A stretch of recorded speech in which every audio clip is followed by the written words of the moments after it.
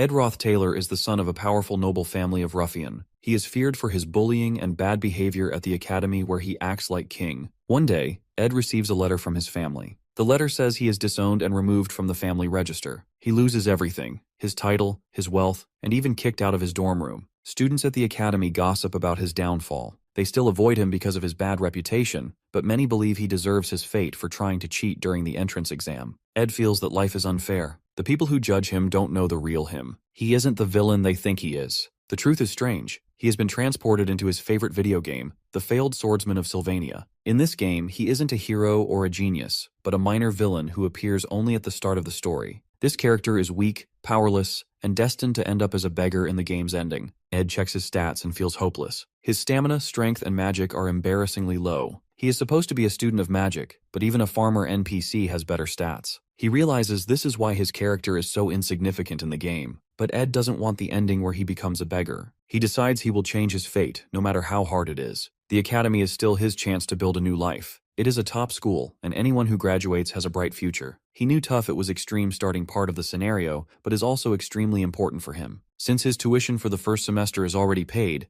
Ed decides he will stay, work hard, and use his knowledge of the game to survive. His goal is to graduate and live a peaceful life. However, his low stats make him doubt if he can succeed. So, he decides to focus on surviving the next 10 days until the semester starts. To avoid the students and their stares, Ed leaves the academy grounds and goes into the nearby forest. On the first day, he tries cutting logs and moving them with magic. His weak magic drains his energy quickly, and he becomes hungry. Remembering a story from his grandfather, Ed tries to make stew from tree bark. It tastes awful and makes him feel sick. He realizes wood is better for building than for eating. Ed works hard to build a shelter. He cuts logs, makes a frame, and puts everything together. After hours of effort, his shelter is finally complete. His stats improve slightly and earns a small achievement. This gives him hope. Ed notices that not he is skilled with magic, but also good with his hands. Using his handy skills, he crafts a harpoon, which also unlocks an achievement. He uses the harpoon to catch fish, cooks them, and enjoys his first proper meal in 2 days. For the first time, he feels he can survive. While eating, Ed hears someone behind him. He turns and sees Princess Phinia. She is the third princess of the Klol Empire and the person who exposed his cheating during the entrance exam. Because of her, Ed lost everything. Now she looks angry to see him still at the academy. Phinia doesn't understand why Ed hasn't been expelled yet. She thinks he is shameless and warns him to leave the academy. Ed feels nervous because Phinia has a special power that lets her see through lies. If she reports him, he will be expelled and will be the end for him. As she scolds him, Ed sees his fish burning in the fire, adding to his frustration. Ed knows he needs to calm her down. He tries his best to divert her attention, then simply bends down and thanks her. Phinia looks surprised, detecting no lies from Ed. She knows Ed's family, the Roth Taylors, are infamous for their genocidal experiments on humans and are considered a trash family that should be destroyed or executed. But for Ed, it's different. He is lucky because he has already been disowned by his family. This gives him an advantage in the academy, or else it would be end for him in the game. Ed begins to wonder why she is alone in the forest without any escort or uniform. He recalls that it's likely for the class placement test in video games timeline, where students are supposed to find magical beads. Ed knows that Phinia wants to join Class A, the academy's top class. He offers to help her, knowing she will struggle to pass the test without assistance. Phinia grows suspicious of his offer, thinking it might be a trick. Ed remains calm and insists he is being honest. He tells her that if he lies, she can have him expelled immediately. This is his last chance, and he knows he has to convince her to trust him. Ed helps Phinia by telling her the exact location of the magical bead, hidden under Marilda's guardian tree in the middle of the island. Following his instructions, she heads there and finds the bead, just as Ed had described.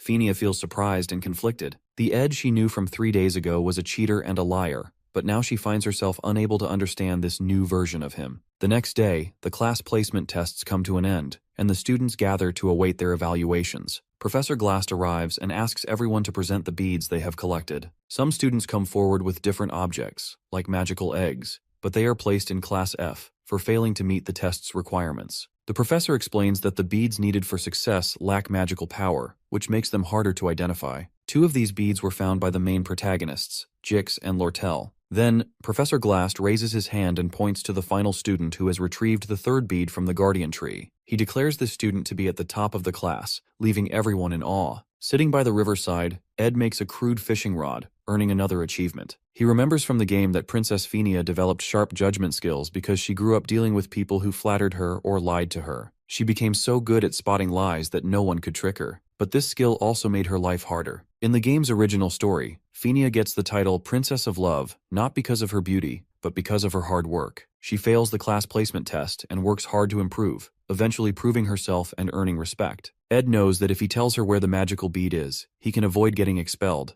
but it will ruin the original story. If the story changes too much, all the knowledge Ed has about the game will become useless, and he will lose his advantage. However, the information Ed gives Phinia about the bead, though seemingly a gift, is actually a cleverly laid trap. Phinia wants to keep her royal identity a secret because she feels embarrassed by the special treatment her status brings. She wants to prove herself without relying on her status. While the bead would guarantee her top results in the placement test, she cannot accept it because finding it without her own effort would compromise her values. Phinia is determined to walk the righteous path, which is how she earns the title Princess of Love in the original story. Since Ed can't lie to Phinia, he uses mind tricks to control the situation. As he predicts, Phinia refuses to take the bead, leaving her without the bead she needs to pass the test. Another student, Lucy, finds the bead instead. Phinia is angry and frustrated. She knows Ed told her the truth, so she can't punish him, but his actions ruined her chance to succeed on her own. Ed feels relieved and happy to have retained his spot in the academy and kept the story on track. He quickly heads back to the academy to attend the opening ceremony for the new semester. At the ceremony, Ed eats and enjoys the food, feeling more at ease than before. Many students notice the change in his behavior. The Ed they once knew as a bully and infamous troublemaker now seems like a completely different person. Ed's focus is now clear. His one and only goal is to graduate from the academy. Among the groups of students, there is one girl who can't help but notice Ed. She observes him closely, surprised by how much he seems to have changed, as if he's an entirely new person. On his first day back at the academy, the faculty praised everyone who has made to the academy into new improved form. However, Ed is unexpectedly called to meet the principal. He fears the worst and thinks he might be expelled. However, to his surprise, the principal only smiles and speaks calmly. Ed suspects that the princess might have reported him, but feels relieved when he realizes the principal doesn't seem to know about his actions at all. This experience makes Ed more cautious. He resolves to stick closely to the original story and avoid straying from it. While living in the forest, Ed's survival skills improve significantly over time. He becomes skilled at crafting good quality arrows and begins thinking about how to enchant his arrows with magic spells. One evening, after hunting for food to prepare dinner, Ed heads back to his tent. On his way, he notices a girl sitting under the Marilda tree. It is the same girl who had noticed him during the opening ceremony, Janica Failover.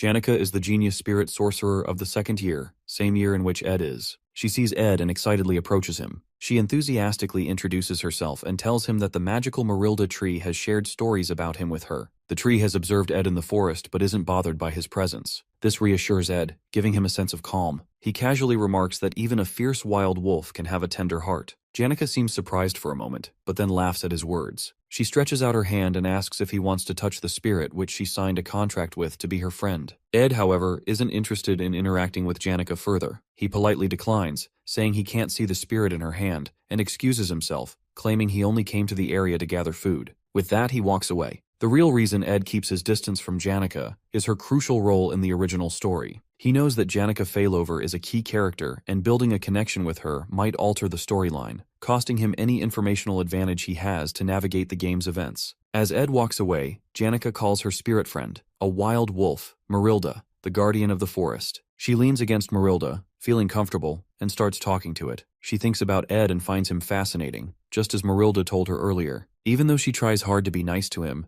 Ed only gives short yes or no answers. Still, she believes this won't be the last time they meet. The next morning, Ed works hard to avoid being late for the academy. His shelter is far from the campus, so getting there is always a challenge. But his efforts pay off, as his stats keep improving. Ed does everything himself. His chores, washing his clothes, and carefully managing his rations and supplies. He is determined to earn a scholarship. Janica can't help but watch him from a distance, curious about his routine. When Ed finally notices her, he yells and asks why she keeps following him. He demands to know if she even realizes who he is. Ed Roth Taylor, the most infamous and dangerous person at the academy. Ed tries to stay distant from Janica. Despite her polite and friendly nature, she tells him she doesn't judge him based on others' opinions because she doesn't truly know him. Ed, however, is cautious and wary. He knows Janica may seem naive and innocent, but she is the final boss of Act 1. Ed decides it's safer not to get too close or engage with her more than necessary. Feeling overwhelmed by his challenges and hardships, Ed takes a risk and asks Janica for a favor. She becomes excited, thinking it's something important. But when Ed asks for money, her mood instantly changes. Money is Janica's weakness, and Ed knows this from the game's lore. She comes from a poor background and works hard to stay at the top of her class to maintain her scholarship. Without it, she wouldn't be able to continue her education. With a downcast expression, Janica apologizes and walks away, leaving Ed feeling conflicted. 3 days later, while hunting, Ed reflects on his conversation with Janica. He regrets asking her for money, but knows he has no choice but to avoid entangling himself with key characters to preserve the original storyline. When he returns to his tent and lifts the curtain, he is shocked to find another important figure from the game, Lucy Marcel, the rare genius and the most powerful mage, sleeping inside. Lucy wakes up and immediately complains about how loud Ed is, saying she can't sleep properly. When Ed demands to know why she is there, Lucy points to the area behind him. She calmly tells him that a spirit wants to speak to him, urging him to save Janica at all costs someday. Despite Lucy Marcel pointing behind him and claiming a spirit wants to speak to him, Ed still can't see anything. He feels frustrated.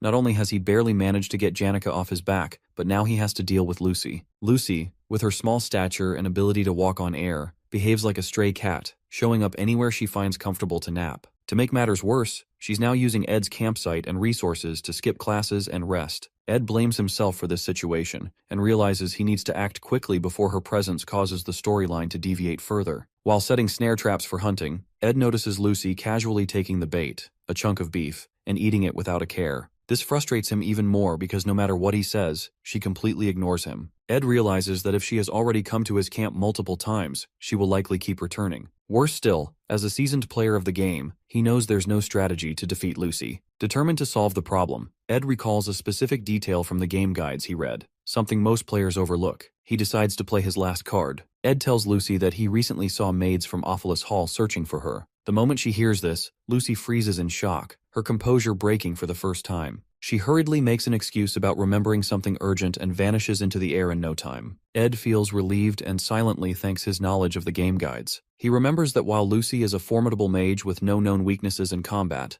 she always flees at the mention of dormitory maids. Apparently she has a habit of avoiding them, as the maids who takes care of Lucy chase after her. With Lucy gone, Ed feels a sense of triumph. He's confident her 2-day stay won't impact the storyline significantly, and is grateful it didn't take him long to figure out how to get rid of her. Once again, he has managed to protect the original story, though he can't help but note how satisfied he's starting to feel. As the game story progresses, the first major quest finally appears: Joint Combat Training. This is a mock one-on-one combat exercise where students use fake weapons to reduce lethality as much as possible. It is also the moment when all the main characters of the game are introduced and meet for the first time. Among them stands the main protagonist, the hero of the game, Taylor, the failing swordsman of Sylvania Academy. Ed shows little interest in the matches at first. He already knows the results since the winners are always the first-year main characters, including Taylor. However, one thing catches his attention: Janica. She appears again, full of the same enthusiasm as before. Despite Ed's repeated efforts to distance himself from her, she continues to stick to him like glue. Watching her persistence,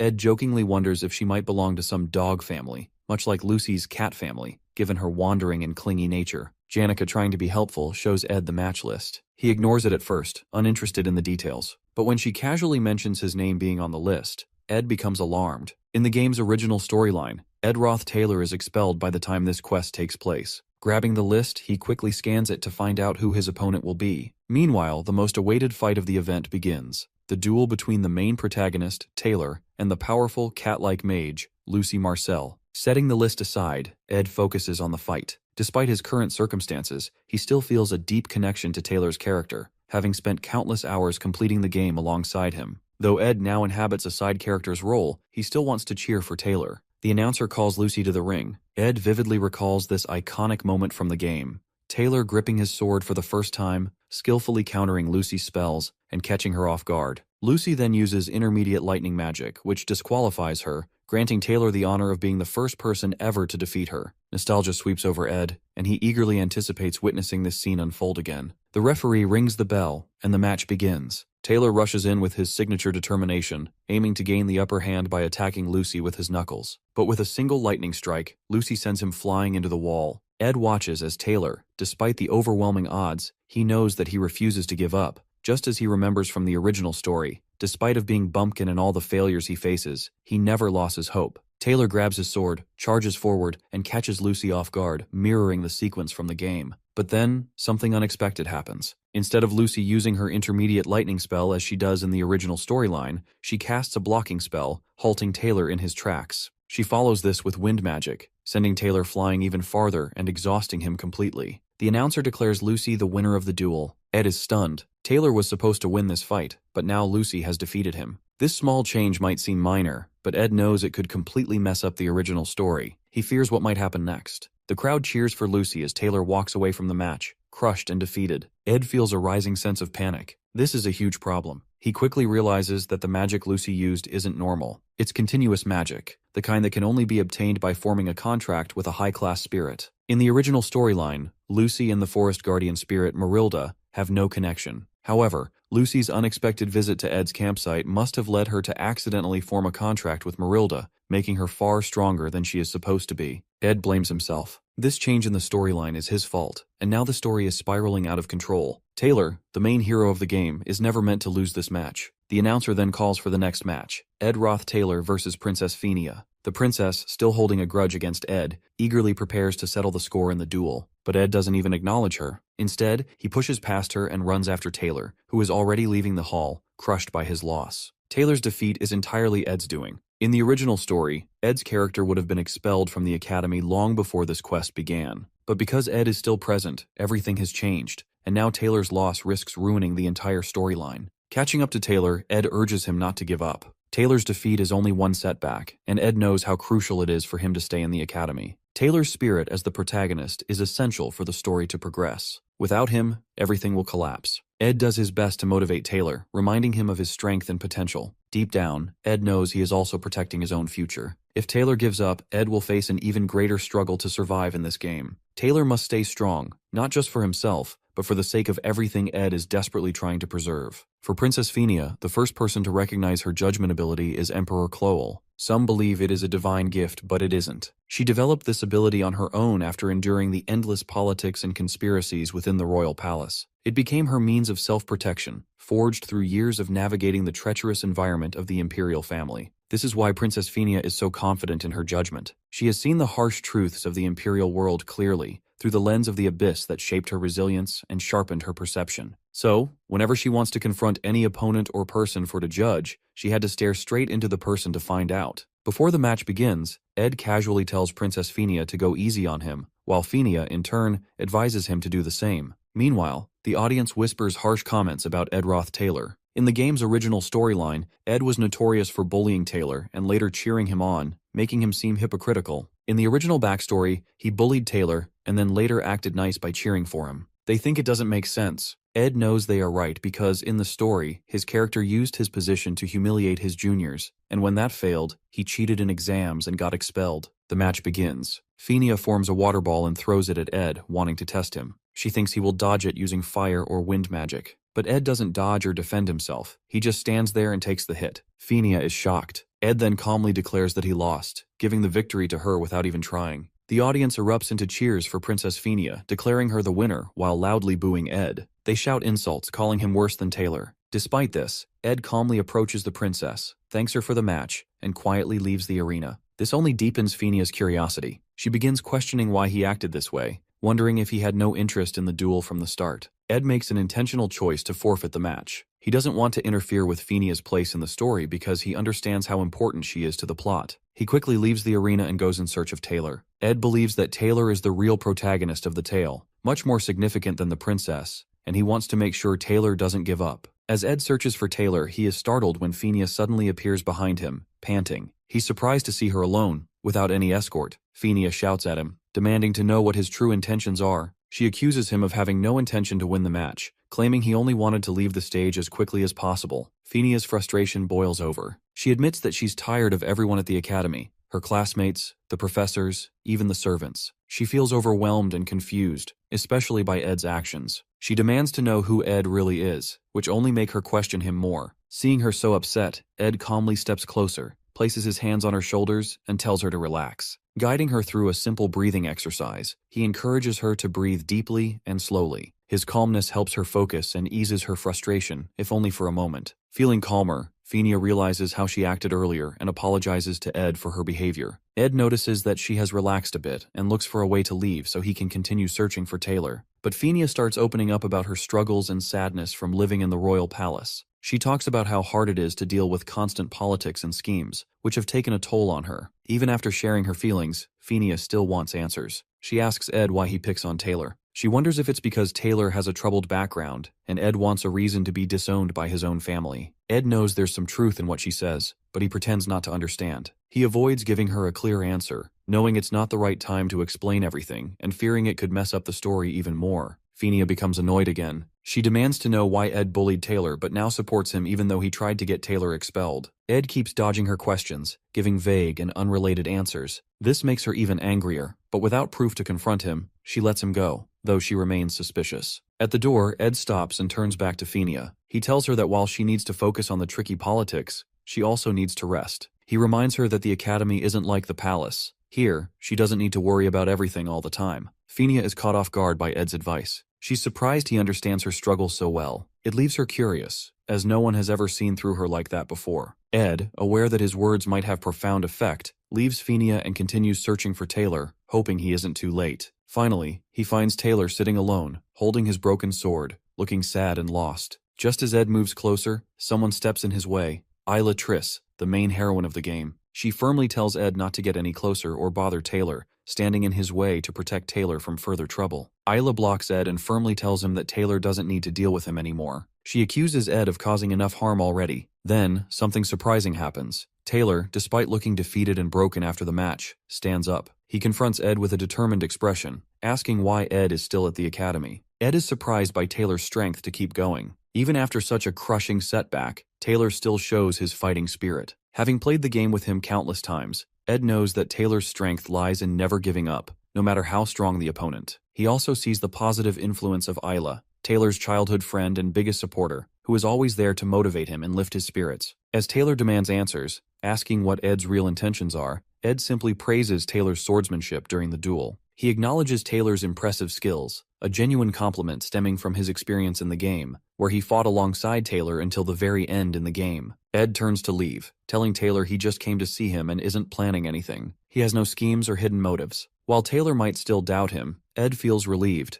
not because the storyline is slightly off course, but because Taylor, the hero he knows so well, is standing strong. As Ed walks away, Taylor and Ayla glare at him, annoyed by his calm attitude, thinking he is trying to act cool despite everything. Just as Ed leaves, suddenly, a loud explosion shakes the hall, a result of a powerful magic spell. Ed immediately recognizes the scene. In the game, this is a key event during the legendary duel between the Golden Daughter Lortel and Janica Failover. In the original story, Taylor and the other main characters were supposed to watch this match in the hall. But with the changes in the storyline, Taylor and Isla are now outside. Ed decides it's okay since the match is still happening and they may be watching from outside. This duel is important because the winner becomes the final boss of Act 1 in the game. Janica and Lortel's battle becomes fierce. Lortel uses ice magic to stop the fire spirit Janica summoned. However, the fire spirit's strength overwhelms the ice, melting it and striking Lortel. This makes Janica the winner of the match. The crowd cheers for Janica, excited that a second-year student has won. However, Janica notices Lortel being carried away by medics. She feels guilty, realizing she accidentally uses an intermediate magic spell, which violates the rules. Fortunately for her, no one seems to have noticed the mistake, but she gets traumatized by what she has done to her opponent. Unlike in the original game story, Lucy now defeats Taylor, and the whole quest concludes with Janica becoming the only senior winner, protecting the pride of the past enrolled students. Watching this, Ed notes that things are about to get even more hectic for Janica, but he considers this a relief as it might mean she won't bother him at his camp anymore. Ed decides he wants to avoid further involvement with the main characters, since getting tangled up with them only brings him headaches. 2 weeks pass after the joint combat training quest, and Ed focuses on improving himself. He significantly boosts his stats during this time. Now he can study and survive without relying on any of the main characters. His physique, stamina, and other skills grow stronger, making his body more resilient. While bathing in the river, Ed spots Janica sneaking up on him. Embarrassed, he yells at her for invading his privacy. Later, they sit together near the campfire. Janica expresses how much she likes Ed's camp, describing it as a top-secret base perfect for adventures. She mentions she needs his advice on something and asks for his honest opinion. Curious, Ed asks why she came to him instead of seeking help from her other friends. Janica explains that after Ed left the hall, her match against Lortel ended in her victory. However, during the duel, she accidentally used an intermediate-level spell, which wasn't allowed, and injured Lortel. Now she feels guilty, and can't shake the thought that she overreacted. She doesn't want reassurance from her friends, as they would likely tell her she did the right thing. Instead, she wants an honest opinion about whether she should apologize to Lortel. Ed tells Janica to do whatever feels right to her and to apologize if she believes it's the right thing to do. While Janica is bubbly, cheerful, and cherished by everyone as the perfect friend, feeling guilty or self-critical won't erase the mistakes already made. People may encourage her and take her side, but that alone won't undo what has happened. Hearing Ed's straightforward opinion, Janica feels happy that he doesn't take sides blindly. She notices how much Ed has changed compared to the person he was last year. Though she is a lively and smiley girl, she is also a keen observer. She remembers how, when Ed once asked her for money, he didn't show the desperation most people would. Instead, his behavior subtly signaled her to keep her distance from him. Janica finds Ed intriguing and admits she likes him a lot. She tells him she wishes more people were like him, as he has become a source of strange but comforting reassurance for her. The next day at the academy, Ed finds himself in serious trouble as Lortel keeps following him and calling out to him, despite his best efforts to ignore her. He knows exactly why this is happening. The game, The Failed Swordsman of Sylvania, is considered a masterpiece, with only a few players managing to reach its true ending. Most new players encounter bad endings early in the story, often caused by wrong decisions or failing to save important characters. These choices lead to tragic outcomes, such as the hero being killed or broken, ultimately resulting in a game over. Lortel, in the early stages of the game, is a hidden hero assigned to a specific role. Unlike Fenia, who is openly admired, Lortel is treated as a villain from the start. Her true nature and importance are only revealed in the later parts of the story. To prevent losing control of the narrative and risking a bad outcome, Ed decides to avoid falling into Lortel's plans. He resolves not to play along with her intentions, and to stay cautious about every decision he makes. As Lortel keeps following Ed, persistently asking him to stop and listen, she eventually steps in front of him, flashing an innocent, angelic smile. She politely requests him to spare 2 hours to hear what she has to say. Ed, clearly annoyed, asks how long she plans to trail behind him. Lortel playfully responds that she didn't expect him to ignore her for so long, gritting his teeth as if her presence didn't bother him at all. Lortel, being the only daughter of the magnate elite Ketchel, is no ordinary student. As part of the elite, she is deeply entangled in the political rivalry with Princess Fenia for control over the academy. Ed, however, has no interest in getting involved in her schemes. Determined not to fall into her cunning trap, he briskly resumes walking, hoping to shake her off. Undeterred, Lortel continues with her sweet, flattering words, trying to win his attention. She even offers to help him with anything he needs. Ed, unimpressed, advises her not to make promises she doesn't truly mean. Yet Lortel refuses to give up. She steps in front of him again, this time with even more charm, claiming to have great respect for him despite the rumors of him being arrogant and self-centered. To make her offer more enticing, Lortel takes out 3 gold coins, worth an entire month's earnings for most students, and presents them as a down payment, hoping to finally get Ed's attention. Lortel makes her offer. She wants Ed to be friends with Janica. With a sly, fox-like smile, she slips 3 gold coins into his pocket, saying that having more people on her side is always a good thing. Ed studies her carefully and, with a hint of curiosity, asks if the famed Golden Daughter also buys her connections. Impressed by Lortel's understanding of her political position, Ed realizes she is already strategizing for control of the academy. Despite being a first-year student, she is gathering allies to strengthen her influence, which Ed finds remarkable. He extends his hand for a handshake, acknowledging her ambition. During the handshake, Ed shares a lesson with her. He says that for people who have always been rich, even a small moment of poverty can break their spirit. But for those in desperate situations, even a small amount of money can make them abandon their pride, betray their families, or even sell themselves. Taking advantage of desperate people is surprisingly easy and common,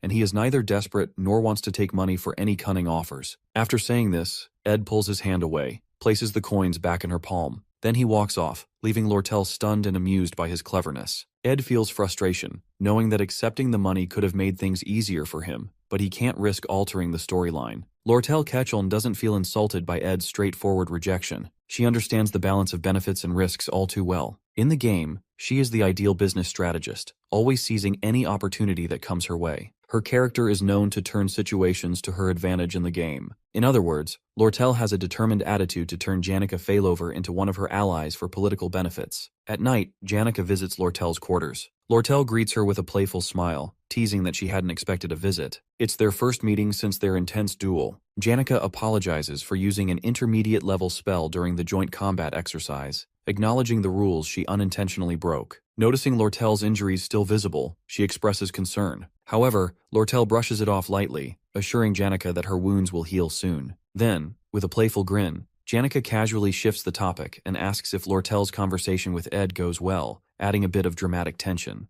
Lortel catches off guard, tries to deflect the question, claiming she doesn't understand what Janica is referring to. Janica, grinning knowingly, reveals her spirit powers, saying that although she usually keeps her spirits away from personal matters, they enjoy eavesdropping on conversations. This revelation momentarily stuns Lortel, leaving her at a loss for words. Seizing the moment, Janica asserts her seniority, leans in real close and calls out Lortel's strategy of using gold coins to gain allies. She emphasizes that sincerity and genuine bonds cannot be bought. To make Lortel feel a little jealous, Janica then talks about Ed's approach, saying it was much more genuine and heartfelt than Lortel's way of doing things. Janica laughs, feeling hilarious of herself for showing her authority as a senior. She thinks maybe she bragged a bit too much. Before leaving Lortel's room, she says sorry again for hurting her during the training, remarking that one day she'll be strong enough to summon a high-level spirit like hers, but she needs to keep working harder for it. As Janica leaves, Lortel thinks about her. She realizes Janica isn't as innocent as she seems. Behind her cheerful and friendly personality, Janica is strong and uses her happy attitude to survive in the dark world. But right now, Lortel feels Janica seems a bit different,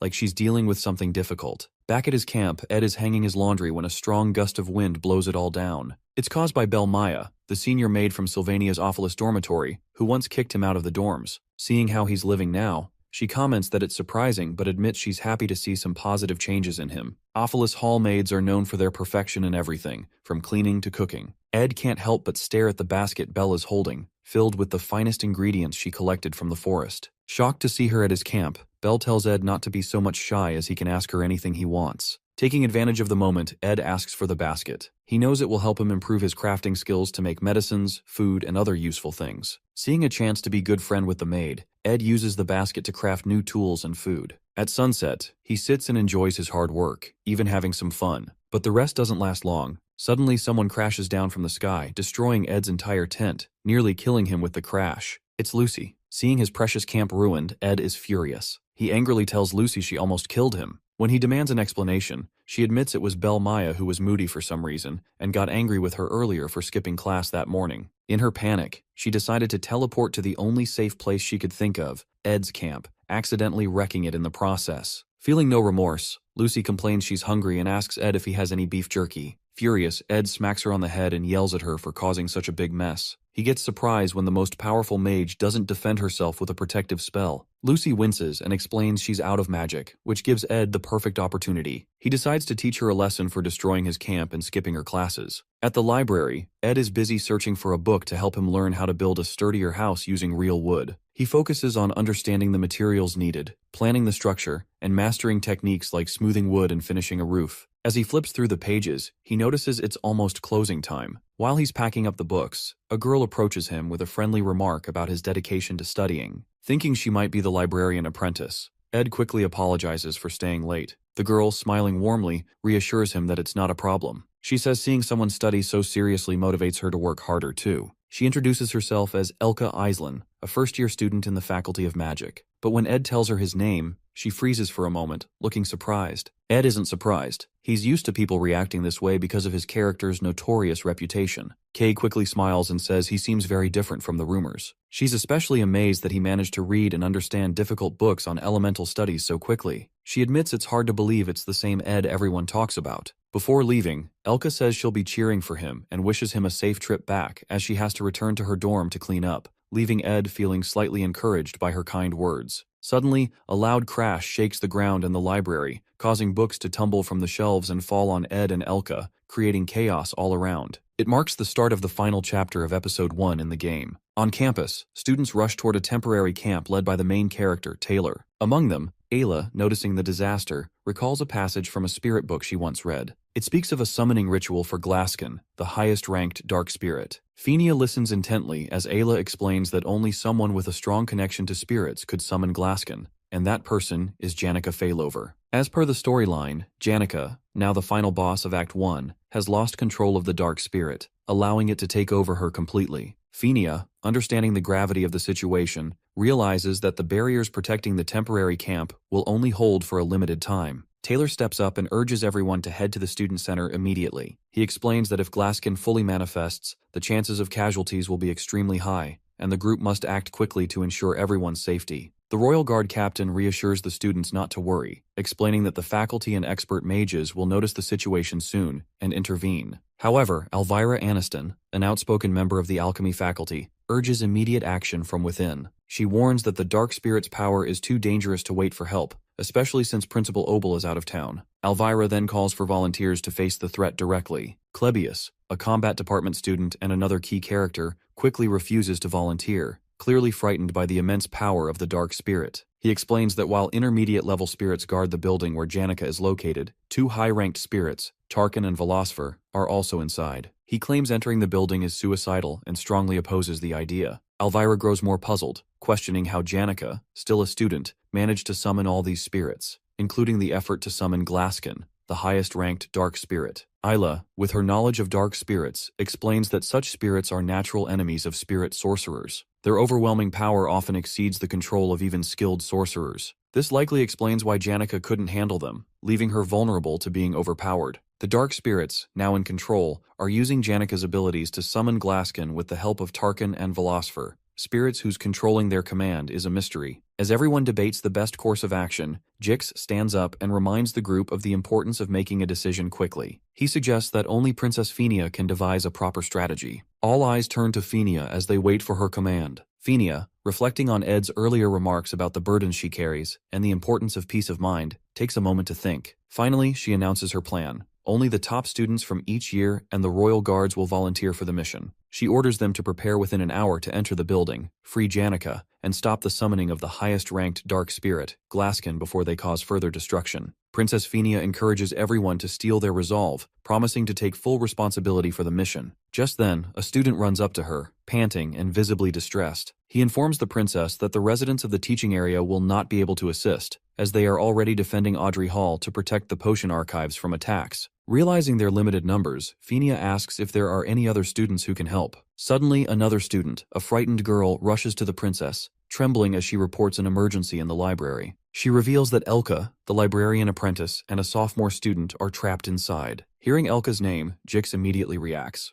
Grabbing the girl by the shoulders, he demands confirmation that Elka is still in the library. When the girl confirms, Jix panics, stating that he must save his best friend immediately because Elka has no way to defend herself. Fenia quickly intervenes, commanding Jix to calm down. She reminds him that stopping Janica and the dark spirits must be their top priority. Fenia assures Jix that Elka might be safe since a sophomore student is also with her. However, Jix questions the reliability of an unknown student and how they can trust them to protect Elka. Fenia turns to the girl and asks if she knows the identity of the sophomore student in the library. The girl, shaking with fear, hesitates, unable to speak. Jix grows impatient and presses her for an answer. Finally, in a shaky voice, the girl confesses that the sophomore in the library is none other than Ed Roth Taylor. Her answer leaves everyone in shock. The girl starts crying, apologizing for abandoning the library earlier. She explains that she left Elka in charge because Ed was staying late into the night, and his presence had annoyed her. Jix becomes furious, refusing to leave Elka alone with Ed, whose infamous reputation precedes him. His anger and worry for his best friend escalate the tension in the room. Fenia casually advises Jix to relax and trust Ed for once. Her unexpected suggestion leaves everyone frozen in surprise. Jix, however, doesn't find the advice amusing. Fueled by worry and rage, he jumps high into the air, cutting through dark spirits with fury as he charges toward the library shouting Ed's name, determined to reach him and punish him if he touches Elka. Jix's story is unlike other characters. He grew up wandering the harsh northern prairies, separated from his family at a young age with no memories of them. Living like a barbarian, he survived by scavenging from corpses or hunting deer to sell their meat. People feared him because he came from a harsh, chaotic land where only the strong survived. His life as a savage changed when he met Elka, his first true friend.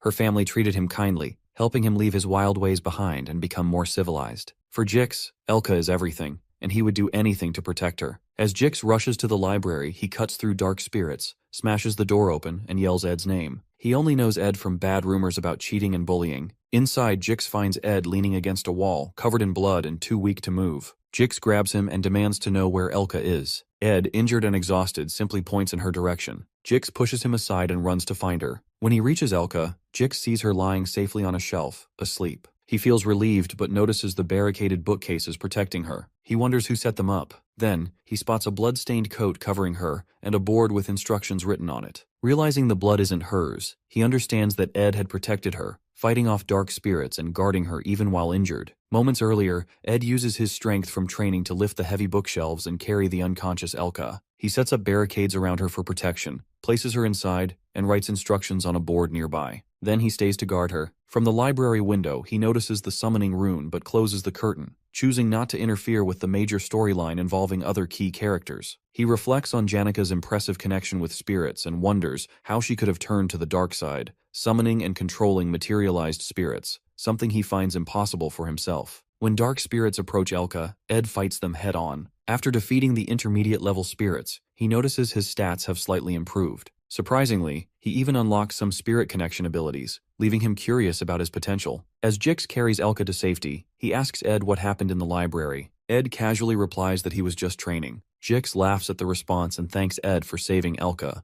promising to repay the favor someday. Ed recognizes Jix as Taylor's trusted ally and best friend in the game, knowing Jix plays a crucial role in the storyline. Ed advises Jix to join Taylor and follow his lead to fix the ongoing chaos. Jix is surprised by Ed speaking so highly of Taylor, as they barely interact. However, Ed's motive is to ensure Taylor unlocks his slash element, essential for defeating the high-ranked spirit, Tarkin, with Jix's help, as it happens in the original game storyline. Jix thanks Ed for the advice and leaves, allowing Ed to finally rest. As Ed sits to relax, he notices something strange. Jix and Taylor aren't friends yet. He remembers that in the original game, Taylor and Jix become friends after a duel where Taylor learns the slash element by cutting through Jix's magic. This event was supposed to happen before the Act 1 finale, but now things are happening earlier than planned. Without their friendship, Taylor hasn't learned the slash element, which is key to defeating Tarkin. Ed realizes the storyline is falling apart and changing. Back at the camp, Jix returns with Elka and apologizes for being late. The team tells him it's no use. They already tried and failed to invade. The captain, soldiers, and some students are injured, and they've had to retreat. Now, they don't have the strength to fight Tarkin again. Ed arrives at the camp, surprising everyone. Seeing the situation, he realizes the ritual to summon Glaskin is almost complete. If they don't act soon,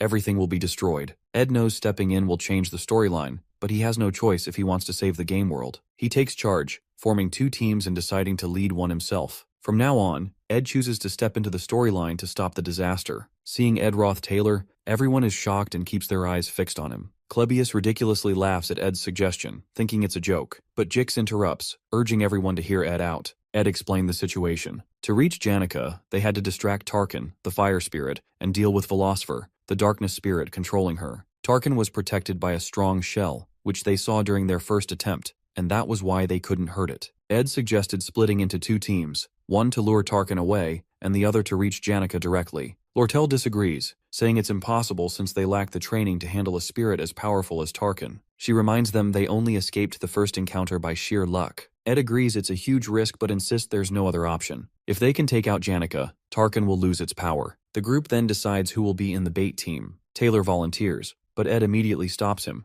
assigning Taylor should be in the combat group. Ed assigns himself, Lortel, and Klebius to the bait team, which makes both of them scared and nervous. As Lortel and Klebius argue with Ed, Princess Fenia speaks up. The princess said she didn't fully trust Ed, but she agreed with his plan. She split the group. Taylor, Elvira, Jix, and herself would go to stop Janica, while Ed, Lortel, and Klebius would lure Tarkin away. Before they set out, Fenia gives one final command to everyone that no matter what happens, don't die. As Ed and his team reach Nail Hall Corridor, they see Tarkin, the fire spirit, standing menacingly. Ed reminds the team to follow the plan before starting their mission to distract Tarkin. Klebius, looking scared, hesitates, but Ed encourages him to stay calm. Klebius tells himself that their only job is to distract Tarkin, and the other team will handle the rest. Building up his courage, he attacks Tarkin and manages to grab its attention. Feeling relieved, Klebius turns around to ask what to do next, only to find he's all alone. Realizing he's been left behind, he panics as Tarkin starts chasing him. Running as fast as he can, Klebius yells angrily, blaming Ed and the situation for his trouble.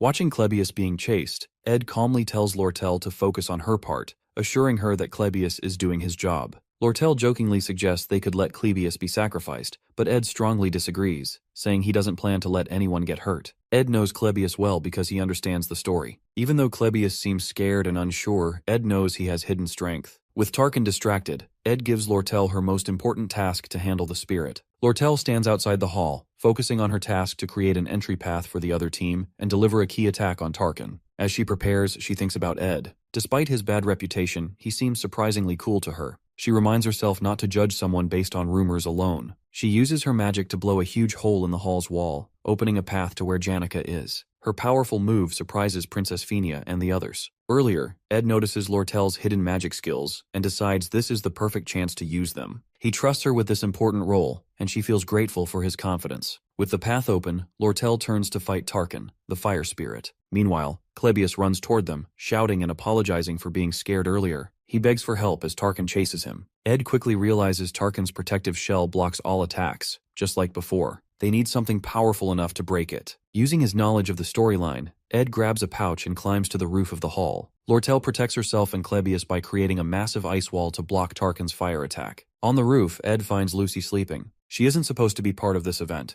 but since the story has already changed, Ed decides to involve her. He opens his pouch filled with beef jerky and tosses some into Lucy's mouth to wake her. Once she wakes up, he throws her at Tarkin while shouting for everyone to get down. Lucy, startled and crying out at Ed for being mean, unleashed her high-rank ability, Divine Punishment, to shatter Tarkin's protective shell, making it weak. With the spirit now vulnerable, Ed sees his chance. He rushes forward with all his strength to deliver the final blow to Tarkin. In Janika's whole life, people call her a symbol of hope. Her parents, friends, and teachers are always proud of her, piling on high expectations. But for Janika, it's just been this heavy weight she's carried since she was a kid. As she thinks about all of this, and these memories feel like they're shattering into tiny pieces, then the hall's wall explodes. The subduing team charges in to rescue her, but instead of relief, Janika just greets them with this eerie smile. Velosphere, the dark spirit, is fully in control of her now. Outside, Ed is trying to keep it together. He knows the final act chapter will end before dawn. He checks on Lucy, wondering if she's okay after all her effort earlier. Lortel informs him about Lucy somewhere nearby, rolling around out after breaking Tarkin's shell.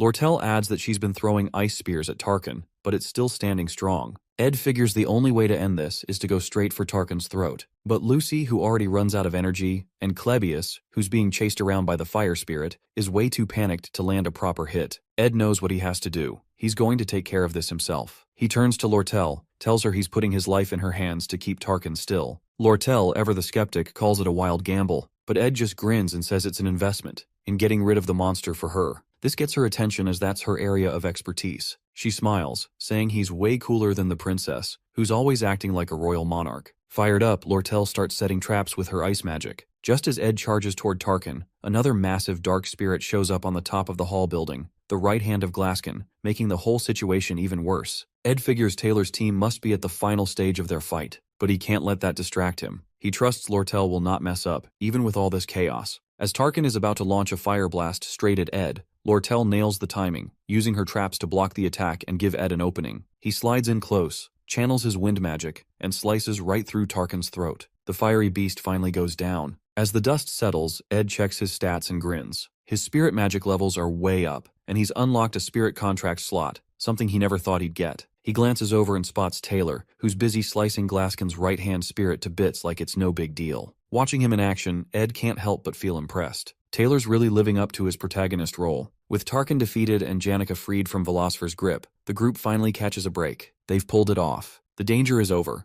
Lortel chuckles as she remarks that she's met plenty of people in her life who claimed they were risking everything, but most of them turned out to be cowards. She's amused that even after going through a life-and-death crisis together, Ed doesn't show much emotion. With a sly grin, she shakes hands with him again, this time slipping 3 gold coins into his palm as a token of gratitude. On the other hand, before he can process the moment, Taylor arrives. His hair has turned white from the immense power he used to defeat Glaskin's right hand, and there's a look of resentment in his eyes as he stares at Ed. Ed can't help but admire how incredible Taylor looks in his swordsman form, embodying the role of the game's protagonist perfectly. Even though Ed has his own reasons to resent Taylor, the sight is undeniably impressive. To Ed's surprise, Taylor bows deeply and thanks him for saving the academy, saying he owes Ed a huge debt. His gratitude is genuine, but Clebius, still shaken, interrupts by sobbing and yelling about how no one should ever trust someone like Ed. This outburst is quickly shut down by the others, leaving Clebius grumbling in the background. Finally, Princess Phoenix steps forward. With her usual grace, she thanks Ed sincerely, acknowledging how much he's done for them all. Princess offers Ed to join the student council for his heroic acts, but Ed gently declines, giving credit to the team instead. Elvira teases him in her usual playful manner, while Jix jumps in, insisting that she show some respect. Ed can't help but smile as he watches the group interact. Seeing all the key characters together makes him feel warm inside. Even though Ed has been staying away from the main characters to keep the storyline intact, he feels a quiet sense of fulfillment watching them grow and bond. Each character has their own path. Taylor grows stronger through every trial. Isla becomes more resilient alongside him. Fenia embraces her role as a monarch and matures into adulthood, and others play their part to build toward a collective success. Ed steps away from the group, heading to the hall to check on Janica. Despite sensing that the storyline might have shifted slightly, he knows his role is to guide the protagonists while staying in the background, ensuring they each shine in their own way. Ed finds a bruised and battered Janica hiding in the chest inside the destroyed hall. Back on the ground, when Ed asks everyone why Janica turns berserk, Lortel shares her theory. She explains that when she visits Janica's room, it is covered with letters and posts on the walls, along with piles of gifts from people outside the academy, mostly from family and friends with high expectations for her success. Lortel believes the overwhelming pressure makes Janica obsessive and vulnerable, forcing her to honor everyone with replies and thanks. The dark spirit Velusfer exploits this darkness in Janica, turning her into a berserk spirit mage to summon Glaskin. Ed wonders why the final act happens so early. He realizes that during the joint combat training, Taylor is supposed to defeat Lucy and gain fame, but instead, Taylor's loss shifts the storyline. The audience becomes fans of Janica, the only senior to win against a first-year student, putting her under immense pressure to maintain her standards. Ed then notes that while both Lucy and Janica make contracts with spirits, Lucy spends more time in the forest, strengthening her bond naturally. Janica, however, lacks that connection, and Ed blames himself for being in the forest and altering the game's storyline. Janica tells Ed she feels forgotten amidst the chaos, which hurts her. She admits that after wreaking havoc on such a grand stage, she thinks others will look for her but they don't. Ed consoles her, making her laugh a little. Janica says she doesn't expect him to find her so quickly and just wants to stay hidden a little longer, as she feels close to ugly crying. This makes Ed tear up as well. Ed recalls Marilda, the spirit wolf, telling him to save Janica one day. He realizes this moment is what he means, preventing Janica from falling into such despairs. Ed now gets why the wolf said those words to him. Everyone else is putting a lot of pressure on Janica, while Ed keeps his distance, making Janica feel like he's the one she can rely on. Because of all this pressure, Janica messes up while trying to form a contract with a high-rank spirit. She rushes through the summoning ritual and ends up being taken over by the dark spirit, causing the faculty building to be destroyed. She studies magic every night and tries to make everyone happy who supports her. But even though she seems to meet everyone's expectations on the outside, she's struggling a lot on the inside. Seeing her work so hard and still fail is both sad and beautiful to Ed. He tells Janica that she's worked hard and offers her comfort with those words. Outside, the main characters are being praised, but the hall is quiet and dark. Hearing Ed's kind words, Janica starts crying. To Ed's surprise, all of Janica's spirit friends appear in the hall to support him. For the first time, Ed sees the spirits. Even though he's watched this part of the story many times, he's never seen them before, and now he feels like he's truly seeing the end of the first act. Ed's stats go up, and he levels up to 10. He can now see spirit animals that want to bond with him. The high-rank spirit wolf shows a lot of interest in him, and they form a bond. 10 days have passed since Janica's disciplinary committee trial. She admits her mistakes and says she's ready to accept her punishment. However, her friends and teachers stand by her, offering full support even during her tough time. Her other friends, including the main characters, argue that Janica shouldn't be punished because it wasn't her fault. She was overpowered by the dark spirit Velusfer and didn't act intentionally. Even Lortel steps in, covering the costs for restoring the building. She doesn't ask for anything in return except a reduction in custom fees on school supplies for the students. Initially, Janica's punishment included losing all her top student benefits, having her achievements revoked, disqualification from the academy. But thanks to the pressure from her friends and teachers, the committee decides to cancel her expulsion and give her another chance while giving only some amount of probation and suspension. Overall, Janica's friends are relieved she's staying, but they notice she seems a little stressed. To cheer her up, they organize a fancy tea party and agree not to bring up anything related to the incident around her. When Janica's friends invite her to join them, she suddenly asks, out of the blue, what the difference is between love and liking. This catches her two best friends, Annis and Clara, off guard. Confused, they ask why she's bringing this up. Janica shares that she's been having the same recurring dream about one of her friends. In her dream, she's sitting in a garden full of flowers, looking like a princess, and holding a flower crown she made for a friend. Then, her friend, looking quite dashing, arrives on a horse. She puts the crown on his head, and they play together. The dream always repeats exactly the same way, which makes her smile as she describes it. This response leaves both Annis and Clara in surprise, fearing they may accidentally uncover Janica's secret love story. Feeling embarrassed and worried that she might say something to upset Janica, Annis panics and quickly makes up an excuse about needing to go help the professor, dashing off before things get more awkward. This leaves Clara sweating nervously as she's left alone to deal with Janica's emotions. She knows she needs to handle the situation carefully to avoid upsetting Janica. If things go wrong, the entire student body might catch wind of Janica's love story, which could spiral into gossip and make things difficult for her.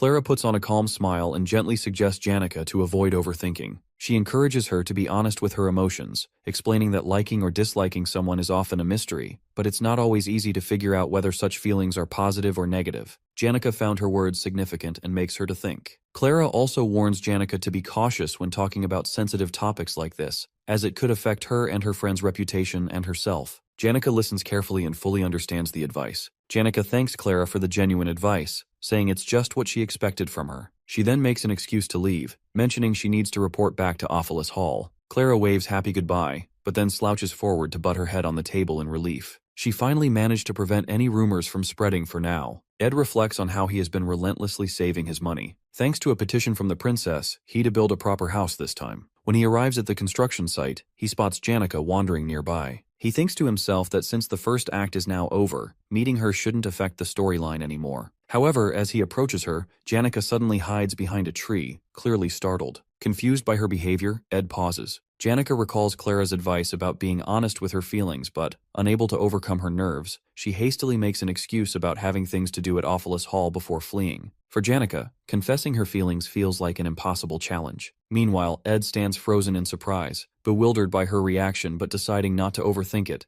as he has work to do on building his house. On the first day, Ed carefully selects the location for his hut, ensuring it's a suitable spot. On the second day, he starts collecting logs and wood, showcasing impressive skill with cutting trees. As his semester results come out, Ed discovers he has performed exceptionally well, with skills and grades far above the average student. However, back at the academy, special incidents keep occurring. Whenever Janica sees Ed, she hides or avoids him, leaving him perplexed. Meanwhile, her friends Clara and Annis glare at Ed angrily, warning him to stay away from Janica, as his presence embarrasses her and makes her flustered. After countless days of hard work, Ed progresses from cutting lumber to starting construction on his hut. Along the way, he juggles challenges like catching Lucy while she getting beef jerky from the traps, dealing with Belmaya's help, and navigating the ongoing Janica situation. He faces setbacks, like failing to structure the hut properly, but finds support from his new friend Jix. Bit by bit, he works on modifications for the walls and furniture. Finally, on day 45, Ed completes his hut,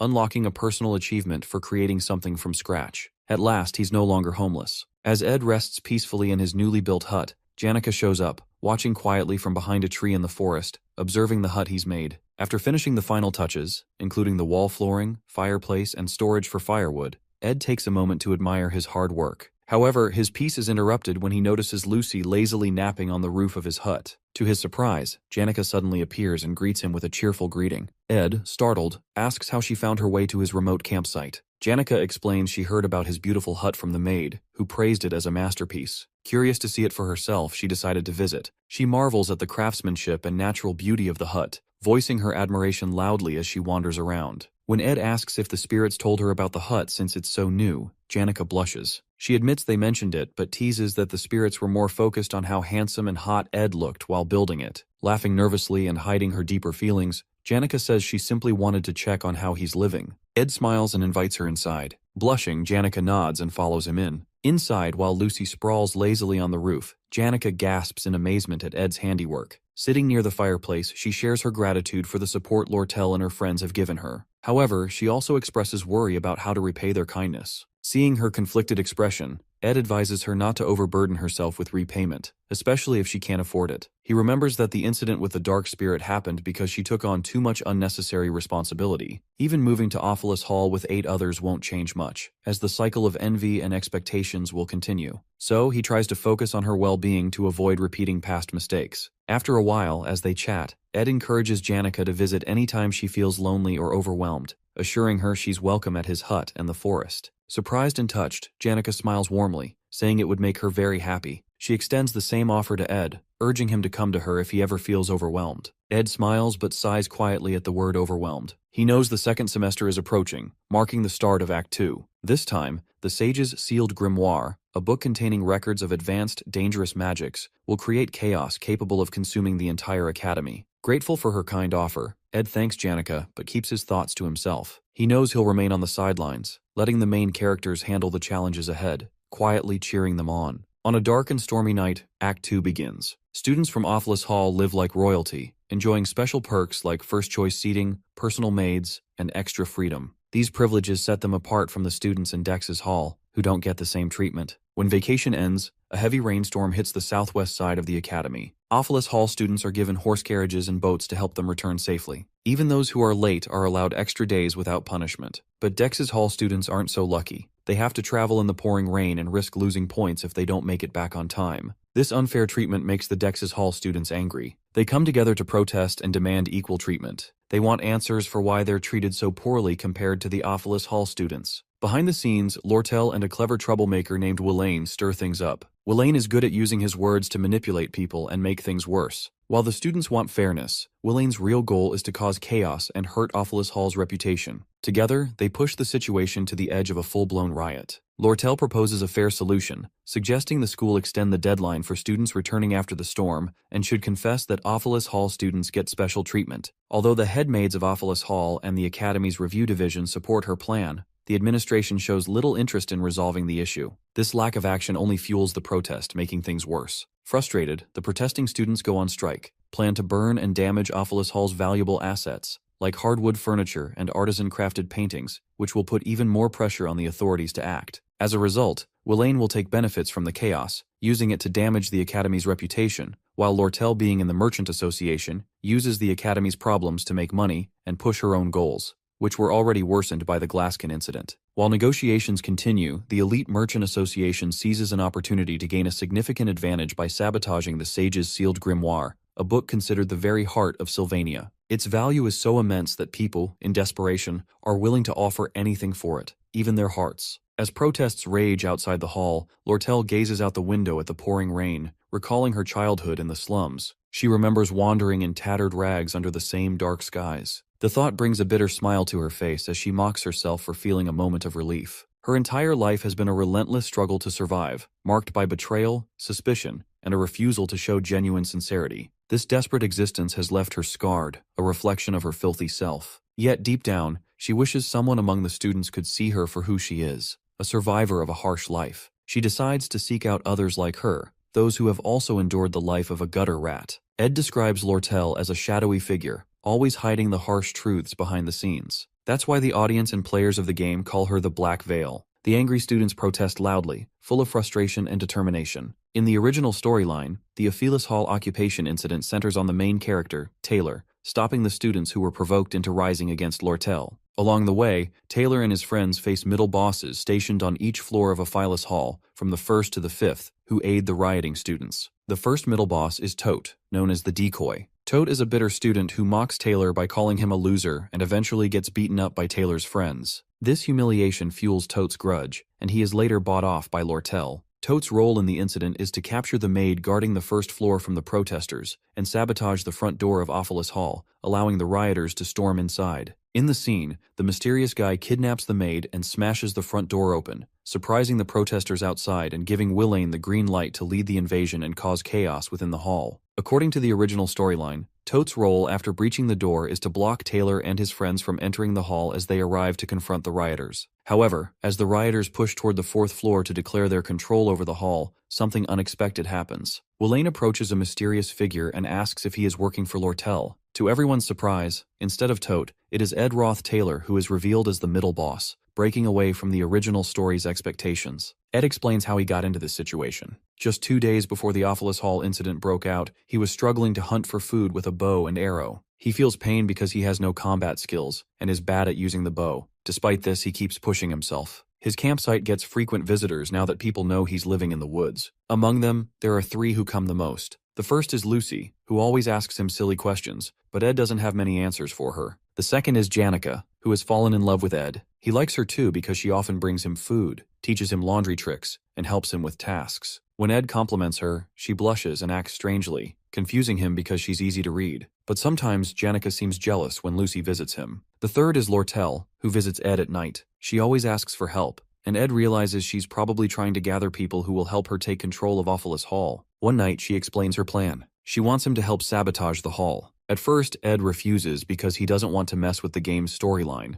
He believes that if he stays out of it, everything will follow as planned. But when Lortel mentions that Tote passed out after a confrontation with Taylor, Ed becomes worried and asks how it happened. In the original story, Tote was supposed to fight Taylor and get beaten badly. But this time, things are different. When Tote insults Taylor by calling him worse than Ed Roth, it angers Jix even more, beating Tote until he faints. With a foxy smile, Lortel laughs and tells Ed that she doesn't need much from him. Just one simple task, which is take the keys from the maid and open the door when the protesting students flock outside the hall. Ed realizes that if the hall doors stay closed and Lortel's plan fails, things will spiral out of control and the story will fall apart. Even though he doesn't want to get involved, he knows he has to do something to keep Act 2 on track. He takes a deep breath and tells Lortel he's not interested in getting fully involved, but is willing to help if he can keep his role small. Lortel agrees and offers him 20 gold coins as payment. With their deal struck, Ed agrees to play his part, determined to ensure the storyline stays intact and unfolds as intended. Ed realizes that if the hall doors stay closed and Lortel's plan fails, things will spiral out of control, and the story will fall apart. Ed sits near the fire, thinking about how the protesters took over Aphilus Hall. He remembers the fight over Sage's sealed grimoire and Lortel's clever plan to mess up the Academy's finances. The thought gives him chills,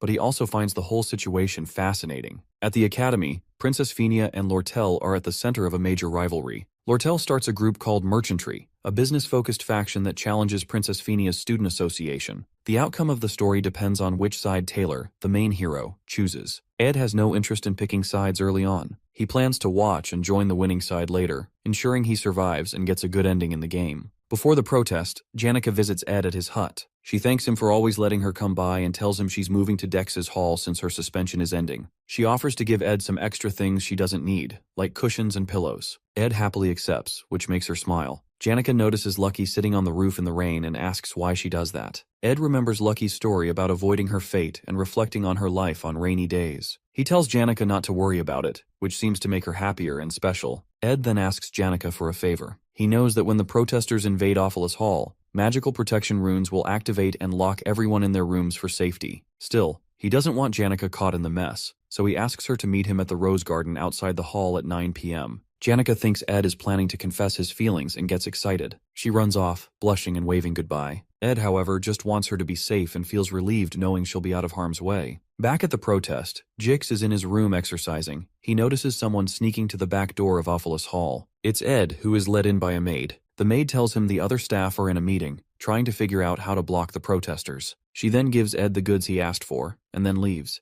At the protest, Willain urges the students to break down the door. Before they can, Ed opens it for them. Willain meets Ed and realizes he's the person Lortel hired to help. Seeing a tied-up maid and listening his story for helping as he once kicked out of Hall, Willain feels touched for doubting Ed, and thanks him for his support. Ed brushes it off and tells Willain to get to work upstairs, pushing the plot forward. Ed knows Willain will take the blame for everything, but he doesn't feel too guilty since it's all part of the game. As Ed looks around the hall, he sees the maid untie herself and run to report. He doesn't stop her, knowing the chief maid Alice is on Lortel's side and won't be able to stop the protesters in time. Just as Ed observes the unfolding chaos, Black Veil Lortel appears, setting the stage for the next part of the story. Lortel explains to Ed that the Academy's staff will quickly put an end to the chaos, so she needs to finish her plans fast. Ed, uninterested in the details, tells her to do her best. As she heads upstairs, she pauses and asks Ed a dark question if he's ever killed someone. Ed, uninterested in her games, replies that he hasn't. Lortel smirks and admits she hasn't either, but she's done things just as bad, destroying lives and betraying people to survive. She says that's how she earned the title of the Golden Daughter.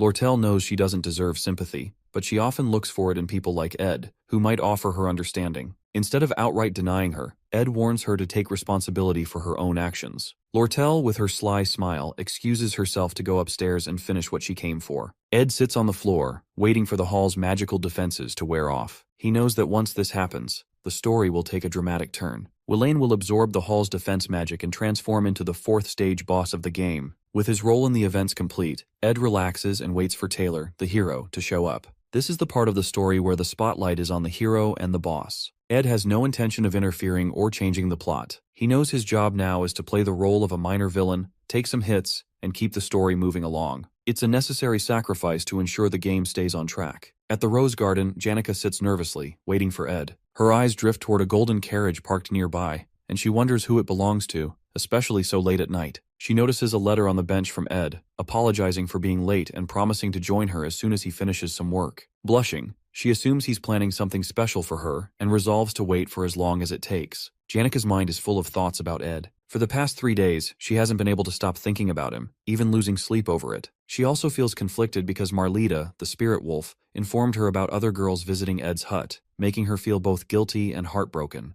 Still, her feelings for Ed are strong, and she's determined to wait no matter what. As she sits, Janica suddenly becomes self-conscious about her appearance. She wonders if her flower hairpin looks good enough or if the Cosmos hairpin would be better. Overthinking it, she decides to run back to her hall to change the hairpin and then quickly return. Meanwhile, outside Ophilus Hall, Taylor and his friends Elvira and Isla arrive. They see the trail of footprints leading toward the hall's open main gate and realize the protesters have stormed inside. Elvira becomes furious at the thought of her belongings being damaged and rushes into the hall. Concerned that Elvira might use dangerous magic, Taylor and Ayla follow her to stop her from escalating the situation. Elvira forces the door open wider, only to find Ed Roth sitting calmly in their path. Confused, Taylor asks Ed why he's there. Looking around at the chaos in the hall, Taylor and his friends quickly realize that Ed intends to block their way to the 4th floor, playing the role of a villain. Ed confirms their suspicions, stating he won't let them pass. Angry Elvira steps forward, boasting about her magical abilities and claiming she can easily defeat him. But Ed, unfazed, calmly warns her that she's still just a rookie. Determined, Elvira and the others prepare to fight their way through, while Ed readies himself to hold them back. Taylor makes the first move, charging toward Ed. With skillful precision, Ed uses a spell to hurl rubble into Taylor's path, disrupting his attack. Then, activating a wind spell, Ed cuts the chandelier above him, sending it crashing down. The falling chandelier smashes into the wall, striking Taylor and knocking him to the ground. Inside one of the rooms, Clebius sits trembling, scared by the loud noises of the protesters outside. The shouting and crashing sounds make him more nervous, imagining trouble coming his way. Out in the hall, Taylor and Ayla dodge Ed's wind magic while Elvira keeps trying to push forward. Ed uses his spells skillfully, making it hard for them to get closer. As Elvira moves ahead, a sharp wind blade cuts through the air near her, shocking her. Her bag falls, spilling her important spells and items onto the floor. Seeing this, Elvira turns back to grab her things, but Ed casts a fire spell, creating a wall of flames around her dropped items. Now she can't reach them. Ed moves quickly and thinks ahead, controlling the fight like it's second nature. Elvira, frustrated, starts blaming Jix for not warning them properly about how strong Ed is. She realizes they underestimated him. His magic is far more powerful than they thought. With Ed holding them back so effectively, Elvira realizes something crucial. Ed understands the Academy's biggest flaw. The students rely too much on magic tools and elixirs, leaving them with almost no real combat skills. She reflects on her own overconfidence, relying on spells and dismissing magic rings and necklaces as inconvenient. Now, she sees how Ed has outsmarted her,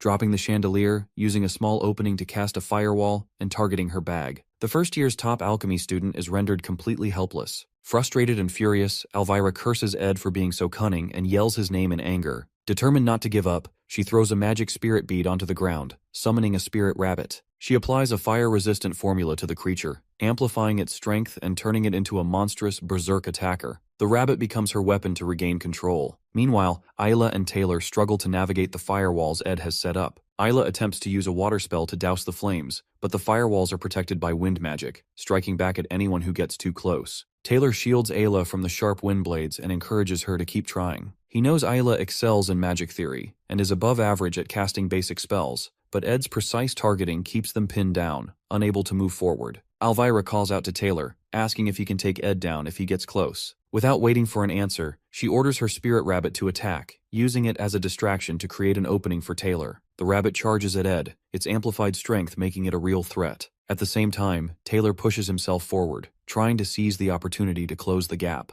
While Ed is distracted by the rabbit, Elvira rushes toward her bag, ignoring the firewalls and narrowly avoiding Ed's spells. Finally, she reaches her scattered items, smiling in relief as she clutches her spells once again. Despite the chaos, she feels hopeful, ready to turn the tide of the battle. As Elvira regains her spells, Ed quickly casts a Windblade spell and hurls it toward her while fending off the spirit rabbit. Spotting the incoming attack, Elvira confidently shuts her eyes and casts a release magic spell. The spell neutralizes all of Ed's active magic, turning it into harmless chemical reagents and temporarily preventing him from using any magic at all. With the rabbit spirit now gone and his magic disabled, Ed realizes he's outmatched and makes a run for it. Taylor doesn't let him escape, chasing him up the stairs. At the top, Ed grabs a bucket of fire oil he had prepared earlier, spilling it across the floor. The oil ignites, flames quickly spreading. Alarmed, Taylor and the others hesitate, worried the fire could consume the entire hall and endanger everyone inside. But Taylor, resolute in stopping Ed and ending the chaos, uses an elemental slash to extinguish the flames and clear a path. He charges toward Ed without hesitation. Meanwhile, Elvira notices something unusual. The carpets in the hall have been removed, and the windows are wide open. It clicks in her mind.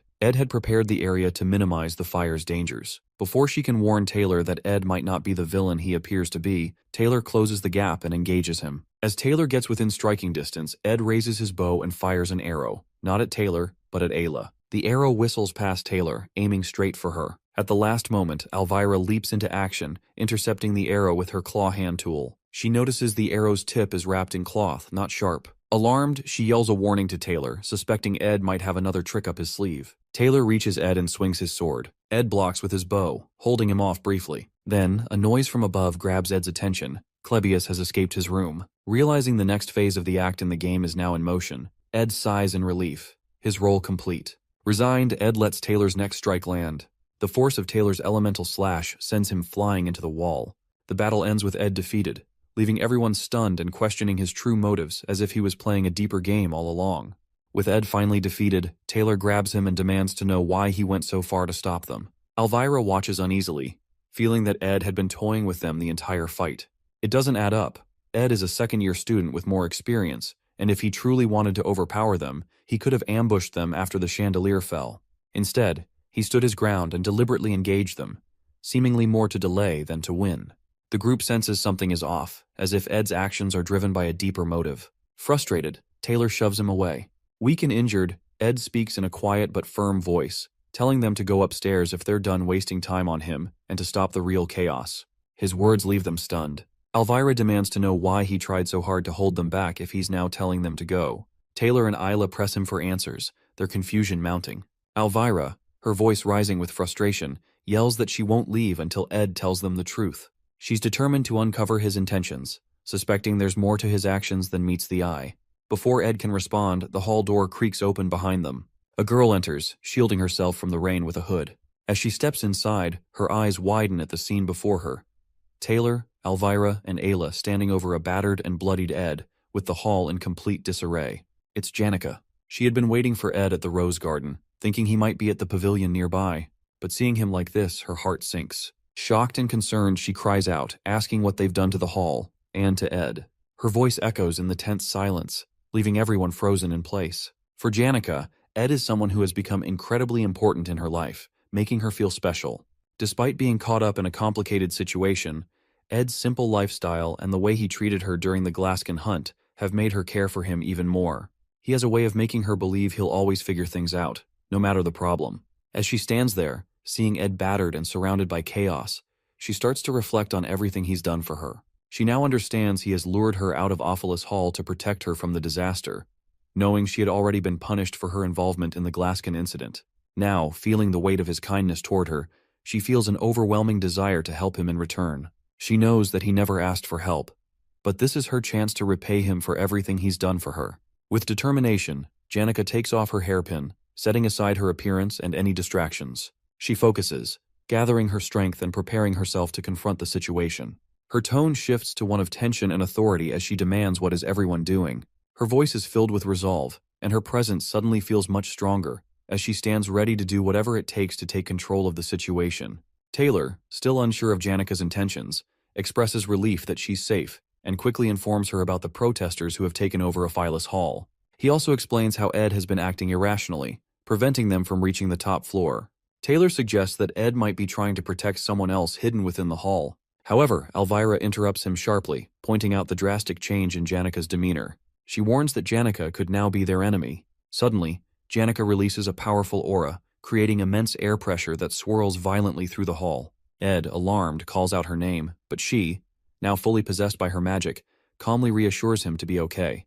Taylor and his group stand frozen, sweating and wide-eyed as they witness her summoning an entire battalion of intermediate-level spirit beasts, showcasing overwhelming power. Realizing the grave danger, Elvira panics and insists that they retreat, acknowledging that fighting Janica, now seemingly unstoppable, is far beyond their abilities. But Taylor, being the heroic character he is, refuses to back down. His unwavering determination to face any challenge keeps him rooted in place. Elvira desperately tries to make him see reason, but Taylor's resolve remains unshaken. At that moment, Ed intervenes. Despite his weakened state, he grabs Taylor and shoves him aside, saving him from a crushing blow by one of Janica's spirit beasts. Ed orders Taylor and his group to leave and stick to their original plan. Confused and shaken, they question why Ed, who had been so intent on stopping them, is now urging them to go upstairs. Elvira, reluctant to leave, argues against abandoning the fight. In response, Ed lightly bonks her on the head, handing her bag of chemicals back, and sternly tells them to do as he says. Realizing they have no choice, they leave Ed behind with Janica and rush upstairs. While Janica is still immersed in her summoning magic, Ed approaches her slowly. Janica, noticing him, tries to reassure him that she will handle everything, and that he doesn't need to push himself anymore. But Ed, weak and battered, softly calls her name. He places his trembling hands on her shoulders, stunning her. It's the first time he's ever touched her in such a way, and the gesture leaves her momentarily speechless. In a weak voice, Ed gently asks her to call off her spirits, explaining that the wind is too strong and he can barely stand. Seeing him in such a pitiful state, Janica's heart softens. She immediately cancels her magic, dismissing the spirit beasts and restoring calm to the hall. Taylor and his group, watching from the stairs, are shocked that Ed has managed to stop Janica so effortlessly. Ed then turns to them and urges them to go quickly, emphasizing that time is running out. As he finishes speaking, his exhaustion overtakes him, and he collapses to the floor. After some time, Ed and Janica are seen sitting together. Janica is gently tending to Ed's wounds, her face filled with worry. She angrily scolds Taylor and his group for being too harsh, blaming them for Ed's condition. Ed, trying to ease her concerns, jokingly mentions getting revenge next time they meet Taylor and the others. This makes Janica even more worried, and she urges Ed to promise her not to get hurt again. Ed feels grateful for her care and thanks her softly. He feels relieved that he completed his task, even if things didn't go perfectly according to plan. Now, all he wants is to rest, so he gets up, ready to return to his camp. Before he steps away, Janica hesitates and informs him of something strange she noticed earlier. She describes a large carriage adorned with a golden crown parked near the garden. Ed freezes, instantly recognizing the symbol. It belongs to the leader of the Merchant Association's elite, the Golden King, who is also Lortel's adoptive father. Ed remembers the game's storyline, where the Golden King appears much later as a fake antagonist before being defeated by Lortel in Act 2. Ed is confused and alarmed by the Golden King's early arrival, suspecting that something unusual and beyond his game knowledge is happening. Meanwhile, on the 5th floor of Ophelis Hall, Lortel gazes out of a large window, her expression cold and calculating. Beside her stands Alice, the chief mate of the hall. Lortel begins speaking to Alice, recounting her earlier encounter with Ed. She describes him as cruel and unfeeling, mentioning how he dismissed her pleas for sympathy without any hesitation. She reflects on how people like herself, shaped by lives of hardship and betrayal, have learned to expect nothing but cold indifference from others. Alice, who has been working in Ophelis Hall since she was 15, listens silently. She has risen from nothing to become the hall's manager through years of hard work and competence. Recognizing Alice's strength and influence, Lortel invested a considerable amount of money in securing her loyalty, seeing her as a valuable ally. Offering Alice a box of gold coins, Lortel thanks her for being on her side. Though Alice remains quiet, Lortel believes she has found someone like herself, someone willing to set aside their values for the sake of gold. In her mind, she believes Alice is someone who shares her understanding of survival and sees her as a kindred spirit. Lortel's thoughts briefly return to her difficult past in the slums, where life was a daily struggle for survival and betrayal was commonplace. Despite her tragic origins, Lortel has embraced her role as a hidden villain in the game's narrative, using cunning and manipulation to achieve her goals. Her current plan is to give Berserker defense magic to Willen's group on the 4th floor to destroy Ophelis Hall from the inside, targeting the students in there too. Feeling confident in her plan, Lortel walks with Alice toward the storage room to set everything in motion. She assumes Alice is fully on her side, her loyalty secured with gold. But as they go in their way, Alice suddenly draws her sword and points it at Lortel's neck. Her aura flares, creating a heavy, tense atmosphere, coldly announces she is not from the same kind as Lortel is.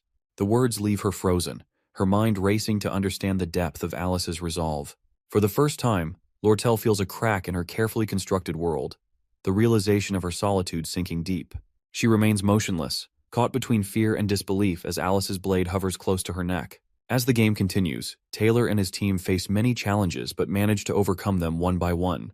They calm the panicked Klebius, defeat the maid bosses, and handle every problem with skill. After their tough fight on the 1st floor, things go more smoothly. Eventually, they reach the 4th floor, where everything takes a turn for the worse. The scene on the 4th floor is pure chaos. Willen is trapped in the effects of the defensive magic runes and loses control. His body glows with unstable energy, and the crystal ball of defensive magic in his hands becomes extremely dangerous. Willen cries for help, but the magic is taking over his body and mind. The situation becomes even more dangerous as students panic, thinking the building will collapse. They rush out of their rooms in fear, adding to the confusion and danger. The once organized protest falls apart completely. Taylor and his group act fast. Taylor blocks the blasts of magic from Willan, protecting the students while the rest of the team helps evacuate them. Once the students are safe, they turn their attention to Willan, who is still under the dangerous effects of the magic runes. His attacks grow stronger, and destructive magic spreads across the hall. Elvira realizes that normal magic won't work to stop Willain. She pulls out an anglerweed reagent, a special substance that can weaken magic, and prepares to help. She tells the group they must physically knock Willan out because magic alone won't save him now. Taylor takes charge and runs toward Willain while Elvira throws the scared Clebius ahead as a distraction. The group moves in a zigzag pattern to avoid Willain's wild attacks. The air is filled with powerful magic, and the pressure is intense. Finally, Taylor gets close to Willain, ready to stop him, but the magic runes become too unstable. Willain's body shines brighter and brighter before a huge explosion shakes the entire hall. The situation has turned into complete disaster. Ed and Janica watch the explosion from the garden. Janica, worried about Ed's wounds, hovers over him, urging him to rest. Ed reassures her, explaining that most of the blood isn't his, trying to ease her worry. However, Ed's attention is elsewhere. The biggest concern for him now isn't the explosion, but the ominous presence of the carriage parked outside the hall, the one belonging to the Golden King elite of the Merchant Association. The Golden King, Lortel's adoptive father, is a character who shouldn't appear in this act of the game right now. His presence at this time raises alarm bells in Ed's mind. Known as a fake boss who eventually vanishes after being defeated by Lortel in Act 2, his discreet and unexpected arrival suggests a secret motive. Ed's eyes narrow as he observes the carriage, piecing together the puzzle in his head. What catches his attention next is even more unusual. Shenny, one of the maids of Ophelis Hall and a subordinate of Alice, stands by the carriage waiting for the Golden King. This feels off. Alice is someone Lortel had invested in heavily to secure her loyalty. For Shenny, one of Alice's trusted maids, to be seen with the elite now seems strange and out of place. It hints at something deeper. A crack in the loyalty Alice pledged to Lortel. The pieces begin to fall into place in Ed's mind, realizing Shenny is involved with the elite as Alice may have betrayed Lortel. Ed understands the gravity of the situation.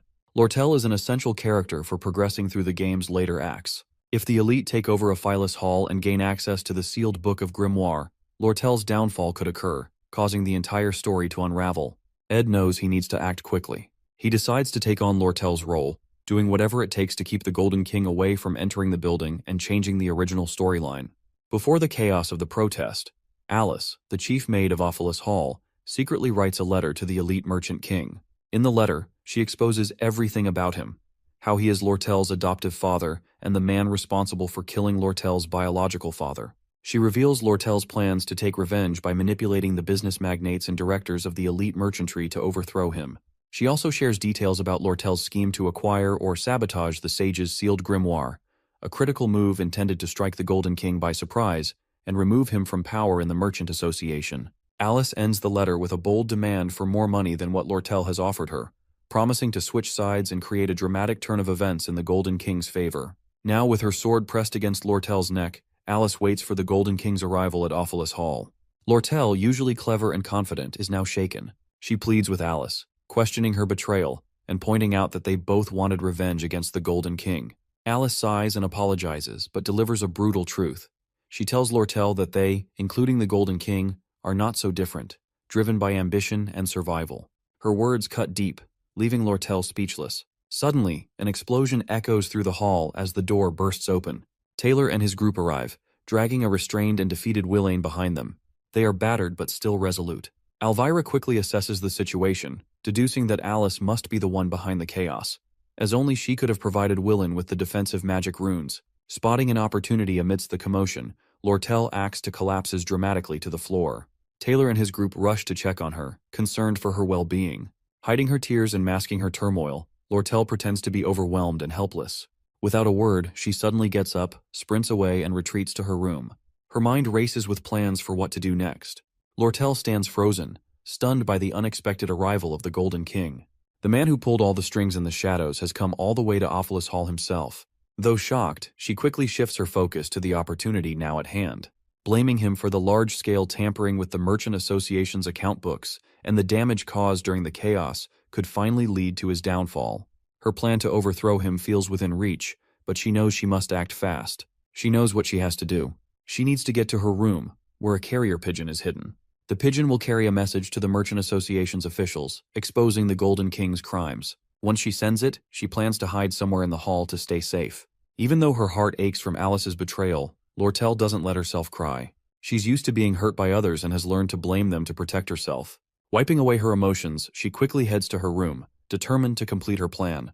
At the same time, the Golden King elite enters the hall with his guards, carrying an air of authority. Spotting a student near the entrance, he calmly advises the student to evacuate for safety. However, the student doesn't budge and instead informs him that no one is allowed inside the hall due to safety protocols. The elite looks puzzled but intrigued by the student's firm stance. The student is none other than Ed, standing in front of the stairs like an immovable wall, blocking the elite's path to the upper floors. The elite, maintaining his calm, asks Ed if he has any official authority or permit to enforce such rules. Ed boldly replies that he's acting on his own judgment. In this tense standoff, Ed evaluates the situation. He knows that only 3 people truly understand the flow of the story. Lortel, who wants revenge on the elite for destroying her childhood and plans to oust him.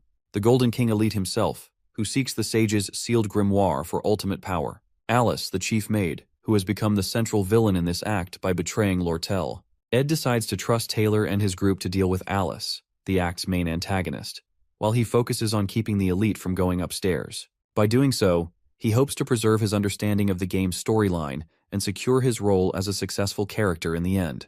The elite tries to defuse the situation, claiming he needs to consult with the Academy about the chaos inside, but Ed remains unmoved. His unyielding stance begins to irritate the elite, who activates his aura and then asks a pointed question whether Ed is siding with Lortel. 10 minutes before the confrontation with the Golden King elite, Ed and Janica arrive at Jix's room. To their surprise, Jix is calmly exercising while the building is in chaos, with most students already evacuated. Curiously, they ask why he hasn't left. Jix explains that he's trying to avoid rash actions and prefers to focus on his routine, rather than getting involved in the protest. Noticing Janica and Ed together, Jix foolishly asks if they're dating. Embarrassed, Janica yells to instantly denies it. However, she becomes flustered, giving eye contact with Ed as she worries she might have made him uncomfortable. Picking up on the awkwardness, Ed subtly makes Jix realize his rudeness. Jix hurriedly apologizes to Janica for his careless question. After a brief moment, Jix asks why they've come to him, especially considering they barged into his room, even breaking part of his wall in the process. Ed straightforwardly asks for a favor, promising to repay him later. Though Jix seems reluctant at first, he eventually agrees. Back in the hall, as the Golden King elite Keklin argues with Ed, Janica and Jix secretly observe the scene from a hidden spot. The elite tries to persuade Ed, painting Lortel as a treacherous and ungrateful person. He recounts how he raised her since childhood and accuses her of plotting against him.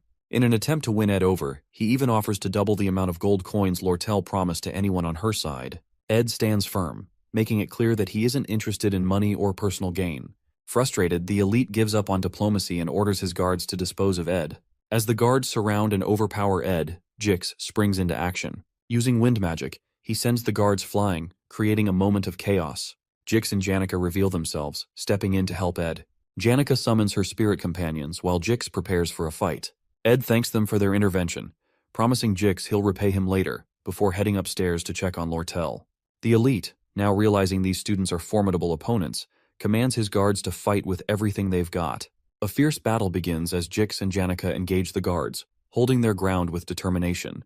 Meanwhile, Ed rushes up the stairs, floor by floor. When he finally spots Lortel, he doesn't waste a moment. He urgently tells her to escape through the hall's back door and run as fast as she can. In Lortel's world, kindness and goodwill always come with a price. A reason, a tag, or a coin. Everyone she's trusted has only shown loyalty because she invested in them. Now, as she reflects on her choices, she regrets the foolish mistake of believing in anything else. She looked up to Janica Faylover, who seemed to grow up surrounded by love and care from others without expecting anything in return. Watching Janica and Ed's connection, built on trust and understanding, made Lortel wonder if she could ever have that kind of bond with someone. But now, betrayed by Alice after sharing all her plans, she feels foolish and scolds herself for ever thinking she could live a life like Janica's, one filled with trust and genuine relationships. Lortel convinces herself she should have stayed true to her cold, calculating self. Among the 5 people she trusted to occupy the hall, Alice betrayed her by siding with the elite. The twin maids, Shenny and Kelly, joined Alice, and even Willen leaned toward the elite's side. The only one left was Ed. But Lortel feels he'll eventually betray her too. After all, why wouldn't he? As they run through the hall, Ed asks Lortel if Alice betrayed her. Lortel suddenly stops and stands still. Her voice is low and regretful as she apologizes, saying she can't guarantee the 20 gold coins she promised him. The situation is too unstable now, and she's lost control. But Ed doesn't care about the money. He firmly tells her he's not doing this for gold. Without hesitation, he grabs her arm and pulls her forward, urging her to run. He warns her that if the elite catches her, it's all over. They need to escape quickly to secure the plan and ensure her survival. Hearing Ed's words takes Lortel by surprise.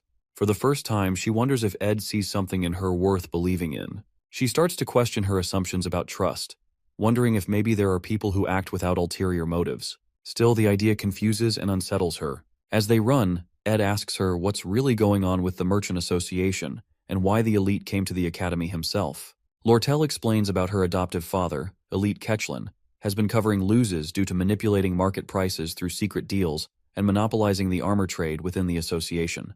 This scheme has left him in desperate need of money to secure his power and position in the association. To fix his financial problems, Ketchlin plans to sell Sage's sealed grimoire for a high price.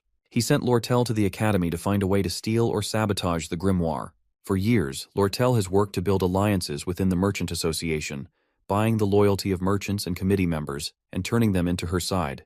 Her ultimate goal is to expose her adoptive father's manipulations and remove him from power, avenging her past. Ed realizes that Ketchlin's desperation explains why he's arrived earlier than expected in the story. His rushed actions to monopolize the armor trade and secure the grimoire have put him in a vulnerable position. Ed knows how important it is to keep Lortel safe to ensure her plans succeed. Lortel knows her plans can only work if her father is away from the merchantry headquarters. With him gone, the merchants on her side will have the chance to transfer the rights of sale to her. Ed quickly pieces everything together. He realizes that Lortel has been using this elaborate plan to disrupt the Academy's finances by burning Ophelis Hall.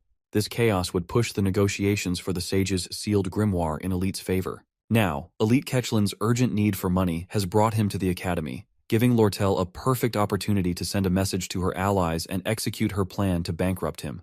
Surprised by Ed's sharp understanding, Lortel informs she has a carrier pigeon ready to deliver the message to her allies. However, she also reveals that her father expects her to get caught and plans to use it to expose the traitors inside the merchantry. When they reach Lortel's room, Ed pauses and gives her detailed instructions. He tells her to stay hidden and avoid being seen by anyone. He explains how she can escape using the horsemen in the quarters, ride to the Arkan Mountains. He advises her to leave the horse carriage at a spot to mislead Elite's guards, and then hide at his place in the forest for 3 days, as he will write and send the message to her allies from her room in the hall. Ed notices someone suspicious guarding the back door and warns Lortel to wait until it's safe. He firmly grabs her shoulders and emphasizes the importance of staying hidden. Lortel is stunned by how calmly and decisively Ed handles everything, and for the first time, she starts to trust him. When Ed sees her frozen in thought, Lortel suddenly asks in a soft, innocent voice why he is helping her so much. Ed simply replies he is doing it for no reason, as he just feels like he should help her. With that, he leaves the room. Alone in her room, Lortel sits down, confused by her feelings. She hears a loud beating sound and soon realizes it's her own heartbeat. For the first time, someone has helped her with kindness, expecting nothing in return. This unfamiliar warmth fills her with emotions she has never felt before. Meanwhile, at the back door, Shenny, one of the twin maids, stands guard. Ed approaches, ready to confront her. As Taylor's group battles fiercely with Alice, the chief maid, the stakes rise. Alice gathers all the hall's runes and takes control of their magic, using them to launch powerful attacks. Despite her expertise as a veteran intermediate magic user, Alice cannot match Taylor's strength. Being the hero of the game-failed swordsman of Sylvania, Taylor's determination and skill are unmatched. With this, the final battle of Act 2 begins. Meanwhile, Ed confronts Shenny, one of the twin maids, at the back door. Shenny draws her sword, ready to fight. As she dashes forward with a lightning-fast attack aimed at Ed's leg, he uses his quick reflexes to dodge her strike. Ed, being a skilled player of the game, already knows her fighting patterns and starts anticipating her moves. He jams her sword with his foot and grabs her hands just as she tries to draw her knives, disarming her. But Shenny isn't done yet. Sharing a magical ability with her twin sister Kelly, due to their shared birth star, she uses low-level telekinesis to hurl objects and blades at Ed while attempting to stab him. Despite taking some hits, the wounds aren't deep due to her unrefined magic. Ed pulls the blades from his body and manages to pin Shenny down, pressing his knee against her back to immobilize her. As Shenny struggles, she begins crying and yelling about how she cannot fail Alice, revealing her deep loyalty to the maid. Ed calmly tells her that Alice will lose.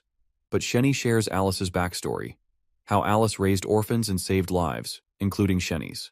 Meanwhile, Taylor and Clebius, with help from Elvira and Isla, close in on Alice. Taylor uses his powerful slash-element attack, causing a massive explosion that shakes the entire floor. Seeing the explosion, Shenny screams in despair before passing out from shock and exhaustion. Ed, unaffected by the emotional backstory, stays focused on surviving the game. He drags the unconscious Shenny into the hall and props her against the wall before quickly leaving. He knows that these side stories won't affect the main plot and chooses to prioritize his own survival as the story progresses. Ed reaches Lortel's room, noticing the neatly arranged books, luxurious wooden furniture, and decorations. He's impressed by how perfectly the room matches Lortel's character. Without wasting time, he writes a message, attaches it to the pigeon, and sends it flying toward the headquarters. This gives them a crucial time advantage since Elite Kechlin, currently in Sylvania, will take at least 3 days to return to the headquarters. Later that night, under a rain-soaked sky, Ed, battered and tired with cuts and bruises, limps toward his hut to rest and heal. He successfully stopped Elite from reaching the hall, with Jix and Janica's help, and created an escape route for Lortel. His quick thinking left Elite with no choice but to chase the horse carriage Lortel hired. Everything was falling into place, and the storyline remained intact. As Ed finally reaches his hut, expecting Lortel to already be there, he's startled by an unsettling scene. Lortel, holding a knife, walks toward him with a dark and sinister expression. Panic sets in as Ed begins to think she might be the true mastermind, eliminating everyone one by one and now targeting him. His body tenses, unable to move as his thoughts spiral. But as Lortel draws closer, she unexpectedly tears a piece of her clothes and patches up his wounds. Ed's fears vanish, replaced by relief and confusion. Lortel, with soft and caring eyes, helps him to the hut where she's already prepared a warm fire. Lortel asks Ed they should warm up first by sitting together. Her cheeks blushes faintly. Ed and Lortel sit together by the fire, the warmth helping Ed dry off and recover. As they chat, Lortel mentions the carriage driver who promised to draw attention away from her by diverting the elite's guards, even at the risk of his own life. Ed, curious, wonders how she managed to gain such loyalty. Then, remembering that it's Lortel Kechlin, he decides not to ask further and remains silent. After a pause, Lortel thanks Ed for his help and reminds him that she now owes him a significant favor. Noticing his quiet demeanor, she teases him for being so dull.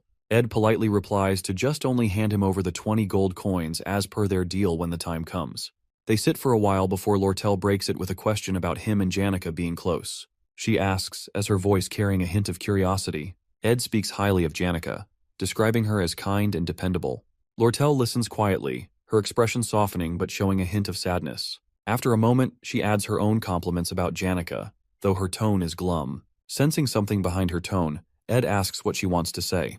Lortel takes a deep breath before sighing lightly. In a better mood with a faint smile, she says she is not like Janica, who is caring, always thinking of others. At the same time, in Awfulus Hall, Jix and Janica are doing their best to hold off Elite Kechlin and his guards. However, things take a turn when Elite gets a report from one of his men that Lortel has escaped. Without wasting time, he leaves the hall to chase after her. The fight isn't going well for Jix. He's struggling, and it's clear he's no match for the guards. But Janica, who was nervous before, suddenly activates her spirit magic aura.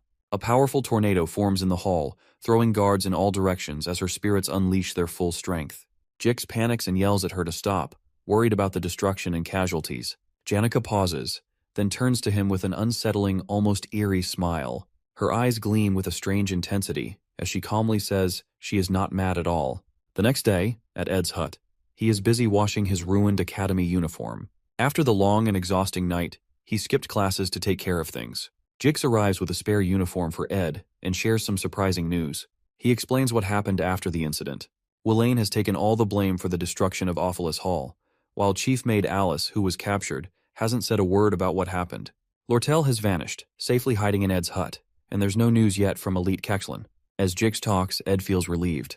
His plan worked, and now all he has to do is wait for the carrier pigeon to return with good news. Stretching his sore muscles, Ed feels the aches and pains from the night's events, but stays determined to keep moving forward. Later, Ed notices something new. His stats have improved, and he has reached the intermediate craftsman rank. This upgrade unlocks advanced crafting skills, giving him access to new abilities. Excited, he decides to learn Spirit Formula Infusion, a skill that combines spirit sorcery with magic engineering. With this ability, Ed can form contracts with spirits and create powerful weapons, magical artifacts, and useful tools. Feeling more confident in his abilities, Ed starts planning how to use these new skills for the challenges ahead. Later that day, Janica visits Ed with a cheerful smile. Ed is exercising outside the hut when she arrives and takes a seat beside him. Curious, Ed asks why she isn't in class. Janica explains that she's feeling tired and needed a break, so she decided to come to the woods for some fresh air.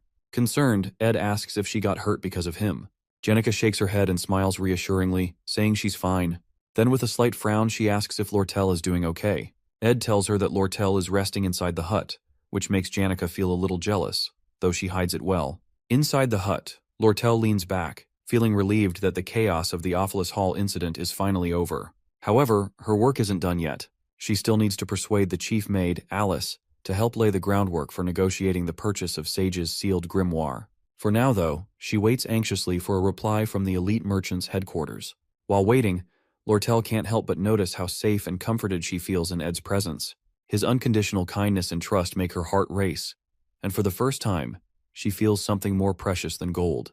Blushing, she realizes she doesn't want to lose Ed to Janica, whose life is already full of family and friends. Lortel quietly resolves to win Ed over, even if it means competing with Janica. Spending 3 days with Ed only deepens Lortel's feelings for him. She starts to develop a bit of a fixation, even imagining showering him with gold if that's what it takes to win his affection. But then, she decides a different approach might be better, one that feels more natural. She resolves to show him sympathy and kindness, and even considers helping him with his tuition to subtly gain his favor. Lortel's heart races with determination. For the first time in her life, she's discovered something worth more than wealth, and she's ready to fight for it, no matter what it takes. Fantasizing about Ed makes Lortel feel embarrassed and awkward, especially since she has never had a boyfriend before. Suddenly, Sleepy Lucy barges into the hut and claims her spot near the window.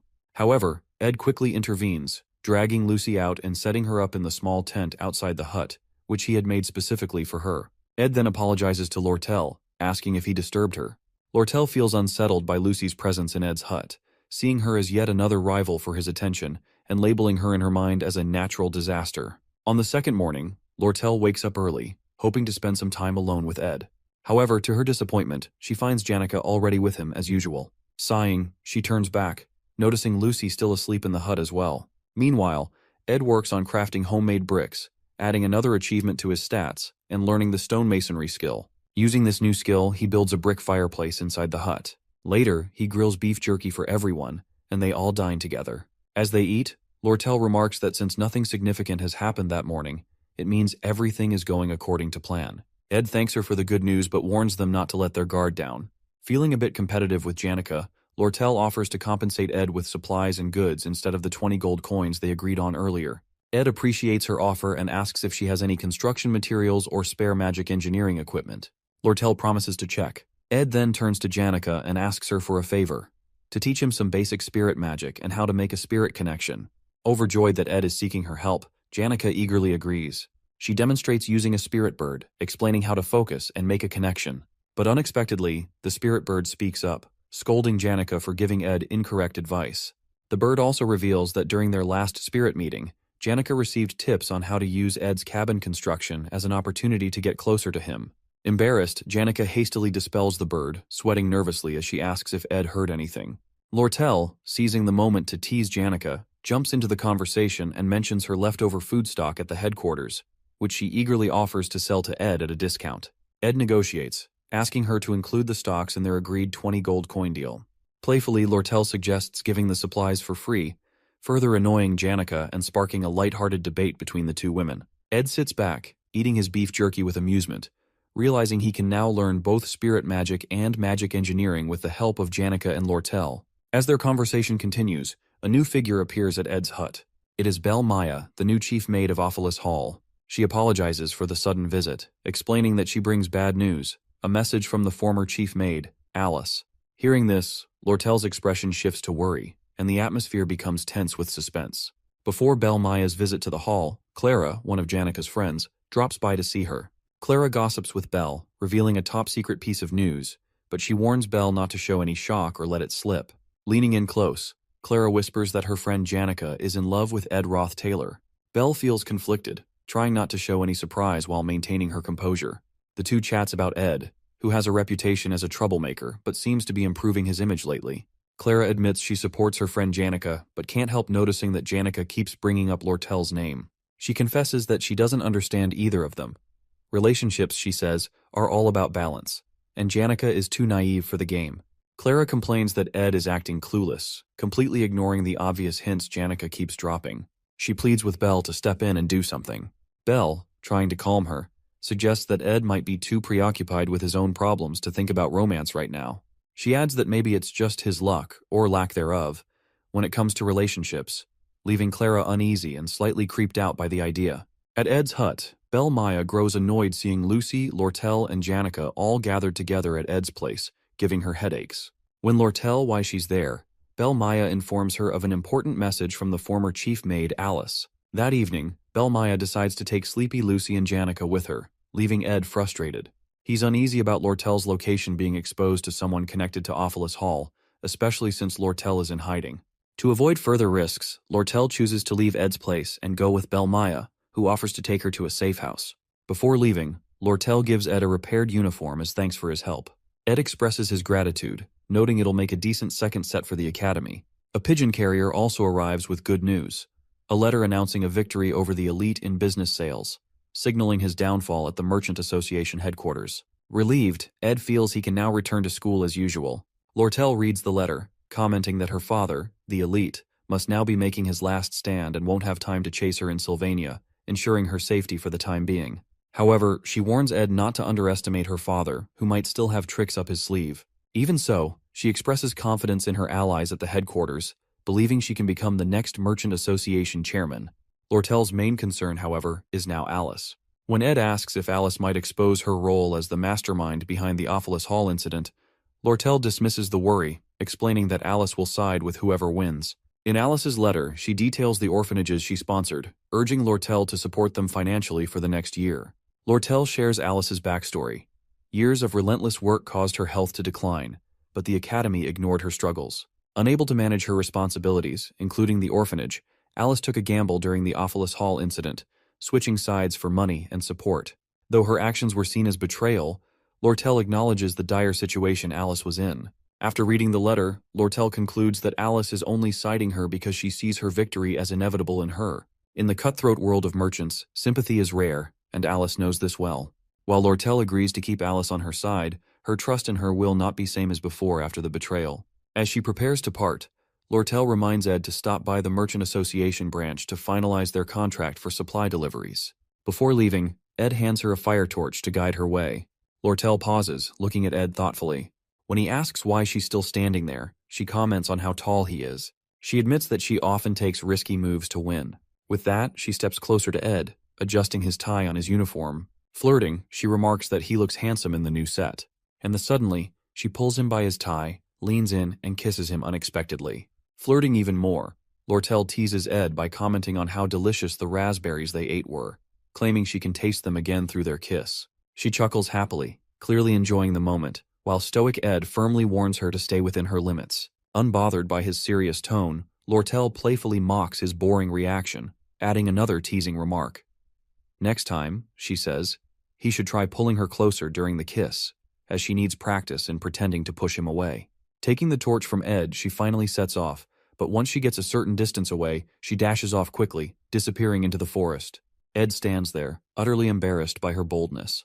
No matter how much he tries to avoid becoming too involved in the main events of the game, things always spiral beyond his control, leaving him flustered and off track.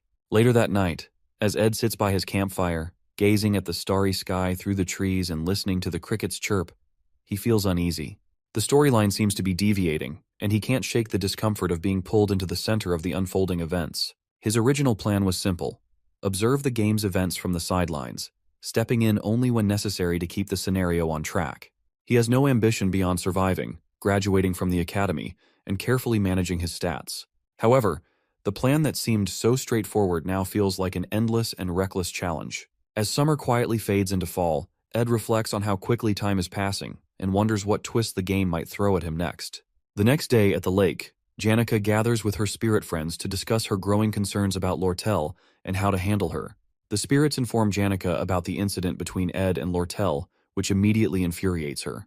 The spirit labels Lortel as an intimidating foxy redhead as Janica anxiously asks how Ed reacted. She breathes a sigh of relief when she learns that Ed responded coldly and didn't show any emotion.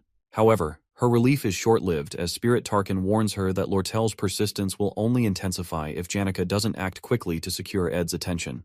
Amid a flurry of ridiculous and cringy suggestions from the Spirit Tarkin, the other spirits take Tarkin away for a while. Spirit Marlita offers a more sensible idea. Marilda advises Janica to create a memorable and thrilling experience with Ed to make him think about her. After some thought, Janica decides that sharing a meal together might be a good start. That evening, Ed prepared his new recipe he learned and let Lucy have a taste of it. However, upon tasting it, she immediately recoils in disgust, exclaiming that it tastes awful. Ed listens to her criticism without reacting, calmly noting down his mistakes and deciding to delay perfecting his cooking skills until he receives a wider variety of ingredients from the stock deliveries. Despite the setback, Ed gains an upgrade in his stats, advancing to an intermediate level in craftsmanship. He reflects on how his core stats significantly affect his practical skills and resolves to balance and improve all his stats efficiently. However, Ed's packed schedule leaves him little time to focus on personal development. Between attending classes, honing survival skills, and keeping a close eye on the progression of the game's scenario, his hands are full. He observes that Taylor's combat abilities are steadily improving. Isla continues to support Taylor, and Princess Phineas seems to be on track. Still, Ed knows the pivotal event in the storyline, Phineas' clash with Lortel, is approaching. He's also aware that another key character, Clarice, won't enroll until next year, so he doesn't need to worry about her yet. While Elite's early dismissal creates some uncertainty regarding Lortel, Ed is sure it won't stop her from pursuing the Sage's sealed grimoire. As the Academy Day comes to an end, Ed steps outside, looking back at the main building. He realizes it's time to start monitoring the faculty building closely since the final boss of Act 2 is about to emerge. Meanwhile, in a quiet room within the Academy, someone receives a letter revealing the mastermind behind the Ophilis Hall incident. That person who receives letter is none other than Professor Glast. Professor Glast stands in his quiet office while his assistant, Claire Elfin, stood nearby. Trying to impress him, Claire praised his sharp thinking for suspecting someone behind the Ophilis Hall incident. However, Glast, a no-nonsense figure, ignores her attempts at charm. Removing his glasses, he exudes a dark and intimidating aura, ordering Claire to find the divine science thesis he had asked for earlier. Startled by his stern tone, Claire quickly rushes out to do as he says. At the Ophilis Hall faculty building, Claire receives all the materials about the incident from Annis. Relieved, Claire thanked her and started looking through the files of students involved. Among the files of students linked to the incident, 3 catch her attention: Ed Roth Taylor, Jix, and Janica. While most of the case seemed straightforward, Claire couldn't help but feel something unusual about Ed's file. His reputation and some missing pieces made her curious. That evening, Ed visited the Sylvania Merchant Association branch to collect the supplies he'd ordered under his contract with Lortel. Lortel, clearly enjoying his company, teasingly apologized for forgetting the contract details, as she is using it just an excuse to make him visit again. She prepares tea and snacks, inviting him to sit and chat. As they talk, she tells him to pick up his magic equipment at the counter when he leaves. Trying to keep his attention, Lortel shows off her fancy dress, asking how she looked for an important meeting. But Ed, uninterested, simply asked what kind of meeting it's. Lortel smiles, amused by how little he noticed her flirting. Then the conversation shifted to Ed's cabin. Lortel suggests he may need furniture, but Ed explains her company's products were too expensive for him. Lortel agrees but says she cannot give away items for free because of her merchant ethics. Suddenly she used her magic to break a chair's leg, claiming it is now damaged and she will throw it away tomorrow. She hinted that Ed, with his crafting skills, could fix it. Ed thanked her for the broken chair, still keeping his calm and serious demeanor. Lortel, entertained by how he never shows much emotion, moves closer to him. Sitting on the table nearby, she teasingly says she has made her move and asks if he doesn't see her as a woman. She boldly admits that she isn't helping him out of kindness, but because she has her reasons. Smiling confidently, she tells him she is determined to stick around and get the answers he is searching for, making it clear she has no plans to let him ignore her. Ed calmly responds, making it clear he isn't looking for any answers from her, and has no interest in getting involved in battles he knows he cannot win. Despite her attempts to get closer, he stays composed and distant.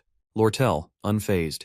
Lortel smiles and warns him that one day, it won't just be her struggling to hold back feelings for him. Her smile is the same as always, calm and confident. Ed notices she never shows her true feelings, whether she's winning or in trouble. He realizes it's part of her nature as a merchant, always keeping her cards close to her chest and never letting her emotions give her away. At the academy during recess, Janica excitedly teaches Ed how to control a spirit. Using her staff, she explains that he should focus on his magic to try to form a connection and summons a small fire spirit named Mug. Mug appears serious and promises to serve Ed well, surprising him. Ed remembers that before he came into this world, when he played the game as Ed, he once formed a bond with a spirit duck. They used to laugh and joke around, but in the end, he let it go. However, looking at Mug now, he feels this will be different. Curious about Mug's strict nature, Ed asks Janica why he acts that way. Janica laughs and explains that Mug is a good spirit with great energy efficiency and was carefully chosen by the high-level spirit, Tarkin. Since Ed wanted a strong spirit, she picked the best one for him. After going through a tough selection process, Mug is finally handed over to Ed, and he successfully forms his first spirit connection. Holding Mug, Ed is impressed to see how warm it is, almost like a portable heater.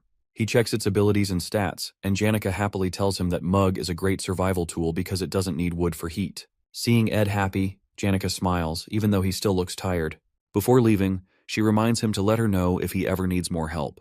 She offers to teach him more about spirit connections, and suggests that he will learn faster if he spends more time with her. As Janica talks with Ed, she suddenly changes her tone and expression. Just as she promises to come the next day to help him, she quickly switches, claiming she is very busy and that many others are waiting in line for her lessons. She remembers her spirits and her friend Clara advising her to keep things cool with Ed and not get too close too fast. Smiling awkwardly, she says it's a bit too much for her to teach him magic all the time. Ed, feeling guilty, apologizes for taking advantage of her kindness and offers to pay her for her help as a token of appreciation. Hearing him mention money, Janica gets upset and insists that she's helping him out of friendship, not for payment. She calls his offer cold and reminds him that they are close friends, and such things shouldn't come between them. Confused, Ed points out that she was the one who mentioned compensation earlier. Realizing she contradicted herself, Janica gets flustered and embarrassed. To make things right, she admits that her friend Clara told her she's too generous and needs to learn to say no sometimes. Ed appreciates her honesty and agrees that Clara is right.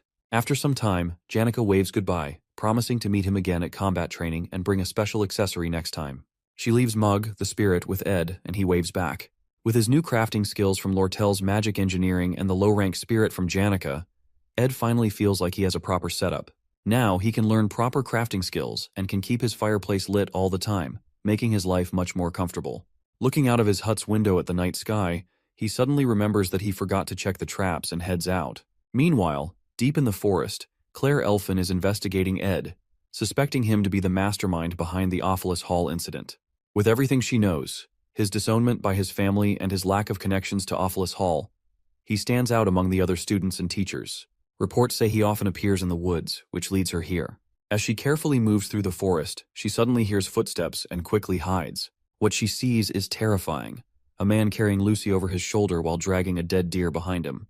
The man doesn't use magic but seems to rely on raw combat skills, which makes Claire realize that it's not Principal Obel. At that moment, her suspicions are confirmed as that man isn't Principal Obel at all. It is Ed Roth Taylor, the true mastermind behind the Ophelis Hall incident. Realizing her intuition is correct, Claire feels proud of her detective skills. She quietly follows Ed through the forest, surprised to discover his hidden hut. Watching from a distance, she sees Ed throw Lucy into a tent he set up for her and place the deer near the fireplace. After that, Ed heads inside his hut, planning to sleep early for tomorrow's work. Claire cautiously sneaks closer, determined to rescue Lucy. Just as she reaches the tent, Lucy suddenly casts a warning spell, startling Claire and demanding to know who she is. Sweating nervously, Claire introduces herself, but Lucy, uninterested, returns to her tent and starts eating beef jerky. She then eyes Claire suspiciously before casually flying away, leaving Claire standing there, completely baffled. Back at the office, Claire rushes into Professor Glast's office, presenting the evidence she has gathered, convinced that Ed is guilty. She reminds Glast that Ed was disowned by his family, emphasizing how suspicious he is. However, Glast, uninterested in low-ranking students, barely remembers who Ed is. Claire mocks him for his indifferent attitude and insists that Ed is dangerous, recalling how he easily overpowered Lucy in the forest and kept her imprisoned in his tent. But Glast dismisses her claims, stating that Lucy often wanders and sleeps in the woods, and it's nothing unusual. Claire, frustrated, realizes convincing him won't be easy. Claire takes a different approach and confidently reveals that she used magic to record the memories from the first floor of Ophelis Hall. Glast, raising an eyebrow, questions whether she had permission to use magic for such purposes. Flustered, Claire quickly tries to cover up, claiming she lies to the authority and recovers the memories from the floor by herself. Unimpressed, Glast sternly orders her to write an apology and explanation letter for her actions. Despite this, Claire insists that Glast should still look at the memory she brought. The recorded memory clearly shows Ed sitting on the stairs, striking a perfect pose that makes him look like a mastermind. It also captures him stopping Taylor and his group from going upstairs, which seems highly suspicious to Claire. However, Glast remains uninterested and asks if she has any stronger evidence. Claire, eager to convince him, mentions the recent forest incident, explaining how Ed was carrying an unconscious Lucy, making it look like he was trying to trap her. Glast, staring at Claire in silence for a moment, simply reminds her once again to submit the apology and explanation letter. Sighing in frustration, Claire leaves his office, feeling exhausted. Glast, now alone in the office, finally looks at the memory globe seriously. As he watches Ed blocking Taylor and his group, he becomes intrigued. He finds it hard to believe that someone as ordinary as Ed could hold off the Sword Saint Taylor and the natural-born alchemist Elvira. The memory flashes again, replaying Ed's actions and combat techniques. For the first time, Glast's expression changes as he realizes Ed might not be as ordinary as he thinks. The globe finally catches Glast's attention. Back in the forest, Ed successfully crafts an impressive weapon using both magic engineering and spirit magic. Ceremonial dagger, explosion. He admires his work, realizing it's the best weapon he has made since he started living independently in the game. Feeling a sense of pride, he examines the dagger closely. Mug, seeing Ed pleased with his creation, advises him to improve the weapon's efficiency by using it frequently. Then, trying to flatter him, Mug begins singing a song in his honor. Ed, who has been observing Mug's flattery and overly formal behavior since they met, suddenly picks him up and shakes him, demanding to know the real reason behind such behavior. Mug stammers and tries to apologize, but Ed pushes further, asking if Janica promised him something in return. Mug hesitates, but Ed insists he should be honest since they are now bonded through their spirit connection. Feeling the pressure, Mug finally cries and confesses. He admits that he deeply respects Ed, but is ashamed of his own low ambitions and success. The real reason he agreed to the contract was to take advantage of the refined magic around Janica, which allows him to grow at twice the normal rate of a low-ranking spirit. Ed sighs, asking if there's anything else Mug has been hiding. Mug, feeling guilty, reveals that he also heard rumors about Ed's strict and authoritarian reputation at the academy. Fearing Ed's temper, he tries to stay on his good side by constantly flattering him. After hearing Mug's full confession, Ed calmly tells him that he understands his situation and that it's only natural for him to want to grow stronger. With that, they head back to their hut together, while Mug comfortably sits on Ed's shoulder, chatting with him along the way. Back at his hut, Ed chops wood for the fireplace. His stamina has improved, and his storage is now full of meat and vegetables. He no longer has to sleep outside feeling hungry. With enough supplies, he can now focus better on his studies by reducing sleep and practicing more, forcing himself to absorb the information quickly. However, all this effort makes him exhausted, and he falls asleep. Later, Ed wakes up to find Janica standing beside him while he's lying outside the hut. She advises him to take better care of his health, saying she's worried about him. Ed decides to focus more on himself, especially because he has received 3 letters. The first letter is from the academy, and the second one is from the merchantry. However, it's the third letter that grabs his full attention. He realizes that this letter will decide the future direction of the game's storyline. In the original game, the main event of Act 2 was a negotiation over the Sage's sealed grimoire, a tug-of-war between the Academy's Student Association and the merchantry. But things have changed. With the fall of the elite, the original client who wanted to buy the grimoire involves Roth-Taylor family. The plot has shifted into a 3-way conflict. Now, with the Roth-Taylor family has stepped in, Crepin Roth-Taylor, the family head, gets involved personally. He wants the grimoire to further his research on eternal life. Crepin is originally supposed to be a major boss in Act 4, and appearing this early in Act 2 makes things much more difficult. In the game, no player will strong enough to defeat him at this stage right now. Ed knows how dangerous Crepin is, and wants to prevent him from getting involved, hoping to keep the storyline intact and avoid unnecessary chaos. If Crepin Roth-Taylor succeeds in buying the Sage's sealed grimoire, it will become impossible for Ed to complete the game, even with all the knowledge he has about it. Crepin's involvement would throw everything off balance, making Ed's survival and progress impossible. The third letter holds critical information about Crepin's actions and suspicions regarding the grimoire. However, the sender of the letter remains unknown, adding another layer of mystery to the situation. During recess at the academy, Princess Fenia enjoys her tea in the garden. Captain Claire approaches her, reporting that he delivered Ed's letters as she instructed. She thanks him for his service. For Fenia, the Sage's sealed grimoire is the heart of the academy, and selling it just for money would bring disgrace. Even Principal Obel asks help from her, informing the princess about the academy's financial troubles and requesting her support. However, what concerns Fenia more is the unexpected interference of Crepin Roth-Taylor in the grimoire's sale. Captain Claire suggests that maybe Ed reported the sale to his family in hopes of being accepted back. He believes Ed might do anything to regain his family's recognition, Before the conversation continues, Lortel, known for her cunning nature, arrives and interrupts Claire. She doubts his theory, and politely asks the princess for permission to join her tea session. Phinia finds Lortel's visit surprising, as she always thought Lortel disliked her. However, Lortel smiles and clears up any misunderstandings, offering some inside information as a sign of goodwill. Lortel reveals that it was not Ed, but Elite Ketchlin, her adoptive father, who involved the Roth-Taylor family in the grimoire business. To Phinia's surprise, Lortel adds that Crepin Roth-Taylor was the one who originally requested the grimoire. However, with Kechlin's influence weakening in the merchant headquarters, he is still determined to purchase it with Crepin's help, as the elite merchantry has invested too much effort into the deal. This makes Phinia realize that the grimoire sale might be an attempt to form a business alliance between the two families. But she wonders about why are they now competing for it instead of working together.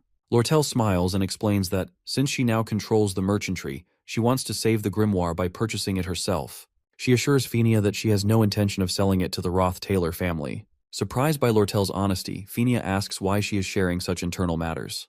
Lortel, still smiling, calls Phinia an ally in this situation.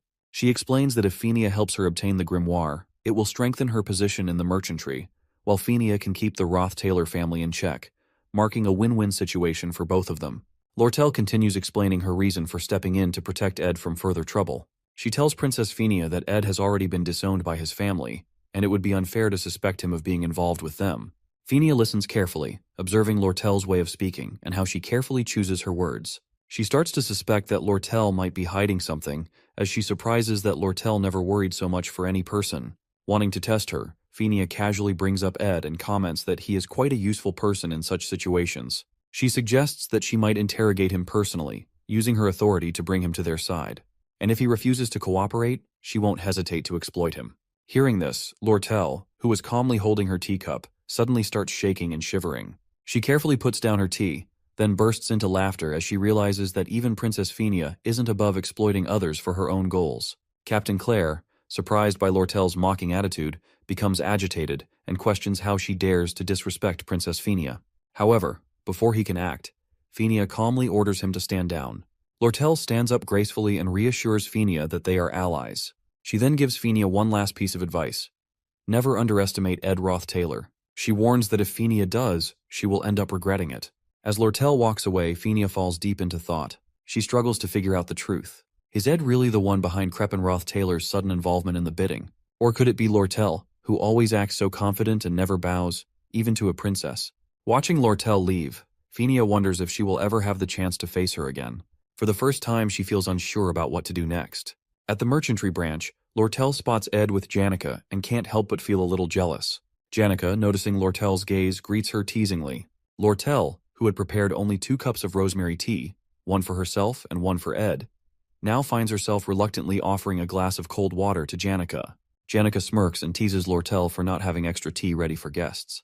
Lortel, keeping her cool, fires back, reminding Janica that as a merchant, she can't afford to waste her merchandise so easily. Ed, visibly tired and drained, takes the cold water instead and hands his tea to Janica. This small gesture makes Janica happy, while Lortel watches, feeling slightly annoyed as Janica continues to tease her. After some time, Lortel presents the magic engineering equipment she promised Ed. As the glamorous tools are unveiled, Janica suddenly yells in protest. She accuses Lortel of breaking merchant ethics by offering Ed brand new equipment for free. Janica's jealousy flares up, suspecting Lortel of trying to win Ed over with expensive gifts. Lortel, maintaining her composure, brings the equipment closer and points out the minor defects, assuring Janica that they aren't brand new. But Janica, unconvinced, insists that Lortel might have done this on purpose. Lortel just laughs, further fueling Janica's irritation. As Ed looks at the equipment, he hesitates, telling Lortel that he can't accept more free items, especially since he hasn't even paid her for the previous ones. He reminds her that this is already the 4th time she's offering him something. However, Lortel waves off his concerns, saying that since he's her regular customer, he can always renew his contract, and there's no issue at all. Janica, sensing Lortel's clever tactics, suggests Ed quickly finish his payments and cut ties with Lortel before he ends up too deep in debt. Lortel, unimpressed, tells Janica to mind her own business, sparking a playful but competitive argument between them, both clearly trying to get Ed's attention. As the two continue their banter, Ed suddenly feels a strange sensation take over his body, a light, floating feeling, as if he's drifting in water. It's something he experiences when he's overworked. His mind, occupied with thoughts about dealing with the grimoire problem. And building a better mattress for proper sleep, can't keep up with his exhaustion. Before he can react, he collapses to the ground. Lortel and Janica immediately rush to his side. At Sylvania Academy, Princess Fenia reflects on Ed's calm and precise demeanor, whether it was when she saw him fishing at his camp or during the Glaskin incident. His composed attitude and reputation among students, who claim he only focuses on his studies, make her rethink Lortel's words. She begins to question whether her assumptions about Ed were wrong and decides she needs to confirm it one final time. To do this, she is the one who sends Ed the third letter, an invitation to visit her at the royal residence, a letter meant to be highly secret. As she reviews her schedule for the next day, she asks Captain Claire about Ed's expected visit. However, Captain Claire delivers unexpected news that Ed has collapsed from overwork. This revelation surprises Princess Fenia. In the game, when a character accumulates exhaustion status, they are usually given several rest days to recover. Now, despite all the pressing matters and preparations for the Crepin-Roth-Taylor event, Ed is forced to rest, delaying his plans. When Ed wakes up in his hut, his body feels incredibly heavy, and a strange warmth spreads through his lower belly. Looking down, he finds Lucy sleeping on top of him, mumbling in her sleep. Seeing her sleeping so soundly, Ed is reminded of how unnaturally light she is when he threw her during the Glaskin incident, making him question whether she's even human. But with his exhaustion, he lacks the strength to even move her off. Noticing the new blankets and mattress around him, he assumes that the merchantry must have brought him here to recover. Just as Lucy wakes up, she immediately starts talking about how hungry she is. Upon realizing Ed is finally awake, she offers him mana treatment, helping to restore his distorted mana flow. Lucy mentions that she has been doing this treatment repeatedly while he was in his weakened state. Once she finishes, she drifts back to sleep right next to him. Before falling asleep, Lucy gives Ed some advice. Not to keep getting sick because it's a hassle for her, and warns Ed that being weak can be dangerous. Ed knows her grandfather died bedridden from an illness like he is now. So, he thanks her sincerely for the magic treatment and her concern. Just then, Jix enters the hut without knocking, checking if the stove is working properly to keep the place warm for Ed. Seeing Jix walk in so casually, Lucy quickly flies away from the camp to another location, feeling embarrassed. Now fully awake, Ed contemplates how he seems to attract so many people in this so-called open society, despite his efforts to stay independent. Turning to Jix, he asks why he's here, to which Jix replies that he has been checking in on him while others are out. As they talk, Jix casually mentions that it's autumn season, offering Ed a bowl of soup. Still processing everything, Ed asks if there's any news from Sylvania Academy. Jix shares updates about the Academy exploration problem, mentioning that Taylor and Clebois managed it well, and other incidents like the Demon of the Sewers Act, which seem to be under control according to the storyline. This reassures Ed that nothing critical has changed and everything is going according to the storyline. However, the most important event, the struggle over the Sage's sealed grimoire, is still looming. Ed urgently asks how long he has been unconscious. When Jix tells him it's been 10 days, Ed realizes with shock that the main event has already started. To add more worry and Ed's attention, Jix further informs that Lortel gets no choice but to leave for an important negotiation in his absence. Panicking, Ed immediately jumps up, insisting that Jix help him send a message to Lortel right away. Meanwhile, at Sylvania Academy, the bidding war over the Sage's sealed grimoire has begun. The major players are gathered. Princess Fenia Kloll representing the Student Association, Lortel from the elite merchantry, and an unexpected third party. The man who has deviated from the original storyline, stepping into the hall with an imposing presence, the patriarch of the Roth-Taylor family, none other than Crepin-Roth-Taylor himself. At the luncheon, all the key players gather to assess each other before the bidding war for the Sage's sealed grimoire. Crepin-Roth-Taylor greets Princess Fenia warmly and expresses his delight at seeing her in good health. He personally apologizes for the actions of his foolish family member, Ed Roth-Taylor, and assures her that Ed's past misdeeds do not reflect the values of the Roth-Taylor family.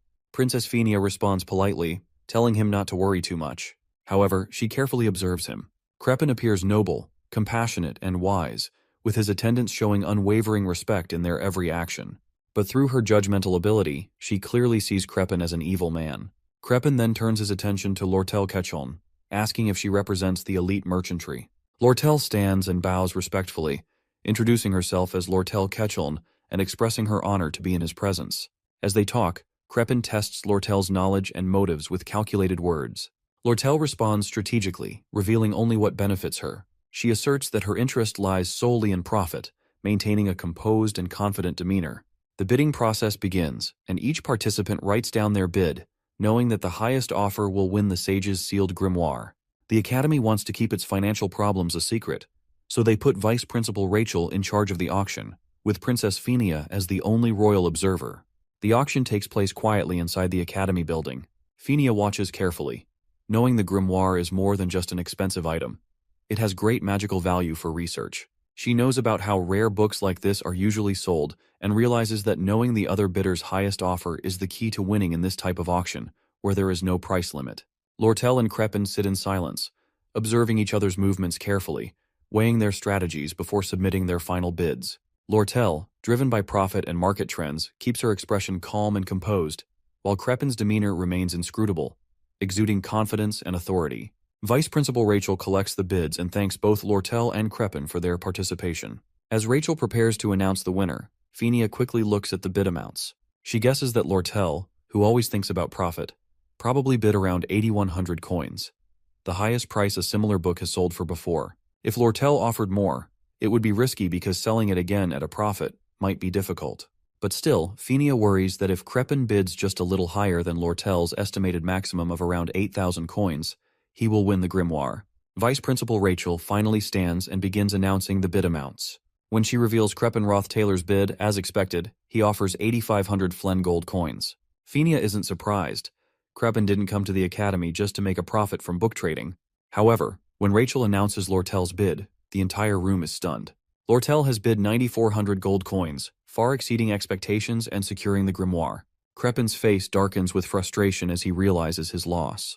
Without a word, he leaves the building with his attendants, his bitter expression revealing his disappointment. Meanwhile, Lortel calmly moves to a private room to complete the transaction, leaving Phinia in disbelief. Phinia struggles to understand why Lortel, who claims she only cares about profit, would spend such an enormous amount just to secure the grimoire. The princess recalls their previous conversation over tea, when Lortel suggested they become allies. Now, it becomes clear. Lortel's true intention was to prevent the grimoire from falling into Crepin's hands. Yet Phinia remains skeptical. She cannot believe that Lortel would act purely out of a sense of justice. There must be someone behind her, someone who ordered or influenced her to stop Crepin Roth-Taylor. The princess's suspicion grows, wondering who could be pulling the strings behind the scenes. As Princess Phinia recalls Lortel's words about Ed's ties to the Roth-Taylor family, a realization strikes her. Ed had been fighting against his family's darkness all along, struggling to the point of collapsing from overwork. Overwhelmed with guilt, Phinia panics, questioning how she could have driven such a person to ruin by pushing for his disownment. Regret washes over her as she reflects on the consequences of her actions. However, for Ed, Phinia's misunderstanding may have been a hidden blessing. Living in the forest forced him to sharpen his survival and combat skills, turning him into someone far more capable than before. Meanwhile, in her quarters at the elite merchantry, Lortel admires the sage's sealed grimoire she just acquired. She carefully calculates her potential profits if she were to sell it, realizing the difference would only be 900 gold coins. Yet, deep down, she knows she didn't do it for profit. She did it for Ed, following his request without hesitation. Determined to win him over by any means, she sees the grimoire as an opportunity, one she can leverage to ask him for anything in return. Lying on her bed, Lortel indulges in the thought of having Ed in her debt, considering the small price of 900 coins a worthwhile investment.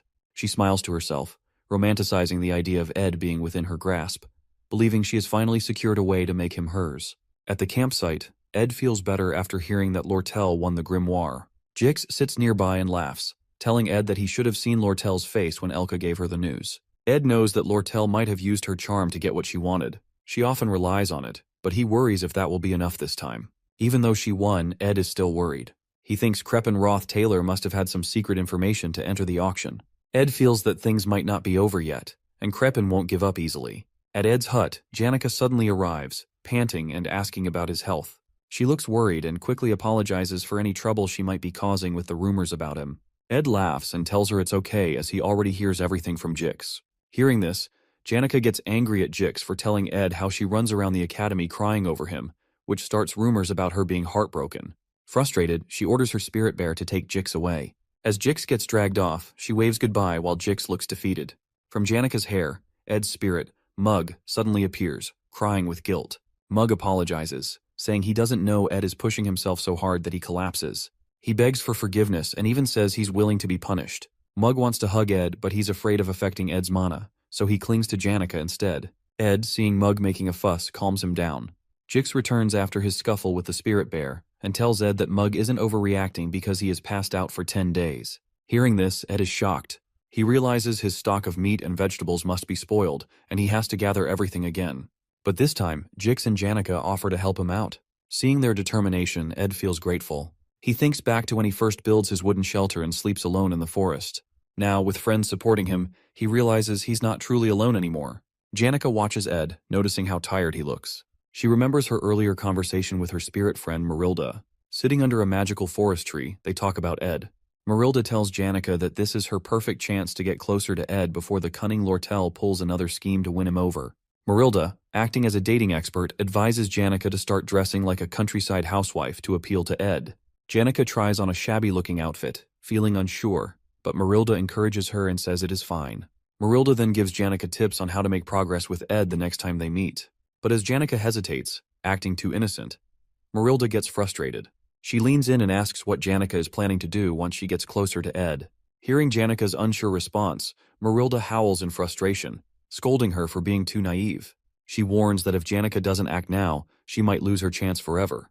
Ed is growing stronger every day, and he won't always be in such tough situations where he needs support. Feeling pressured by Marilda's scolding, Janica finally comes up with a plan. She whispers it to Marilda, who nods in approval, saying it is a pretty good idea. At night, after eating a nice stew that Janica makes for him, Ed gets up to rest as he is still tired despite all the help he receives from Jix and Janica. His main focus is on recovering. As he lays down on his bed, the door suddenly opens, and Janica appears, standing there. With a romantic pose and soft voice, she tells Ed that he looks really tired. Ed, seeing Janica doesn't return back, starts wondering if she is planning something. Janica, looking at Ed with romantic eyes, walks into the room. As Ed asks what she is planning, she only smiles and moves closer to his bed. She then sits down beside him. Trying to seduce him, she softly says that he needs to admit he is having a hard time, reminding him that exhaustion affects everyone both physically and mentally. She tells him that she understands how tough his schedule is and how much he is enduring, more than anyone else. Janica then confesses that Ed has helped her the most, simply by staying quietly by her side when everyone else rushed to offer support. She wants him to acknowledge his struggles so that he can finally rest peacefully beside her, as she also wishes to support him quietly. Seeing how much Janica cares, Ed rests his head on the pillow and finally admits that he is really having a hard time. Just by saying it out loud, he feels a deep sense of relief and quickly drifts into a peaceful sleep. By morning, he wakes up to find Janica sleeping beside him. But what makes him happiest is that his fatigue is completely gone, and he feels fully recovered, all thanks to Janica. In the morning, after waking up, Ed is surprised to see Lortel visiting him. They get to the river to sit there. She looks happy to see him feeling better, but she also tries to gain his sympathy by mentioning her own health issues, claiming she's suffering from chronic fatigue. At first, Ed thinks she's just exaggerating, but when she struggles to walk over to him, wincing from joint pain, he realizes she might really be unwell. She finally sits down next to him with some effort. Concerned, Ed asks why she came all the way to the forest when she's both busy and not feeling well. But Lortel, who mainly came to see Ed, brushes off his concern and says she has something important to tell him. She reveals that she is renaming her merchantry into a trading company and offers Ed a key role in it. She wants him to help manage assets, products, and external affairs, offering him the position of co-executive. Lortel tries to convince Ed by saying he would visit the company every day, and they would be just one wall apart.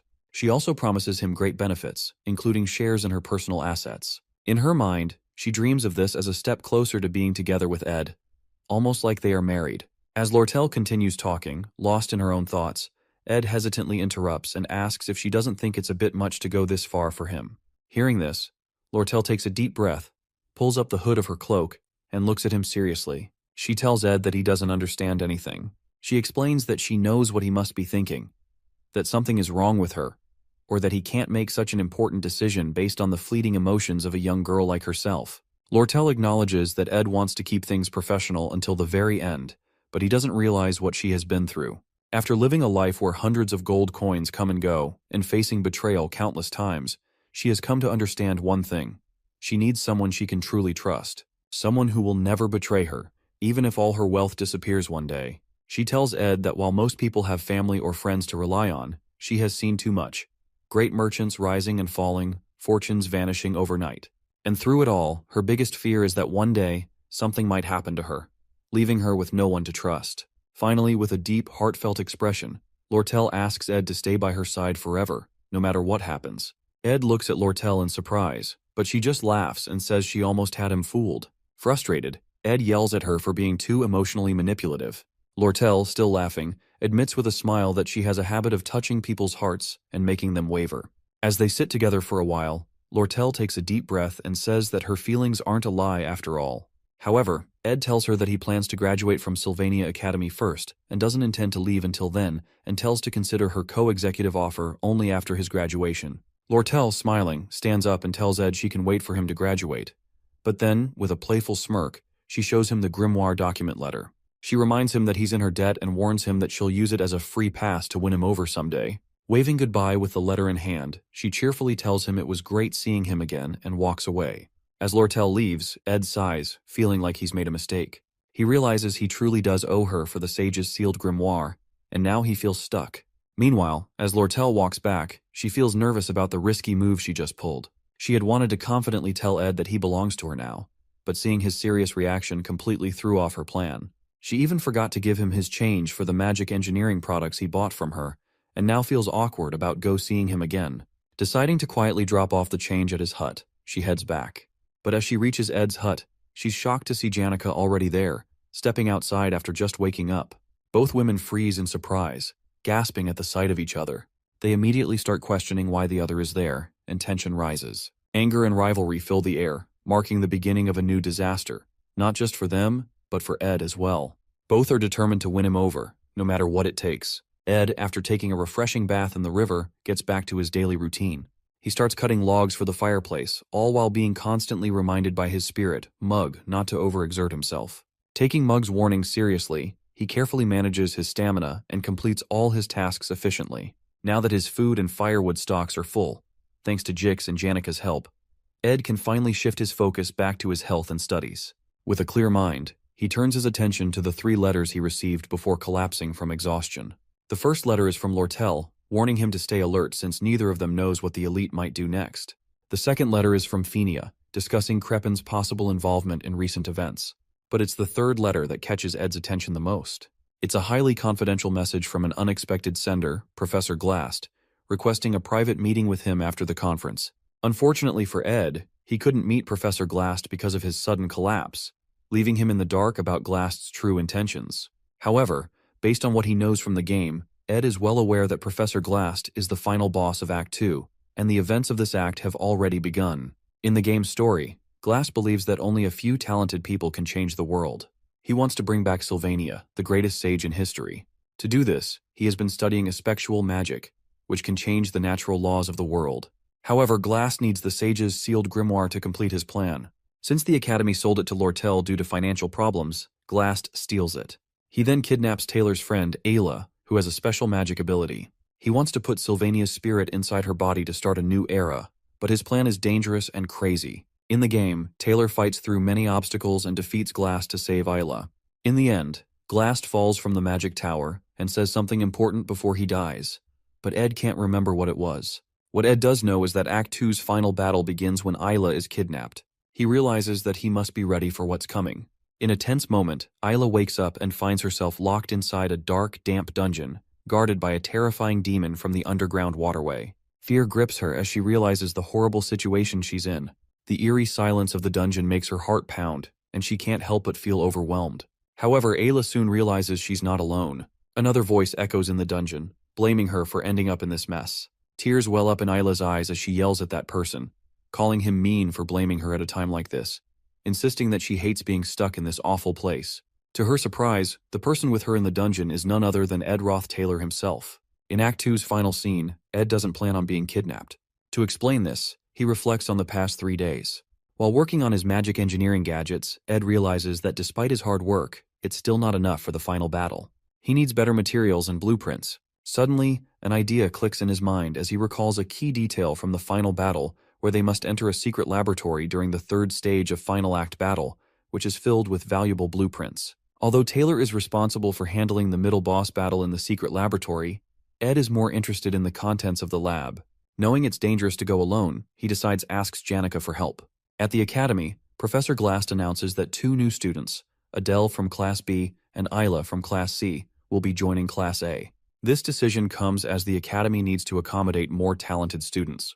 Jix realizes that with the addition of these two students, Class A will now have 5 members, marking a significant change after many years under Professor Glast's supervision. Even though Ayla might not be the strongest student, her unique aspectual magic stats make her stand out. Curious, Jix asks Glast whether the class criteria are based strictly on talent.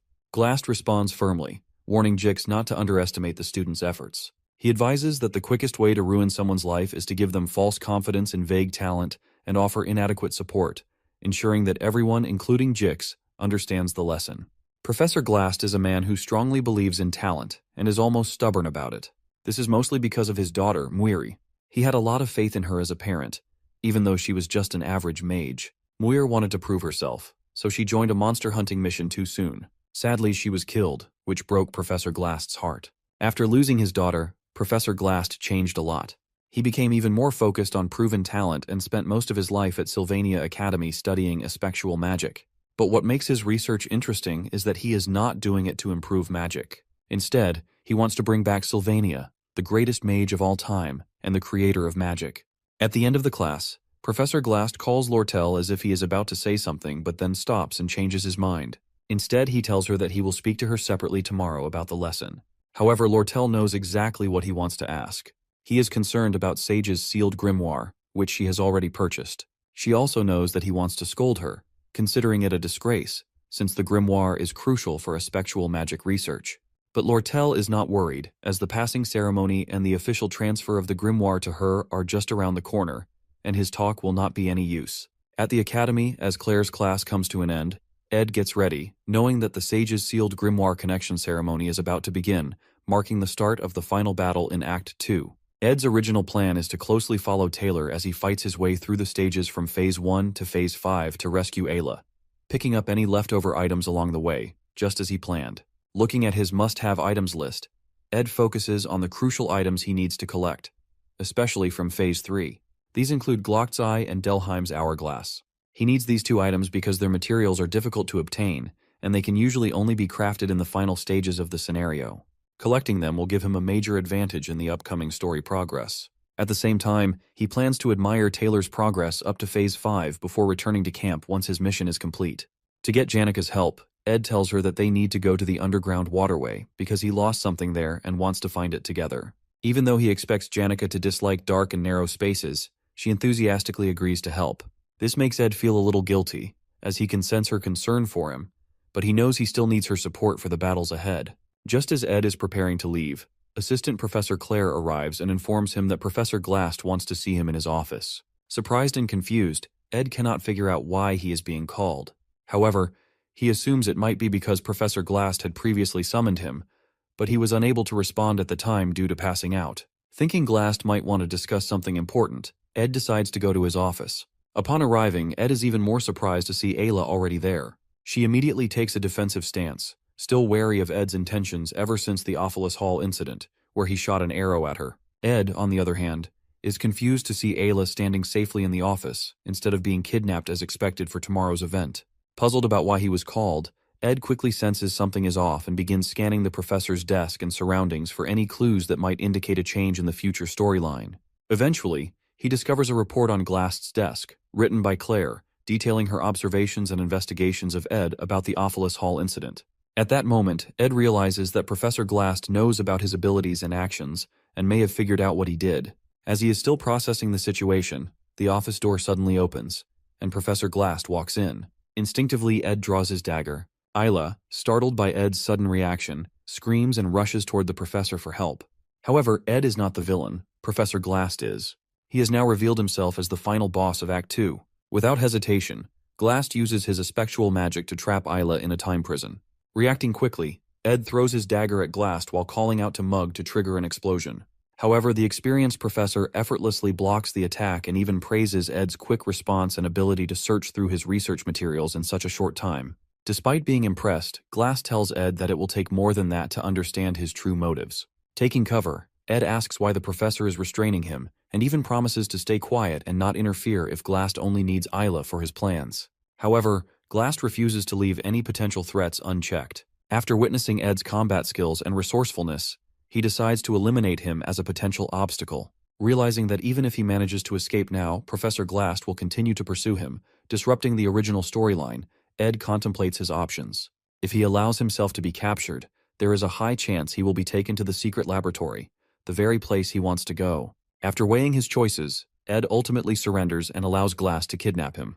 Observing Ed, Glast remarks that Ed is a product of effort, not talent.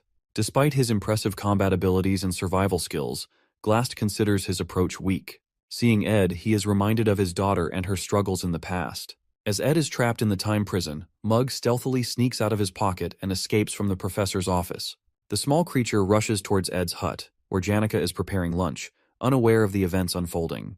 An old man writes his life story, chronicling his travels across the southern continents where he uncovers many magical truths. He dedicates much of his writing to his late master Sylvania, one of the greatest mages who tragically passed away at a young age. In his heart, she remains eternally beautiful, and throughout his life, he longs to break the natural laws of the world just to see her face once more. However, he understands that what is lost cannot be regained. Instead, he chooses to pass on his knowledge by training a young apprentice, preparing her to carry on his teachings. On his deathbed, he places Sylvania's hat on his apprentice and hands over his life's work. In the final words of his book, he dedicates his legacy to his young apprentice, Lucy Marcel. In the game's story, that old man, Glocked, accepts his approaching death with serenity, waiting for it more sincerely than anyone else. Lucy, his apprentice, has no choice but to let him go, yet the sorrow of losing her beloved master, whom she calls grandfather, cuts deeply. Ed reflects on whether Lucy's pain will ever fully heal or if the scar will remain forever. The only small comfort Lucy finds is in the pouch of beef jerky she keeps from Ed's hut. As Lucy shakes her beef jerky pouch and finds it empty, she climbs down from the hut's roof to refill it. However, she spots Janica standing below, activating a deep, sinister purple aura filled with anger, while the spirit mug speaks to her. Meanwhile, at Trix Hall, the Academy's main conference room, the Sage's sealed grimoire passing ceremony begins. Elite members of the Merchantry and Academy faculty gather as Lortel stands ready to receive the grimoire from Principal Obel Forsyth in front of the audience. As she looks at Principal Obel, she recalls Kreppenroth Taylor, who is the same age but appears strikingly different. Back at after the bidding for the grimoire concluded, Kreppen personally met with Lortel, urging her to hand it over to him. In response, she countered with a bid of 12,000 gold coins, which Kreppen accepted without hesitation. Before leaving, he revealed crucial information to Lortel that her father, Elite Ketcheln, had hired a group of mercenaries who were now heading to Sylvania. Despite Kreppen's unpleasant personality, his information proves valuable to Lortel, strengthening their alliance. Holding the grimoire in her hands, Lortel contemplates her options to whether to sell it to Kreppen for a significant profit or use it as an opportunity to get closer to Ed. A subtle smile crosses her face as she gently touches the grimoire, weighing her choices. Suddenly, Professor Glast uses aspectual magic to create a powerful barrier, preventing anyone from approaching the grimoire. At the same time, he summons two enormous spirits, forcing Principal Obel and Lortel to retreat under their overwhelming pressure. Without hesitation, Glast seizes the grimoire and swiftly leaves the hall. With no obstacles left in the way, the story moves forward without any changes, signaling the official beginning of the final scene of Act 2. In Professor Glast's secret laboratory, Ed finds himself trapped in a prison cell alongside Isla. Frustrated and angry, Ayla yells at Ed for being mean and expresses her hatred towards him. Suddenly, Coombe, Glast's friend and fellow researcher in Aspectual Studies, appears. He warns them to consider themselves lucky for not being used in experiments and advises them to stay quiet, fearing that the monstrous guard outside may awaken and put them in danger. However, Ed remains calm and responds confidently. Impressed by Ed's composure, Coombe tells them to sit silently and avoid any foolish actions, as he will be watching them closely. Ed leans back and waits patiently, expecting Taylor to barge in and rescue them. His plan is to seize the opportunity, gather all the magic engineering recipes and equipment, and quietly return to his hut. In the meantime, he tries to strike up a conversation with Ayla to pass the time. However, she snaps at him every time he speaks, still angry over the arrow he shot at her earlier. Ed attempts to calm her, insisting he holds no grudges and could have hurt her if he truly wanted to. Stunned by his reasoning, Ayla continues to yell, calling him a liar. Finally, Ed firmly tells her to stop and wait patiently for Taylor. As tension lingers, Ed eventually apologizes, explaining that his actions were driven by his own circumstances. Hearing an apology from Ed for the first time, Ayla is left speechless. Just then, Ed's spirit, Mug, appears, crying and asking if Ed is safe and unharmed. Seeing Mug, Ed feels relieved and grabs him tightly, finally having someone to talk to in the cell. Isla, surprised to see Ed with a spirit companion, suggests that Mug should go and warn others for help. Mug excitedly informs them that he has already asked Janica for help, and Lucy is also preparing to come. Hearing Lucy's name, Ed's mood shifts instantly. He becomes furious, realizing the disaster that will unfold if she arrives. In frustration, he spanks Mug, sending him flying across the cell. Coombe notices the commotion and approaches Ed, but Ed warns him to release them or risk facing serious trouble. Amused by Ed's confidence, Coombe ignores him and returns to his work. Meanwhile, Mug stealthily returns with the dungeon keys, having swiped them while Coombe was distracted. Ed quickly unlocks the cell and gets a chance to escape. Convincing Isla to stay behind the cell as her leg hurts and dangerous monsters out there, after some hesitation and arguing, she reluctantly agrees. Without wasting time, Ed rushes out, determined to stop Lucy before she arrives and causes chaos. Ed knows that even the most dedicated players of the game avoid involving Lucy in major events, fearing the unpredictable changes she could bring. With his future hanging in the balance, Ed races against time to prevent Lucy from reaching the lab.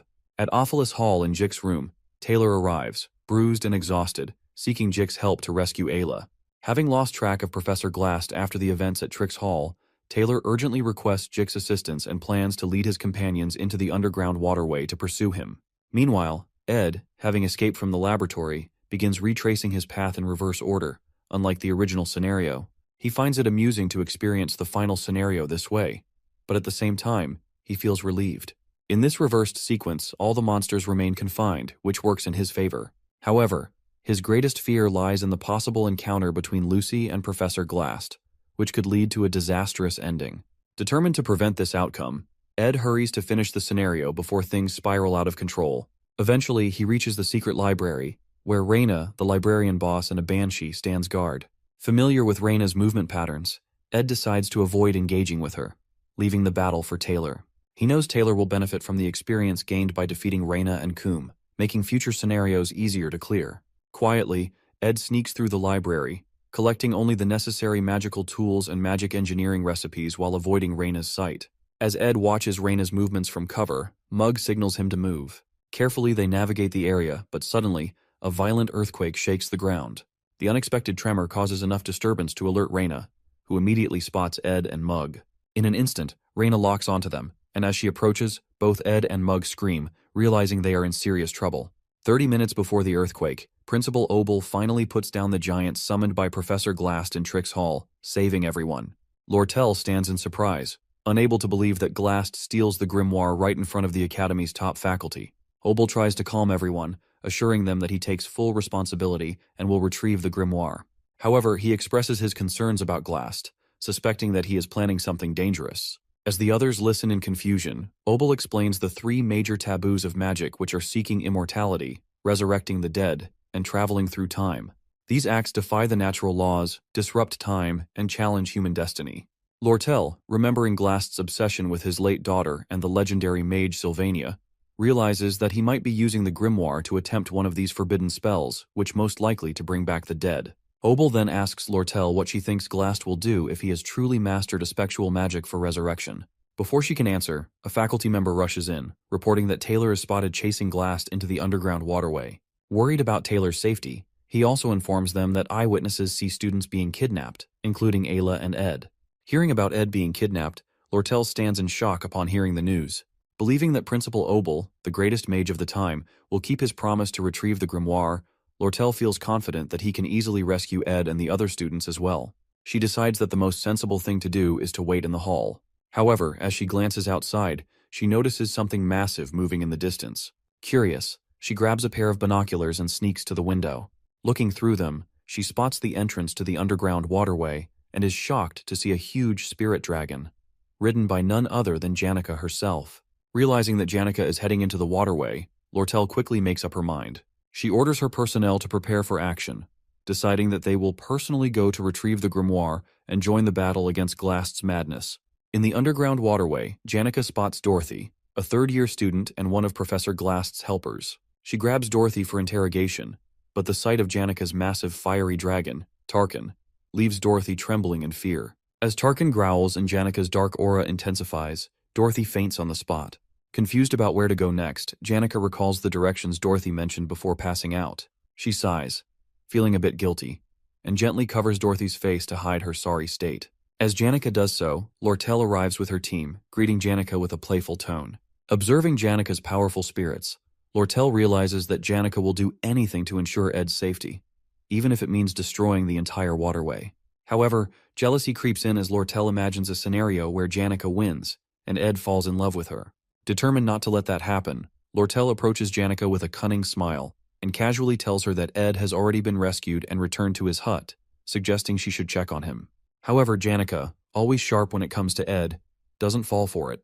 She questions Lortel logically, asking how Ed could have escaped when she was the first to arrive and didn't see anyone taking him. As the two engage in playful argument, Janica casually mentions that she also asked Lucy for help, but Lucy simply yawned and walked away, leaving the two of them to handle the situation. Realizing they are left with no choice, both Janica and Lortel decide to split up and search for Ed in different directions. Both of them rushes to find and save him, hoping to win him over. Meanwhile, inside the secret library where Ed and Mug are trapped by Raina, an unexpected event occurs. The roof suddenly collapses right on top of Raina, trapping her under the rubble. To Ed's horror, Lucy casually falls down from above, yawning and explaining that she got bored and decided to come help. Seeing Lucy now in the scenario, Ed looks at her in shock, realizing that things are going to get much worse now. While the event unfolds, Principal Obel and his friend watch the sunset, discussing whether they should step in to retrieve the grimoire or stay out of it. Obel considers letting the students handle the situation, believing it's a valuable opportunity for them to grow, as they are the future mages and warriors of Sylvania Academy. However, his friend questions if the students really need to push themselves so hard. He acknowledges that this is the greatest golden era in the Academy's history, but wonders if they should interfere to ease the burden. He mentions talented students like Taylor and Jix, rare finds among their peers. Over time, many students have risen to the challenges faced by the Academy, showing great potential and shining like stars. He and Obel have high expectations for them. Hearing this, Obel's excitement rises. He feels something big is coming. Upcoming challenges that will be even more intense and difficult, pushing the students beyond their limits. During the event, Lucy crashes straight onto the secret library underground, landing right on top of Raina and trapping her under the rubble. Sitting on the pile and yawning, Lucy's casual attitude leaves Ed completely stunned. As Ed regrets her unexpected arrival, Lucy innocently asks if he has any beef jerky left for her. Still upset by the situation, Ed tells her he doesn't have any, making Lucy sad as she starts looking for a place to take a nap. But before she can, Ed quickly grabs her shoulder, coming up with a new plan. Ed knows that Lucy's arrival has messed things up, but he also realizes that by now, Janica and Lortel should have entered the hall to help him rescue. To allow Taylor to defeat the remaining enemies and gain experience, he needs to stop Janica and Lortel from interfering. Most importantly, he must keep Lucy from rushing into the final stage and defeating Glast, which would lead to the bad ending. Thinking fast, Ed convinces Lucy to stay with him and not wander off. He recalls something Janica once said, sticking quietly with someone ensures safety. Using the same logic, he tells Lucy to stay close, promising her beef jerky once they escape. Now with Lucy on his side, Ed plans to gather all the magical equipment from the library, find Janica and Lortel, and get out of there, leaving the scenario for Taylor to handle. As they start their escape, Lucy unleashes her ignition spell, burning all the attacking bats in their path. Ed watches in awe, realizing just how powerful she truly is. He tries to stop her from taking down too many enemies, wanting to leave enough for Taylor to fight and grow stronger. As Janica and Lortel search for Ed, they take different approaches. Unlike Janica, who relies on her spirit connection ability, Lortel is skilled at quickly finding the right paths. As she navigates through the underground waterway, she feels a growing sense of genuine concern for Ed, something beyond her usual motives of wealth and power. For the first time, she realizes she truly wants to help someone without expecting anything in return. Eventually, she reaches a concealed wall with a spell cast on it. Just as she pauses to listen, a loud blast shatters the wall, and out comes Ed, carrying Lucy on his back while holding advanced magic equipment. The sight of him immediately brings relief to Lortel, who is worried about his safety. Without hesitation, Ed hands her some of the expensive magic tools to carry. Lortel, however, is stunned. Seeing Ed carrying Lucy so casually ignites a fire within her. She had taken every opportunity to grow closer to Ed, making the first moves and being proactive, unlike Janica, who hesitated and played it safe. But now, with Lucy in the picture, it feels like all her efforts might be in vain. Her frustration builds, and she can't help but angrily yell Ed's name. But before she can say more, Ed suddenly pulls her close, looking straight into her eyes and telling her that he trusts her more than anyone else. Lortel freezes, completely caught off guard by his words and actions. Her heart races, and a deep blush spreads across her face. In that moment, all her anger melts away, replaced by happiness. She feels like she's finally making progress with Ed in a way she never expected. Before she can fully process the moment, one of her crew members rushes over, bringing urgent news about a major problem unfolding nearby. Meanwhile, Taylor and his group enter the underground waterway. Clebius, always scared and complaining, starts mumbling nonsense about wanting to leave. Annoyed, Elvira kicks his foot to shut him up. Clebius yells in pain and angrily asks why they even have to save Ed Roth along with Ayla. Taylor tries to calm him down, reminding him that Ayla is a good person and asking him to stay strong and help her. As they walk deeper into the waterway, Adele, the romantic and self-proclaimed fortune-teller of the group, raises her finger dramatically. She happily warns the group that something dangerous is ahead. Adele's prophecies are usually spot on, almost like she can see the future, which is why Taylor trusts her to guide them. Right as Adele points in the direction, an explosion happens. Suddenly, Tarkin, the fiery dragon spirit, appears, carrying Miss Claire. Janica is demanding Claire tell her where Professor Glast is. Terrified, Miss Claire stumbles and faints, just like Dorothy did earlier. Janica notices Taylor and his group nearby and greets them with a smile, but Taylor's group immediately gets defensive, preparing for a fight. Janica looks confused, but Taylor assumes she might be an enemy they have to face to move forward. Everyone is tense, except for Jix, who casually waves at Janica. Taylor, determined as always, readies himself to fight, but Jix stops him, sensing that there's been a misunderstanding. Before things escalate, someone yells for everyone to stop. Ed Roth and Lortel appear from another direction. Taylor freezes in shock. He now sees Janica, Lortel, and Ed together, and the realization hits him as it's impossible for his group to defeat them. Taylor remembers how Ed, with only basic magic and archery skills, managed to hold off his group and him during the Ophilis Hall incident. Now Ed looks even stronger, both physically and in combat ability. Taylor knows their chances of winning are zero. But to Taylor's surprise, Ed walks over and taps his shoulder. Ed calmly tells Taylor to focus on saving Ayla and defeating Glast. Ed assures that Taylor will now take care of the story while he will take care of the side threats, the elite Ketchuln. As Lortel's crew member rushes to her side, he delivers alarming news that the elite Ketchuln has arrived on Arkan Island, accompanied by mercenaries. Hearing this, Ed immediately understands the situation. The elite Ketchuln, the mid-boss of Act 2 in the game, wasn't properly defeated before. Because of this oversight, he has returned, taking advantage of the mistake Lortel made by leaving many of her trading company members behind. Without their leader, the elite had no trouble to take them down one by one. However, Ed knows he now holds a unique advantage, which is the magic tool that lets him see the future of the game. As he examines the unfolding events, Ed realizes everything is still following the original storyline. With Act 2 nearing its conclusion and Taylor progressing the main story, Ed sees his role clearly. If he can handle the new mid-boss, Elite Ketchuln, just as it happens in the original story, the plot will stay on track. Confident in his strategy, Ed encourages Taylor and his group, giving them a boost of morale. He wishes Taylor good luck, knowing that as the main character of the game, Taylor will face even greater challenges ahead. Trusting Taylor to handle the main storyline, Ed leaves him and his group to focus on their mission. Without hesitation, Ed heads outside, determined to confront the elite Ketchuln and eliminate this new threat before it disrupts the flow of the story. Ed thinks the elite might attack Lortel's trading company to find proof of her involvement in the armor sale scheme, which caused him to lose his position in the association. While they are running toward the trading company, Janica suddenly tells them to stop for a moment. But Ed insists they keep moving quickly. Janica stops in her tracks and forces Ed to stop as well. She reminds him that he already collapsed before and barely escaped from Glast's prison. With tears in her eyes, she begs him not to get hurt again and says the elite's problem has nothing to do with him. Ed knows that this isn't really his fight, but he also understands that the elite is a big threat. If he doesn't deal with this, it could ruin the safe ending he is trying to protect. He also realizes he'll need Janica's and Lortel's help to handle the situation.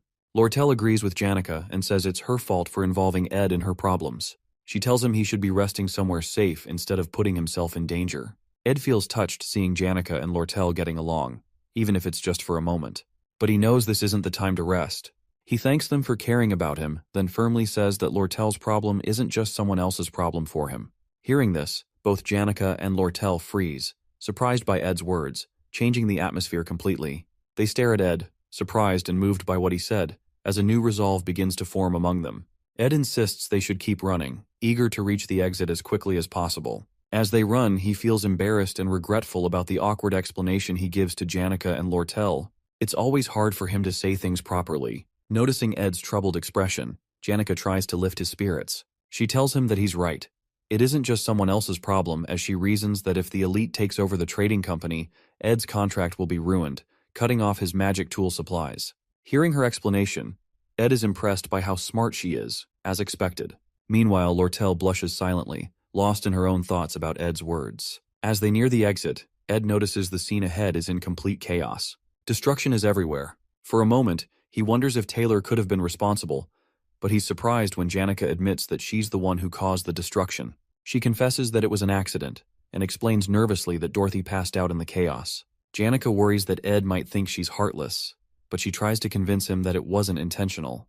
Lortel's crew member informs them that they are almost at the exit, and that there's a carriage waiting for them outside. The plan is to use the carriage to quickly reach the association building, where Lortel's staff is waiting. However, when they step outside, they're met with a horrifying sight.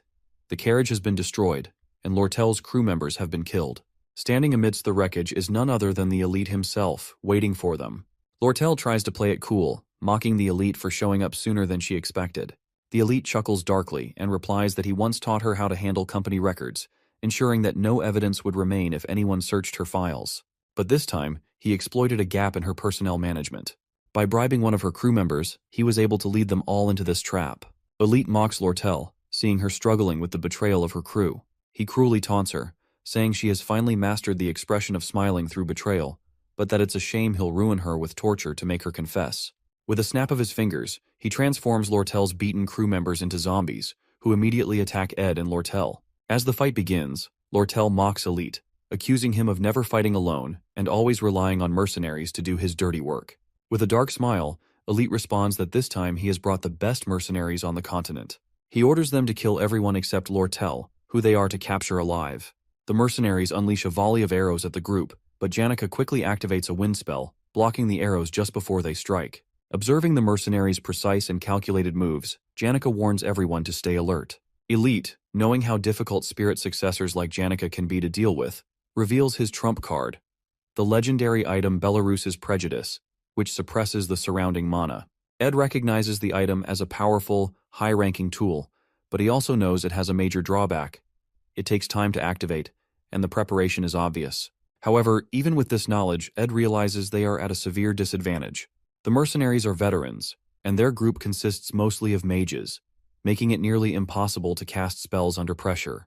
Lortel informs Ed that Elite is well prepared and already knows all of their strengths and weaknesses. If Belarus's Prejudice is activated, their fight will end in defeat. When she questions Elite about how he plans to deal with the Academy holding him accountable for his actions, Elite grins darkly, saying that it's better than losing his life. Ed feels the weight of the battle as he watches the chaos unfold. He regrets leaving this third-rate villain alive earlier in the story, as the butterfly effect of that decision has now made Elite an almost impossible foe to defeat. Remembering Elite's dark backstory, including how he killed Lortel's parents and his ruthless rise to power, Ed sees him as the ultimate villain. But despite the overwhelming odds, Ed remains determined. He knows that in the original story, Elite was defeated, and he plans to make that outcome a reality. As Elite's mercenaries continue to block their path, Ed gets an idea. He crouches down, gently unloading Lucy from his back. Nudging her, he tells her it's time to wake up. Lucy yawns lazily, complaining about how noisy everyone is. Then, without hesitation, she activates her magic aura. The overwhelming power of her spell clears the way, sending mercenaries flying left and right. With Lucy, the slothful but immensely powerful mage, finally awake and joining the fight, the tide of the battle begins to turn. At Glock's small cabin, his travel journal, written in the final days of his life, was barely known to anyone. In it, Glock wrote about Lucy. He recognized her natural talent and her blessing from the stars, but warned her not to stop learning or become lazy because of her gifts. He also advised her never to be alone, as her great power would bring loneliness. Before finishing the journal, he made Lucy promise 3 things: never to kill anyone with her magic, avoid actions that might stain her hands with blood, even by accident, and to live a peaceful life as a student at Sylvania Academy. In the present, when Lucy activates her magic, the veteran mercenaries, who had faced danger and death countless times, become terrified. They had never seen such a powerful force before. Even Elite, who had been so confident, shouts at Lucy to stop and orders his men to fight her. One brave mercenary charges at her with a sword, but with just a snap of her fingers, Lucy uses her magic to throw him away with overwhelming force. Seeing this, the rest of the mercenaries panic and run, leaving Elite behind to face Lucy alone. Elite, now sweating and scared, tries to threaten Lucy by saying he'll use his magic tool if she comes closer. But when Lucy asks if he's the leader, her powerful presence terrifies him so much that he falls to the ground. Just as she's about to finish him off, Ed steps in and signals her to stop. Elite has already been defeated, and there's no need to do more. Suddenly, the ground shakes violently as a huge earthquake begins. In the sky, the 7 brightest stars align in a straight line. Ed realizes that Glast has advanced his magic to a point where he's breaking the laws of nature, causing the magical realm to descend. This signals the start of the final battle of Act 2. Ed thinks about Taylor, who has defeated the monsters in the underground waterway and is now stronger and ready to face Glast with his group. Feeling relieved that the story is progressing as it should, Ed starts to relax. But then, to his shock, he sees Lucy flying toward the magical realm. Lucy watches as the realm's towers begin absorbing magic from the air, hinting that reviving the dead might actually be possible. Surprised and worried, Ed realizes Lucy might now be caught up in something far more dangerous than anyone expected. As Ed watches Lucy, he recalls the bad ending of the game. In the original storyline, Lucy naps on the roof of Trix Hall during this event. However, if players awaken her early and bring her to face Glast, he offers to revive her mentor, Glocked. This temptation causes Lucy to turn against the players, becoming an enemy and annihilates the entire group, including the hero, leading to a bad ending. No matter how skilled or dedicated a player is, there's no way to defeat Lucy. Ed now fears that his actions of being kidnapped and escaping the prison cell may have unintentionally triggered this bad ending. As Lucy watches the realm and Ed watches her nervously, Elite seizes the moment to activate his legendary magic tool to suppress Lucy's mana. With Lucy temporarily weakened, Elite orders a mercenary to attack Ed. The mercenary charges, but Ed, remaining calm, uses his Windblade magic to counter, throwing the attacker aside. Elite is stunned by Ed's skill. However, Lucy's overflowing mana proves too much for the tool to handle, and it shatters under the immense pressure. Once again, Elite finds himself defeated. Realizing his situation is hopeless, he falls to his knees, begging for mercy. But Lucy, furious, is ready to end his life. Just as she's about to strike, Ed steps in between them and urges her to stop. He reminds her that killing, even if it feels justified, is not the answer. His words echo Glock's advice to her about avoiding bloodshed and keeping her hands clean. Lucy hesitates, remembering her mentor's teachings. She spares Elite and turns her attention to the realm once more. As she prepares to leave, Ed asks where she's going. Lucy responds vaguely, but Ed presses further, asking if she will regret her decision. Lucy recalls Glock's final advice from his book, to be strong and accept that what's lost is lost. He dedicated his life and his writings to her, urging her to move forward. With a calm resolution, Lucy assures Ed she won't regret her choice and flies away, disappearing into the sky. With the battle over, Janica oversees the mercenaries, ensuring they retreat safely by boat. Meanwhile, Lortel captures Elite and takes responsibility for handing him over to the authorities for his crimes. With the situation under control, Ed climbs to the top of Trix Hall. His body feels heavy, but he pushes forward, knowing he must reach Lucy. When he finally reaches the roof, he finds Lucy sitting alone, gazing at the realm. Quietly, Ed sits beside her. He reflects on how much Glock contributed to the Academy, even founding the scholarship that Ed benefits from. Despite living a frugal life, Glock donated all his wealth to the Academy, shaping the future of countless students. The Glock Hall, which Janica accidentally destroyed in Act 1, was built in his memory. Ed understands Lucy's sadness that this entire Academy is her mentor's legacy, and his presence lingers everywhere. For Lucy, the Academy is a constant reminder of Glock's life and sacrifices, a legacy. After sitting with Lucy for a moment, she suddenly asks Ed if he has any beef jerkies left. Ed shakes his head, chuckling softly as he tells her he doesn't have any. Curious, he then asks what she's doing all the way up on the roof. Lucy remains quiet for a moment before replying, her voice thoughtful and distant. She says she's just thinking about the old days while watching the realm. As the stars twinkle in the sky, Lucy begins to share her story. She recalls how, back in the day, she used to cry a lot because of all the sad things that happened to her. But at some point, the sadness started to fade. She explains that it wasn't because the pain went away. It was because so much time had passed. Her old man passed away a very long time ago, and even if she were to use a spectral magic to bring him back, he'd eventually leave again. She muses that he was already prepared for death, so much so that if she revived him, he'd probably be upset, die again, and scold her for it. She looks up at the sky, her voice quieter now, and says that resurrecting someone as legendary as Glocked, a mage who dedicated his entire life to studying magic and using forbidden magic, would be nothing but an insult to his legacy. Calling herself selfish, she admits that her desire to bring him back was purely for herself, not for him. Ed listens carefully, letting her words sink in. He can't help but ask to make sure if she is okay. He knows Lucy's decision to give up on reviving Glock feels recent, almost like it might be a passing whim. If she changes her mind again, it could lead to something catastrophic. He wants to make sure she's truly at peace with her decision. To his surprise, Lucy doesn't respond with her usual sass or ask for beef jerkies again. Instead, she leans her head on his shoulder, seeking quiet comfort. Ed stays still, realizing that despite everything, Lucy has come to terms with her loss. Even though finding another espectual magic user like Glast in the future will be near impossible, and resurrection magic won't be available so easily, Lucy understands now that the dead are dead, and what's lost is lost. She's accepted that reality, and is beginning to heal, covering her wounds with the life she has now. Together they sit in silence, staring at the beautiful night sky as the stars seem brighter, and for a moment, the sky feels peaceful. As the second act finale begins, Taylor and his team finally find Professor Glast. A massive golem, summoned by Glast's espectual magic, stands before them. Trapped in its heart is Ayla, unconscious, about to be sacrificed. The final battle of Act begins. Jix and the others launch magic attacks at the golem, trying to create an opening for Taylor to save Ayla. Taylor rushes forward, but Glast blocks his way.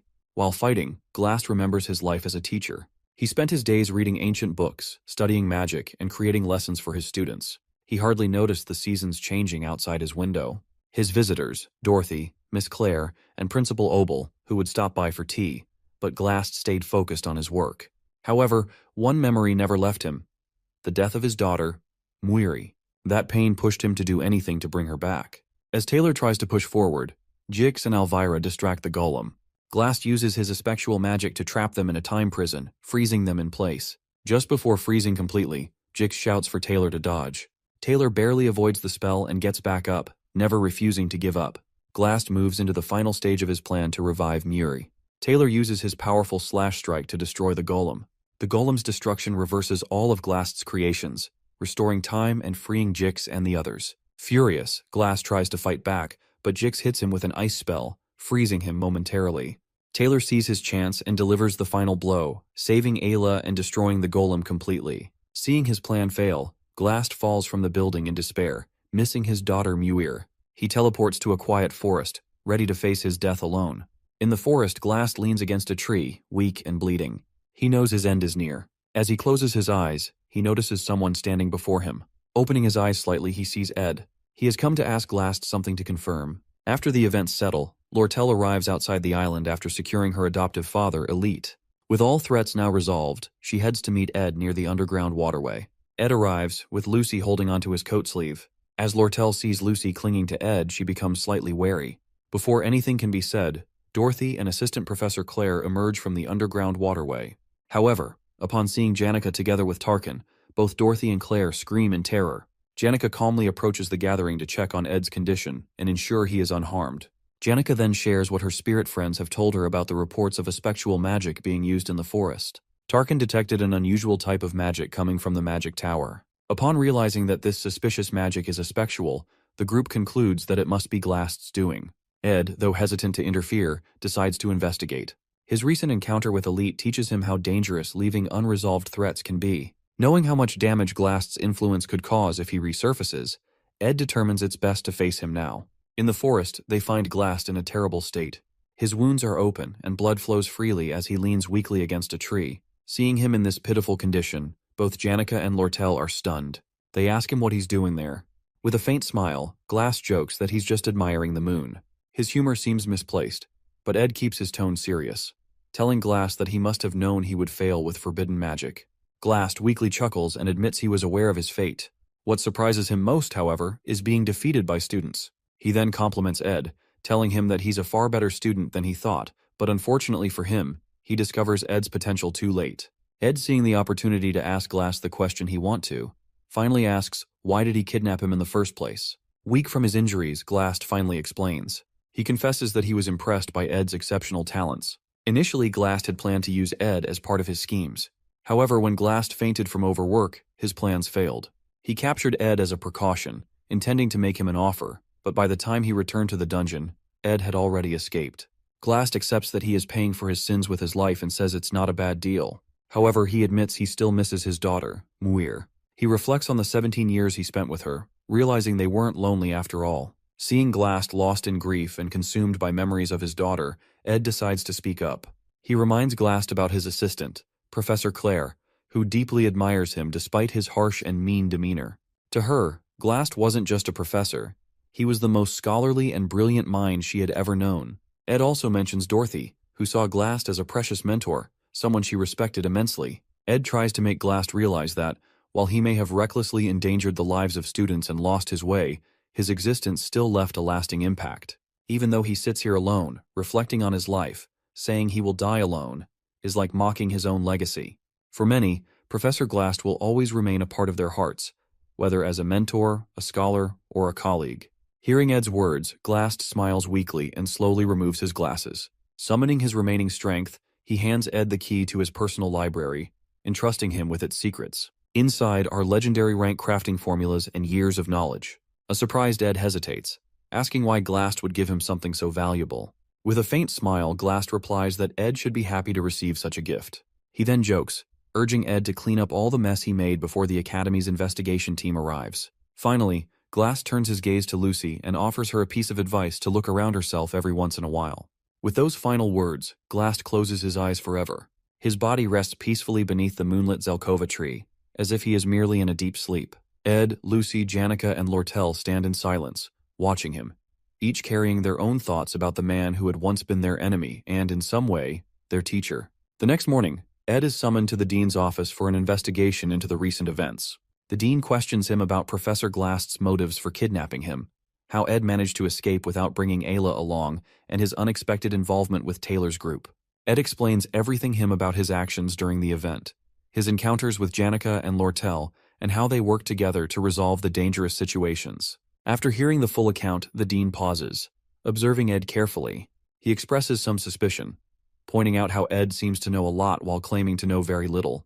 However, after reviewing Ed's past reports, including the Ophelis Hall incident and the recent Glast event, the dean acknowledges Ed's exceptional talent. Apologizing for the Academy's negligence and the suffering Ed endured, he decides to reward him. To Ed's surprise, instead of focusing solely on the report about the recent incident, the dean pulls out Ed's entire report card. After their conversation, Ed is dismissed from the office. Outside, Janica approaches Ed with a cheerful smile, asking if he's okay or if he's hurt. Ed, concerned about her, asks the same. Janica assures him she's fine, brushing off his concerns by saying her injuries are only minor rashes. As her spirit bird chirps something in her ear, Janica asks if Ed is really okay, or if he's hiding any pain. Ed, reflecting on everything that happened, tells Janica that he realized something during the event, that she is always the one working tirelessly to help, and often ends up suffering in the process. Feeling guilty, Ed apologizes for taking her kindness for granted and unintentionally causing her pain. Janica, initially trying to cheer him up, suddenly grows worried. She stops him and admits she lies and isn't hurt at all, as she only pretending to be injured to get his attention. Ed is surprised but quickly reassures her, revealing something unexpected, that starting next semester, he will be living in Dex's hall, same where Janica lives. The dean rewarded him with proper student housing, allowing him to finally leave the wilderness behind. Hearing this, Janica's face lights up with excitement as she congratulates him with genuine happiness.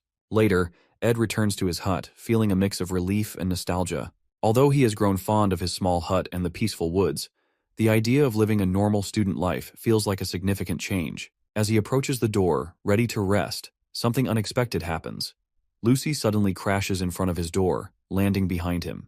Surprised, Ed turns to face her, wondering what brings her here this time. Meanwhile, in a dream, Lucy walks through the woods and realizes she's no longer on Arkan Island, but in the northern Ramellan mountain range, where she grew up. She wonders why she's dreaming of her childhood now, but decides to go to her old house to see her father's face regardless. When she steps in, she finds him on a rocking chair in a house filled with cobwebs. However, when he turns to face her, his face is deformed, and he demands to know why she didn't save him when she had the chance. She soon realizes she's having a nightmare and wakes up. After getting up, her maid arrives to prepare her for school. Oddly, Lucy doesn't respond, but instead uses high-level spatial magic because, for some reason, she feels an urgent need to go to the northern forest immediately. She lands on the roof of Ed Roth Taylor's cabin and watches as he walks toward the house after speaking with the principal. Finally, a smile crosses her face as she feels an unexplainable sense of relief. Suddenly, she overhears Ed talking about how his camping life is about to end, causing her to slip off the roof and land in front of him. Meanwhile, a professor named Flurben teaches his students how unpredictable cats are. They let you think you've gotten close to them, but once you try to pet them, they act aloof and distant. However, when you lose interest and get busy, they become clingy. Professor Flurbin explains to the students who want a cat-type familiar that the best way to attract one is to act indifferent, which will make them approach first. The ladies in the class laugh about how this is even harder than dating while the ecology class on cat creatures continues. These lectures are very popular, and most students have good grades, but Ed's were initially among the lower ranks. However, he soon got ahead in his preparation and ensured his notes were better than everyone else's. After class ends, Professor Flurbin calls Ed to his office to inform him about the Academy's scholarship program. It's a system where students contribute to academic tasks in exchange for tuition discounts. The professor recommends that Ed consider it while he pets his snake. When Ed asks what kind of tasks he'd be doing, Flurbin smirks and vaguely says he'll handle various academic duties, including assisting Assistant Professor Claire.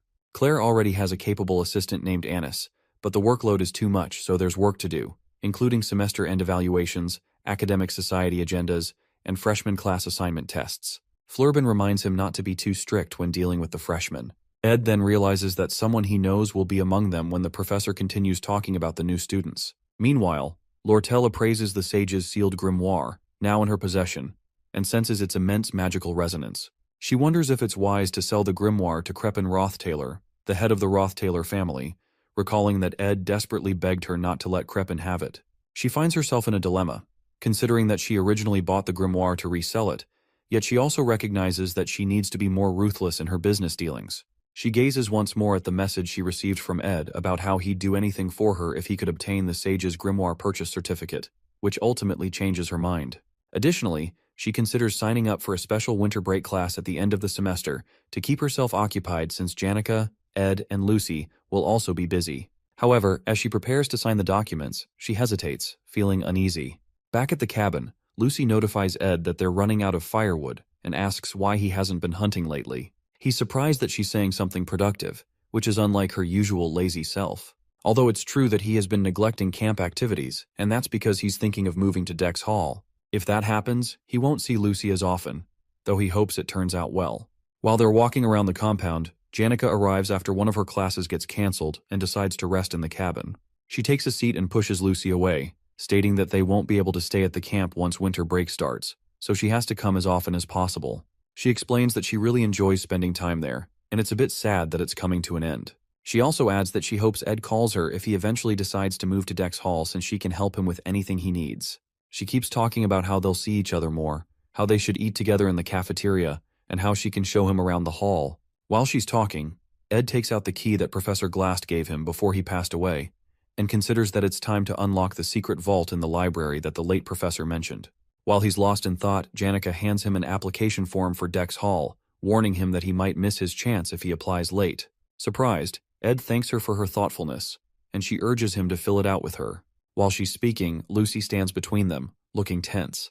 She signals for Janica to stop and then turns to Ed, insisting that he not move to Dex Hall. That moment marks the beginning of an intense rivalry between the two ladies. Shortly after, while Janica helps Ed increase his spirit and mana resonance, she can't help but notice Lucy glaring at her, making her wonder if she did something wrong. However, Ed's magic power keeps increasing until he decides it's time to try intermediate magic. During that time, Lucy keeps clinging to him everywhere he goes and continues to be particularly hostile toward Janica, but her hostility seems more like fear than resentment. Eventually, Ed realizes that intermediate magic is much harder than he expected when he fails to grasp the basics, despite practicing all day. Suddenly, Lucy approaches him and asks what he plans to do once she leaves. He explains that he needs to run an errand and check the fireplace, something he wouldn't have to worry about if he moved into Dex Hall. Without warning, she kneels in front of him and proposes that they go together. Shortly after, they both create a secret entrance through the top of the school library, and Ed uses a rope to get down. While entering, he asks Lucy why she followed him to a place like this. She doesn't reply but insists that she could have helped him with magic. However, he refuses because he needs to know how to get down himself since he won't be able to take everything there all at once. Eventually, they find the secret safe and Ed tries the key. After opening it, a bright light bursts out and he sees something spectacular inside. Not long after, Ed climbs back up and recalls that it's almost time for Lortel to send the magic engineering item he requested. The object they found is a legendary rank magic tool known as Glast's Golden Phoenix Ring, which can distort the timeline to bring the magic one possesses in the future into the present. Being able to use his future magical abilities means Ed can access high-level magic right now. However, depending on how much magic he borrows, he'll be unable to fight for a while. He realizes it's wise not to use it impulsively, but only when he's driven into a corner. Another way he could use it is for a spirit contract, just like Janica, who can command countless spirits because of her vast magic reserves. Beginners like him only have 1 or 2 slots and must practice to communicate with low-ranked spirits due to their limited magic capacity. Temporarily increasing his maximum magic ability means he'll be able to form a contract with a high-ranking spirit, but there may be risks. Lucy wonders why Glass didn't act differently since he had the time to create something like that. But Ed reminds her that it's all in the past. He believes this is the most precious thing the professor could have left them, because he didn't have a habit of wasting time. This ring can break the barrier of talent known as maximum magic capacity, and must have been the reason the professor was researching magic engineering items. The reason he hid it until the very end was that it was supposed to be a gift for his daughter. When they get out, Lucy talks about how she usually only realizes the importance of something after it's gone, and she tells Ed she followed him because she had something to ask. Finally, with a solemn expression, she asks if he's going to Dex Hall and whether he can avoid going. Her words shock Ed because it must have been difficult for Lucy to say that. Eventually, he confesses that entering Dex Hall would make life more comfortable. After all, it's not normal to live outdoors in the cold winter. Lucy glumly agrees. Lucy sees the clouds in the sky and senses that it's going to rain, but it turns out to be little specks of snow, which is unusual for the weather. However, Ed mentions that he hasn't gathered enough firewood for the winter and asks Lucy for help.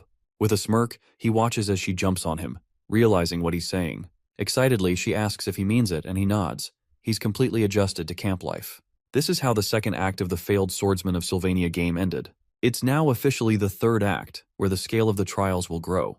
There's much to deal with, including Princess Phenia, who is aiming for the Student Council President position, and her clash with Lortel. Additionally, new enemies and main characters will enter as new students, and the final boss of the third act will be none other than Lucy Merrill herself. It won't be easy, but Ed decides to put aside his worries for a moment, hopeful that they will both be living well and staying healthy.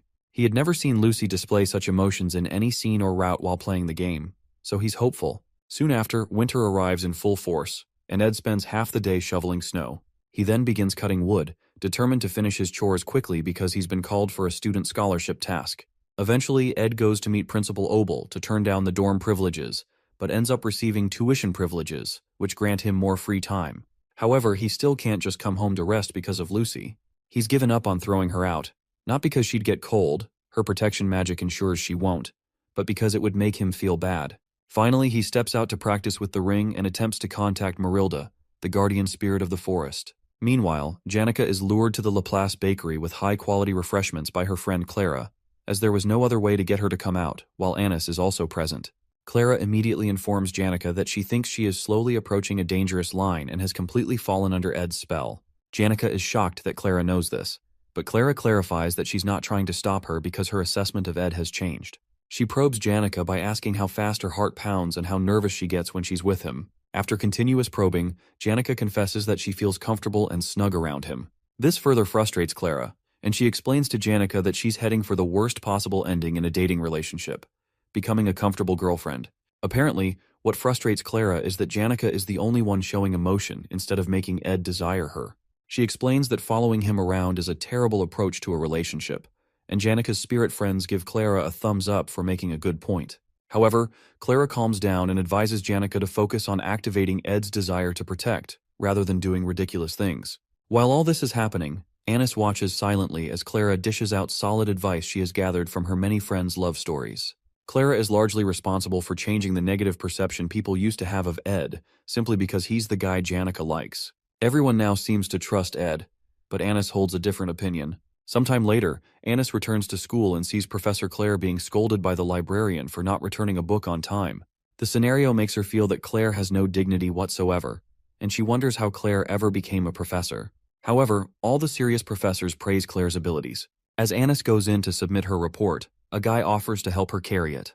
Meanwhile, she reflects on how her assistance is the reason Assistant Professor Claire, who has an incredible academic mind but is terrible at work, has managed to handle all her important tasks. She thanks the guy but refuses the offer as she walks in. She is a second-year student in the magic faculty, and the reason the clumsy assistant professor's personal research lab is always clean. She drops the report on the table, along with some secret information about Ed that she collected at a rate akin to stalking, something that would have gotten her in trouble if she had been caught.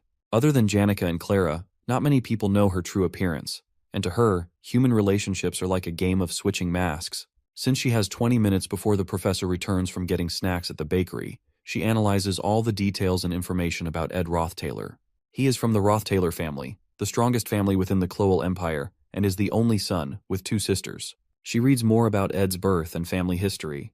When Anis was admitted, her family was unstable, and she had no choice but to fend for herself by working as a student teaching assistant and a scholarship student. She has great survival skills and even considers Lortel her role model. As she reviews Ed's family history again, she supposes that he must have been indoctrinated with a domineering mindset after growing up in a restrictive environment. She concludes that he is probably the kind of person who avoids responsibility and seeks a woman who will give him positive feedback to help him express himself.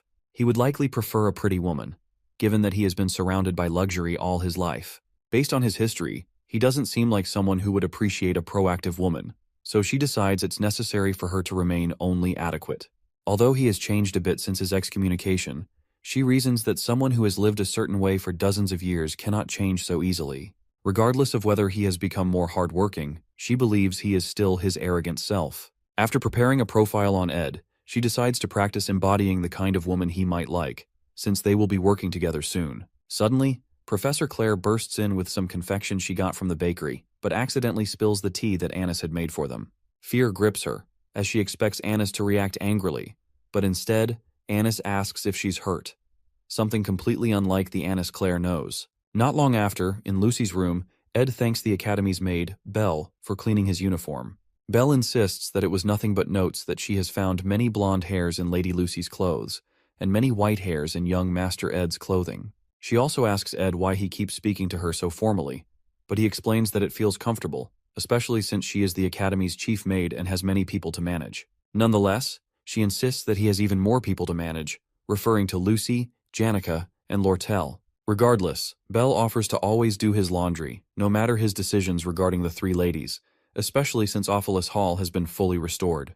When she mentions that 7 new students will be joining after the break and one has already requested to move in, Ed realizes she is talking about Tanya Rothtaylor, his younger sister, and instantly dreads the upcoming break. Sometime later, Jix visits the cabin and informs Ed that he will be going to his hometown for the break to spend time with his best friend, Elka.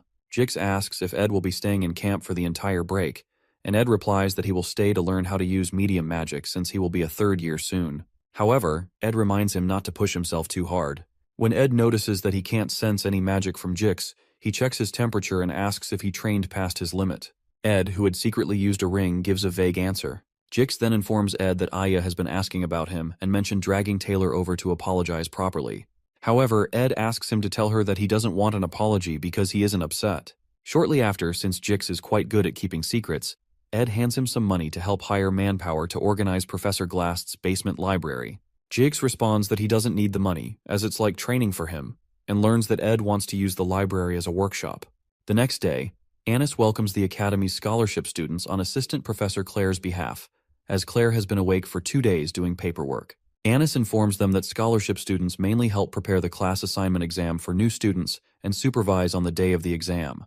While she speaks, Ed recalls that Professor Glast used to handle this exam every year, but now Assistant Professor Claire will be responsible. Anis quickly assigns Clebius the equipment he requested from Trix Hall and hands another student, Onyx, some of Assistant Professor Claire's work. Finally, because she suspects that Ed looks like a player, especially since he is surrounded by so many girls, she decides to test him for Janica and Clara's sake. After conducting her research, she has created the perfect persona he might be attracted to in order to see if he can resist her seduction. She then informs him that he will accompany her to conduct the field survey. Ed and Anis head northwest to Oran Mountain to survey the field for the exam. While working, Anis mentions that she's tired and asks Ed if he is too. He proposes they take a break. In a cute, pretentious manner, she thanks him and commends his stamina and manners, which apparently dispel the misconceptions she had about him. When he asks what she's talking about, she explains that she's close to Janica and was worried Janica was spending time with a bad person, which was why she acted cold toward him. However, Ed replies that it's fine and that he doesn't care about that stuff. He comments that she must be tired from being a student TA and working so hard, but she seductively grabs his arm and replies that it's okay since he's here now.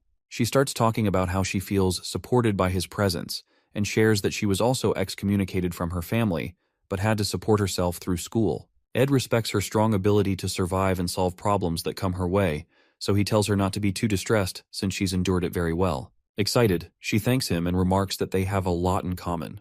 However, Ed notes that something seems to have changed about her usual cool-headed and realistic image. Suddenly, she trips over nothing and falls into Ed's embrace. He catches her and asks her to be careful, but is surprised to notice she tripped over nothing. When she becomes more dramatic, he grows confused, so she asks him to wait while she goes to handle something.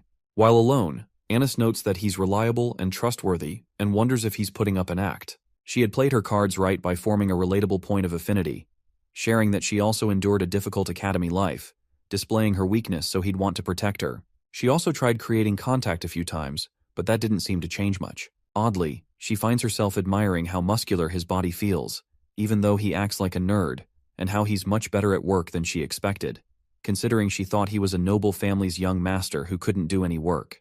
Apart from that, she thinks he looks gorgeous, and it's no wonder Janica fell for him. Suddenly, it occurs to her that this is how Ed makes women fall for him. So she decides to stand her ground because she's different. Meanwhile, Ed waits for her while enjoying the beautiful view from the top of the mountain, which briefly makes him forget all his worries. One of his major concerns is Tanya Rothtaylor, a villainous young lady. Tanya is a genius when it comes to politics and trickery, and she is trying to become the first student council president in Sylvanian history. She will soon begin gathering the influential figures in the academy. The reason Tanya is arriving at the dorm earlier than others is to cement her position before the semester starts. She's a villainess, and Ed had thought he'd have time to prepare before her appearance. But the problem is that he doesn't know how Tanya Rothtaylor will treat him. In the game, Ed Rothtaylor is a villain who briefly appeared at the beginning before disappearing, and there was nothing much about him in the epilogue, meaning he was really just an extra. This is why he has no idea how to handle this problem. To Tanya Rothtaylor, Ed Rothtaylor is garbage. Meanwhile, Tanya arrives at the academy in a coach. To her, Sylvania consists of elites, including Princess Fenia of the Clowell Empire, Lortel, an elite trading company's executive Janica, a spirit sorcery prodigy, Alvira, a great alchemist, Clebius, Nortondale's sword demon, and the coolest one, Lucy, a rare genius mage. This gathering of nobility makes Tanya's heart pound, and she can't help but long to be part of it. She soon arrives, and Belle comes to direct her to her room and help her complete the entrance procedures. Before they do that, Tanya states that she has somewhere to be first. The first thing she plans to do at Sylvania is get rid of Ed Rothtaylor, the trash who disgraced the family name. Not long after reaching the academy, Tanya receives a letter from her father, Crepin, who encourages her ambition, instructing her to show her face around to represent him and strengthen her position. She eagerly promises herself to satisfy her father's expectations. He told her that Sylvania is a land of learning, and as such, she must treat her professors with respect as masters, so as not to commit discourtesies just because she's a noble. He also reminded her to regard everyone a grade higher than her as a senior. Just as her father counseled, she thanks a specific senior for taking the time to speak with her. Tanya talks about Ed, referring to him as a disgrace and blemish on their family. The senior finds her words interesting, so she continues, saying that Ed is full of bluff, a crude person, and was only the heir of their family because of his age. She comments that his pride is so high he never acknowledges his incompetence, and that he barely managed to get into Sylvania. The senior responds with intrigue again, but Tanya becomes uncomfortable because the conversation seems to be one-sided. Her father had warned her to be careful when meeting people he introduced her to, so as not to disrespect them, especially when it came to Lortel, as he had met with her regarding the sage's seal grimoire business. She notices Lortel's hostility and stops talking, but Lortel asks her what's wrong and urges her to continue. However, she stammeringly asks if Lortel is upset, but Lortel only smirks and asks what she's talking about. Sometime later, Ed checks off establishing a workshop organization plan, finishing academy scholarship student work, understanding medium magic theory, and contracting with a high-ranking spirit from his winter break list. He has acquired a mid-rank magic skill known as Particle Explosion and another named Root's Desire. He got these skills from a book in Professor Gast's library last night. That morning, he heads out and tries to ignite a flame, but he still can't use magic due to the effect of the ring, preventing him from practicing what he's been learning. To light the fire, he wakes up Lucy, who is curled up under his blanket, and carries her outside to help. He points at the fire, and she lazily blasts it with flames before requesting that he leave her outside so she can enjoy the warmth. As they sit together, she mentions that she smells perfume on him, which must have come from the flower scent on Annis's body since he was working with her all day. Lucy also asks if he's feverish or sick, and when he confirms, she tells him not to die. She attempts to release his magic in case it's twisted, but when she notices it's empty, she accuses him of doing something reckless. However, he replies that it's manageable. Suddenly, Lucy makes a strange request, asking him to pat her head. He obliges while reading a book. She rests her head on his legs and enjoys the warmth of his gentle touch. Out of nowhere, Lortel appears and tells Ed it's been a while since she last saw him. He assumes she's here because of the favor he asked her, and wonders why she didn't just call him to the trading company. However, Lortel tensely clarifies that she has other matters to discuss and wanted to ask him something. Meanwhile, Tanya thanks some seniors for listening to her and offers to reward them the best she can if they help her punish Ed. She offers several antiques from the Roth-Taylor family storage, which excites Elka, but Jix gives her an intense look, wanting to confirm if she's really Ed's younger sister. The ominous aura he exudes suggests his body is well trained, and Tanya realizes she needs to be wary of him because of the strength of his magic.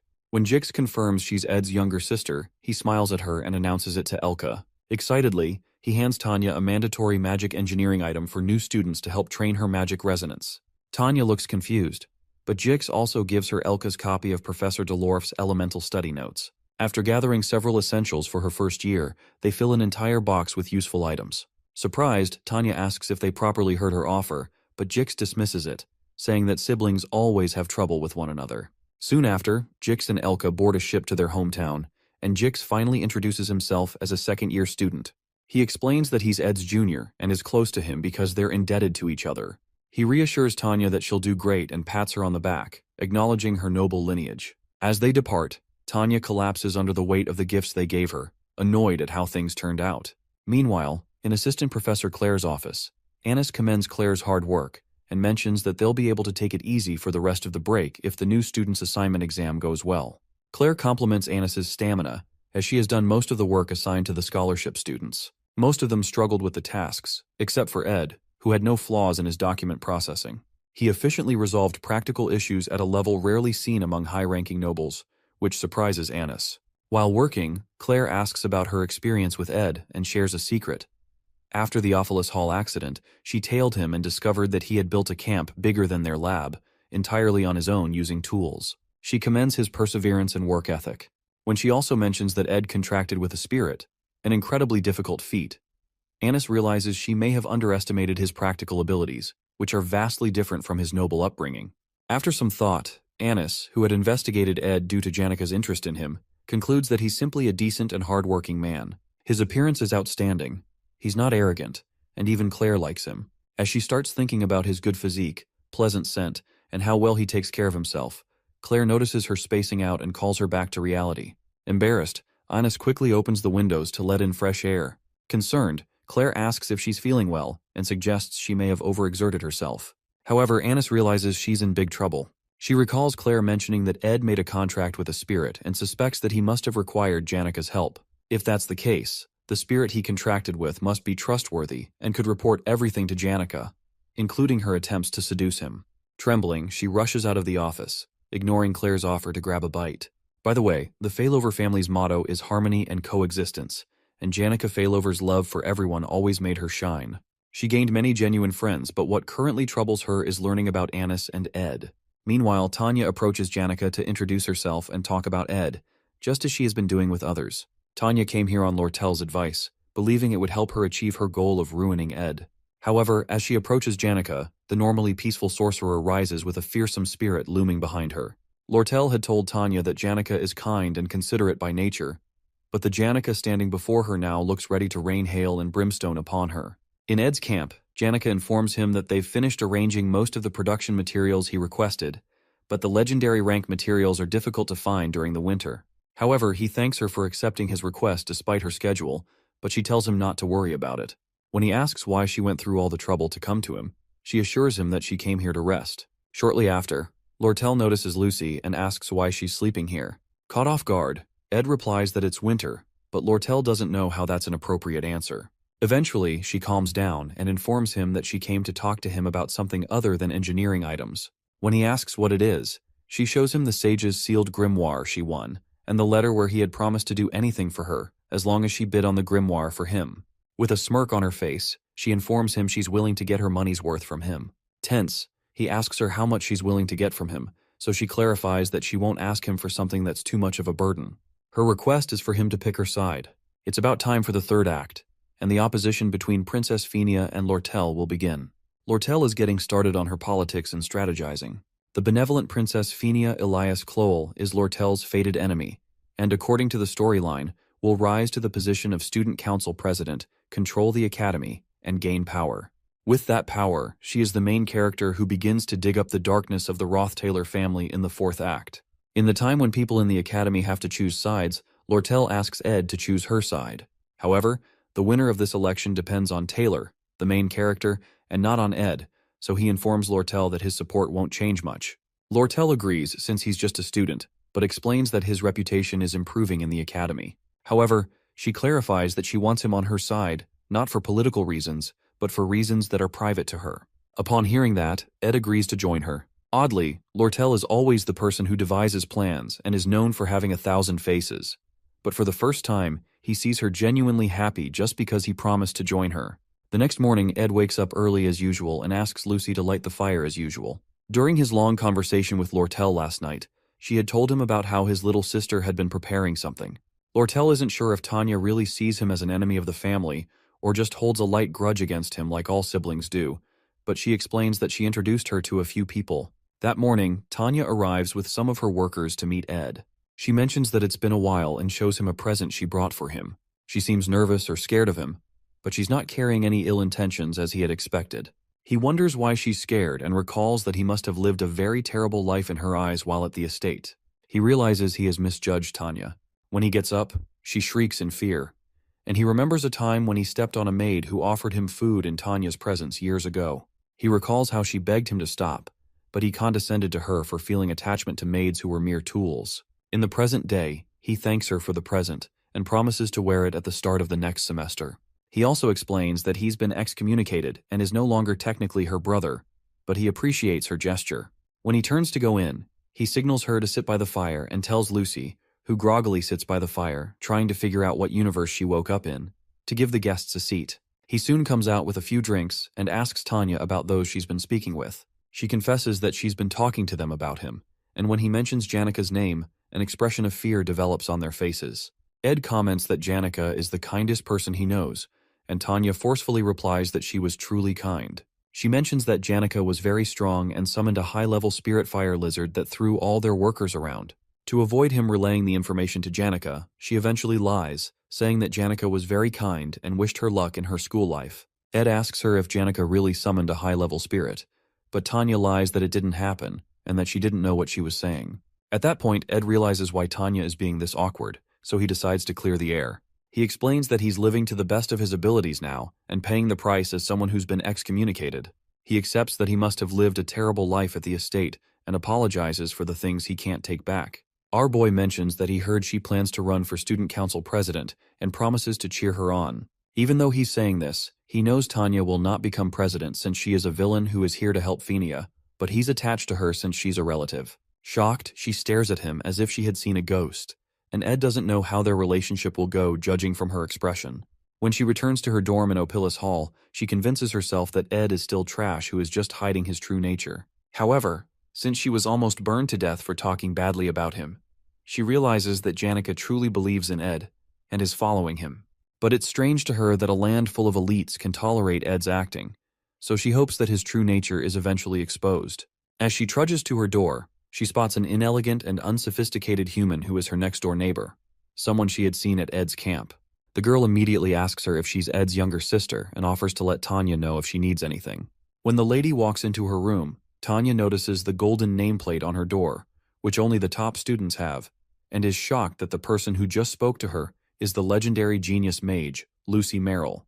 At this point, nothing makes sense to Tanya. Sometime later, Annis meets with Chief Maid Belle in the Rose Garden and asks her to introduce her to a handsome and distinguished boy since she must know many students. However, Belle knows she's not someone who casually meets boys, especially because she's always so busy and has no interest in dating. Unsure of what to say, Belle mentions the young master Ed, who she thinks shares similar attributes with Annis. Annis, already feeling guilty, then confesses her sins. She admits that she met Ed to confirm the negative rumors about him, but eventually discovered they're more similar than she thought. She also found him to be quite thoughtful and considerate.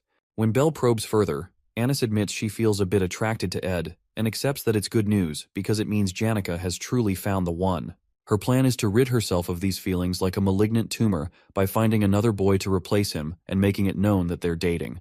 Upon hearing this, Belle asks if Janica has caught on to her feelings, but then corrects her, pointing out that finding another person just to replace Ed is incredibly disrespectful to the new person. Anis recounts how she ran into Janica yesterday, how awkward it was, and the dark expression Janica had. Apparently, she will have to supervise Ed in the next exam, and she feels sorry for hurting Janica.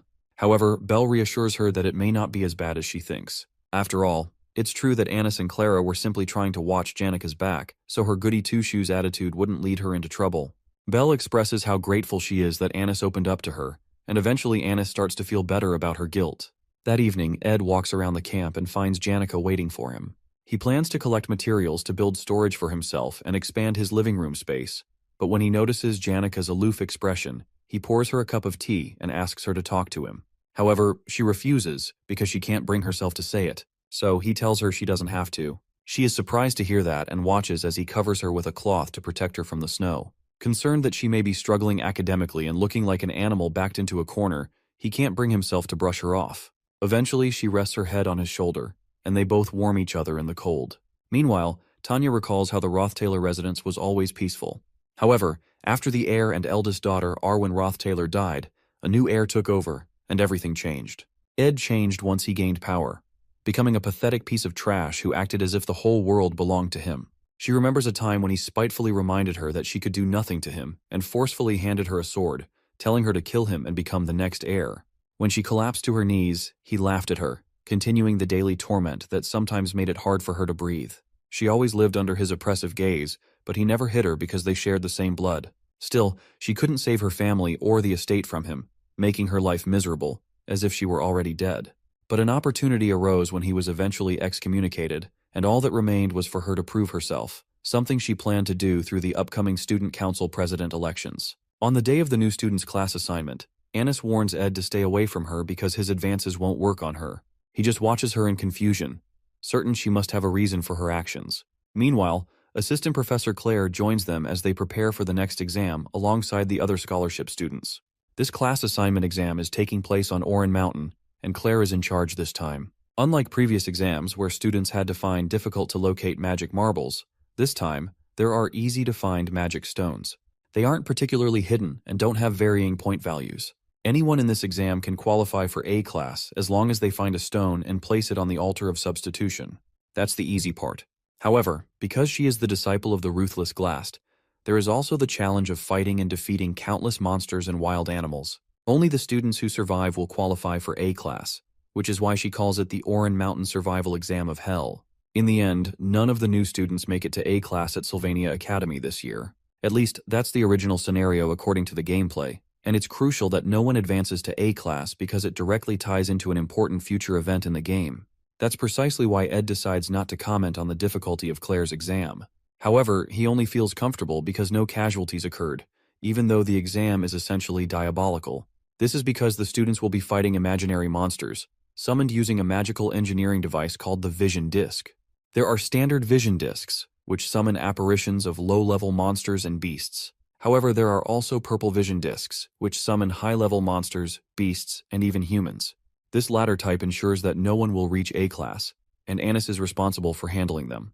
Because she struggles to carry them, Onyx offers to help, but she refuses. However, Lynn swoops in and signals for her to give him the purple disc. She instinctively jerks backward upon seeing him and mistakenly trips over a rock. To stop her from falling, Ed wraps a hand around her waist, and they end up in an unexpectedly intimate position. Unfortunately, the purple disc slips from Anis's hands and tumbles away, but they are lucky that Clebius catches it in time.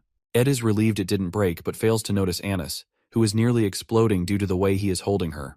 However, Clebius doesn't notice the small crack on the disc, and moments later, it completely shatters in his hands. When Ed sees this, he immediately releases Anis, realizing that they've messed things up. Last year was the year that the failing student, Taylor, picked up a sword for the first time, and that was when he was supposed to beat Lucy and receive attention. But the scenario went wrong when Lucy beat him instead, leading to Janica going off the rails. The joint combat training for this year is equally important. The elite first years get to request combat training against the previous generations, and when the match begins, the first years go on a rampage against their seniors to win by any means possible. However, according to the storyline, they're all supposed to lose to Taylor alone. At that point, Taylor, who had gotten stronger during the year, becomes known to everyone. St. Clarice, who has also been hiding her identity, fixes her gaze on Taylor, and this act ends. The relationship between the Saintess and Taylor is important because her power plays a crucial role in the third act, Lucy's showdown, and what happens after. She has to help Taylor, so this class assignment exam has to follow the initial storyline to ensure that the elite first-year students can go crazy as planned during the joint combat training. However, the only reason they'll go into a frenzy is that none of the students get placed in the A class, and that is because Assistant Professor Claire used 2 purple discs to make the class assignment exam harder. They all look at the broken circuit and realize that it's beyond repair. Annis feels devastated and apologizes for being careless, but Ed clarifies that apologizing won't bring back the purple disc. At this rate, there'll be too many A-class students, so he proposes a solution and chooses Clebius, who doesn't know what he's talking about, as the one they're going to use. At the Orin Mountain entrance, Tanya is happy to meet other noble students as her classmates. Even the princess and the chancellor are part of her class, and everyone is dressed without showing their status or birth. However, there is one peculiar person among them from the Telos order, Saintess Clarice. The other first-years bow to her, but she asks them to spare her the formalities to maintain the Academy's order. While she's speaking, Tanya introduces herself and expresses how much of an honor it is to meet her. The Saintess is happy to hear that Tanya is from the Roth-Taylor family, and comments that Crepin, the patriarch, was baptized by her, although she was too young to remember. Regardless, Tanya replies that it was an honor and expresses her hope to be baptized when she becomes an adult. Soon after, an announcement signals the start of the exam, and each faculty member is directed to their assigned area, even though the goal for all of them is to get into A class. Everyone soon sprints toward A class, which affords them free student welfare activities, fame, tuition exemption, and access to Ophelis Hall. One redhead quickly finds a stone and rushes to place it on the altar before anyone else so he can secure A class.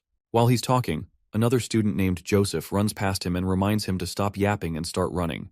Meanwhile, Tanya notices that there are too many magic stones on the mountain and figures there must be something else making the exam harder.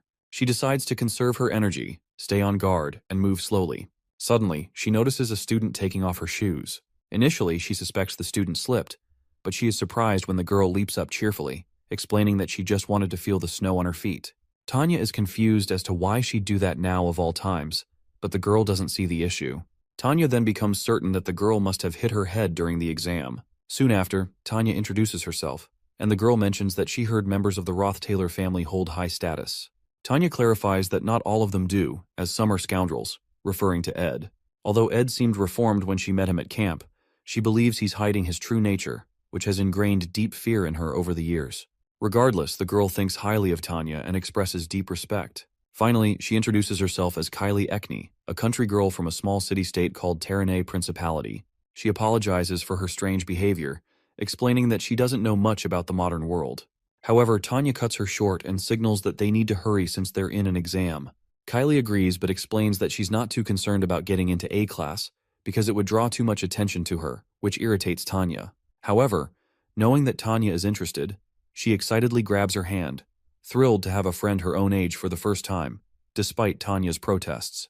30 minutes after the exam begins, the redhead keeps going and is fairly certain he'll secure first place, especially since his stamina is better than Joseph's, whom he calls a bastard. Eventually, he stops to rest due to exhaustion, but doesn't notice Clebius, who is transformed into the sword demon and is aiming a grueling punch at his cheek. The punch knocks him to the ground, and the redhead protests, asking Clebius why he suddenly popped up, saying it's unbecoming of a senior. Meanwhile, Clebius recalls how Ed had earlier explained that he and Annis would block new students from reaching the altar from halfway up, since only the strongest should be worthy of A class. In the present, Annis beats herself up for putting them in this situation and vows to do her best. Meanwhile, Onyx, a master of flight magic, is put in charge of safety, while Claire has to draft documents to report the changes in the exam. Since everyone has their assigned roles, Ed decides to stay back and guard the altar. However, Claire is concerned because Ed still can't properly sense magic, but he assures her that he has something in mind. As Clebius pounds the students, Onyx arrives to retrieve those who have been knocked down. Meanwhile, Ed checks out the purple vision disc and realizes that completely fixing it will be difficult, especially since his magic hasn't returned yet. However, since they have a large stash of high-quality magic stones containing immense magical energy, he decides to offer them on the altar to continuously recharge his magic. When he offers the first one, Mug, The spirit he contracted with appears and tries to communicate with him, even though he still can't hear what it's saying. While Annis and Clebius stall for time, Ed offers a large number of magic stones to ensure that no one gets past him. After several students are knocked down mercilessly, some try to warn the others to run. Meanwhile, Tanya and Kylie find the unconscious students and spot the sword demon, who menacingly approaches them. While that happens, Clebius notices an explosion behind him at the northern entrance, where Annis is stationed, but he's certain the explosion isn't from Annis's magic. Because he's distracted, the girls use the opportunity to run past him, so he chases after them. Although Annis, the top teacher assistant, is talented enough to be considered a specialist in academic and practical fields, she's just a little above average in combat. She's not an easy opponent for first years, but Joseph Whitefeltz is on a completely different level. Unlike his sister, who had to work her ass off to become a top alchemy student, Joseph was the youngest to reach the status of Magic Society researcher and can freely use mid-rank magic, making him a genius. After she tells him to pass, Joseph tells her there's no need to be upset because he's certain she's talented in something other than fighting. However, Annis clarifies that she is upset, but not because she lost to him. She then asks him to go up. He moves forward, and Annis recalls that everything was going perfectly without a flaw, but she made it difficult by breaking the purple vision disc. The worst part is that she was unable to think of an alternative and left it to Ed, who had to lead the situation. She blames herself for losing to a new student and failing to block the northern entrance. But what frustrates her most is that she keeps thinking about Ed, who had calmly taken charge of the situation. Meanwhile, Joseph reaches the altar and runs into Ed, who welcomes him and reminds him that he only needs to place the stone on the altar, even though he won't let him do that. Surprised, Joseph comments that the exam method is kind of strange, since there'd be no one left for the other students to fight if he successfully defeats Ed. When he doesn't get an answer, he assumes there's an alternative. But in truth, he's making small talk to buy time and assess his surroundings. When he spots the purple disc, he notices it's a different color, meaning it could be stronger.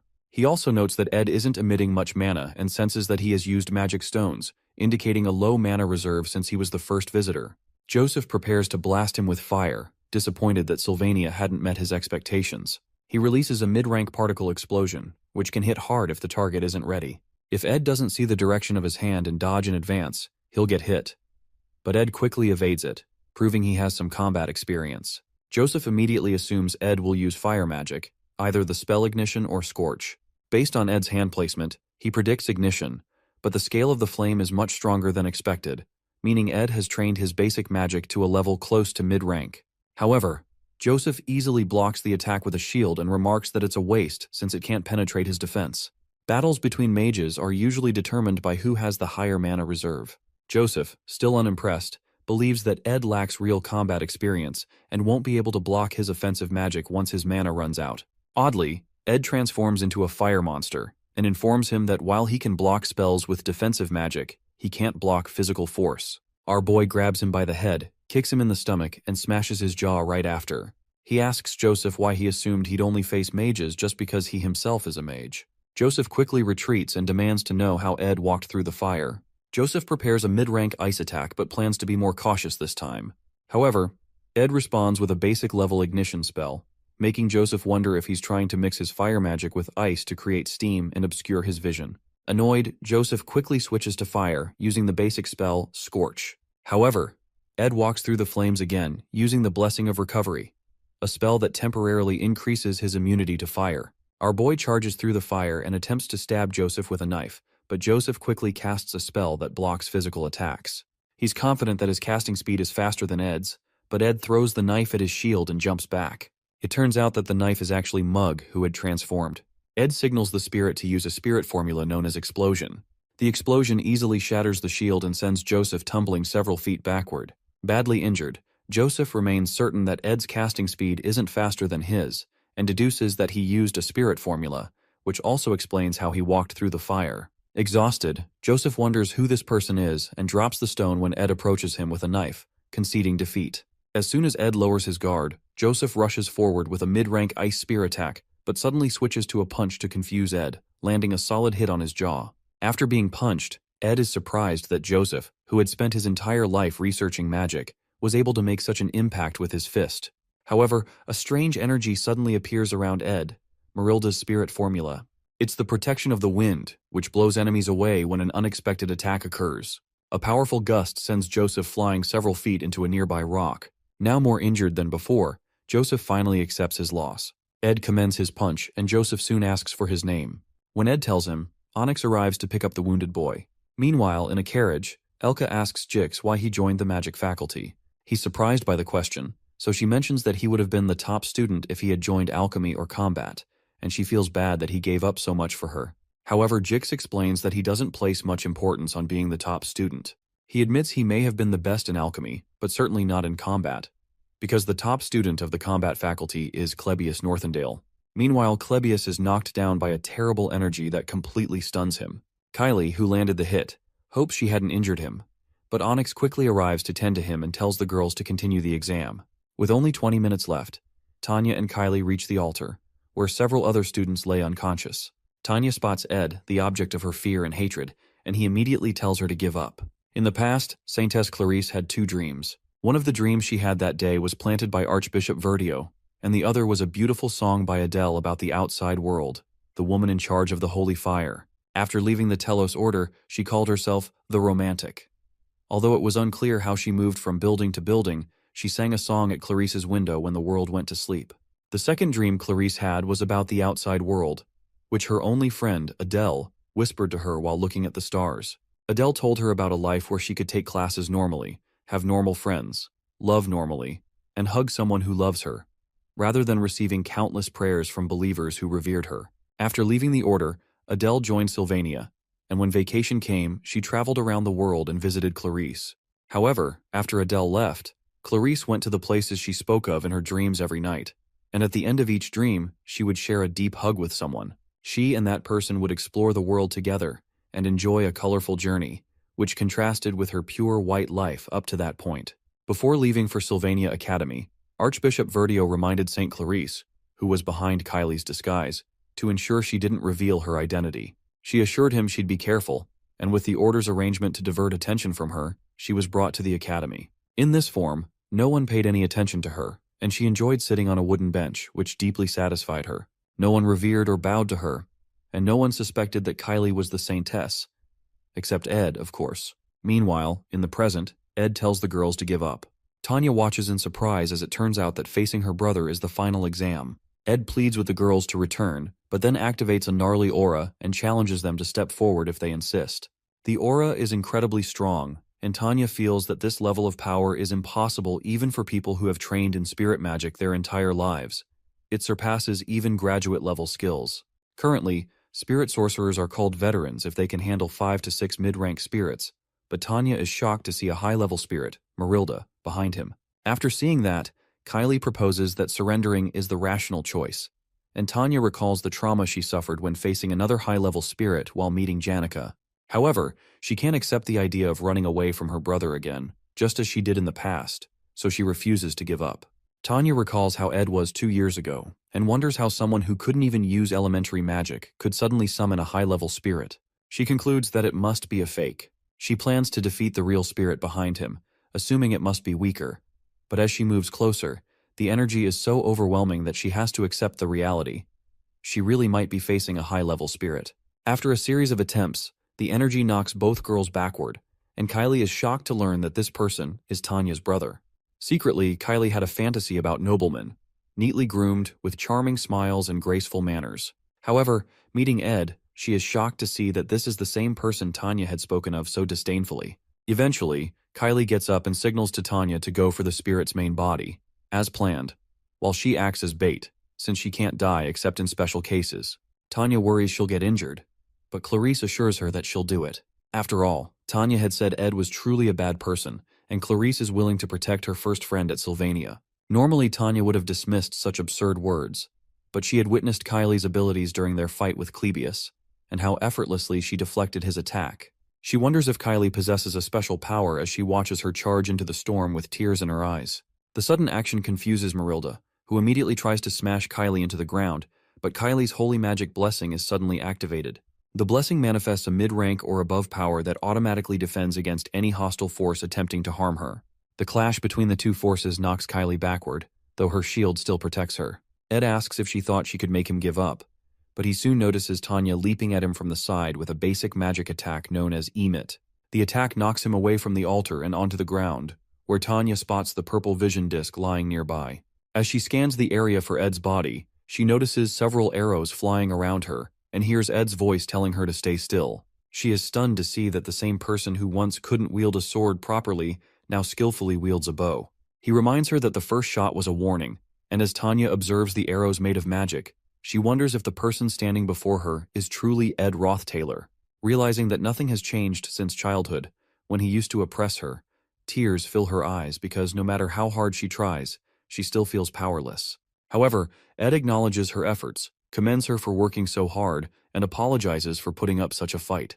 He explains that there is a reason behind his actions, and adds that she wouldn't have enjoyed the challenge if he hadn't resisted. As she listens, he praises her incredible performance, admitting that he would have given up if he were in her position.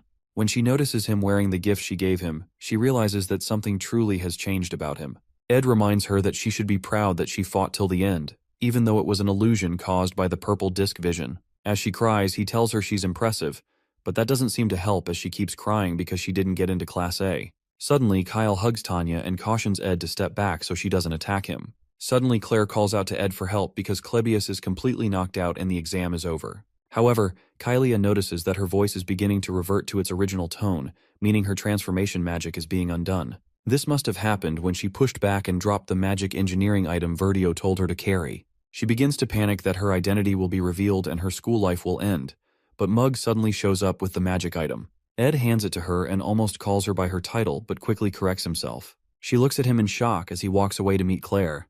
The class assignment exam ended, and Ed was able to return everything to the original storyline, except for one thing. One change that was created, even though it was quite meaningless, is that the Saintess's eyes, which were supposed to focus on Taylor, are now focused on Ed because she noticed he almost referred to her by her title. While Ed lies on the ground, Matilda speaks to him about beauty that transcends generations and values, such as what is seen in the setting's nonsense. Ed, however, interjects that she's talking nonsense, so she protests that humans are unable to appreciate the moment, even though they live short lives. It turns out that Matilda wasn't just a vision, she was really there.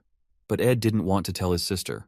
Matilda reminds him that he needs to learn how to appreciate small things, and Ed realizes she's a chatterbox, just like Janica told him.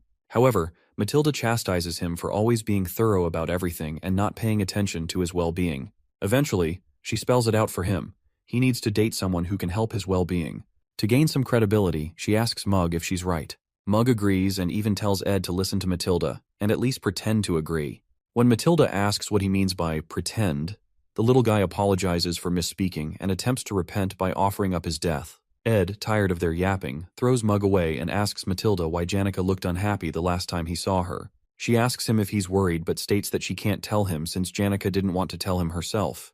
However, she reminds him not to worry too much because even Janica needs to go through difficult seasons and grow from them, especially since the world isn't a fairy tale. Soon after, Matilda hurries them along so she doesn't consume all of his mana. She explains that she's an expensive spirit, and the only reason he was able to handle summoning her, apart from the mana stones he consumed recently, is because someone else was handling part of the mana load. She clarifies that a spirit like herself wouldn't contract with just one person, and Ed realizes he truly can't summon a high-level spirit for long. As he wonders whose mana it was, the answer becomes clear. Climbing to the top of a nearby structure, he finds Lucy and teases her about coming up here to take a nap. However, she clarifies that she didn't come here to sleep. She just didn't want to stay in the hut alone, so she took a walk that led her to the altar of substitution. The thing is, Ed knows that her coming here marks the final stage of the third act. Soon, the distrustful Saintess will begin to suspect the Order after she realizes the darkness of the Holy City. Then, Telos's apostles will come to Arkan Island to condemn Clarice, and the characters in the Academy will decide to follow the Archbishop's orders since they don't know the whole story. In the end, everyone's swords will be pointed at the one girl trying to protect Arkan Island, Lucy, who is following her master's final will. Regardless of their insults, Lucy will not complain and will remain firm until she finally awakens. When that time comes, she will defeat all the main characters at Arkan Island and take down more than half of the raid party by herself. But in the end, her stamina will run out, and she will be defeated by Taylor, who has learned the final swordsman form. After the truth is revealed, everyone will learn why Lucy was trying to kill the god's apostles and realize she wasn't a villain after all. However, at that point, it will be too late to change anything. Perhaps it's her innate nature or because she felt they wouldn't have listened, but Lucy will keep everything to herself until the very end. Back in the present, Ed still plans to stop her. He can't handle sacrificing her just to keep the storyline intact. In a flashback to the past, the old man Glock explains to a younger Lucy that Sylvania will be able to overcome most trials on its own, but a time will come when a trial arrives that they cannot overcome. He pleads with her to lend them her strength, even if only for his sake. He told her of the events to come before they happened, and it felt terrible for her to lose her master and only family. Suddenly she leans over and places her head on Ed's legs. She tells him that she recently realized she gets lonely, so Ed decides to always inform her in advance whenever he plans to leave the hut. The next day, Clara returns from her trip home and reunites with her family. She gives Belle a gift she got for her. Clara, who is from a very wealthy, noble family, ached to return and quickly heads out to see her friends, Annis and Janica, for a tea party since she hasn't seen them in a long time. Eventually, when she finds Annis and Janica, the table is awfully silent, and Clara wonders if the two had a fight. In all the years of their friendship, she's never seen this kind of tense atmosphere and wonders what she should say to lighten the mood. Before she can say anything, Janica finally asks Annis about the hug she received from Ed. Meanwhile, Ed Roth-Taylor builds a wooden wind-blocking wall and realizes that working on such low-rated items no longer raises his stats or production proficiency, so he considers looking for something new. He's doing this to prepare for strong winds, but he's soon approached by Belle, who has come to forcefully take Lucy. Belle explains that the Academy has implemented a new policy. Students in the dorms can only leave when absolutely necessary during snowstorms. Lucy whispers to Ed, asking for help, but Belle explains that there will be surveillance in the dorms to keep her in place. Despite Lucy's pleading, Ed doesn't flinch. Finally, Belle asks if he really thinks he can survive a week-long snowstorm in such an environment, because she doubts this kind of wind blocker will be enough. However, Ed explains that he's only setting this up to protect his supplies, but he used twine to secure his hut's roof and tie it to the ground. Since he plans to focus on magic engineering research at the Spirit Library during the storm, he assures her that he has another place to stay. When Ed notices the worry on Belle's face, he urges her to speak, but she only wishes him the best of luck and says nothing. Meanwhile, after Janica accuses Annis of hugging Ed, Clara turns to Annis in shock. Backed into a corner, Annis says nothing, while Clara tries to clarify that there must be a misunderstanding. To break the tension, Annis admits that she did flirt with Ed and apologizes. She explains that she didn't find him trustworthy because he looked like a playboy, so she was trying to get to know him. When Janica hears that, she asks Annis if she's lying, but Annis assures her that Ed isn't even her type since he looks like a thug and is quite rash. At that point, Janica stops her from speaking poorly about Ed, so Annis apologizes for flirting with him without talking to her. However, Janica, now crying, asks Annis why she's doing things she never asked her to, making her so worried she couldn't even sleep one night because her precious friend betrayed her. She's also distressed that she's not in a position to be betrayed because she doesn't even know where she stands. But Annis assures her that from what she's seen, she's more than a friend to Ed. After hearing that, Janica protests that it wasn't right for Annis to assess Ed like she did, but since she did it for her, there's no reason to be mad. She thanks Annis for being honest that she doesn't have feelings for Ed, and Clara is relieved because she was afraid Annis had fallen for him. Suddenly, Janica rushes away when she realizes she hasn't been to the northern forest in a while. With Clara and Annis left alone, Annis asks Clara to introduce her to a man, but when she realizes that's not enough, she decides to break the stereotype by asking Clara to date her. Confused, Clara just watches as Annis rambles. When Clara doesn't respond, Annis plans to kill her feelings by avoiding Ed once the Academy Scholarship student work ends after the break. However, she's devastated to learn that the Academy Scholarship students will continue working as student assistants when she returns, because they were quite proficient. Becoming student assistants will grant them more scholarships and other privileges, but to Annis, it sounds like a nightmare. Going through Ed's magic power details, he finds that he can now learn intermediate magic. He has 4 spirit slots, with Mug in one and Marilda in the other. When Janica arrives at the camp, she informs him that he needs to make a contract with a mid-level spirit soon. Ed comments that she looks back to normal since she seemed rather sad the last time she visited, but Janica pretends not to remember. Her reaction makes Ed smile as he realizes Janica makes him loosen up. She's the only third year he can truly call a friend. Soon after, Janica mentions that she knows about his contract with Marilda, but she finds it strange since it's too early for him to handle a high-level spirit. However, Ed is up front and shows her the golden phoenix ring that Glast gave him, informing her of his future plans. When she realizes he can't use magic for a while, she understands that making a contract with a mid-level spirit will be difficult for him right now. It turns out that Ed's magic will return when the break ends and the semester begins. Janica congratulates him for making a contract with a high-level spirit, as it's rare among spirit sorcerers. Finally, she asks if he plans to stay in the spirit library through the snowstorm and comments that he works quite hard. In response, Ed teases her, saying she works even harder since she's the top student. He mentions that people will probably pay attention to her in the upcoming student council president elections. Regardless, Janica responds that she intends to stay neutral during the elections. She asks if Tanya is also running and whether he's close to his sister. Ed admits he can't say so confidently since he's been excommunicated, but that doesn't change the fact that they're related, and he plans to maintain a good relationship with her because he cares about her. Hearing that, Janica concludes that Tanya's reaction was just sibling rivalry. Suddenly she grabs his hand, and with tears in her eyes, she asks if there's something Tanya would like as a gift or food she enjoys. At that moment, Ed realizes Janica must have done something wrong to Tanya and is trying to make up for it. However, Janica insists she didn't do anything. Ed just keeps staring at her, knowing she's a terrible liar, and soon, the guilt overwhelms her into confessing. However, Ed doesn't think it's such a serious issue. Meanwhile, Kylie is informed that the storm will begin in the morning, and that leaving the dorms will not be allowed except for special reasons. As she hears this, she can't help but recall the terrifying sight of Ed, the third-year student she saw a few days ago. But more than that, she feels uncomfortable, especially when he almost called her by her honorifics, making her wonder if he knows her secret. Now, in her true form, she places the form-changing magic engineering item by her side, worrying about how hard she worked to lead a normal academy life. If even one outsider discovers her identity, her academy life will end. It wasn't hard for her to gather information on Ed because she overheard Joseph scolding the red-haired boy about failing to get close to the altar. Joseph mentioned that Ed isn't human at all and that he heard Ed built a hut in the northern forest where he lives. The only problem is that she can't go there since students won't be allowed to leave once the storm begins. And once the snowstorm ends and spring arrives, the new semester will begin, leaving her with no chance to seal his lips or do anything else. She soon opens her window, but fear grips her. The fear of Ed, the darkness, and the bitter cold. Living surrounded by pure white walls and ceilings has deteriorated her ability to appreciate the world's beauty, but she decides she must experience it for herself. So, she jumps out the window with the form-changing item in her hands. Landing on the ground, determined not to lose the freedom she fought for, she heads to meet Ed to ensure he isn't planning anything. Meanwhile, in the academic building, Klebius recalls how his eyes have long adapted to the dark, because darkness is all he's ever known. The most vivid memory he has is of his brother, who stayed by his side even when everyone in the household avoided him, especially the memory of when he stabbed him through the heart. After the break ends, Claire asks him if he doesn't want to be a student assistant. He explains that he felt like a burden to them last time, even though he liked the good treatment. From the way he's talking, Claire suspects that another lab is trying to scout him, but she soon gets him to agree to take the job as a student assistant.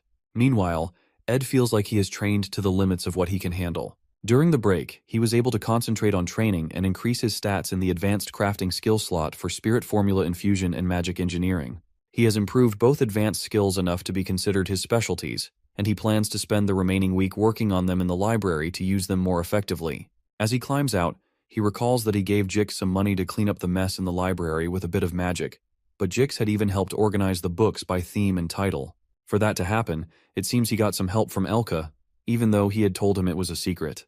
He'll have to find a way to repay them later.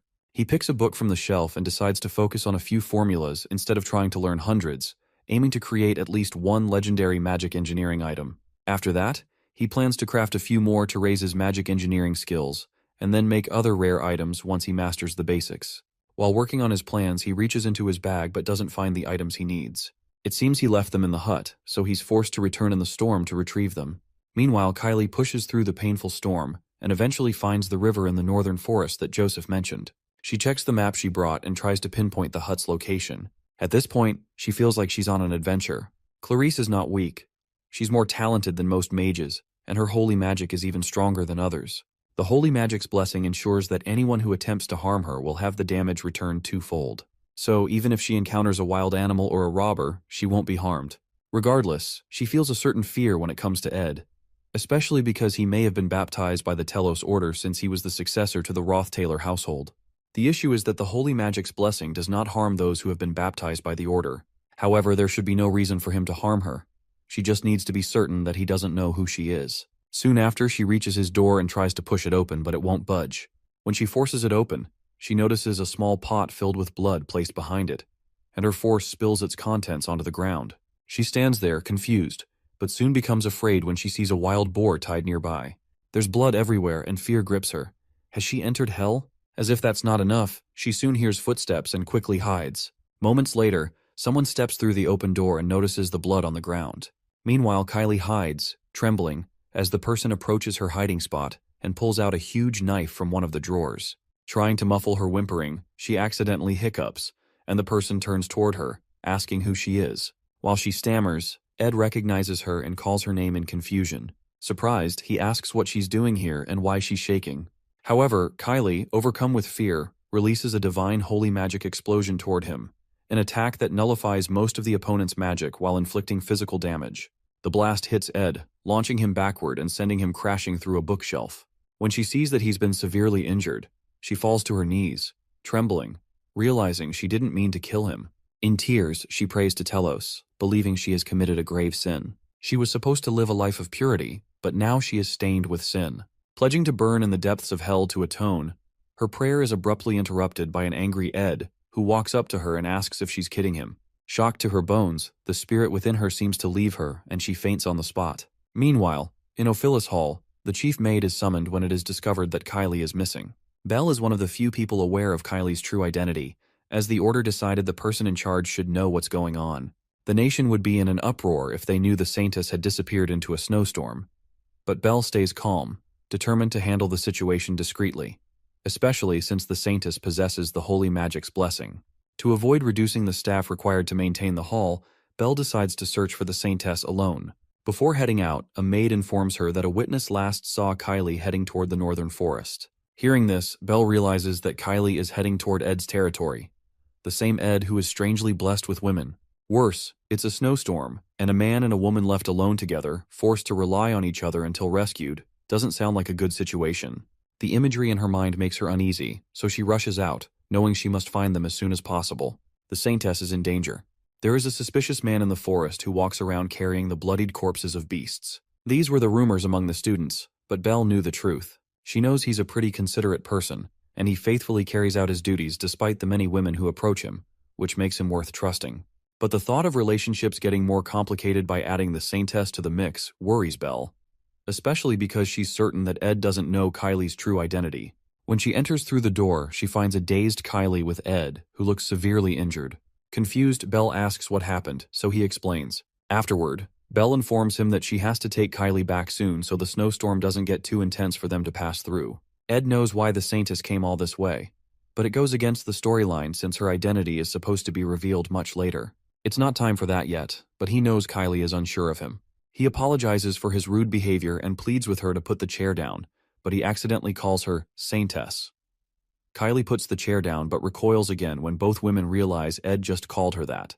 The Saintess asks if he already knew, and he mentions that he's a baptized follower of the Telos order and was able to recognize her up close when her spell was undone. Within himself, he plans not to change his decision to avoid getting involved with the main characters. However, at this point, Saintess Clarice might do something unexpected, so it's better to let her know he's aware of her identity so she's no longer anxious. To help her, he explains that he understands she must have hidden her identity because she's tired of living without restraint. Before she can reply, he asks her what she thinks of the kind of life he's living in the forest. After hearing his question, she reasons that Ed isn't living a life of freedom. It looks more like survival. It seems there is a light and dark side to everything, and Ed's life is the dark part of freedom. However, Ed apologizes for being so rash, explaining that he spoke that way because he felt no one else would say it to her. Shortly after, he asks them to leave, so Belle takes the Saintess back to the hall. As they head back, the Saintess plans to enjoy a delicious soup in a warm room, while Ed will keep smelling blood and enduring the harsh reality of the storm. She had never imagined that the person who stood against the students at the altar would be living this kind of life. He had destroyed her idea of freedom, but she still respects him nonetheless. While they're leaving, Belle notices the Saintess looking back and hopes she hasn't also fallen for Ed, but she's not certain. Soon after, spring comes and the Laplace bakery opens again. Lortel meets Ed at the bakery, securing a seat for them without reservations because she supplies them with goods, and they can't refuse since she runs a monopoly. She finds it amusing, but Ed doubts the baker does. Later, Lortel explains that there was a bit of an error in the distribution process due to the snowstorm. The bakery had ordered a bunch of supplies they didn't need beforehand, but canceled all their orders when the storm got closer. It was unethical for them to monopolize food that could have gone to other businesses by placing fake orders, so Lortel had to handle it. While they chat, The baker returns to beg Lortel to change her colleagues' minds about limiting orders, as it will affect the bakery. However, Lortel ignores him and simply asks Ed if he'd like to walk her to her afternoon class. Ed notices Lortel's cold attitude toward the bakery. She explains that she doesn't want to be harsh, but the snowstorm cut off their main distribution base, and funds are tight at the moment. Ed accepts her explanation, so she reassures him that she's an expert in managing money and will ensure the company's funds aren't wasted because that's what it takes to run a business. Suddenly, she notices he isn't carrying his textbook, so he explains that he'll have to run to the library to borrow one, but running is good for his health. That surprises her since the textbook isn't expensive, so she asks why he doesn't just buy one. When she thinks about it more, she realizes that textbooks aren't actually cheap for most students, so she asks him how much it costs. Seeing her pull out her purse, Ed replies that he appreciates the offer, but it's not necessary. Soon after, she mentions that the student council election is approaching, but she won't run for a position because the trading company is her priority. However, she wants someone who likes her to become student council president, so she suggests Ed run for the position, promising to support him.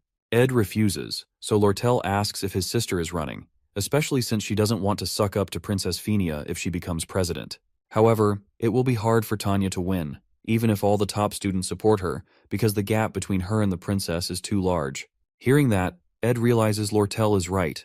It makes more sense for the princess to become president. Tanya, on the other hand, does almost anything to get votes, no matter how desperate, but she can't close the gap and will eventually lose by an overwhelming margin.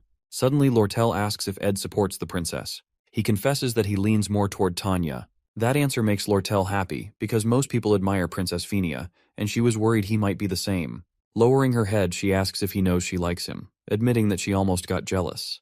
In a vulnerable moment, she places her hand on his chest, but isn't sure if her attempt works since Ed doesn't say anything. Regardless, she rests her head against his chest and suggests checking his heartbeat. Immediately, Ed pushes her away. Lortel protests, asking if she did something wrong. Ed responds that she didn't, but he doesn't plan to date anyone until he graduates. Hearing that, Lortel asks if he plans to date after graduation, but he doesn't reply. Happy that she's gained some insight, she rejoices. Graduation isn't too far off, and she's eager to see if he can keep rejecting her.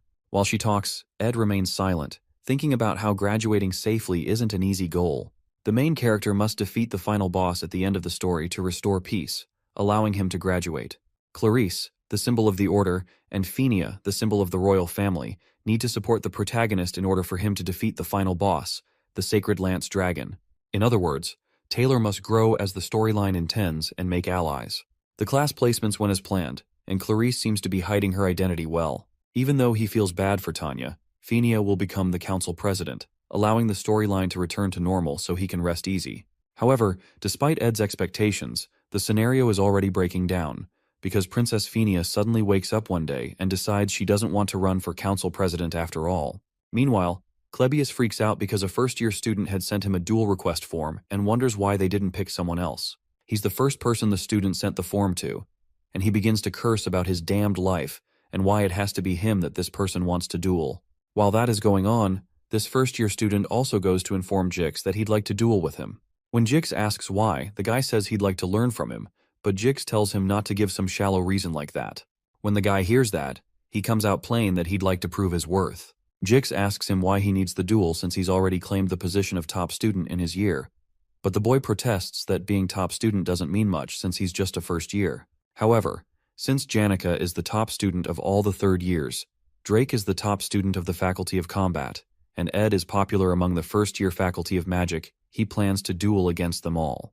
But, to follow the proper order of things, he sent a request to Clebius, the top student of the second-year Faculty of Combat, but it seems like he's avoiding it.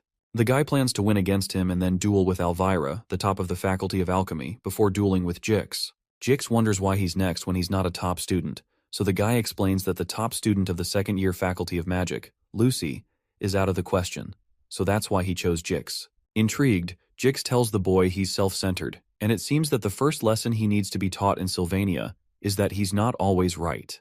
The guy informs Jix that he doesn't think it'll be easy to defeat him, but Jix responds that what he means is that he won't even get to fight him, Janica, or Ed, because he won't even be able to defeat Clebius. That statement annoys the first-year student, but Jix tells him to learn to perceive reality properly if he wants to defeat him. Shortly after, Jix steps out and runs into Ed, who thanks him for his help in the library. Jix soon informs him about Wade, the first-year student who's sending out duel requests to all the top students. Interestingly, Ed already knows that Wade Callermore's challenges will go on from Act 3, Episode 3 to Episode 5. In the third episode, Wade, who is a skilled swordsman and the son of the commander of the Northern Border Territories, was able to easily become the top student in his year.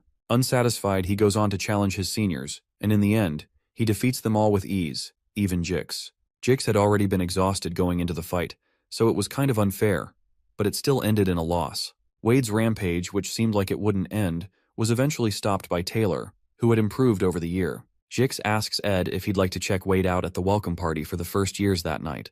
But Ed turns down the offer because he already knows what Wade looks like.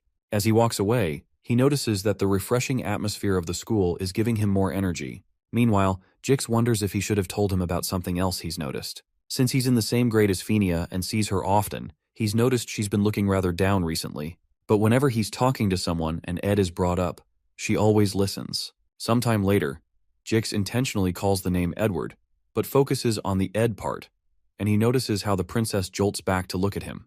However, Jix decides he can always tell Ed later, especially after he's looked into the matter more. Because it's spring, the scenery of the northern forest soon becomes warm. Lucy, who's chilling on the hut's roof, chases away butterflies that are disturbing her while Janica teaches Ed and compliments his improvement. She explains that he should be able to enter a contract with a mid-rank spirit now, and adds that it would be unbelievable that he did this in 1 year. Janica seems to be in her teacher mode, so to play along, Ed comments that he was able to because he has a great teacher. Surprised by the comment, she replies that usually he'd have to climb mountains and valleys to find a spirit whose mana flow matches him well. When Ed protests that he didn't think about mana flow when he made a contract with Marilda, Janica explains that that is because he matches well with fire and wind elements. She suggests that he look into a spirit that's not also wind or fire, and he considers that she's right because finding another element would make it easier for him to respond to various situations. When Ed realizes it will be pretty difficult to find this spirit, Janica responds that most people consider finding their mid-rank spirit a work of fate. However, she helps him first connect and then concentrate his mana into his eyes, allowing him to see the myriad of mid-rank spirits that Janica had chosen for him. When he sees them, he wonders if she doesn't get distracted with all these spirits around. But Janica responds that they like her and she always talks to them all. However, his job is to pick out one of them, so the spirits come forward to introduce themselves one by one.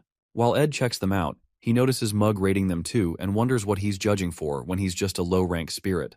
However, our boy feels a bit weird, so Janica asks him what's wrong. He responds that it's nothing, but inside, he hopes to meet his spirit by fate too and wonders if they're using the right method. That night, a welcoming festival is organized for all the first-year students. It's pretty meaningful for the new students, but the organizers soon find out that Janica and Lucy, the top students for the third and second years, were unable to attend due to personal reasons. The faculty became worried that the festival would be unenjoyable because of their absence, but it didn't eventually have any impact because the dignified Princess Fenia attended. The first years were quite afraid to speak to someone of royal blood, including the nobles. There was only one person who was able to talk to her during the event, and that was the top student of the first year, Wade Callermore, who's from one of the 3 greatest swordsman households. They both play a game of chess, and Princess Fenia commends Wade's skill, even though she eventually wins. While they talk, she mentions that she thought she was the best at reading people, but she's found out that she was wrong. Kicking Ed Roth-Taylor was only a small concern to her initially. However, he saved Janica, made a home in the forest, and as more time passed, his presence grew bigger until even the incoming students spoke highly of him. As his presence in the school grew, her mistake also grew bigger. She understands that she can be wrong sometimes, but for some reason, she keeps acting like a child by evading her problems, which means that nothing will be resolved. Suddenly, while enjoying the game, she finds new strength and decides that she cannot run from her problems forever. She decides to take 4 days to resolve everything and then go to Ed's hut in the northern forest and talk freely with him. After that realization, she felt refreshed until the morning of the 3rd day, when the news of Ed Roth-Taylor's death reached her ears. Sometime later, Tanya writes a letter to her father, as she always does, talking about how there are many things she's not used to while living away from home. She mentions the busy schedule, how she's made a few school friends, how she's been working toward the goal she told him about before she left, and her plan to become the youngest student council president. She explains that she's worried because she heard Princess Fenia will be running for president too, but she'll try her best. She also adds that she's met with Lortel, and negotiations for the purchase of the sage's sealed grimoire will begin soon. Finally, she talks about how she met Ed, noting that he seems to have become hardworking and diligent, as if he's a completely different person. She recalls a dream from her childhood where her older sister Arwen held one of her hands, while the other person was either her father or Ed, back when he wasn't much of a scoundrel. She suggests that he's either turned over a new leaf or returned to the way he was before, and she ends the letter. After reading through the letter, Crepin holds a deadly poisoned sword, capable of killing with even a slight graze. Soon after, he hands it to a butler and informs him that he's sent a response to Tanya to assist her with the student council president elections and the negotiation for the grimoire's purchase. He has decided to send her a trustworthy subordinate, to whom he also hands the poisonous sword. Normally, sending a subordinate into Sylvania isn't allowed, but since this is for business purposes, the Academy has to permit it. After dismissing the men so they can set off for Sylvania, Crepin removes his gloves, exposing a very red-colored hand with eyes on it. The eye is of the highest-ranked magic called Cause and Effect, which allows him to see the results of any action he sets in motion. He places his hands on a round ball, which drains a significant amount of his mana. He can't use it often for that reason, but the method is tremendously powerful. Suddenly, a vision appears before him, one of his subordinates driving the poisoned sword through Ed's stomach, then dropping him off a cliff as Janica rushes to save him. Crepin doesn't consider this the best plan, but he views it as a necessary sacrifice. 3 days before Ed's death, Tanya considers how popular Princess Fenia is, and realizes her chances of winning against her are nearly zero. As she thinks about giving up, Jix walks past and asks if she's heard of elemental studies training. Noticing her expression, he asks what's bothering her and suggests they have tea with Elka later. Meanwhile, the other girls in their class fawn over Jix, whom they consider the strongest person in the academy, impressed that he's talking to Tanya. Later, Lortel shows up in Tanya's classroom to set a time for their negotiation meeting. Her classmates are also impressed that she just spoke with an executive from the elite trading company. Shortly after, Lucy Merrill, known as the Academy's greatest genius, greets Tanya while passing by. The other students are amazed by Tanya's high-profile connections, noting how she never boasts about them. Tanya overhears her classmates' chatter and uses it to motivate them, encouraging everyone to work hard to become exceptional students. As she steps out, she realizes her status within the academy has risen drastically in the past few days, even though she hasn't done anything. The only reason she's receiving this treatment is that she's Ed's younger sister. She had always thought of him as trash, but now she feels like the trashy one. The overwhelming realization unsettles her, but she's soon distracted when two of her father's subordinates, Kadek and Nox, arrive to greet her after a long time.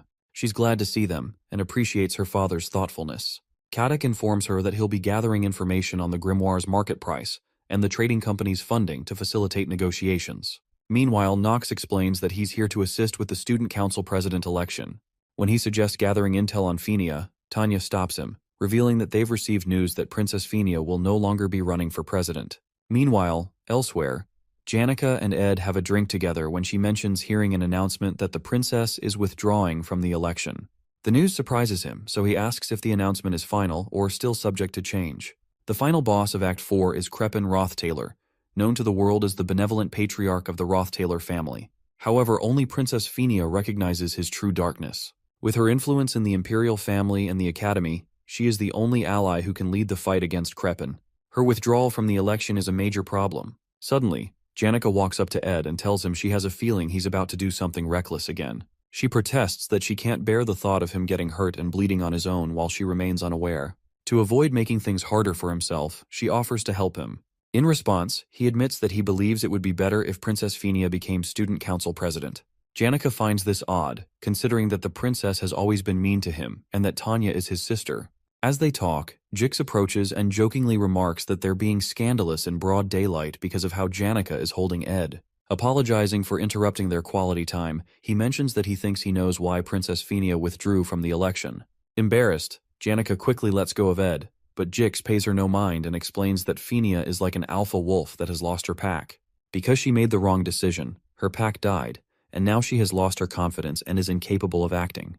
Before leaving, he casually mentions that it's going to rain tomorrow, so they should prepare accordingly. After Jix leaves, Ed reflects on how Jix's animal-like instincts often surpass human senses. The worst possibility he considers is that Princess Fenia has lost all hostility toward the Rothtailor family. He wonders what he should do. While he's deep in thought, Janica remarks that the rain will be perfect for training the water spirits, and suggests they head to the northern cliff tomorrow to train a mid-rank spirit.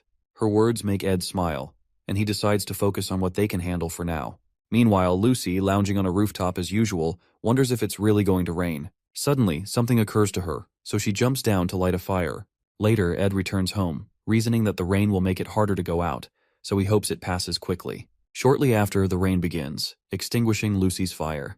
The next day, the rain continues as Ed and Janica head to the northern cliff to train a water spirit. Mug, snuggled in Ed's coat, is excited to visit the coast, even though it's desolate and far out. Mug thinks it was an excellent choice to contract with the mid-ranking water spirit, Leisha. As they talk, two men approach them. Ed immediately aims his mana arrow at them, but Caddock greets the young master, claiming that it's an honor to see him again. These two are the mid-bosses of Act 4's final chapter, subordinates responsible for the darkness within the Roth-Taylor family. They're veterans who have been part of the Roth-Taylor family's history all their lives, and they're Crepin's right-hand men. Although Ed should be happy to see them, he doesn't feel quite excited for some reason. When Caddock calls him young master, Ed replies that he's thankful he still calls him that despite his excommunication. Furthermore, Caddock mentions that they've come under Master Crepin's order to assassinate him, but they've decided to repent. As they kneel down, Caddock explains that the family's vassals harbor great hatred toward him, which is why they plan to assassinate him. However, after investigating his new life, they've discovered that he has changed and returned to his true self as the heir. While kneeling, Knox declares that they'll explain everything to Crepin and plead for Ed to become the heir of the Roth-Taylor family once again, to restore the family's glory to the world. Suddenly, Ed tells them to stop with the bullshit.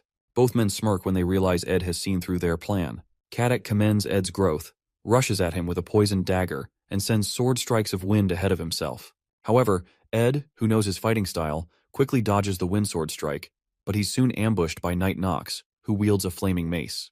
Quickly, Ed rolls out of the way to avoid the flames and strikes at the men with a water attack, which Caddock easily blocks with his daggers. While they're fighting, Knox asks Ed if he remembers someone named Meliana, the poor child who lost vision in one of her eyes for his amusement. Meliana turns out to be Knox's daughter, and he is clearly fighting with the rage from that experience. Deeply angry, he blasts Ed with fire, but is shocked when Ed completely protects himself with a shield. Our boy doesn't flinch and admits to what he did, but reminds Knox that revenge is useless. He explains that only emptiness lies at the end of vengeance, but Knox, enraged, smashes his shield, unwilling to hear it from someone like him. As Ed moves backward, Caddock retorts that even though Ed has grown, it'll be impossible to block Knox's magic-infused mace. He's dodging well, but he'll die the moment he gets hit, especially since the bow he's carrying is hindering him. The struggle continues as Ed desperately avoids Knox's attacks. Seeing that Ed's movements are becoming sloppy, Knox charges at him with his mace, sensing he has nowhere left to run. As Knox is about to land the final blow, Ed agrees that he's out of options, but Knox is suddenly stabbed in the back by a dagger. The attacker turns out to be Mug. Shocked, Caddock wonders if Ed has used telekinesis or spirit formula, but he soon realizes that Ed had only been using basic magic to force them into attacking while he prepared a counter. Suddenly, Ed tells Mug to trigger the divine explosion, and he does, spilling Knox's blood everywhere. While the explosion is still happening, Ed quickly fires 2 mana arrows at Caddock, who can't comprehend how the boy is still attacking inside an explosion. Soon after, our boy emerges through the blast, using his blessing of recovery that grants him immunity to flames. Surprised, Caddock asks how a scoundrel like Ed has grown so strong in such a short time, but reminds him to aim for vital points next time. Suddenly, Caddock unleashes a barrage of wind attacks that knock Ed backwards several feet toward Knox's body. It seems Knox had used his own body as a shield to protect his vital points from the explosion. Enraged, Caddock charges in to end the fight. While he's still in the air, the water spirit Lycia ambushes Caddock from behind, completely enveloping his head in water to make him choke. The attack forces Caddock to drop his dagger, and he struggles to breathe. Suddenly, Knox, who seemed to be dead, grabs the poisoned dagger and leaps toward Ed from behind. Normally, burns and stab wounds like his would easily render most unconscious. But as a battle-hardened veteran knight, Knox remains conscious, a factor Ed hadn't accounted for. As the knife inches toward Ed's face, he realizes his mistake, but Marilda immediately activates his protection of the wind skill, which blows enemies back when an unexpected attack occurs. The blast of wind strikes Knox, but instead of launching him backward, it only dazes him, causing him to collapse. On his knees, Knox asks Ed to finish things quickly, but Ed grabs his hands and tells him he's the one who should be making that request. Ed acknowledges that the two of them would only be here if his father truly wanted him dead, meaning he is destined to die regardless. He concludes that killing them won't end this, so he'd rather die here. He informs Knox that his death would only leave emptiness, but it wouldn't be meaningless, because at least Knox wouldn't live shackled by revenge anymore. He offers this as a small gift for his loyalty to the Roth-Taylor family, so Nox pushes the knife through his stomach. Soon after, Janica arrives, apologizing for being late because her class ended later than usual. As soon as she reaches the scene, she sees Nox pushing Ed's body off the cliff and rushes toward him, but she's too late to catch him. Nox realizes they're in trouble because there's a witness. Suddenly his body becomes immobilized, and he doesn't understand what's happening. A strange energy bursts from Janica's body, and the seasoned warrior, who thought he had seen everything on the battlefield, realizes there are things he has never encountered before. He soon beholds the summoning of the highest-level spirit, one even stronger than a high-level spirit, of which only one exists per element in the natural world, and only one girl who can execute it. She turns to him, bloodlust in her eyes, and asks if he understands what he just did. A giant white circle appears, which not many people can understand. This is the summoning of the highest-ranked darkness spirit, Glaskin's right hand, the sun that scorches the earth. It possesses a tail larger than the imperial city, and is the one who burned down the Alphonse Mountains during the Age of Myth. This is the highest-ranked fire spirit, Teorphus. Even summoning just one of his hands would be enough to burn all the northern forest to ashes, and Nox doesn't even know whether to be in awe or afraid. It is clear that what comes next for him is absolute death. When Janica turns to him again to ask if he understands what he just did, he starts choking on his spit. Suddenly, an intense wave of heat covers him and begins burning his skin. Out of nowhere, Marilda appears behind him, shielding him from the heat wave, and urges him to run. When she repeats the instruction, it makes no sense to him why she's helping him. But she insists he must survive and report everything he has seen and experienced. Severely injured, Nox crawls away from the site. Annoyed, Janica demands to know what Marilda is doing and orders her to move. Marilda refuses and explains that she wasn't the one who summoned Teorphus, urging Janica to think about it carefully. In a flashback, Lortel asks Ed how his magic engineering is going, since she had given him some magic engineering items and ingredients before. Actually, all Ed did throughout the break was train his magic engineering skills, and his efforts were so successful that he managed to create a legendary rank engineering item. The item he created was Delheim's Hourglass, which reverts all physical states by a few seconds, removing all damage and wounds. However, it is a one-time use item. As Ed crawls out of the water onto shore, he recalls how he reversed the effects of falling off the cliff and the poisonous dagger. Since he only reversed time by a few seconds, the injuries he sustained earlier remain, but the salt water that seeped into his wounds is causing his temperature to drop rapidly. He had summoned Marilda because the situation at the top of the cliff seemed abnormal, but he doesn't know how things turned out because of how injured he is. This legendary item shouldn't exist in the third act, and he never expected to use it this early. His long-term efforts now seem wasted. However, at least he survived. To him, Crepin's cause and effect determination magic is extremely troublesome. Even if he were to defeat Katic and Nox and survive, Crepin could repeatedly use his enormous mana pool to find a future where Ed truly dies. That's why he needed to die once. So Crepin would lose interest in him for a while, believing him to be dead. He figures that the only reason the Academy would allow the subordinates inside would be to help Tanya with her election and purchase the grimoire. After that, they would have to leave. In the meantime, he'll have to live like a dead man. He can survive, but the issue is that his body isn't moving well. While lying on the ground, a fire spirit belonging to Janica finds Ed, which brings him relief. Before he can say anything, Janica jumps on him, hugging him tightly and pushing him to the ground. Happy, Ed apologizes to Janica for always making her worry and hugs her back. Later, he explains to her that it's better for him to stay hidden until the election ends. To help, Janica promises to bring him essential supplies and daily tools. When he mentions that his injuries hurt, she quickly removes her hands from around his neck and apologizes for hugging him so tightly. Meanwhile, Lucy hides under the hut's covering, watching the falling rain. Although it seems like she's doing nothing, she's practicing the art of waiting. Normally, Ed would walk through the forest grass, and once he confirmed the fire had gone out, he'd kick the wooden reinforcements to ensure they were sturdy. Then, he'd put away all the clothes drying on the line, place rust-prone tools under the tent, greet Lucy, and sit at his desk to read a magic engineering book. Meanwhile, Lucy would always sit near the fire and sleep while listening to the rain and the sound of Ed flipping through his books. Suddenly, she detects mana laced with the scent of blood but chooses to ignore it.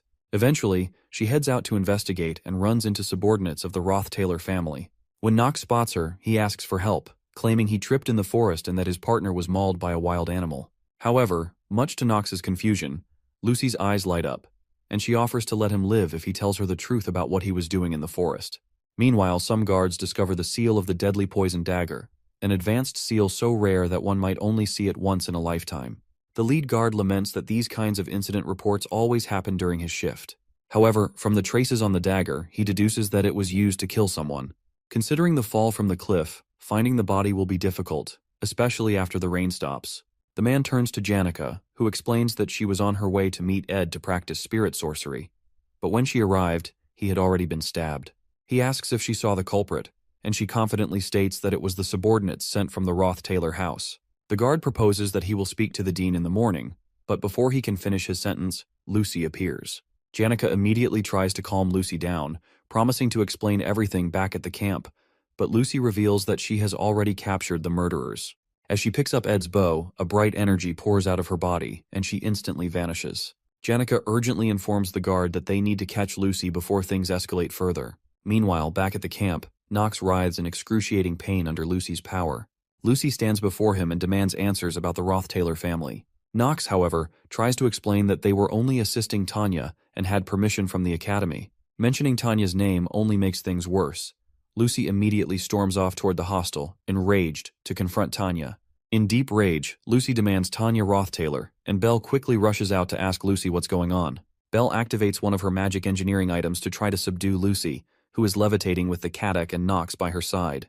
Belle asks Lucy why she's doing this, but Lucy breaks apart the magic engineering item in her hand with just a glance, demanding that they bring Tanya to her.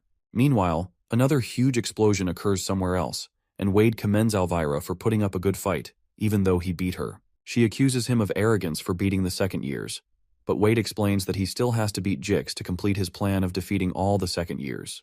Jix, who is standing nearby, is surprised that Wade was able to beat Elvira, the top alchemy student, even though his specialty is one-on-one battles. Wade is the heir of the renowned swordsman family of Callermore, and some onlookers gossip that he might really beat Jix after all. Before they begin their fight, an explosion shakes the building. It turns out to be Lucy, who is in a fit of rage. They quickly rush toward the noise to investigate, but when they arrive, Jix realizes they're too late. He sees Belle and the others turn to stone. In reality, they are all frozen in a time prison using time-type aspectual magic, and Lucy is likely the only genius who can witness aspectual magic, which someone spent their entire life researching, and copy it after one look. Still deeply angry, she orders them to bring Tanya to her, and one of the maids signals to the students to quickly follow her. The maid explains that they don't know what to do, but if Lucy is telling the truth, it seems Ed Roth-Taylor has died after being killed by the subordinates of the Roth-Taylor family. Shocked, Jix stops running and tells the others to go ahead. Wade warns him not to seek revenge but to evacuate with them. However, Jix insists they go ahead, saying he'll evacuate later. Jix rushes to Tanya's room and realizes that no one has seen Tanya Roth-Taylor 5 minutes after the first loud noise and that her door is locked. The only place she could be hiding is her wardrobe. He opens it and finds her trembling in fear, wondering why any of this is happening. All the evidence points to Tanya, but Jix doesn't understand, especially since Tanya's reputation was improving due to Ed's influence. Although she had some ill feelings toward Ed, orchestrating an assassination seems strange. Immediately, he calls her attention and asks truthfully if she had Ed assassinated.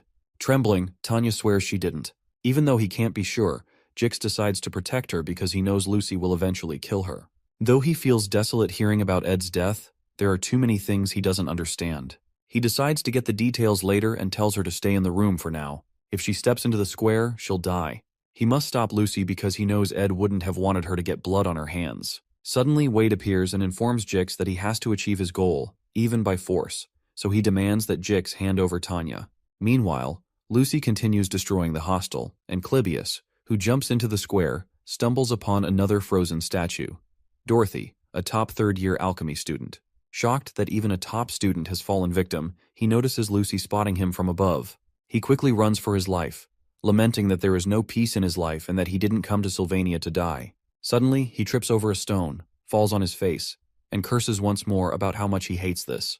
While he's on the ground, Elvira approaches him and asks what he's doing. She informs him that only the top students can stop Lucy for now, and they need to hold out for 30 minutes until the academy workers arrive. She then walks away and tells him to escape to the academy building once his legs have recovered.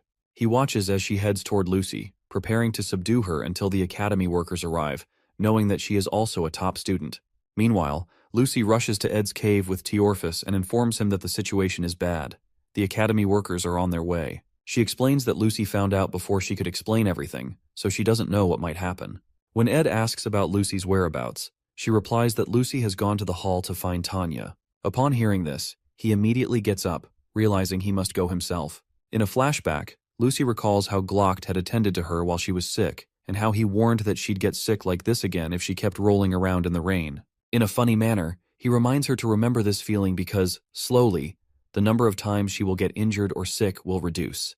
He informs her that she will meet weak people who could spend their entire lives just barely managing to do the things she does easily.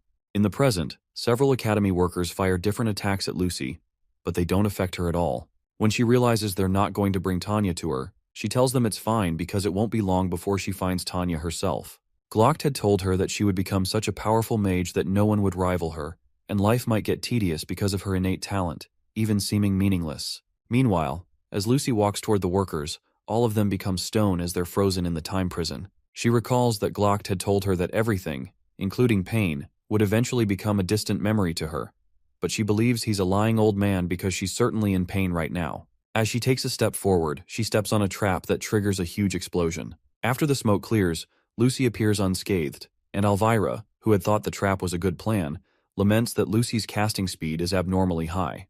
With one wave of her hand, Lucy commands Elvira to move, and a huge power envelops and throws away the poor girl. As she's being thrown away, she realizes that Lucy was able to cast so fast not because of a specific type of magic, but because of the level of mana she was emitting. So, in the end, the problem was mana, because a mage is only as strong as the level of their mana. However, Elvira informs her that alchemists can understand mana and transform it into something that isn't magic, like magic engineering items or reagents. Lucy's eyes widen as Elvira pours something called a red quartz reagent onto the ground, onto all the magic engineering items she had positioned, to use the power of the reagent to channel Lucy's mana to activate the items. Elvira explains that if she activates all of these items with an increased output at the same time, all the mana in the area will evaporate. Even though all the magic engineering items she's spent her entire life making will get ruined, she plans to do it to help all the students and the maids evacuate. Suddenly, Elvira activates them all, but Lucy doesn't move an inch while she's doing that. Suddenly, Elvira receives an overload message that the amount of mana has surpassed the limit of the tool. Shocked, she watches as each of the engineering items explodes around Lucy. Calculating the amount of mana it takes to overload all magic engineering items is theoretically possible, but no one does it because it's not academically valuable, and no one has that amount of mana. If someone like that existed, it would be impossible to stop such a person in the first place. The time it took to apprehend the head maid, Bleal, the fourth-year top alchemy student, Dorothy, 14 high-class maids, and second-year top alchemy faculty student Elvira, is 3 minutes. Lucy walks past Elvira, who is severely injured, but Elvira grabs her leg and asks if she doesn't think she will regret it if she keeps going. She reminds Lucy that she could have easily sent the entire hall flying at once with all this mana, but the fact that she hasn't done that probably means she feels that Ed wouldn't have wanted her to do this. Regardless, Lucy continues and says she'll decide that after meeting Tanya. While she's talking, a strange being approaches her in the dark with a sword. However, Lucy had detected him and cushioned the hit of his sword by protecting herself with a shield. It turns out to be Clebius, who tells Lucy he's not going to let her get past him, even referring to her as a mother fair. In response, Lucy creates a small explosion in her hands and releases it into Clebius's torso. The time it took to apprehend the second-year top combat faculty student Clebius is 1 second. Meanwhile, Wade tells Jix that he has to achieve his goal, even if he has to do it by force, and demands Tanya. He swoops in to strike Jix with his sword, but Jix quickly averts the attack and retaliates with his own sword. Wade is surprised that Jix is able to use the island family swordsmanship, the swordsmanship of a beast that once roamed the northern grasslands and became civilized after staying at the island estate. As the men continue to battle, Wade reasons that this is real swordsmanship experience. However, it's incomplete, and he can find a weak spot in Jix's center of gravity. He goes in for his next attack with a maniacal smile, certain that he's won. As he's about to strike Jix by his side, a bright green light appears called the Wind Blade, which knocks back Wade's blade and allows Jix to knock him to the ground. When Wade is on the ground, Jix asks him if he wants to keep going, and Wade gets up, prepared to continue. The swordsman confesses that he enjoys fighting strong people, so there's no need to give up this opportunity. As he leaps in for another strike, he begs Jix to entertain him more, but Jix comments that it's shameful that Wade only enjoys victory and not fights. He accuses him of only showing drive when it comes to fights in which he sees the potential for victory, because if he truly wanted to fight someone strong, he wouldn't have chosen Jix, especially because Lucy Merrill is the magic faculty's top student. Stung by his comment, Jix calls Wade a cowardly bastard who keeps looking for an excuse. With one move, Jix pushes his sword down and goes in for the last strike, but eventually stops when he gets close to Wade's throat. Wade asks him what he should have done against an impossible opponent like Lucy, since it would be foolish to challenge her. Jix tells him that that's his limit. Meanwhile, Lucy makes her way into the hall. In a flashback, someone considers how pride is the leading cause of warriors' downfall more than anything else. This person advises caution against men who charge pompously into battle, with no respect for those who have put their lives on the line. He believes Clebius would be wiser if he relied on fear rather than pride. Behind Lucy, Clebius still follows after her, despite the fact that he's literally oozing blood. In the flashback, the person tells Clebius that if he lives with fear in mind, there will come a day when he will not be able to move his feet off the floor, and he will be able to escape. But as his body trembles, his hand will be firm and steady on his sword, and he will know loss is inevitable. That will be his conviction. Suddenly, a crimson energy surrounds Clebius's body, and he transforms into the sword demon. Elvira, who is still watching nearby, is shocked by the beast Clebius has transformed into. However, Lucy isn't fazed and uses Ed's bow to fire a fire arrow using a mid-rank fire magic called Flame Pillar, then multiplies it by 100, causing a huge explosion. As she does that, she keeps in mind that she promised not to kill anyone.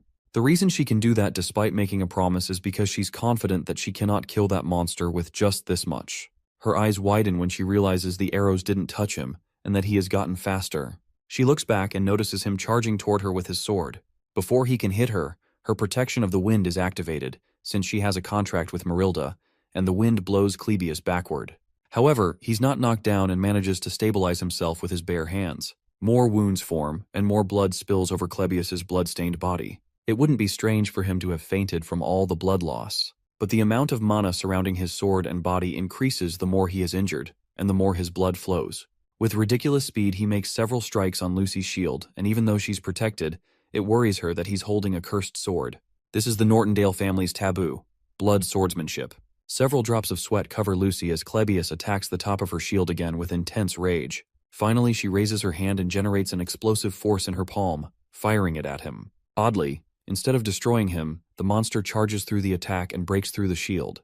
Quickly, Lucy creates another shield around herself and blasts the monster with a stronger attack. This attack launches Clebius backward by several feet, with blood spilling out of every hole in his body. Blood swordsmanship uses the blood flowing from your body as a new mana source and is a taboo among taboos. In a flashback, some men find Clebius after he had transformed and call him a bastard for killing someone. Even the Nortondale family itself forbade Clebius from inheriting it. While the men shout at him, Clebius's brother walks up to him and reminds him that he's not a monster. In the present, while blood oozes from his body, Clebius wakes up again and gets back on his feet. He's the monster who learned blood swordsmanship on his own, and after many years, he had to acknowledge that he's a monster. However, when Lucy raises her hands into the air and activates a high-level lightning magic called Divine Punishment, he has to acknowledge that Lucy is the real monster. Meanwhile, Jix runs away with Tanya, but they abruptly stop when Lortel blocks their path. Lortel tells Jix that he can escape if he goes through the door at the end of the hallway, but Jix stops Tanya from moving forward because he senses that something is off. Regardless, Lortel comments that Tanya is lucky to have Jix helping her. Jix, still cautious, asks Lortel if she's heard about Ed, but she replies that she's not sure.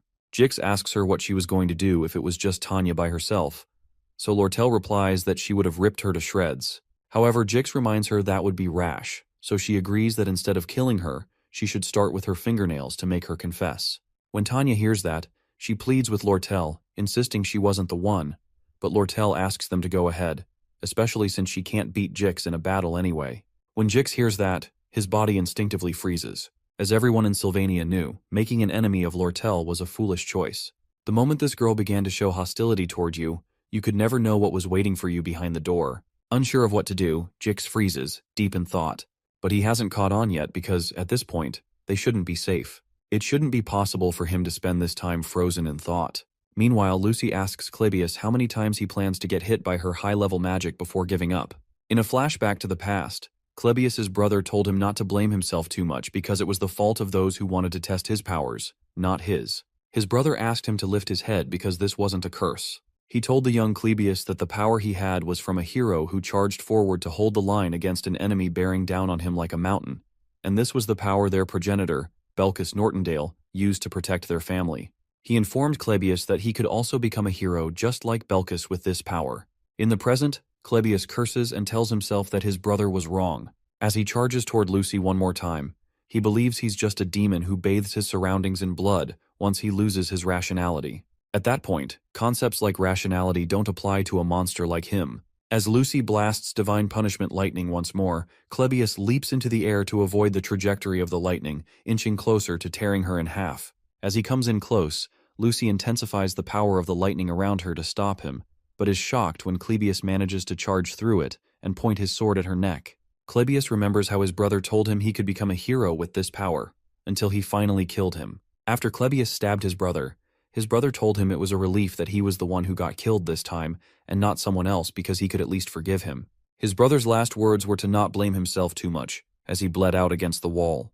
To Clebius, the true hero was his brother, who died that day at the hands of a monster. In the present, he transforms back to normal and tells Lucy he really can't go on any longer. He doesn't want to become a hero, but he just doesn't want to become a monster. Finally, he crashes to the ground as his sword shatters. As the maids and students evacuate in the rain, Clebius believes he's done his part.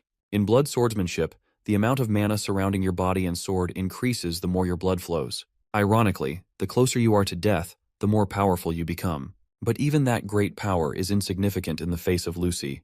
Yet perhaps due to her complacency or his determination, a moment occurred that could never be repeated. She definitely could have died. Lucy, who had lived her entire life as the strong, could never get used to that feeling. The fear of death she experienced for the first time made her determined that she had to kill the weak who no longer had the ability or will to fight. As she generates great power to bear down on Clebius, she notices a drop of spirit water that draws her attention. When she looks to her side, she sees a hooded person who fired the spirit water arrow. Clebius spots the person who fired the arrow, and he angrily confirms that this mother fear, as he puts it, is alive, just as he suspected.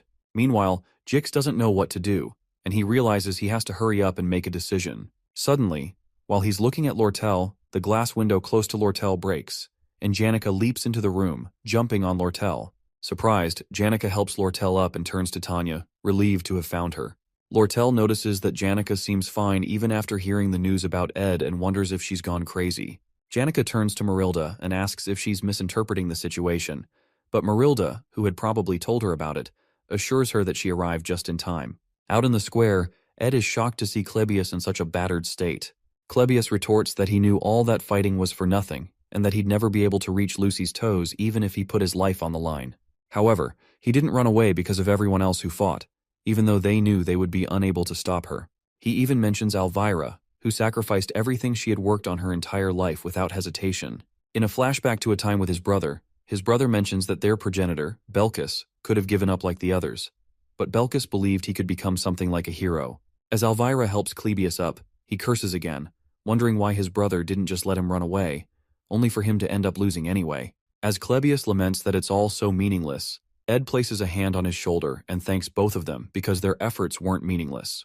Regardless, Clebius doesn't take the compliment and beats himself up for being an insect piece of shit until he collapses due to blood loss. To Ed, none of what he said was flattery. He has a full understanding of all the main characters in the Academy, but he never thought anyone would have the ability to stop Lucy, including himself. It took at least 10 minutes to evacuate everyone and for Ed to arrive, and Clebius stood his ground that entire time. Clebius, the failed swordsman of Sylvania and the third act's final boss, went against the awakened one, Lucy Merrill. This whole time Lucy doesn't say anything and just stands there. Ed apologizes for not telling her beforehand, but informs her that he was in a situation where he had to die. But his life was also in danger, so he couldn't prepare a way to tell her in advance. While he's talking, she runs to hug him, and with tears streaming down her face, she tells him she thought he was dead. Ed places a hand on her shoulder, reminding her that he's still here, and then puts his arms around her. Meanwhile, Jix reasons that he was certain nothing would cause him to feel fear again after entering civilization. In front of him are the high-level spirit, Marilda, and now Janica, who proclaims that she's been looking for Tanya all along. He believes that the two ladies aren't in their right minds due to the news of Ed's death. But as Jix prepares to react, Janica tries to stop him and confesses that she has something to say about Ed. However, he doesn't hear her over the explosive force he uses to destroy a nearby wall. He immediately tells Tanya to run down a nearby path and go west from there until she reaches the life buildings, where she can ask for help. He explains that she must find someone from the Imperial forces or a noble family with whom she has a relationship. Before she leaves, Tanya asks what he will do. He says he'll block them to the best of his ability so they don't go after her, even though it might not be possible. As she heads out, she asks him why he would go so far, and he informs her that it's because she's Ed's younger sister before urging her to run.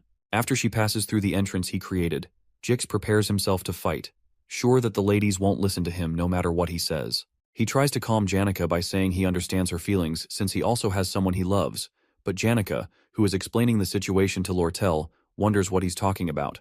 Jix continues his speech, saying he'd be extremely hurt if he lost the person he loves, and that he understands if her entire body is burning with fury, especially because she loves Ed more than anyone. When he mentions how serious and precious her love for Ed is, Janica turns red in the face, surprised by what he's saying. When he continually describes her passionate love and feelings for Ed, which will remain in her heart forever, he suddenly receives a huge fire attack that literally knocks him out of the building. Completely dazed, he hears Janica tell him that Ed's not dead as she strikes him with the staff in her hand and pleads with him to stop talking. Meanwhile, Lucy remains in Ed's embrace as the rain continues falling. Emotions are the same, and you regain your composure once you release them. Lucy had believed that the way she felt about Glock was the same way she felt about Ed, but those overlapping feelings were similar, yet slightly different. Suddenly, she pushes him away, which shocks Ed, so he calls out to her. Although he had only said her name like he normally did, her heart felt like it was burning. Lucy finally realized that the emotion she was feeling was. Lucy considers how the smell of settled grass makes her feel serene. When that scent comes from the stack of hay near the hut, she lets it linger because she doesn't particularly dislike the smell. However, the maids feel the exact opposite.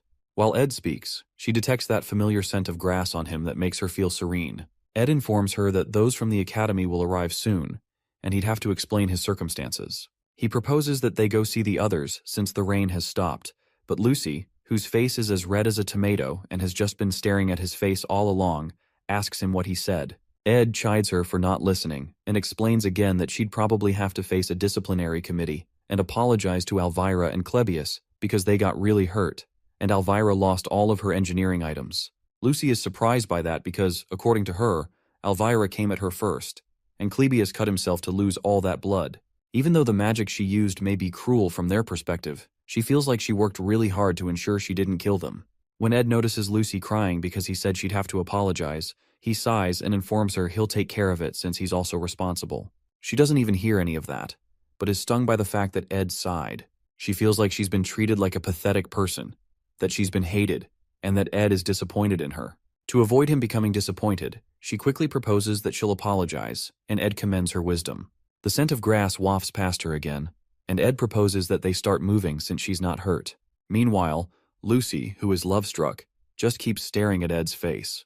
When she smells that scent of grass, if she lets her guard down for even a second, she can't breathe and feels shivers run down her spine. She wonders why this has happened since she had just considered Ed as someone who took care of her perfect nap spot at camp, who fed her, sat with her, and allowed her to lay on his leg. She realizes they've spent most of the year together, and now she's awestruck by his scent. Meanwhile, Ed turns to go look for Janica, but Lucy suddenly grabs him from behind. With tears in her eyes, she asks him if he really has to leave now, but Ed doesn't seem to understand what the heck is going on. At the Ophilus Hall central entrance, Janica chides Jix for talking too much, and Ed soon arrives with Lucy. Suddenly he notices Lortel looking the other way and asks her what she's doing.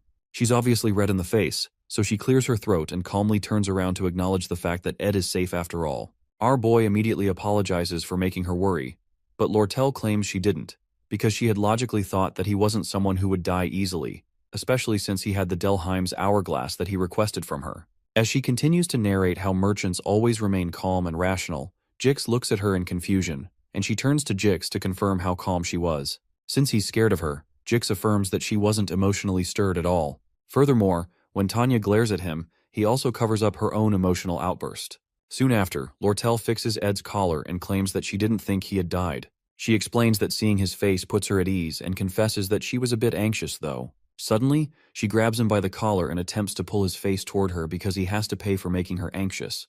But Ed doesn't understand that logic. Before she can make her move, Lucy comes between them and pushes Lortel away, red in the face with jealousy. For a moment, everyone remains silent, and Jix just looks at them all in confusion. At this point, Lortel becomes extremely angry that Lucy just blocked her chance. Worried, Ed places a hand on Lucy's head and asks her what's wrong.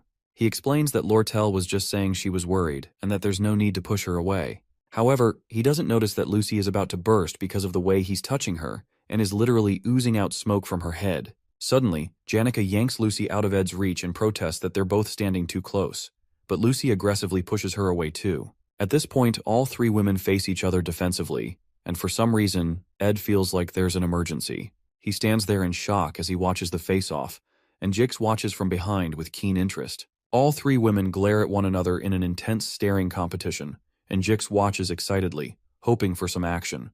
However, the emotions are doused when Elvira reminds them that they don't have enough time to be doing this. Ed quickly agrees with her because the Academy people will arrive soon, so he informs them that he plans to hide the fact that he's alive, and he explains why he's doing that. Eventually, Lucy apologizes to Clebius and Elvira and decides to help Tanya, who had run away. Jix suddenly regrets letting Tanya run away, and they eventually agree on a story about what happened before Lucy turns everyone back from their frozen state.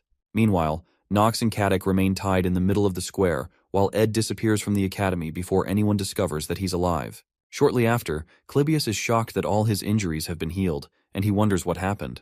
When he looks up, he sees Elvira, and he starts to panic because he thinks he's dead since he was certain that he was bleeding profusely just a moment ago. Elvira soon stops his yapping and informs him that the Academy workers are coming soon, and he has to testify that he stopped Lucy. Moments before, Lucy bowed her head to apologize and healed Clebius's injuries.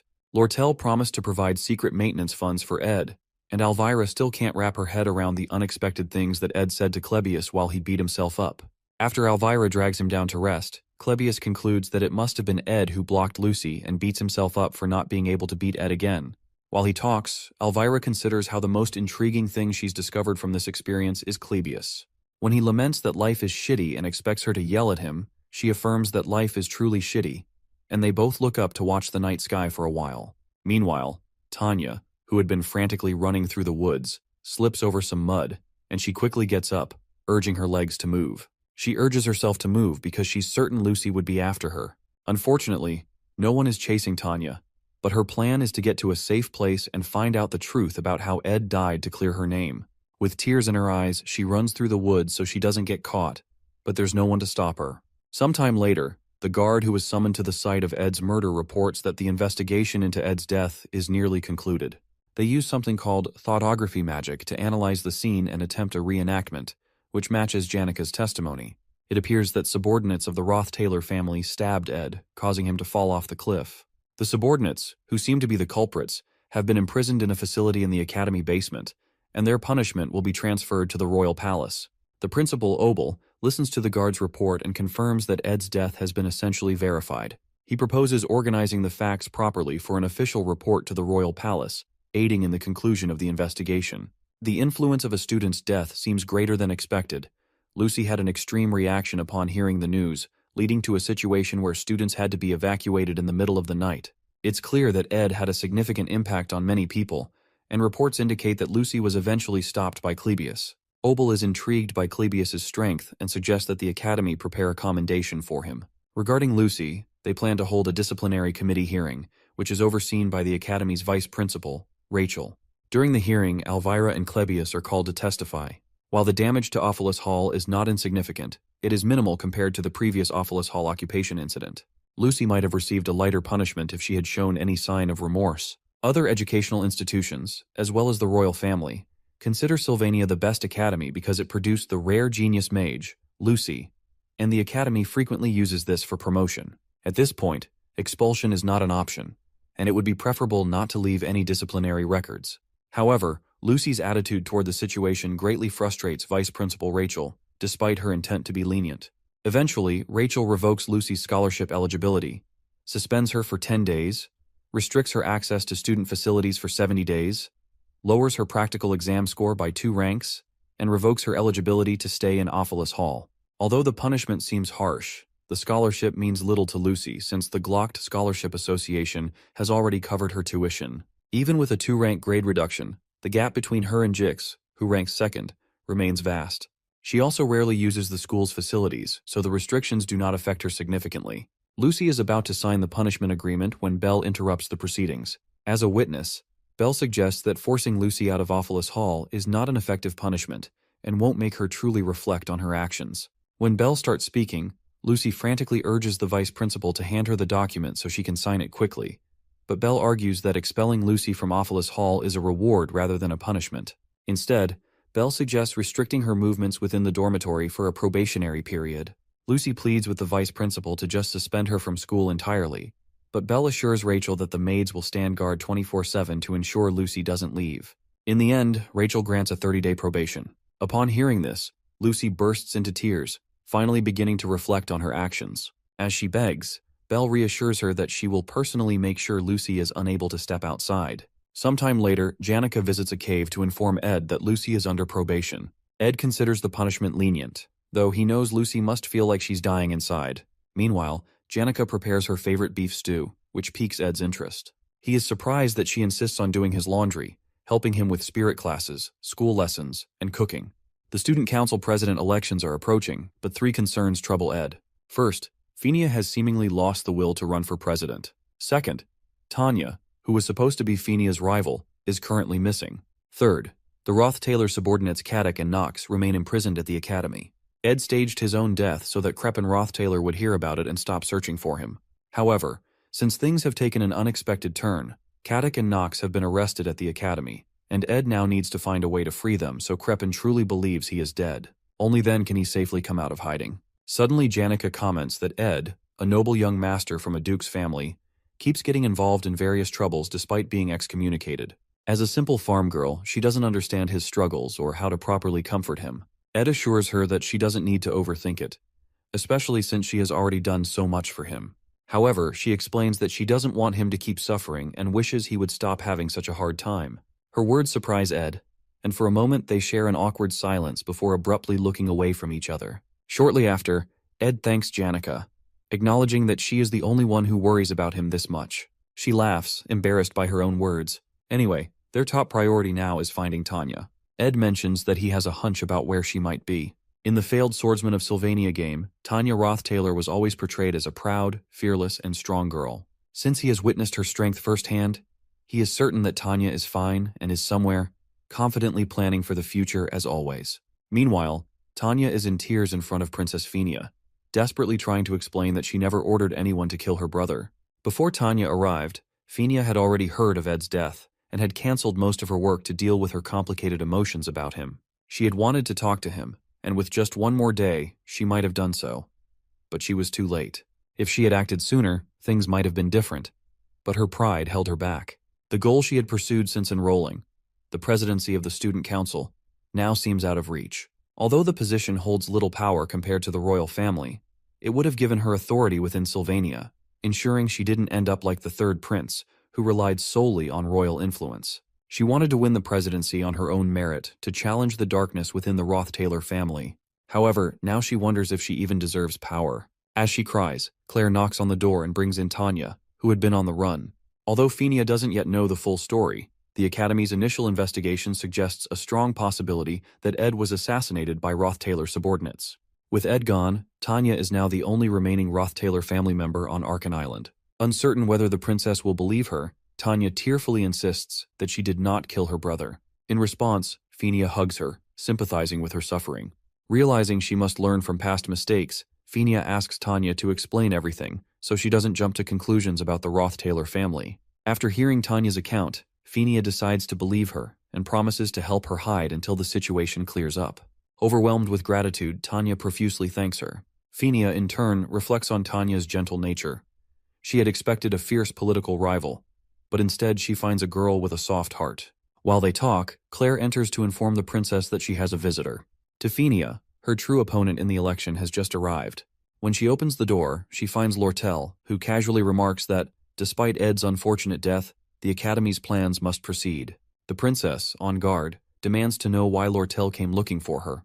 Lortel, smiling, replies that she wanted to ask why Fenia is hiding Tanya. In the Ophelis Hall, Lucy lies in her bed and prays for death, with 29 days left until the end of her probation. This is 3 hours before Lortel and Princess Fenia meet. Meanwhile, Leisha and Ed spar. Leisha comes in with a strong hit, but our boy sticks the knife in his mouth and breaks her form into a pool of water. Moments later, she regains her form and attacks him from different directions, but he still manages to defend himself. Shortly after, Mug commends Ed's incredible reaction time and ability, expressing how touched he is. Leisha, on the other hand, proposes they end things here for today because his close combat skills are outstanding for a mage. She comments that he must have been training for a while, and Ed replies that it's because she's an excellent duel partner. Ed mentions that Mug is too small and training with Marilda is a bit too much. but Lacia interjects, saying she thinks fighting with Marilda would be more helpful. However, Ed believes that fighting with a house-sized wolf would send him to an early grave. Lecia explains that high-rank spirits can freely change their forms, which is why Marilda can easily travel around the entirety of Arkan Island. After a workout session, Ed realizes his stats barely increase once they pass 15. Once you go past that, you need to fulfill special conditions like clearing hidden quests. Considering what he can obtain as Ed Rothtailor, he's certainly getting closer to his upper limit, so he considers acquiring a special ability once his long-term goal of mid-rank magic is achieved. He can't afford to grow complacent and stop improving. Suddenly, Lortel enters the cave and turns red in the face upon seeing him with his shirt open. She comments that she was enjoying the view and comes closer to attend to him, noting that he needs to find time to rest. When Ed mentions that he's at ease because his needs are mostly provided by others, especially Janica, Lortel realizes that he must have been training with spirits. When she notices the spirits are watching all of this, she wraps her hands around his arm, prompting Mug to start screaming about an emergency. Lortel enjoys a good laugh, and Ed asks what she's planning to do. She informs him that she's planning to see Princess Phinia soon, because she realized there are things she can profit from before the election begins. Based on his request, she explains that releasing the two knights, Caddock and Knox, would be easy, but it's not free, so she'd like to take the deposit for it now. Ed wonders what she's talking about, so he asks if he can hug her once. She's initially shocked, but then decides to play along. When he pulls her close, she immediately turns red. With her hands on his chest, she pushes him away and pleads for him to wait. Her reaction makes Ed ask what's wrong, and she responds that it feels different from how she imagined it before coming. She asks why he's not wearing clothes, protesting that he should know she's already walking a tightrope in her heart and should have some courtesy. When he replies that he only did what she wanted, she hugs him again and says he was supposed to do it slowly. Eventually, she confesses that she came because she wanted an answer in advance to her request for him to take her side once the election begins. Ed wraps his arms around her and suspects she's up to something regarding the elections. With her head still on his chest, she explains that she thinks she'll have many enemies soon, but if the entire school turns against her, she at least wants him to remain her ally. Later on, at the royal dorm, which is exclusive to Princess Phinia, Lortel informs her that she's come to find out why she's hiding Tanya. Lortel had overheard Jix telling Tanya to run to the imperial or royal family for help, so she deduced that Tanya would most likely be here. The princess asks why Lortel is even looking for Tanya in the first place, and Lortel explains that she has business with her. She states that Tanya acts weak to those she can't dare touch, but cruel to those weaker than her. In response, the princess mentions that the Rothtailor family holds enough power to make the royal family cautious, so Lortel realizes that getting Tanya will be difficult since the princess is on her side. In preparation for something like this, Lortel declares that she's going to run for student council president because becoming both the student council president and association leader will force Tanya to come to her. After Lortel leaves, Phinia tells Tanya that this isn't a situation where she can keep hiding. The Rothtailor Knights have been arrested, and all the routes off Arkan Island are in Lortel's hands. Because of Lortel's evident feelings for Ed, she mentions that Lortel must believe Tanya is the culprit, which is a dangerous situation. Suddenly, Princess Phinia asks Tanya who she thinks may have killed Ed since she didn't. Finally, Tanya confesses that she was the one who killed Ed, shocking Phinia.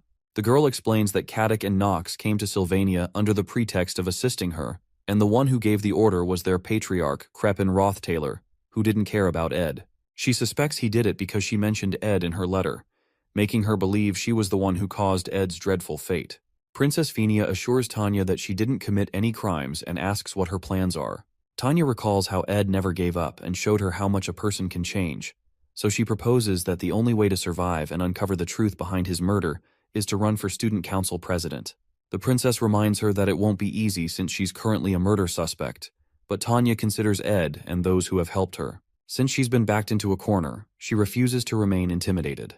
Upon hearing this, Phinia informs Tanya that she will publicly support her. Those words shock Tanya, and when she asks Phinia why she would go that far, the princess confesses that she's not sure but has a debt she couldn't repay to Ed Rothtailor. Sometime later, Lortel's secretary, Liena, gathers several related documents to help Lortel run in the upcoming elections. Liena reveals that she has obtained information that Tanya will also be running with Princess Phinia's support, but she doubts Tanya will gain much support since she's a suspect in a crime. Liena also protests that Lortel is doing all the work herself, losing sleep, and questions whether the council president position is truly achievable. When Lortel asks her to only ask necessary questions, Liena quickly apologizes and heads to the academy to submit the documents. After Liena leaves, Lortel wonders why she's asking such useless questions and determines to show her soon. Meanwhile, Lucy, who is severely bored, rejoices because she manages to make her pillow stand on its own. Eventually, the pillow slumps, and so does her excitement. She asks a nearby maid how many days she has left, and she's told there are still 27 days remaining. Suddenly, the maid remembers that the disciplinary action was passed yesterday and took a long time to process because the academy has been busy. Because of that, they have to restart the count, meaning she now has 29 days left again, nearly giving Lucy a stroke. Meanwhile, in the academy prison, Caddick considers how Duke Crepin was correct because Ed was able to react with incredible battle proficiency, even though he wasn't fully technically developed. This means he'll be a future threat to the Roth-Taylor family. Knox agrees, adding that it's not just Ed's abilities that are impressive, but also the spirit sorcerer, who summoned a spirit with the resolve to burn through all her mana, and the mage who resolved to take revenge in a moment. Since Ed was able to build relationships with such people, his potential could not be calculated. Although they were aware that Ed, the delinquent heir of the Roth-Taylor family, was a terrible person, Caddick and Knox still weren't sure why Crepin ordered them to assassinate him. But after completing the mission, they suspect that Ed, with this much power in his grasp, had thoughts of opposing the Patriarch and pretended to be a lunatic after being named heir in order to run away to Sylvania. Knox worries that Ed may have been raising forces here, but that's not their main concern now. Their main concern is leaving this prison and reporting the events that have occurred to the Patriarch. Suddenly, the guard watching them approaches the gate, opens it, and informs them that there are those who would benefit from the confusion of their escape. He introduces himself as Dune, the decoy of the trading company. Sometime later, Lucy lies on her bed, thinking about Ed and the hut. When Belle informs her that she has 24 days and 3 hours left, Lucy asks her to kill her. Meanwhile, a beautiful lady walks around the academy, receiving glances from everyone who passes her. She's quite pretty and has a fascinating aura, but she suddenly disappears, only to reappear in front of Kylie, who had been admiring her. Surprised, Kylie wonders who she is, and the woman pledges to learn all she can about this place and live her life to the fullest. Her excitement is soon doused when she opens the academy newsletter and sees Tanya, whom she had hoped to see after the incident, still in seclusion. She is surprised to hear that Tanya is running for student council president, but is quite glad that she's safe. The more shocking news is that the third-year student, Ed, is dead. She recognizes that the subordinates of the Roth-Taylor family are the likely culprits, and she still remembers what she saw at Ed's hut and the things he said. The painful part is that Tanya, her first friend, is said to have a hand in the murder. Although Kylie believes in Tanya, public opinion about her in the academy is worsening, especially after news of the Roth-Taylor Knight's escape.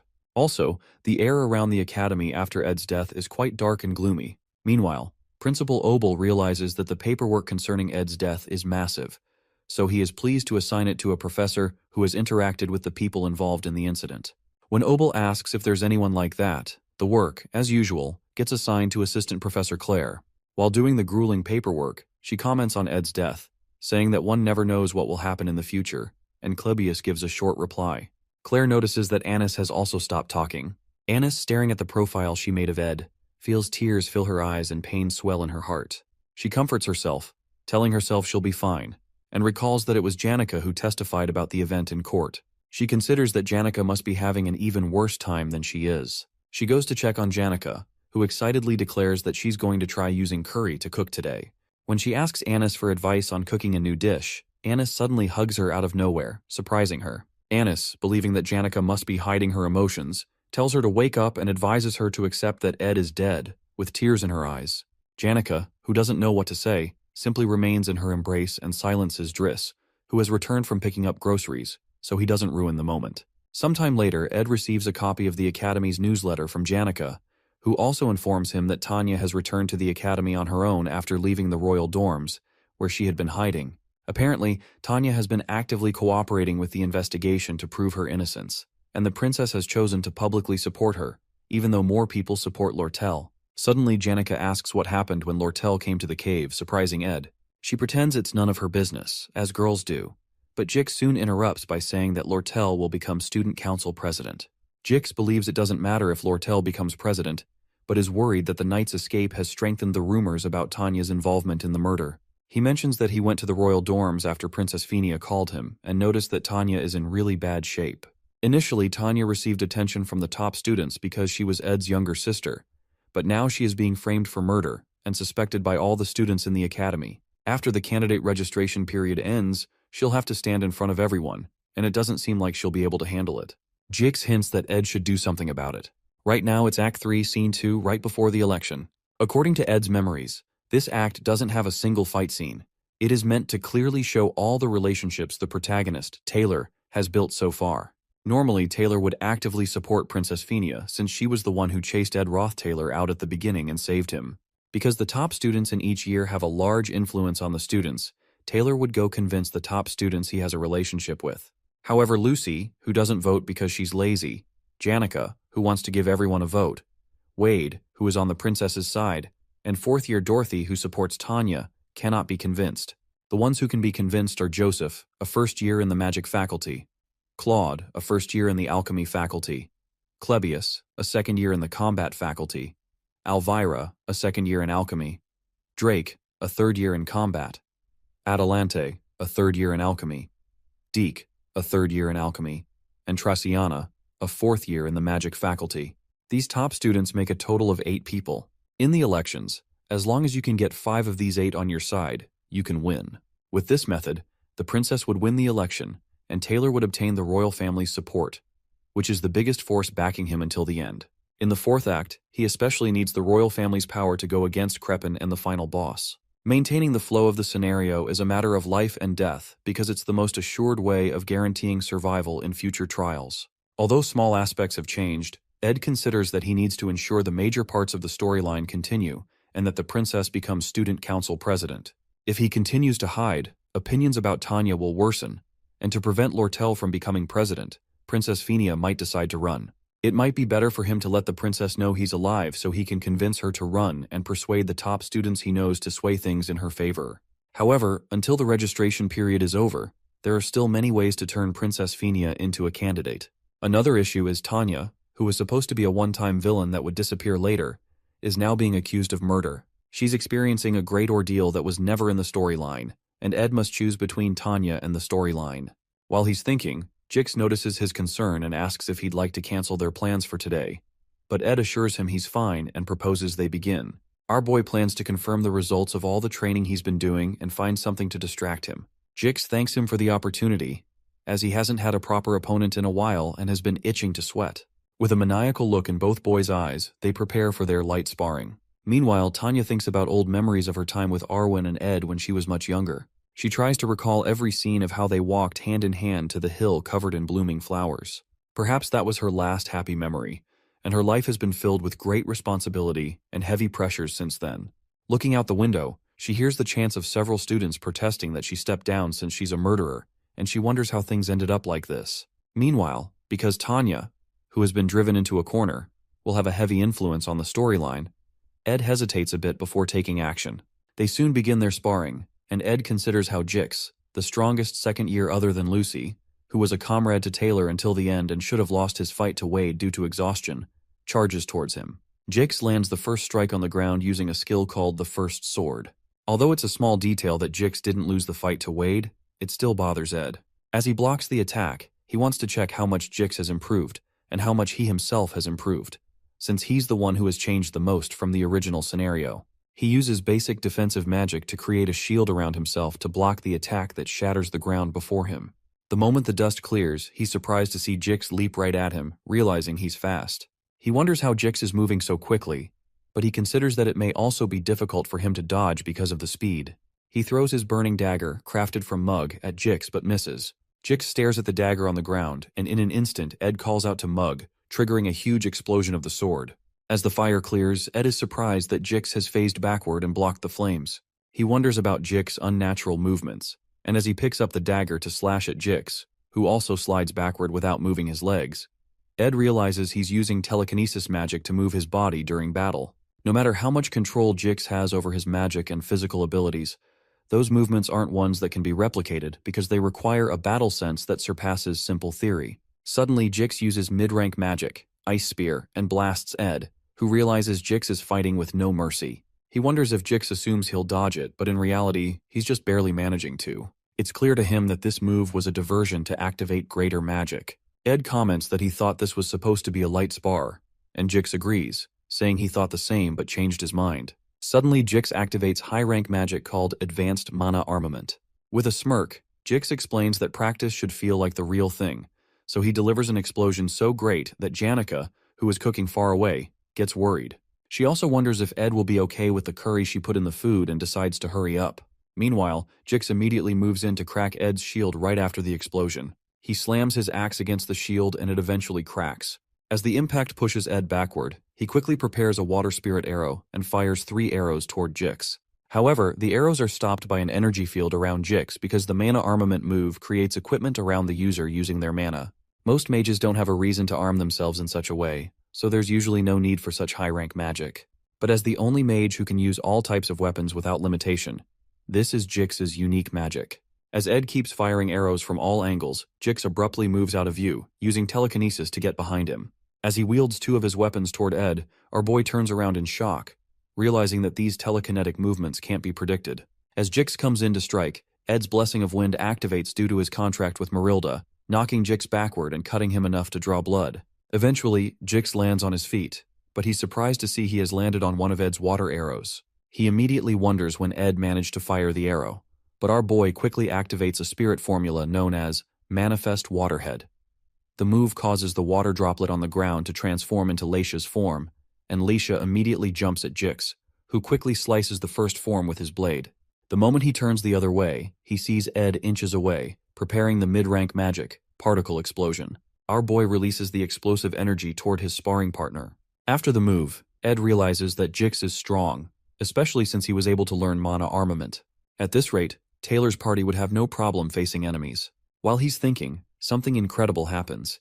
Jix immediately flies back into the air, declaring to Ed that he can't let his guard down and will be getting serious from now on. With a deadly look in his eyes and explosive energy around him, Jix smirks and activates an advanced mana armament known as Convergence. Ed immediately directs Leisha toward him to match the energy Jix is throwing at him. This is only the beginning of the 3rd act, and the ability that Jix has shown so far is the maximum of what Ed expected at this point in the storyline. There's apparent shock on his face because he hadn't expected to see Jix use this form so soon. This is the same form from Act 4, Scene 7, during Jix's final battle at the Grigol Cathedral infiltration. Jix wields a huge lance known as Nature's Lance, with several bright swords hovering around him. Jix explains that instead of fighting Ed in a ridiculous mental battle, he'd rather crush him with the overwhelming difference in power. Jix points the lance and all the swords toward Ed, who immediately launches fire attacks at the incoming swords to stop them. At one point, he becomes worried because he had to use Particle Explosion and the sword, leaving him almost out of mana.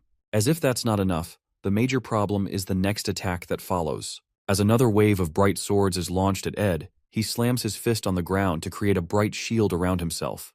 Breathing heavily, he brings out a magic engineering tool known as the Impact Amplifying Ball. Jix comments that Ed's use of a magic engineering tool means he's out of mana. Excited, Jix moves in for the final attack and tells Ed that this is the end. As he moves in to impale Ed with the lance, he's shocked when Ed suddenly triggers something resembling wind magic. He wonders how Ed is able to do that since he's out of mana, but Ed replies that he needs to go all out since Jix is prepared to do the same. The tool Ed is using is the legendary rank magic engineering item, Glast's Phoenix Gold Ring. Since he can't afford the ring rendering him unable to use mana for a while, he decides to use the least amount of mana possible while still manifesting its power. As he's about to blast Jix, he hears a spirit tell him that he's finally been able to summon her without the help of the Altar of Substitution, Lucy or Janika's mana. The spirit commends him for being able to make a great strike, and it turns out to be Marilda's human form, which was previously impossible to summon due to the drastic mana pull. Days later, at the Academy, Lortel gives her candidacy speech, and the crowd goes wild with excitement. Dune, who is standing in the crowd with Liena, wonders why there are even 4 contestants when the election's result is clear. Suddenly, the crowd begins to chant Lortel's name because her sincerity and leadership ability in the trading company proves she'll do well as president. Liena asks Dune what he will do if Lortel becomes president, and he affirms that this means nobody within Sylvania Academy will be able to stop the company leader. As Lortel proudly walks off the stage, she runs into Tanya, who looks tense, and makes a snide remark to mock her. As she walks past Tanya, she asks what's wrong because she seems nervous, but Tanya musters up the courage to say she did not kill her elder brother. Tanya then bravely steps onto the podium and prepares to give her speech to a crowd that doesn't seem interested in listening. She clears her throat, introduces herself, and declares her intent to run for student council president. The air in the crowd grows cold, but Tanya continues to deliver her heartfelt speech. While that's happening, Lortel notices that Tanya is putting on a mask, pretending nothing is wrong. However, no one has reacted to her words since her speech began 10 minutes ago. The moment Tanya ends her speech, several people in the crowd call her a murderer and start throwing things at her. They demand she explain the murder charges brought against her and whether they stem from internal conflicts within the Rothtaylor family. As they continue throwing stones, she struggles to turn her face away and still thanks them for listening to her speech. Suddenly, she slips on a plastic bottle and laughter erupts from the crowd. Immediately, Tanya falls to her knees and wonders if it was foolish to step onto the podium. She reasons that she should have run away, and as she beholds the menacing crowd seeking to devour her, she decides to flee. Suddenly, a bright light erupts in front of Tanya, pushing away the hateful students. It turns out to be Marilda, who has arrived with Ed on her back. As Marilda scares the students away, Ed stretches his hand toward the now crying Tanya and informs her that while he has much to explain, he needs to resolve this situation first. Several days before Ed appeared on the podium, Marilda visited Ed in her human form. She commends his improved magic power efficiency, but notes that it still isn't enough. Marilda then activates a spirit formula called Updraft, which lifts everything around into the air and restricts movement. Immediately, Jix is thrown into the air. Ed assumes that Jix's growth at this point in the plot has maxed out. He also considers that he hasn't used a large amount of magic power with the ring, yet he has completely exhausted his reserves. Having used every possible magic technique available to him, combined with Marilda's cheat-level secret technique, it seems he will win. While Marilda complains about being summoned in this form, with a small mouth, no fur, and no tail, she suddenly detects Jix behind her. However, because movement is difficult in this form, she is unable to stop him before Jix gets his sword right in front of Ed's neck. Quickly, Ed accepts his defeat, and Jix disintegrates his sword. Jix is impressed that Ed has trained himself so much in just 1 year. Ed realizes Jix has grown stronger than he did in the original plot and wonders how that happened. When Ed mentions this, Jix explains that watching Ed grow stronger daily pushed him forward as well. As they both lie down to rest, Ed reflects on how he has done everything he could to keep the plot on track, partially to maintain his knowledge of the future, but also to ensure Taylor's victory in the final act. He once believed the plot was the only answer, always managing to steer it back on course. He feared factors beyond his control, and after hearing of the knight's escape, he hesitated to save Tanya. Now, what little remained of the original plot seems to have slipped from his hands. Still, he decides to focus on what he can do. Jix, who will be Taylor's ally in the final act, must grow stronger. Just in case, Ed has also trained himself and built reliable comrades. Although it may be naive, he considers that deviating from the original plot doesn't mean they are doomed to a bad end. On the day of the candidacy speech, all the students run for safety, and Joseph tries to calm them down because he has seen the high-ranking spirit before. Right in front of them, Ed removes his hood, and they realize he's alive. He walks to the microphone, introduces himself, and proclaims that he wasn't murdered by Tanya, whom he supports more than anyone else. As he speaks, Lortel walks away with a smirk on her face. Since Tanya already has the support of Janica, Lucy, and Princess Phenia, they still need the votes of Clebius, Elvira, Jix, Joseph, and Wade.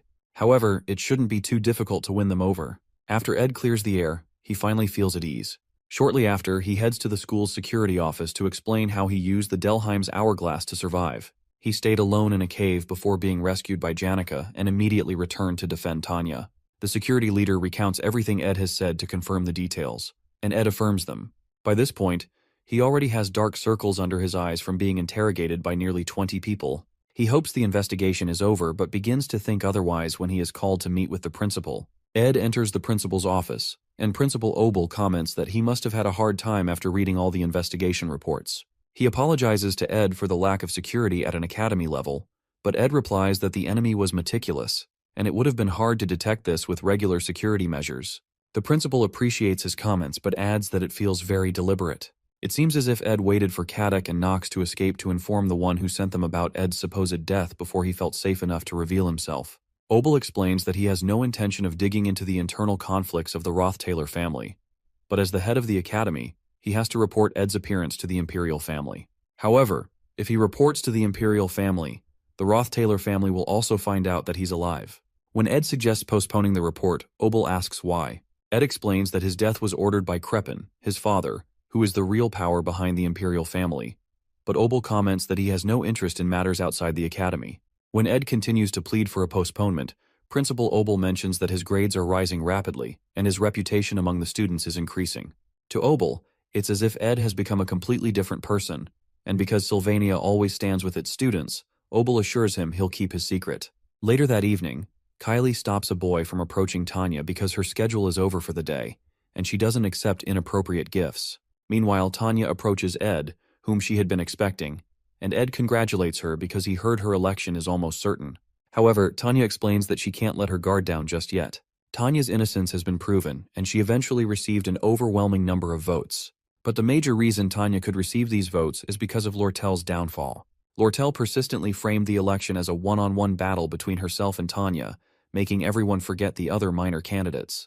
And at the perfect time, when their supporters were fairly equal, an article about how Lortel embezzled trade funds and abused her business partners was released, causing her to naturally resign in disgrace. As a result, only Tanya's supporters remained. Sometime later, Tanya meets with Ed and notes that they haven't had time to talk since she's been busy running for office. She mentions that she wanted to thank him, but he reminds her that he's told her it's fine, especially as she kneeled before him with tears in her eyes on the day she announced her candidacy.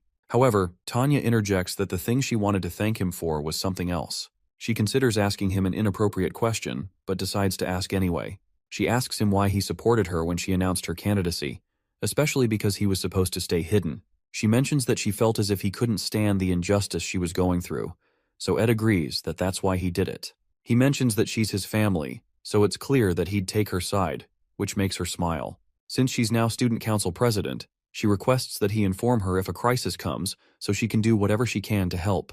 As Tanya walks away, Ed watches her with a smile on his face, but his reflection is soon interrupted by Lortel, who teases him about the touching statement he just made to Tanya. Ed wonders how much of what he said she heard, and asks her how she's been coping with the terrible rumors about her recently. She sits down next to him and cheerfully declares that it's all according to plan. The factor that secured Tanya's victory is the article about Lortel, and Lortel's company deliberately exposed this scandal to help Tanya, setting up a competition with Tanya for the presidency position, and everything else Lortel did was to pressure Tanya into becoming president. Lortel told Ed about her plan the day she came to the cave, and his duel with Jix erased the hesitation in his heart. He had truly saved Tanya because she is family, but he also considered her usefulness. The upcoming fourth act is a battle against the Roth-Taylor family. He's already an enemy of the family, but Tanya is an insider and the perfect connection for diversion tactics and gathering information. Eventually, Lortel comments that her infamy in the academy has been rising, and Tanya doesn't seem to think too highly of her, so she'll leave it all to Ed. Ed replies that she has a bad habit of manipulating everyone around her, but she jokes that it's just an occupational hazard.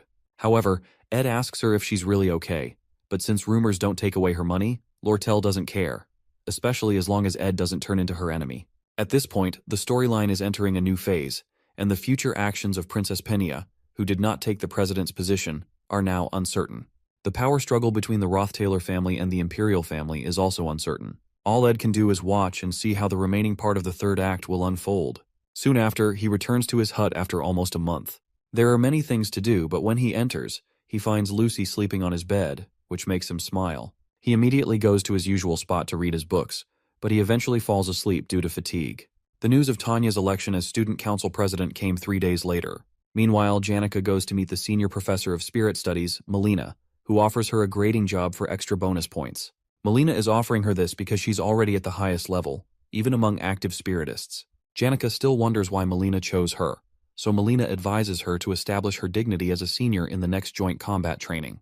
Janica, however, doesn't seem interested in doing that, so Melina mentions that she's the top student in her year, the best spiritist in the academy, yet she's always smiling like the happiest person in the world, with her head floating in the clouds.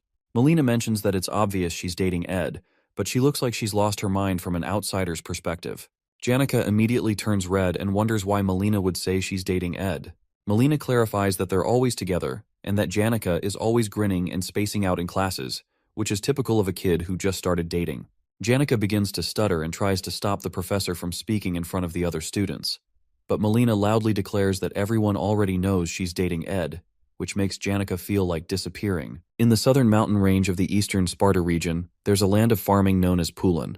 Deep into the ridge, there's a small farming village called Torin.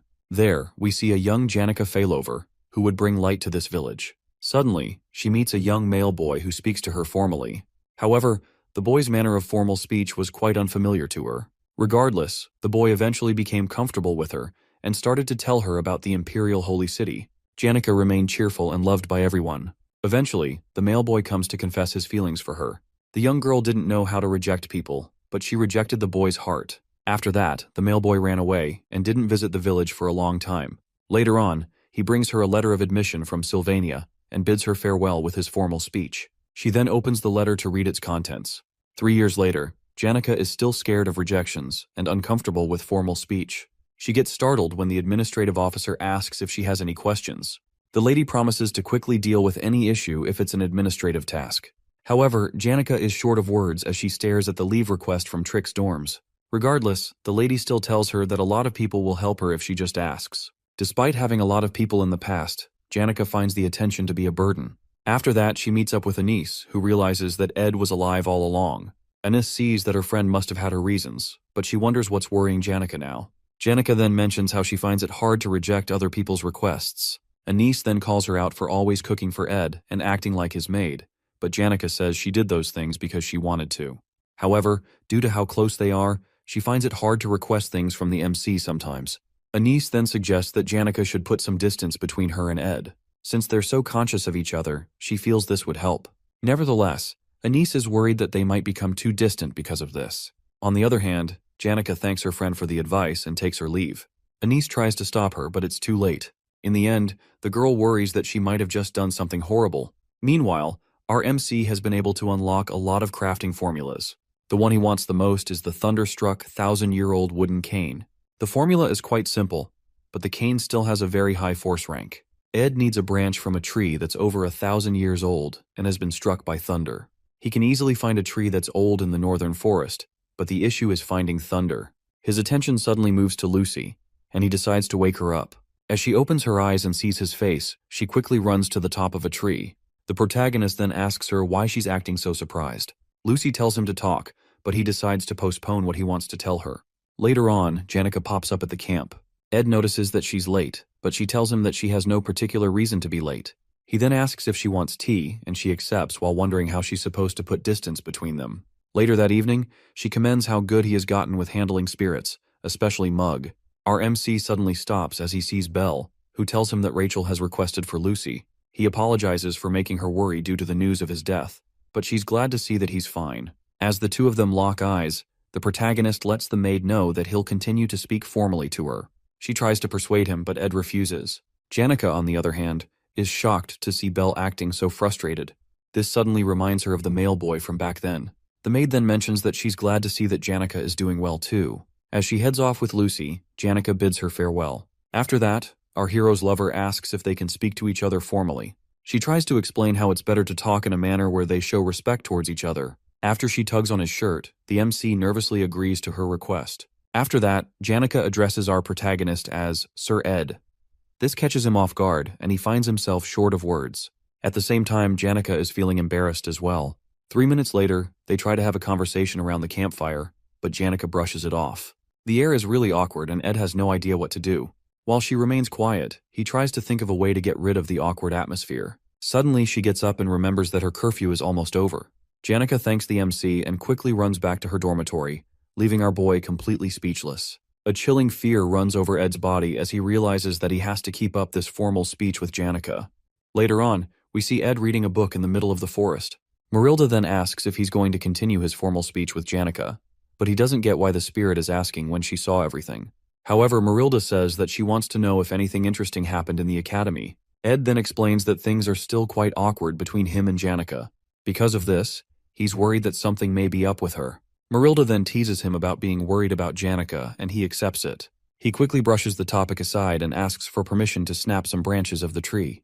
The spirit points out that he doesn't need her permission for a few branches. Despite the tree being named after her, Marilda says she's protecting the forest because of an old friend who put her name on the tree. She then points out how her human form wasn't easy to get from the start. Usually spirits take on the forms of animals because it's more convenient. She then asks the hero if he knows the form she had to copy. Since she can read his thoughts, she tells him that her human form is closest to his ideal type. Ed is shocked to see that this is his taste in women, but Marilda confesses that she was just lying. The spirit points out that she can't just copy anyone, since transformation magic is difficult. The form she has belongs to a child she met when Arkan Island was uninhabited. Upon hearing the girl's description, it finally clicks in Ed's head. The girl is the same one who established the school and is none other than Sylvania.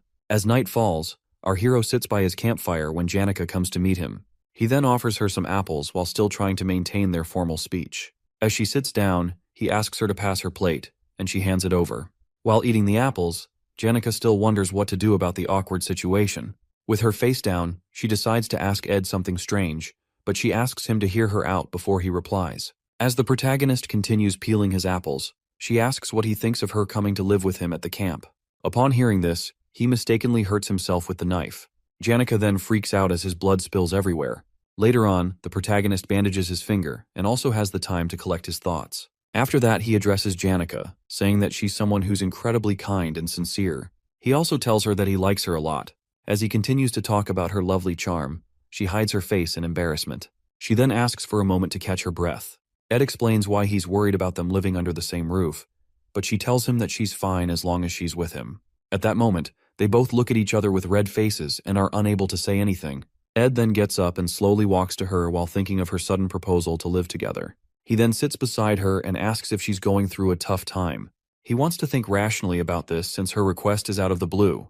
The girl looks up to the sky and talks about how she misses the days of having a room to herself. Right from the beginning, it hasn't been easy for her to live in the normal forms where she couldn't escape everyone's gaze. Ed understands how hard this must have been for her.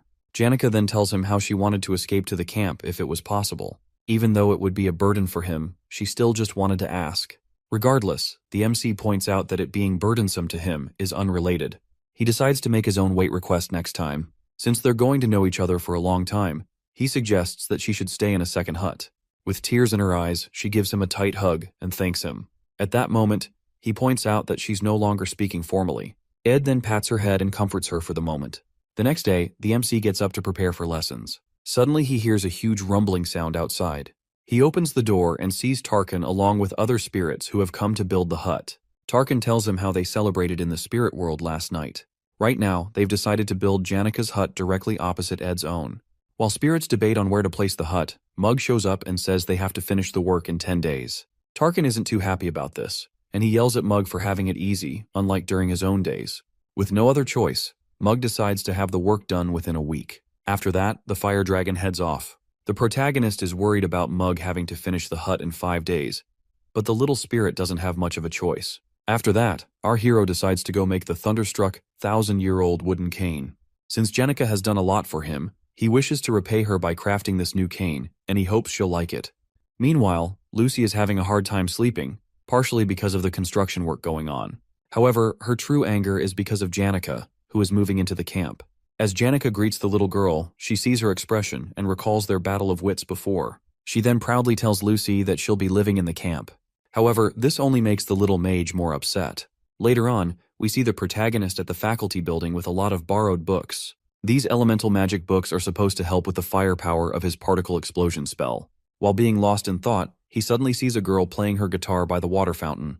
Her name is Adele Saris, and she doesn't really appear often in the game. As he passes her, she calls out to him, and he wonders why she's talking to him. She tells him how much she's heard from Taylor and Ayla, but our boy doesn't really care. According to Jix, Taylor has been growing much stronger recently. Adele then offers to play a song for Ed, but he declines. As he walks away, she tells him that if he rises to the patriarch's throne, he'll have to kill the person he respects the most. The protagonist becomes shocked by this sudden prophecy. However, he feels he doesn't have to worry much since her prophecies don't always come true. On the other hand, he feels more unsettled because Adele will die in a scenario in the third act.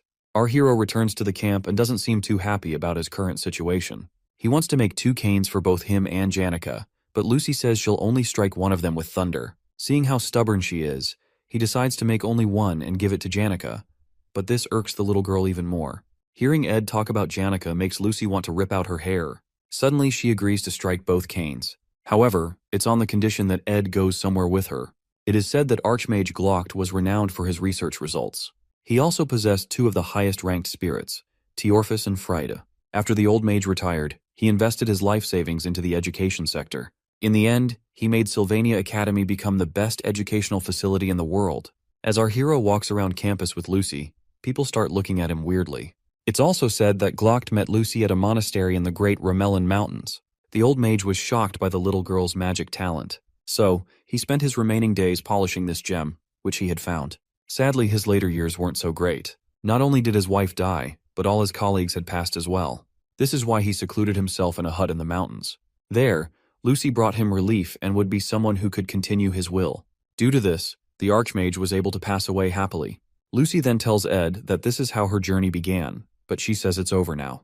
According to his history lesson, Ed learns that the old man is from the lawless area of Cohelton. However, Lucy says he's wrong because that's just where the Archmage spent his youth. According to her, Glock's hometown is actually Arkan Island. She says the old man was always worried about the academy and how his heart saw Arkan Island as his hometown. Back then, she covered his corpse with a blanket and froze the body with ice magic. At her young age, she was able to maintain the ice magic for a while and carried the body out of the hut. She headed south of the Ramelin Mountains and passed many lands before arriving at the Clole Empire's borders. After that, she passed through many more counties, rivers, and forests, before finally reaching the Mexis Bridge that connects to Arkan Island. The journey took a toll on her body. According to her, it took her 3 months and an extra week to find a strange cave. According to her, this is where the Archmage and the Great Sage taught each other. She then takes Ed to where Glock's body is buried. There, he sees a book about espectual magic written by the Archmage. Glock's book on the southern views already cost 7,000 gold. Upon seeing this posthumous book, the hero can't imagine how much it could be. Lucy tells him he can take it since she already knows everything there. She feels she might begin a new journey soon, but she plans to keep her promise to Glock by protecting Sylvania. It's not really a happy story, but she says she just wanted to show it to Ed. Since the young girl is yet to escape her master's shadow, she waits for danger to approach Sylvania. Nevertheless, once the trial has passed, she'll be able to start a new journey. The MC decides to spend time with Lucy, listening to the sound of the waves while comforting her. The atmosphere was just right, which is fortunate for them. Janica's cabin is finally finished, and she's shocked to see how fast it was built. She looks back and sees that the spirits are completely exhausted from being overworked. Mug tries to explain that this is all Tarkin's fault, but he pushes it aside and ascends with his companions. After that, Janica writes the word cohabitation on the ground and becomes increasingly excited at the thought of it. Ed's cabin door opens and Lucy steps out. She quickly gives Janica an evil look, and the girl is surprised to see her. After looking at the words on the ground, she takes pride in the fact that she's in a better position than her rival. Meanwhile, Ed unlocks the ability to use basic espectual magic. Mana particles gather at his fingertips, but Marilda notices that he's finding it difficult to use. Lucy says he'll get the hang of it after practicing a couple of times. She quickly shows off her skills by lifting all the work tools in the camp. Her face goes completely red as Ed pats her head and commends her for being a genius. The MC is shocked to see that espectual magic can actually be learned in the game since it's basically the greatest power. Apart from the danger it poses, it's a very difficult magic to grasp.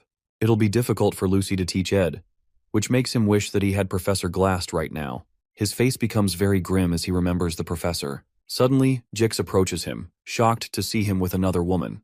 At this point, he wonders what kind of trouble Ed will get into.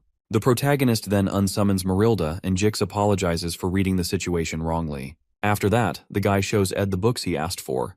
The protagonist decides to repay him, and Jix asks for assistance with his student council work. He is concerned about the request due to the last issue with Tanya, but Jix tells him that the council president wants people she can trust.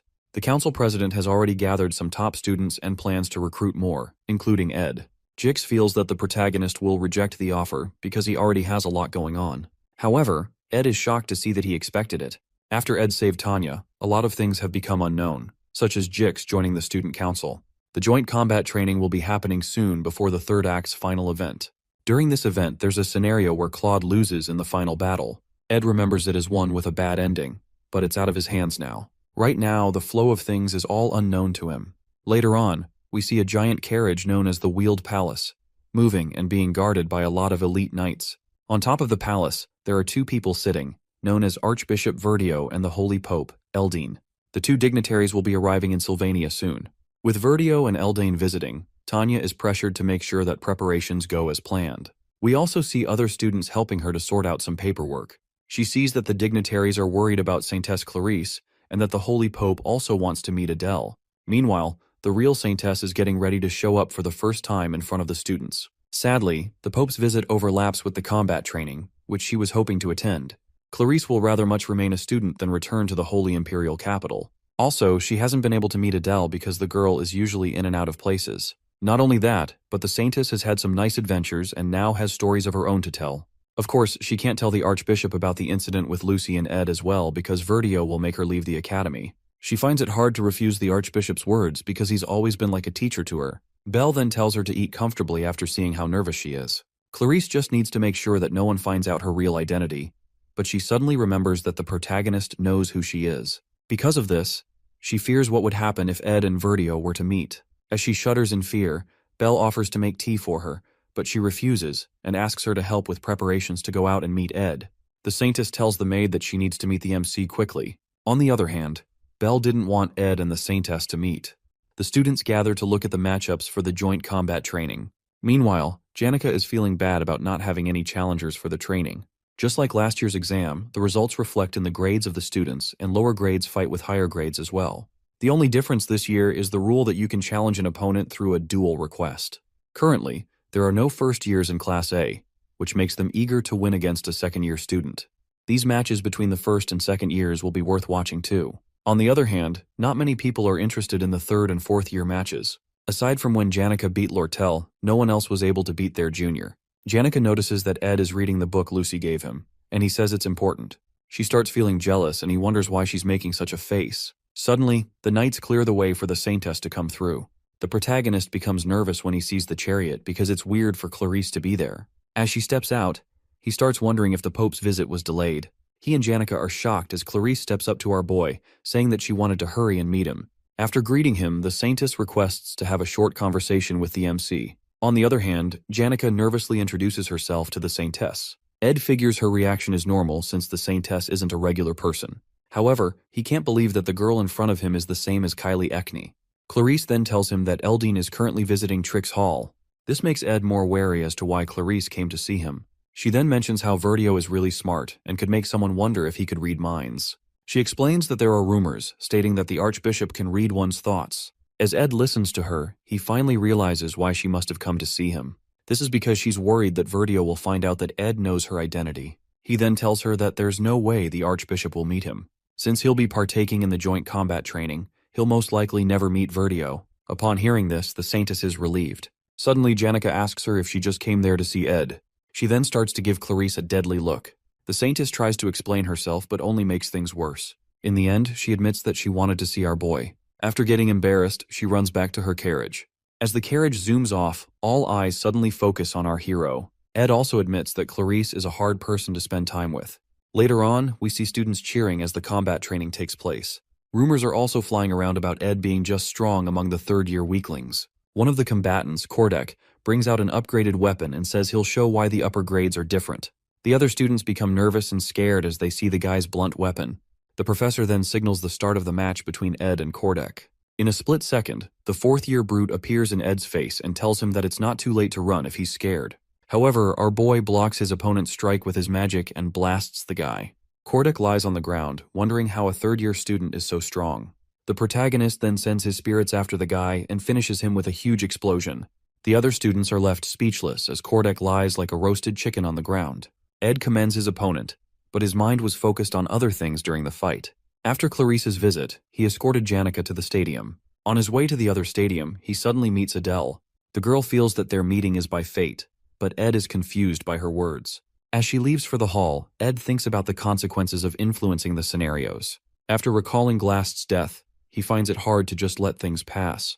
He then calls out to Adele and tells her that she'll die soon. Shockingly, she tells him that she already knows with a wide smile on her face. Upon hearing this, Ed bursts out of the room and runs fast to search for Taylor. Suddenly, the ground starts rumbling as if there's an earthquake. He looks outside the window and sees that what's happening now is far more than he imagined. His eyes grow wide with fear as he sees a creature thought to have gone extinct. The sacred lance dragon awakens, wreaking havoc in the whole vicinity. In the original story, Taylor crushes the strongest freshman and takes down Claude, who drank the evil god's blood. As he exits the room, he hears of Adele's death. This incident causes Clarice to lose trust in the Order and become a different person. Due to this, players named her the Faithless Servant. As the Order dispatched troops to deal with Clarice, an awakened Lucy completely wipes them out. However, this is changed with the appearance of the sacred dragon, Wellbrock, which is supposed to appear towards the end of the main story. Ed wonders just what the hell is going on. Meanwhile, the dragon is causing so much destruction with just its foot. As it takes a step forward, the shockwave is too much for him to handle. Students run for their lives, trying to escape the explosions as well. As the protagonist staggers to get back up, he sees that half of the dormitory has been reduced to ashes. After that, he dashes forward and breaks out of the window. He then powers up his magic ring, knowing that he might never be able to use magic again. He uses all the power he can muster to summon Marilda and tells her to run quickly. Over in Trick's hall, the knights try to get the Saintess to safety. She tells them to gather the others as they offer to take her back to her carriage. In the blink of an eye, the knights are impaled by sharp objects that burst through the window. Clarisse shields herself, and as the dust settles, you can see the frightened look on her face. She sees the scales, and as she walks out, she wonders who could have created such a horrid creature. The surviving knight tells Marv to prepare the carriage. The guy tells them the carriage has been destroyed and offers them a horse instead. Clarisse is then told that the horse will take her outside Arkan Island. With tears in her eyes, she says she can't ride a horse, but the knight urges her to hold on to it tightly. With his remaining strength, he taps the horse, and it sets off with the Saintess. As Clarisse looks at the horrible scene before her, she recalls the stories that the Archbishop once told her. Wellbrock rages out, and she rides to safety. With its magic breath that resembled the sun, it completely destroys everything beneath him. As Clarisse screams in fear, a barrier suddenly appears, defending her from the dragon's attack. She looks up and sees Principal Obel, who says that the dragon has awoken too early. Wellbrock raises its foot to crush Obel as the man prepares a spell. As things look grim for him, suddenly, purple chains sprout out and hold down the beast, thanks to Lucy. The dragon thrashes out and breaks the chains, leaving the young girl bewildered. After that, the dragon stomps her back to the ground, shattering the earth. The shockwave is so strong that Clarisse can barely hold on to her horse. Luckily, Lucy survives, thanks to her magic shield. Obel then thanks her for buying enough time for him. He then unleashes a high-ranked defensive magic to hold back the beast. Lucy also comes in to support him. Meanwhile, the Saintess is completely traumatized by the dead bodies around her. She needs to run away quickly, but the fear and shock have left her confused about what to do. Suddenly, Ed shows up in front of her, and he's glad to see that she's safe. He extends his burnt-out hand to help her up and explains that he knew she would be at the Tricks Hall. He also tells her that she can't escape the dragon's range even if she were to leave the island. The protagonist then helps her onto the spirit wolf. He looks over to Lucy and Obel, knowing that their strength will barely be enough to hold back the dragon. In the original story, Taylor would raise his power and acquire the ultimate swordsman form.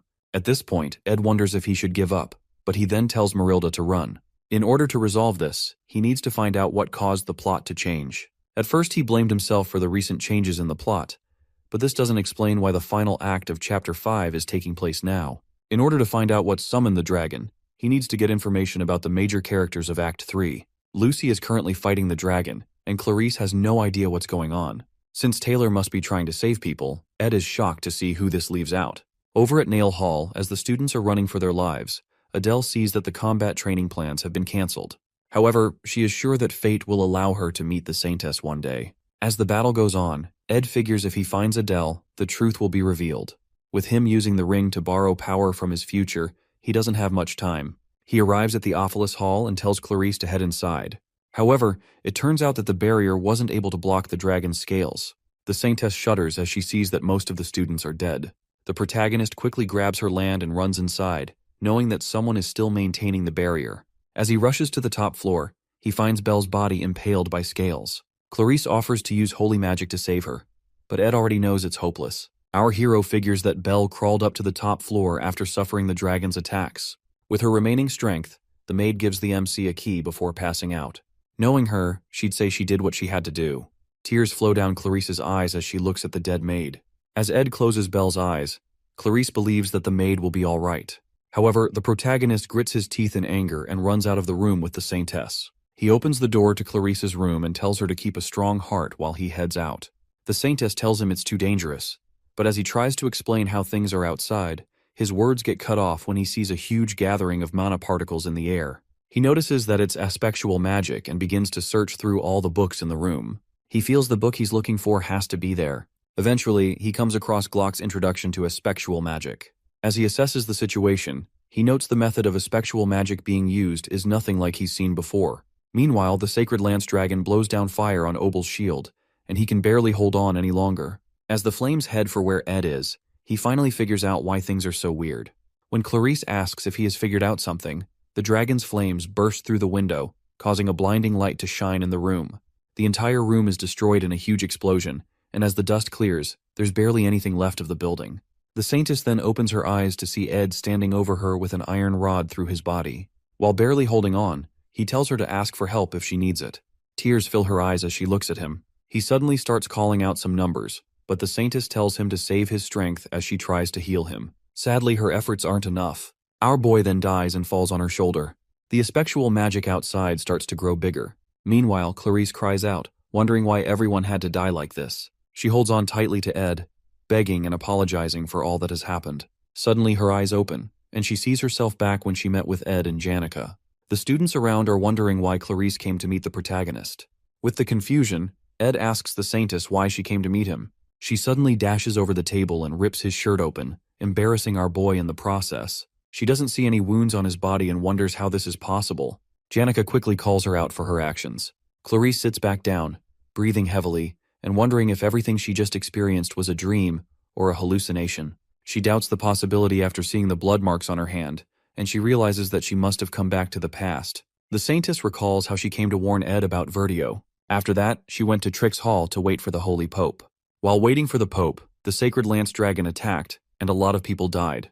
Right now, she stares at her hand in complete disbelief and fear. As Ed calls to her, she quickly grabs his hand and runs off with him. He tries to tell her that she needs to meet Eldine as he gets shoved into the carriage. On the other hand, Clarice desperately says that they have to hurry to the Mexis Bridge. As the carriage speeds off, the other students are still confused by what just happened.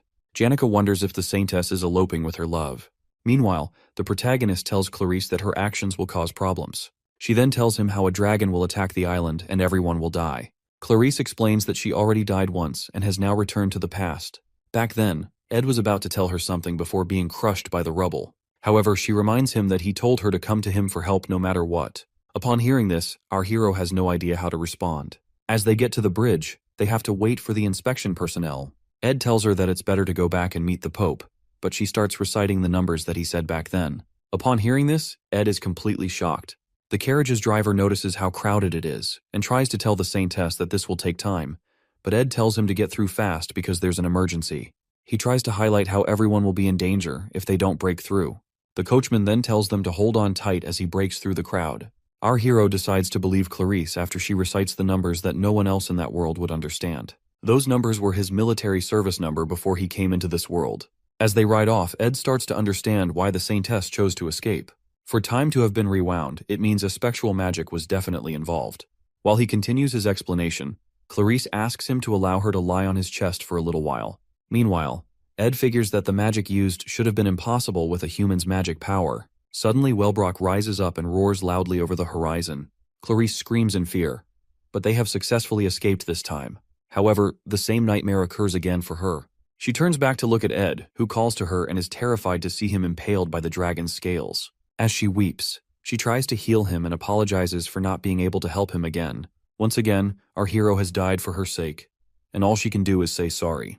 Nevertheless, Ed comforts her, telling her not to cry and saying that he's sure that he'll help her again. After those final words, he dies. Clarice begins to blame her blessing, wishing that Ed had it instead of her. As she wishes to return to the past once more, she finds herself at her initial meeting with the protagonist again. As he asks why she came to talk, she rushes to hug him with tears in her eyes. This time around, she swears to save him. She quickly shoves him into the carriage again and tells the driver to head towards the east. After explaining the situation to Ed, they decide to find a place to hide. However, the dragon's attacks still reach them, and the protagonist dies by her side again. She regresses for the 4th time again, but Ed still dies in a cavern by the Western Sea. On her 12th time, they go to Glast's secret lab, but the dragon still strikes them there. Clarice regresses up to 22 times, but the results are always the same. Again and again, Ed keeps dying, and Clarice only sees herself in a pool of blood and misery. No matter where they ran to, the Archbishop and the Holy Pope were never present, but our hero kept dying and saving the Saintess. She calls out Ed's military service number to him again and wonders what to do now. Meanwhile, they're back at the Mexis Bridge where inspections are taking place. As Ed leaves the carriage, she expects him to yell out how they need to pass, but this time he asks the driver to stop. Then, he asks the Saintess to get off because he can tell that she has been through this process a lot. Ed gives her his jacket and tells her to get some rest. He then tells her that he knows some people worth asking for help from. Clarice asks the protagonist to run away because she's tired of seeing him die. Despite trying countless times to save him, nothing worked. In the end, all her efforts are in vain. Ed tells her that it's okay and wonders why her wounds won't heal, despite going back in time. As he tends to her wounds, he notes how the holy magic's blessing protects her body and gives her resistance against the same type of magic as well. This means that time is being rewound due to holy magic in the first place. She then realizes that Ed must have found this out when he was searching through books the first time he died. With this, he tries to show her that there's hope. As she flings herself on him, he asks how many times she has repeated the day. The Saintess tells him that she lost count after the 10th time. Ed tells her to calm down and commends her for coming this far. As she looks up at him with her teary eyes, he tells her to leave it all to him. Now, they have to remove the source of this issue. Ed finds it strange the way Clarice changed after Adele's death. The faithless saint was basically a destruction of her original character. It only makes sense that she experienced so much for her personality to change. Now that he has seen how much she has gone through, it makes sense why Clarice would go against the order. This also means that the original story hasn't changed. Later on, Ed storms into the nail hall and tells the Saintess that they need to stop the resurrection of the Holy Lance Dragon. They need to find the Archbishop and the Holy Pope, but no one knows where they are. She finds it strange because these two dignitaries should attract attention normally. As they enter the training room, they see Taylor and Wade sparring. Taylor gets distracted and hit on the head, then their attention turns to Ed and Clarice. Ed quickly covers the Saintess with his jacket and moves through the crowd. Seeing that they have to find Verdio and Eldane quickly, our hero meets with Lortel, who will most likely know their whereabouts. As she grabs the hero's hands, she's shocked to see that Clarice is with him. She calls him out for trying to hypnotize the Saintess, but Ed tells her that he needs to find someone quickly, and he offers to pay any amount of money she wants. Upon hearing this, Lortel asks him to explain what's going on. At the carriage depot, she successfully gathers all the intel and teases Ed about charging a high fee. She understands Ed's behavior, but doesn't understand why the Saintess has changed so suddenly. The protagonist begins to tell her how the combat training will be ending soon, and he also highlights how she keeps a clear head in most situations. He then tells her to stay calm and believe what he's about to say. With time running out, he starts explaining the situation, and Lortel can't believe her ears. Suddenly, the ground begins to rumble and destruction engulfs the city as the dragon begins its attack again. Ed uses his body to protect Lortel from the scales, leaving her shocked by the current situation. As the dragon moves, the tides shift, and a great storm befalls the city. As Lortel comes back to her senses, she sees the protagonist leaning over her with injuries. He then asks her how much she wants. She is speechless for a moment but decides that she owes him for saving her life. From the intel she gathered, Verdio and Eldane used a concealment rune to hide their movements. However, they headed towards the academic cathedral in the faculty building. As Ed and Lortel head towards there, Clarice bursts out of the carriage and tries to stop Ed. Seeing how worried the Saintess is, Lortel starts to feel awkward. The merchant girl then tells them to get moving. Luckily, there's a horse that can still get them to the faculty building. Ed gets on it and asks for the reins. As Lortel hands it over, she tells him that one of them needs to stay back. She quickly helps Clarice to get on the horse and tells Ed that she believes in him. While Ed swears to repay the favor, she quickly grabs him and plants a kiss, leaving the Saintess feeling awkward. Clarice then looks at Lortel and notices her deadly gaze. Nevertheless, Lortel now has her insurance. After that, the horse starts to move out. The merchant girl then tells Clarice that clinging onto someone's property can get quite messy. After bidding them farewell, she slowly walks through the field of dead bodies. She forces herself to put on a smile as the dragon is about to crush her, but those who laugh in the face of danger find themselves as the victors in the end. While Obel and Lucy fight the dragon, our hero and Saintess ride off to find the culprits of this calamity. Ed tells Clarice to take to heart what he has told her. However, she wonders how he's so calm in the midst of all this. Suddenly, their horse gets struck, and he shields her as they fall to the ground. As she opens her eyes, she notices that Ed is bleeding a lot. However, he tells her not to worry because he's had far worse injuries. Luckily, they finally arrive at the cathedral, where they see a strange person standing on the roof. This is one of the people revered as the greatest of holy sorcerers. Even Lucy will have a hard time against one of them, and they are known as the Apostles of Telos. As the guy lands before them, Clarice tells him to step aside. However, the apostle tells her that he can't let them pass because of Eldon's orders. In that instant, Ed's dagger reaches his face, but the guy quickly parries it. The protagonist then tells Clarice that she needs to break through quickly. As the apostle tries to stop her, he sees a magic wave ball that Ed tossed towards him. The ball explodes and pushes the guy back. After that, he gets attacked with wind blades, but he is able to block it. However, the Saintess uses the chance to enter the building.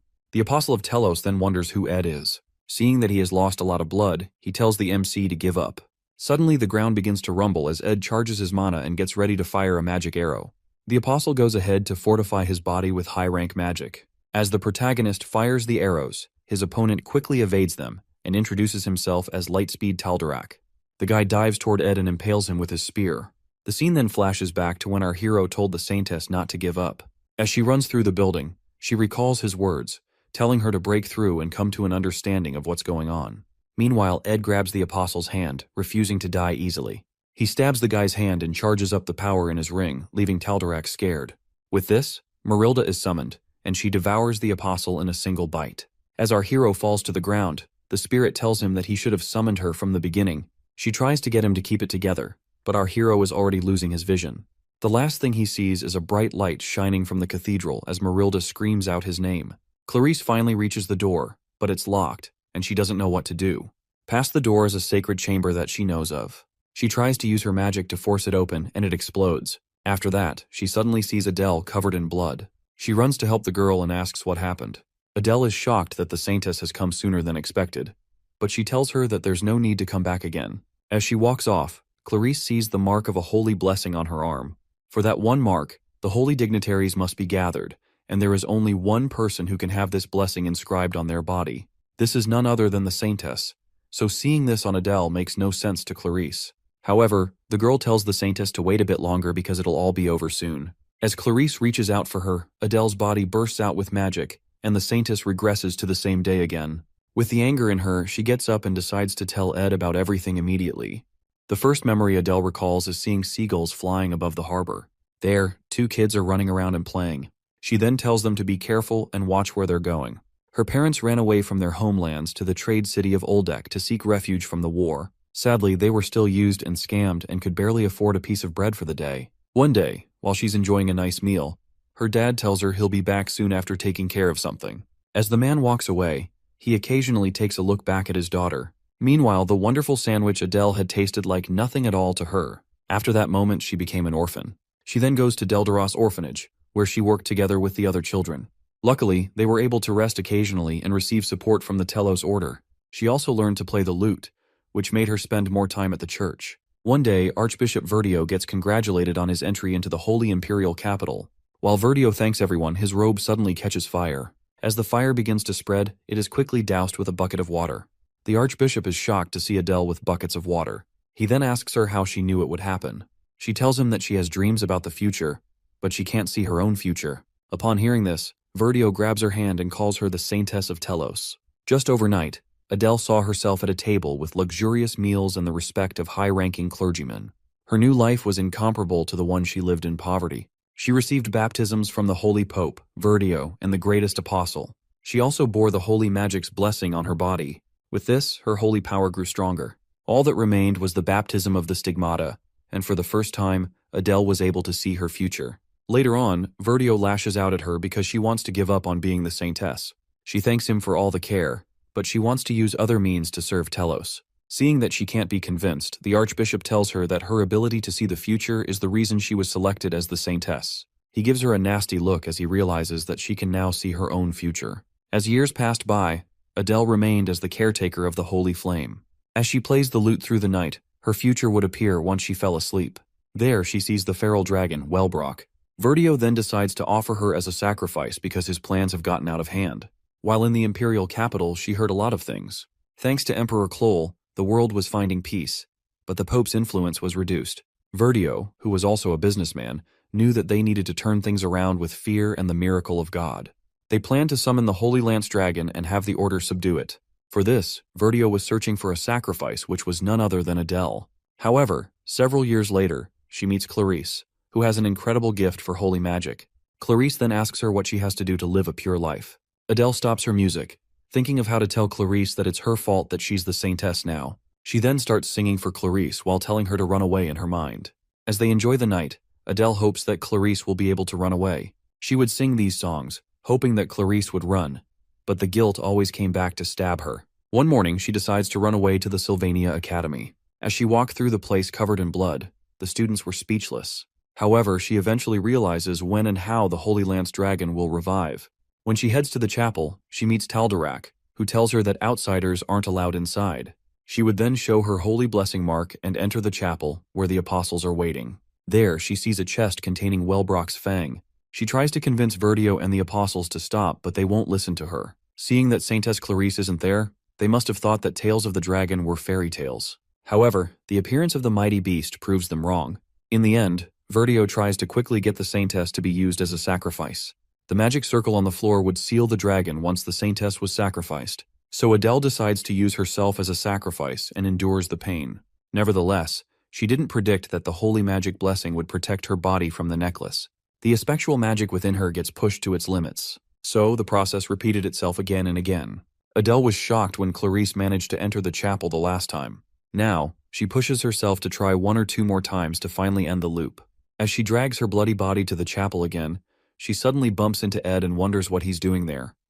The story continues from Adele's point of view. She remembers going to Verdio, who never believed her. She tries to convince him that once they unleash the Holy Lance Dragon, there will be no way to stop it. However, he has another plan: to release the dragon and then perform a miracle by stopping it themselves. For them, it's the perfect way to make the world bow before them and their god, Telos, reclaiming the Order's lost glory. Adele knows from her dreams that she is the key to ending the Order's arrogance and stopping the revival of the Holy Lance Dragon. For that purpose, a saintess must be sacrificed at the rune of sacrifice. Thinking about the life of a saintess, she recalls Clarice, the current saintess. Adele, however, is ready to take Clarice's place because she believes it is her duty from the beginning. But every time she sacrifices herself, the blessing of holy magic in her body protects her, summoning residual aspectual magic. As a consequence, time repeats itself, again and again, until she runs out of holy power. Once again, she awakens in the combat training room of Glocht Hall after revival, her body on the verge of death. She knows that after a few more revivals, her holy magic will be completely depleted, and true death will finally consume her. When that happens, the chance of reviving the Holy Lance Dragon will be lost forever. She walks down the hall once again, knowing the Order's arrogance will repeat endlessly. Every time they revive the dragon, everyone rushes to find Clarice for the sacrifice. Meanwhile, in every loop, Adele places herself on the rune of sacrifice, giving her life again and again. Her body weakens each time, but she endures the pain as punishment for once trying to escape her duty. That thought alone keeps her going, knowing her body will eventually lose all holy power. She stops trying to convince Verdio because it's useless now. All she can do is offer herself to the rune of sacrifice until everything ends, thus preventing the dragon's revival. That's why she once again heads toward the worship hall to sacrifice herself. But in the present moment, she finds herself face to face with our hero, Ed, who casually asks whether she prefers cold water or orange juice. She doesn't understand why he's there, stopping her. Ignoring her confusion, Ed decides for her. She'll have orange juice since he's drinking cold water. Then he gently makes her sit on the bench. Adele feebly protests, saying she needs to proceed with her duty, but Ed places the glass of orange juice in her hand and calmly tells her she's going to die. Hearing this, her eyes widen as she recognizes him. She remembers now in the very first time loop, when she was going to sacrifice herself, he appeared before her in the same way. Back then too, he told her she was going to die. And just like that time, she gives the same reply. She already knows. Now, sitting on the bench, even though it's the same day in the repeating cycle, the conversation with Ed feels as if it happened ages ago. Her mind reels, urging her to end the conversation as soon as possible so she can go to the cathedral and finally finish this painful cycle. But Ed isn't convinced by her casual reply. She doesn't understand why. He points out that he just told her she's going to die, and yet she answered as if it means nothing. Adele remains calm, not realizing what's wrong with her response, simply repeating that she needs to go. He asks again, whether is that all she has to say? Her answer is cryptic, because deep inside, she already knows, not only from the countless loops of time, but from long before that she knows she is destined to die. So she never finds any other words to say. She recalls her moments with Clarice, but Ed's question keeps echoing in her mind. She wonders if there's something she should say, but her memories focus instead on Clarice's gentle smile, the one she always wanted to protect. Ed's question repeats again in her head, over and over, until she wants to scream at her own mind to stop. Her thoughts drift to her childhood, to the first time she ever had a proper meal, a sandwich. She remembers looking at her father's back and mumbling a small thank you. But now, when she blinks, she sees Ed instead of her father, asking the same question again. Her eyes widen as tears pool in them. She realizes that she had been lying to herself all along. She didn't really want to thank her father. Instead, she wanted to beg him to stay with her. Back in the present, tears fall into her glass of orange juice as she finally breaks down, admitting her fear of death, the truth she had buried beneath layers of duty and lies. Ed sighs deeply as he finishes his water, sets the bottle on the bench, and stands. He remarks dryly that it took her long enough to say something so obvious, then tells her to explain everything since they are going to end the loop. A little while ago, Clarice had already told him everything, about the endless loop of time and her encounters with Adele. So Ed decides to meet Adele while Clarice prepares to go to the cathedral. Now, standing before the massive gates of the cathedral, Clarice steps inside. Taldarek, startled to see her, asks why she's here as she's supposed to be in Trix Hall. Ignoring him, she walks past. She can't afford distractions. Inside this sacred place lies the truth she must confront.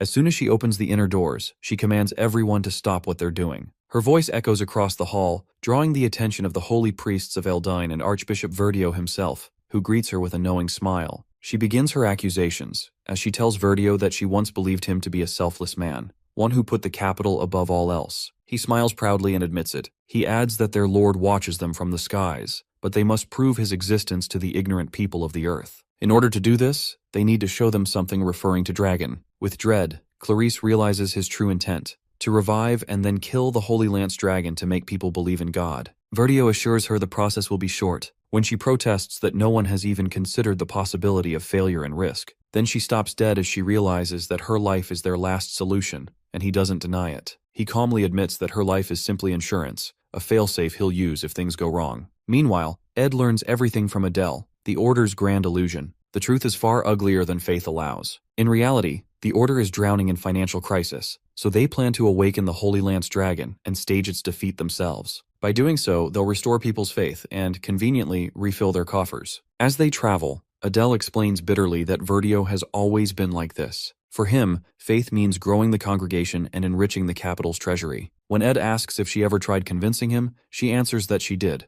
But after fleeing the capital, she realized there's no reasoning with him. Besides, Verdio has the Apostles of Telos under his command, which is a force powerful enough to crush any resistance. It's said their strength even surpasses that of the Imperial Army. At that same time, Verdio assures Clarice once again that the revival and subjugation process will be brief, urging her to rest in the meantime. Adele, however, grows increasingly anxious about the Apostles' power. Before she can say more, Ed crouches and suddenly lifts her onto his back. He states firmly that apostles don't matter right now. She doesn't understand, until a flash of high-ranking magic blazes before them, which is an electricity magic surges through the cathedral, divine punishment made manifest. The air cracks with purple light while Verdio's face tenses as he realizes there's an intruder. He tries to intimidate the unseen presence, invoking the name of Lord Telos to scare them off. But the figure steps inside, her magic lashing out violently, striking the people standing near Verdio. Finally, the intruder reveals herself. She is none other than Lucy, who coldly declares that she doesn't fear Telos, because she is an atheist.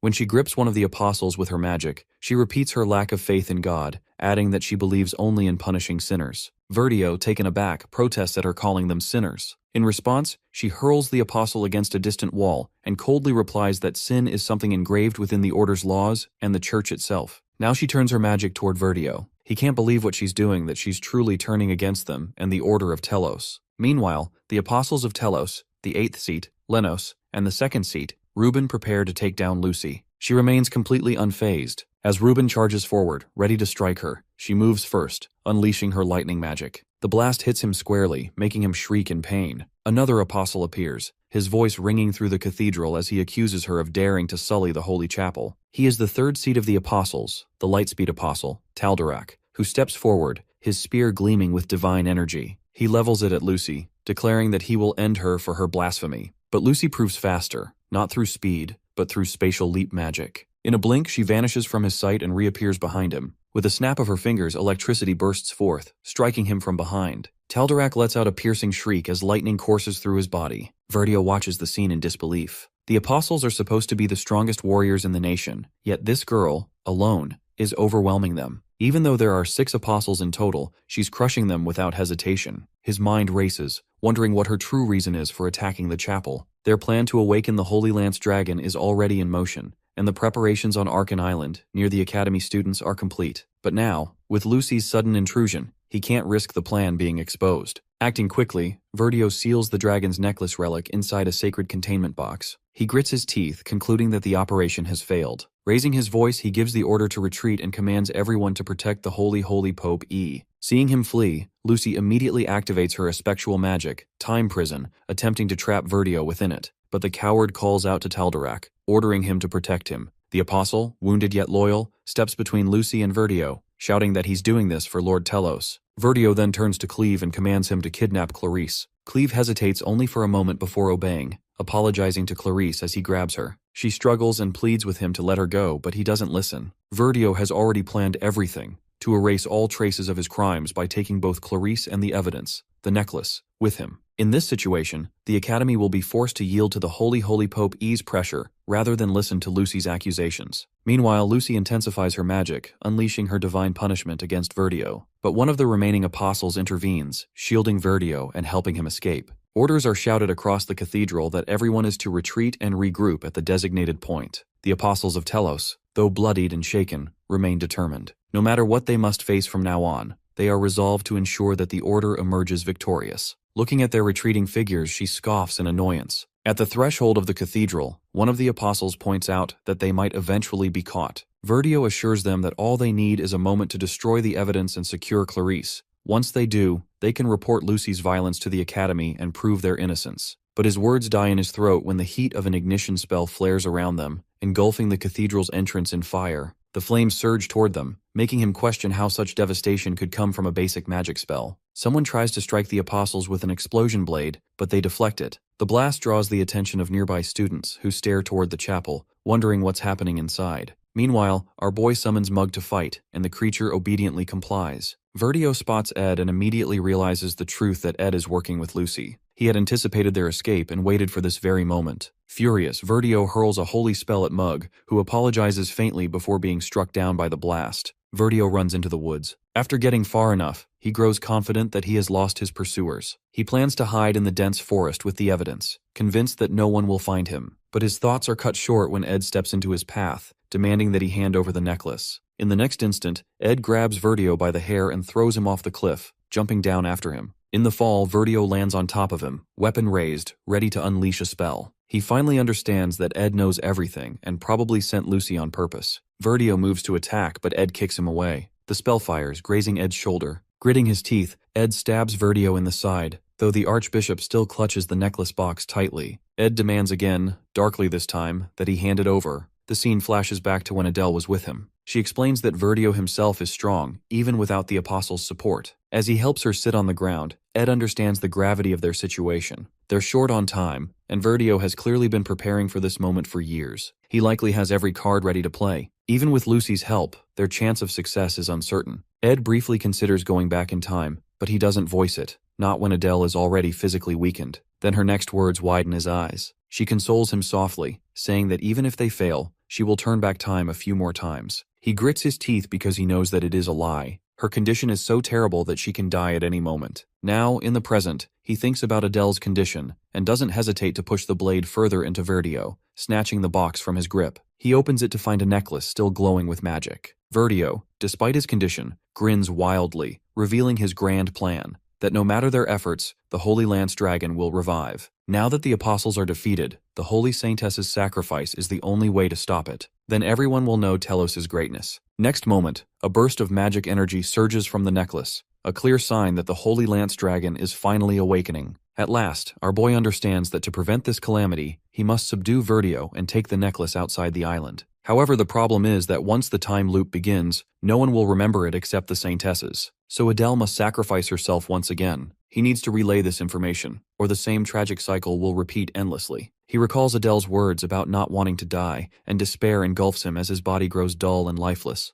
realizing it's already too late. In the next moment, Lucy appears like a ray of hope, contradicting his words. He immediately begs her to relay his message to one of the Saintesses, but instead, she pushes him away. He insists that they need to hurry, but she refuses. He is taken aback by her refusal, but she explains that she doesn't have to leave his side to relay the message to either Clarice or Adele. So she writes down the information he asked her to deliver, imbues it with magic, and sends it to one of the girls. Seeing this, he praises her clever use of magic. She consoles him, saying that with some practice, he can use magic this way too. He thanks her softly, then grows frustrated, realizing that despite all their efforts, the Holy Lance Dragon has been revived, or rather, revived once again. He wonders whether Adele, in her current condition, will be able to stop it. Not only that, but another problem arises, which is the time revival. When time resets, he will forget the plan. So, he must act quickly to forge a new one, steal the necklace, and escape the Arkan Island in time. His despair is interrupted by Lucy, who reminds him of her promise to the old man,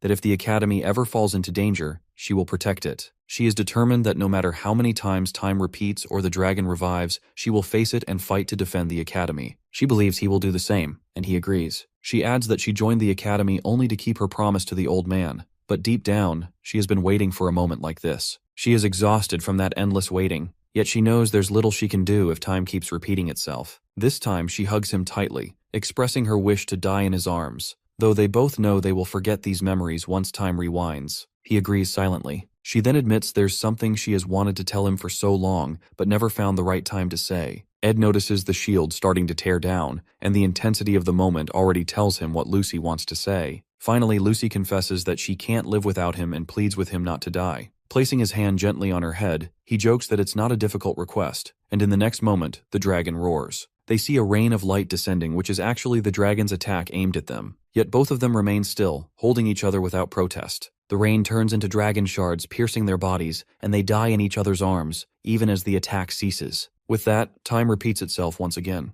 On the other hand, Adele is also on the verge of losing her holy power. Without it, she can neither rewind time nor see her future, so death is ready to consume her. Prepared to die, she regrets not stopping the Holy Lance Dragon's revival. Yet, she feels a bittersweet happiness for at least meeting Clarice one last time in this loop of time. Still, she wishes she could see her smile again. Even if it's a lie, she wants to sing for her. Not to mention, her encounter with Ed has completely shattered her resolve to die, after confessing that she wants to live. Coughing blood and writhing in pain, she realizes she can die any moment. So before death consumes her, she must fulfill her duty. She forces her body to move despite the agony, determined that in the next loop she will stop the Lance Dragon's revival. That's what her death is destined for. She recalls the plan she got from Lucy but deems it nearly impossible to execute in the next loop. First, Clarice has to convince Ed of everything, since he will again lose his memories. It will take him at least a whole morning to come up with a plan, not to mention gathering enough force to face the apostles of Telos and stop them. No matter how fast they move, all this will take at least a day, and by dusk, Verdio's plan will already be in process. Meanwhile, he will inject enough magic power into the necklace to sustain the dragon's revival, which will eventually awaken. Looking at the direction of the sun, Adele concludes she can soon enter the chapel. She steels herself, ready to sacrifice her life for the rune, but suddenly her eyes widen. Outside there is bright morning light without the looming presence of the dragon. Meanwhile, our boy is clutching his head and collapsing to the ground, while Janica looks at him in concern. He holds a book titled Glock's Introduction to Espectual Magic, meant for those who have developed resistance to espectual energy. There are rare individuals who are naturally immune to it. In reality, Adele's magic is a mixture of espectual and holy power. That same blessing grants resistance to holy magic. That's why, as a saintess, Clarice never lost her memories in the time loop. At the same time, Ed is also affected by the time rewind, but not completely. Perhaps because Adele doesn't have enough power left, or because he's already studying espectual magic, his body's espectual resistance starts countering Adele's magic. As a result, when he wakes up this time, he awakens with his memories intact. At first, he's in unbearable agony as every loop's memory crashes back into him. Both girls are worried, but when he notices the wounds on Clarice's arms, he realizes he doesn't have a second to waste. Meanwhile, Verdio is preparing to revive the dragon. Ed knows he must move fast. Verdio begins the ritual to revive the creature's glory, unaware that Ed is already behind him, his ultimate goal being to reach the cathedral and snatch the necklace, which he does immediately. Verdio is shocked to see him and orders Lenos to stop him. Lenos fires a flurry of arrows at our boy. Ed dodges and endures the attacks while his mind races back to the beginning of every time loop. It's always the same. Clarice trying to convince him, reminding him of everything, even reciting his service number to make him believe her. Verdio, meanwhile, remains arrogant, certain that someone like Ed doesn't stand a chance against the frontline apostles. But Ed regrets always overlooking the one chance that could have changed everything from the very beginning, Janica. Now riding on her spirit animal, he realizes how much he has underestimated her. She's faster than any carriage, stronger than him, and most importantly, she doesn't need any explanation to understand what must be done. Sensing his determination, she looks ahead, her energy flaring like wind and flame combined, urging him onward. They have already taken the necklace. Now there's no turning back. He immediately mounts behind her, knowing they are racing against time.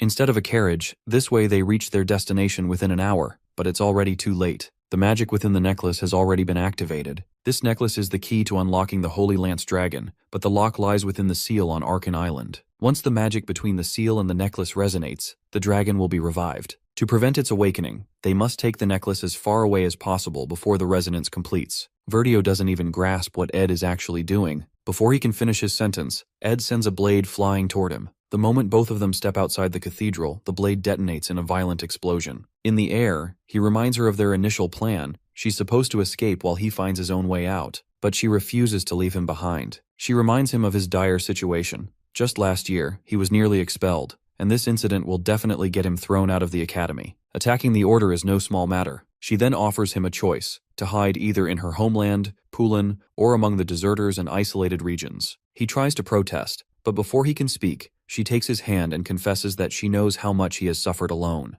He doesn't understand. She explains that she knows what he has gone through each time he wakes up in this endless time loop. So she declares that if he is going to be expelled, then so is she. Not only that, she's choosing a fugitive's life with him. Finally, with fierce resolve, she insists that she can't just leave him to suffer alone. He doesn't know how to respond, but he doesn't get the chance. When he looks behind, all 6 apostles of Telos are pursuing them, weapons drawn and ready. He shouts for her to escape as fast as possible, and she immediately complies. Meanwhile, Verdio emerges from the rubble and finds Clarice standing before him. Clarice recalls the moment Ed told her that there is still something only she can do. She already knows everything that happened in the time loop. Now she has to stop Verdio. While Verdio tries to justify what happened, she steps forward, ignoring his words and following the plan Ed laid out. According to that plan, she needs to awaken Holy Pope, the only one capable of stopping Verdio. She tosses the candles aside and demands if Holy Pope is just going to stand there and watch. Her voice trembles with urgency as she pleads with him to confront Verdio. Elsewhere, some students casually discuss the upcoming duel between Taylor and Wade, speculating that Taylor might lose, completely oblivious to the battle raging in the skies above them. As Ed and Janica attempt to escape,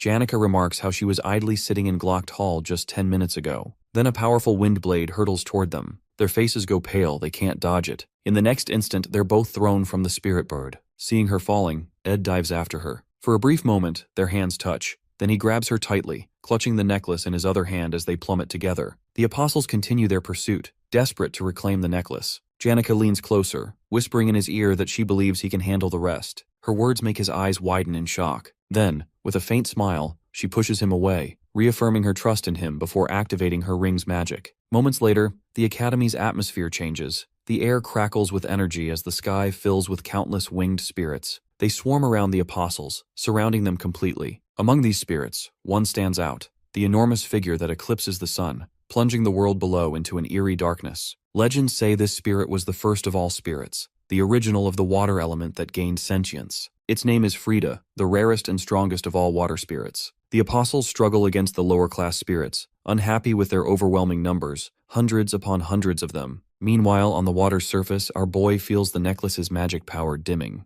But his greater concern is Janica, who is expending enormous amounts of energy to control the spirits. When he asks if she's all right, she jokes that she's using enough magic to keep her in the bed for a week. The next moment, she starts to collapse into his arms. Alarmed, he reaches for her to check her fever, but her face is already flushed pink. Sweating and trembling, she feebly explains that his closeness is making her fever worse. Meanwhile, the apostles quickly realize that to defeat the winged spirits, they need to target the girl controlling them. They create an opening for Tal'Darak, who readies his weapon and charges straight toward Ed and Janica. Reaching them, he demands to know if she's the one commanding the spirits, his blade poised to strike her down. Janica, burning with exhaustion and heat, says nothing. Tal'Darak continues coldly that he usually doesn't enjoy killing people, but he has no choice this time. She must be eliminated. Before he can finish, his words are cut short. Behind him stands Ed, with another spirit, Tarkin, looming in the air like a fire beast. Shock flashes across Tal'Darak's face as he feels resistance on his weapon. Turning back, he realizes in horror that Tarkin has clamped its jaws around his weapon. Seizing the moment, Ed lunges forward, grabs Tal'Darak from behind, and locks his arm around his neck, trying to strangle him. At the same time, Janica, despite her fading strength, continues to maintain Tarkin with her dwindling magic power, desperately keeping Ed protected. The next instant, a violent explosion shakes the ground, throwing everyone to the earth. Dust and fragments swirl through the air. Tal'Darak rises amid the chaos, genuinely impressed by Janica's power. She has not only summoned one of the highest-ranking water spirits, but is also controlling another high-level spirit at the same time.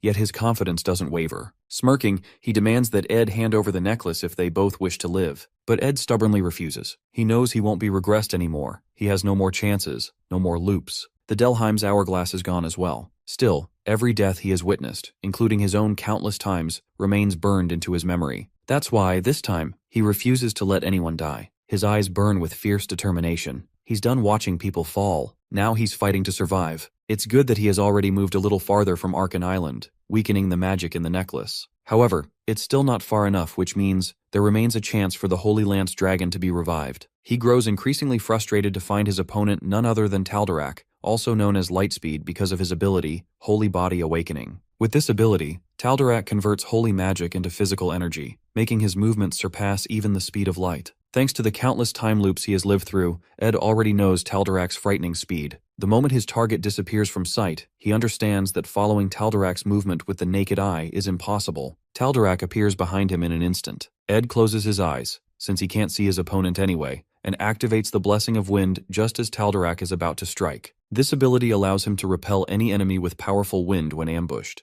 Taldarak is caught off guard by the sudden counterattack, but Ed knows he's staking everything on this one move. The Blessing of Wind can only be used once. Without wasting a second, he activates his mid-tier magic, Point Explosion, and attacks it at his enemy. Taldarak stumbles back, his body clearly taking the toll of the explosion. Cursing under his breath, he growls that Ed is refusing to comply. Ed, however, knows his own weakness. He doesn't have enough firepower to finish this. Hearing his thoughts, Tarkin assures him to conserve his remaining firepower and declares that he'll cover that flaw. Not to mention, the Apostle's immunity to magic makes him more powerfully. The spirit then launches a blazing fire attack toward Taldarak. Taldarak moves faster than the eye can track, easily dodging Tarkin's flames. Tarkin apologizes weakly to Janica for his failure, realizing she can't supply him with enough magical power while controlling multiple mystical spirits. Ed understands that it's taking everything she has just to keep magic going. He knows their situation is at its worst, especially with someone like Taldarak added to the fight. Yet, he doesn't give up. Drawing in his breath, he hurls an ignition arrow toward his enemy, which is a volatile blend of water and fire magic. The moment it hits, steam bursts into the air, surrounding Taldarak in a dense haze. But Taldarak already anticipates the move. The instant Ed prepares his next strike, Taldarak's blade flashes through the mist and slashes across his body, too fast to react. With no other choice left, Ed summons Marilda. In the next heartbeat, the high-ranking wind spirit manifests beside him, his last trump card revealed. In his previous time loop,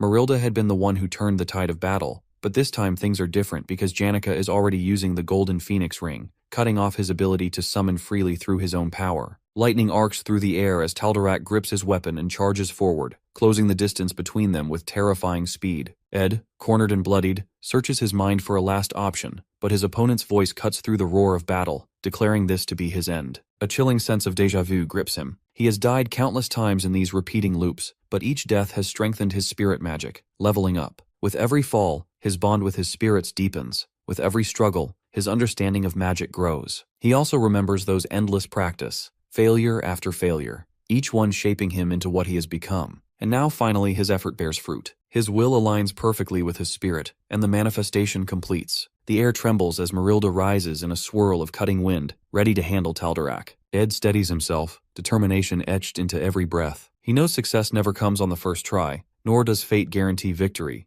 but that has never stopped him. Standing tall against Taldarak's next assault, he resolves once more to fight, no matter how impossible the odds. Taldarak stands poised with his weapon, light shimmering along its edge, ready to strike. Ed, sensing the fatal blow coming, immediately calls forth Mug. The spirit materializes in front of him, taking the attack on Ed's place. Our boy knows it too well. Every warrior here has their own reason to fight, their own desperate thread of survival to cling to. As Mug holds off the strike, Ed's other spirit surges forward, biting Taldarak's arm. Amid the chaos, Ed steadies his breath, his mind a storm of exhaustion and focus. His arrow glows faintly in his grasp, drawn with trembling hands yet unwavering purpose. The world, he thinks, is full of men like Taldarak and himself, ready to survive at every cost. He releases the arrow and it strikes true. The spear of light pierces through Taldarak's body, driving him backward. Even as the enemy collapses, Ed doesn't stop. He raises his fist, striking at Taldarak's limp form, his body screaming in protest, but his will refusing to break. Every ounce of strength, every breath left in him, he pours into the struggle to stay alive. When it finally settles,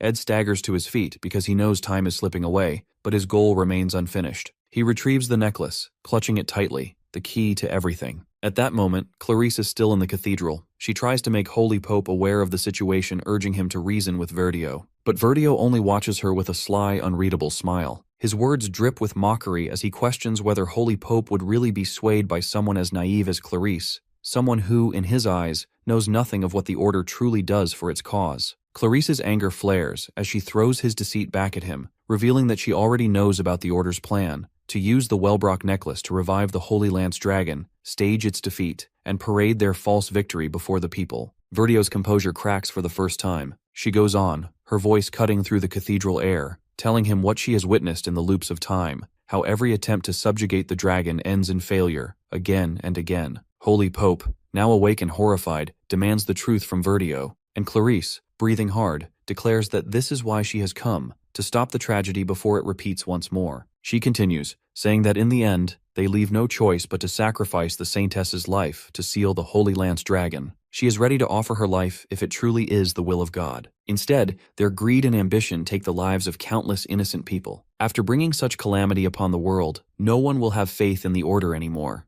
Verdio still tries to downplay her words, while claiming she knows nothing about the consequences. She firmly explains that she knows every part of their plan. But this time, if she will die there, two people already know the truth, referring to Ed and Adele, and they will tell everyone about their plan, causing people to lose their faith in the Order in the end. Verdio adds that those people are still on Arkan Island and that they can easily catch them. Besides, by pushing authority of Holy Pope, they can take action against Clarice as the Saintess who has lost faith in the Order. At that moment, the Holy Pope interjects about his authority, declaring that for decades he has been nothing but a puppet, one who kept choosing between doctrine and reality, a coward who never did anything but follow others. Now he decides to place the future of the Order in Clarice's hands instead of Verdio's. With fire in her eyes, she turns to Verdio and firmly states that his plan will never succeed. As the Order now stands under the Holy Pope she officially excommunicates Verdio. Verdio starts to chuckle, amused, as if her words can't change anything. He grabs her wrist and drags her ahead, revealing his plan, that if she refuses to sacrifice herself, nothing can stop the revival of the Holy Lance Dragon. Besides, he is confident that Ed will be stopped by the apostles. Even if Ed somehow defeats them, Verdio is certain he won't make it far in his current condition. Meanwhile, Ed takes out the necklace, while Verdio states firmly that the revival of the Holy Lance Dragon is about to begin. But Clarice stops suddenly and shakes her arm free from him, her eyes filled with confidence in our boy's strength. With that, she activates her holy power, a divine discharge that causes Verdio immense physical pain. The air cracks with lightning as her divine energy bursts forth, striking Verdio down in a flash of brilliance. Lying limp, he asks when she becomes so colorful, because as a saintess, she is supposed to follow only pure white light. She explains softly that she is also a student who has learned that even a beam of light, which looks pure white to the naked eye, is made up of many colors. Red, which reminds her of Lorotel, gold, of Janica, turquoise, of her summoned water spirit, blue, of Ed, and violet, of Lucy. All of them have fought in different time loops against the revival of the Holy Lance Dragon. Now Ed hands the necklace to Lucy, who flies away at the speed of lightning. Meanwhile, Clarice reflects on how the efforts of all these colors blend together to form pure white light, symbolizing their united struggle to triumph over darkness. Meanwhile, at the second joint combat training ground, Taylor is training with the first years as an upperclassman. However, the efforts of the first class should relentless in the original storyline because they want to surpass their seniors to earn better grades. But because of certain reasons in the early scenario, when everyone sees Ed and Marilda, not many students from first year joins Class A. In this way, Taylor is able to defeat the top student of the Faculty of Alchemy, Claude. However, refusing to give up, Claude desperately drinks the forbidden potion, the evil god's blood, and awakens as the mid-boss, the alchemist of calamity of this act. Empowered by the magic of the evil god Mebulaire, Claude unleashes all kinds of black magic, creating countless trails of destructive energy that leave other students injured. Now this chapter within a game reaches its climax. The protagonist has already faced countless enemies. In the end, both Ed and Taylor can barely stand, yet the story continues as Taylor unleashes an elemental slash at his enemy. Now he is powerful enough to cut through even the darkness element as well. A lightning strike bursts from the department building, shocking everyone, as Ed keeps moving forward despite his injuries. Because originally, in the game, this is how Chapter 3 of the second joint training is meant to conclude. Taylor emerging from the combat training fully recognized as a powerhouse, shedding his past reputation as a failed swordsman. Everyone claps and cheers for him, witnessing his victory. From this moment on, Taylor's name is etched into everyone's mind. But originally, as soon as Taylor leaves the arena, he is supposed to receive the news of Adele's death. No one originally knows how she dies, only that according to the story's script, she is meant to die at this point. Now, in the present story, when Adele is about to throw herself onto the rune to sacrifice her life, Ed grabs her from behind. Her eyes widen as she looks back at our boy with tears in her eyes. Looking at Adele, Ed realizes that he has changed the story's timeline. Meanwhile, Taylor and his companions never receive any news of death this time. Rumors spread of a disturbance within the Order as Verdio continues shouting at Clarice. Verdio gets punched hard by a knight while the Holy Pope silently watches him. Everyone assumes this commotion to be an internal matter of the Order. In this way, by changing the course of events and preventing Adele's death, the faithless Saintess never comes into existence. As a butterfly effect, the Holy Lance Dragon is never revived earlier than its destined time, and the Order's army never descends upon Arkan Island. Finally, the final boss of the 3rd chapter, Awakened Lucy, never appears, as she is originally the unintended villain of this episode. On the other side, many other events unfold. In the end, Lucy simply wants to eat meat. Meanwhile, Academy remains safe and protected. After 2 days, Ed is knocking on Janika's door, asking about her well-being. She protests from inside, telling him not to come in since she hasn't washed up yet. Besides, her eyes are not good enough to see clearly. During the battle, Janika has already used most of the mana she had reserved for the future. As a consequence, she now doesn't even have enough mana to see properly. But that's not all. Her high-ranking water spirit, Frida, who blocked the 5 apostles, also crashes into the forest outside Arkan Island. So, when Janika wakes up to find herself in a cottage, our boy has no idea that Lucy is the one who helped her. Still, he feels grateful for her to be alive and safe. His thoughts are interrupted by the voice of Belle, who offers her help, saying he can always call her if he needs anything. Ed thanks her, thinking that the headmaid probably hasn't had much household work lately. But now, with Janika's condition, she will finally have more to do, which seems to brighten her eyes. Then the maid asks about his condition, and he assures her that he is fine, though he points out Janika's state. She quickly corrects herself, saying she was actually curious if something is bothering him. After a brief pause, he admits that something is indeed concerning him. She nods in understanding and decides to help Janika first. While walking inside, she loudly announces how she is going to assist Janika with changing, making sure Ed hears it clearly. She then adds with a teasing tone that she hopes he won't make any mistakes. Turning to him, she remarks that it's quite a dire situation, but slyly adds that she wouldn't mind if he came closer to the cottage to listen to what's happening inside. Having had enough of her nonsense, Ed slams the door shut and firmly tells her to focus on her work instead of talking nonsense. Yet she comes back out again, throwing a cheeky comment of his usage of informal speech. Left speechless, he chooses to walk away rather than dignify her words with a response. While waiting outside, he overhears an argument inside, the sound of Janika protesting about having to stay in such a dusty place. Hearing that, he sighs softly. He thinks about Belle's earlier remarks and her question, realizing that she has sensed his inner turmoil. Tending to Janika is troublesome, but he's still grateful that the day finally passes. Besides, it's weird. He has only been away from the camp for a few days, but it feels like an entire month. Looking at the pile of firewood, he realizes he needs to gather more. At that moment, someone calls out to him. At first, he calls her Kaylee, but when the person reveals her face, it turns out to be Clarice. Once they settle down, Clarice explains that she has officially excommunicated Verdio. He is now being escorted to the capital under the order of the Holy Pope and the Apostles. Later, he will receive a suitable punishment decided by the Pope himself. Ed wonders whether she can really trust the Church. She answers that the Holy Pope understands Verdio's past and his passive errors, but she can't help thinking about how Verdio, with his misguided ideology, managed to wield so much power over the Church. But this incident alters Order's entire direction. Therefore, Clarice decides to have faith in the future. Then she swiftly reveals the news about Adele's disappearance. She has used all her authority to locate her, but it seems Adele's trace has completely vanished. Ed asks if she wants to say something to Adele. Clarice admits that initially she wishes to share her experiences since leaving the capital with her. Then, softening her tone, she corrects herself and says that for now she simply wants to express her gratitude to her. She then leaves her loot there, quietly adding that wherever Adele goes, she always takes it with her. She hopes that, in this way,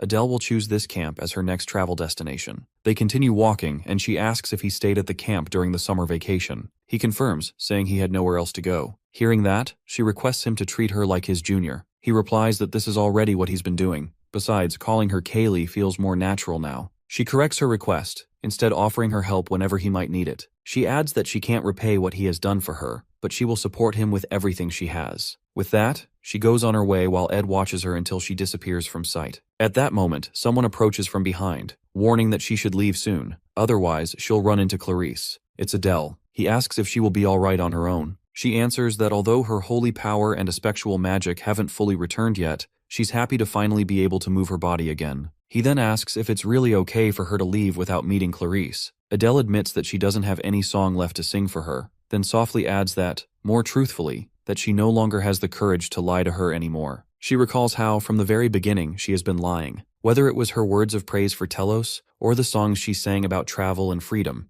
everything she played on her lute was nothing but lies. Much to Ed's shock, she throws the lute into the fire. She then expresses her desire to travel to the places she once lied to Clarice about. That's why she doesn't want to carry the weight of her lies anymore in the form of that lute. She explains how she has always traveled to escape from her fate, but now she wants to travel simply for the sake of traveling. Ed asks if there's really any difference between the two. Smiling, she admits that there is. The difference is that now she has a place to return to. She intends to come back within 3 years to see Clarice graduate, so she can return and sing new songs for her. Ed tells her that in the meantime, he'll make a good instrument for her. She teases him, asking if that means she'll have to come back after 2 years instead. Then Ed repeats his question from last time, reminding her that she has lost her aspectual magic and can no longer see the future. Whatever visions she once had have ended now. From this point on, she'll travel to places she's never been before, without knowing what fate has in store for her. She's stepping into the unknown, leaving behind everything that was once written in her destiny. Finally, he asks if she's afraid of the future she can no longer see. This time she easily admits that she is, but with a gentle smile, she adds that it's that very fear that makes her journey exciting. When she leaves, Ed keeps thinking about how Adele was supposed to be dead, one of the many things that have changed. He remembers the crossroads where he stood 2 days ago, faced with a choice: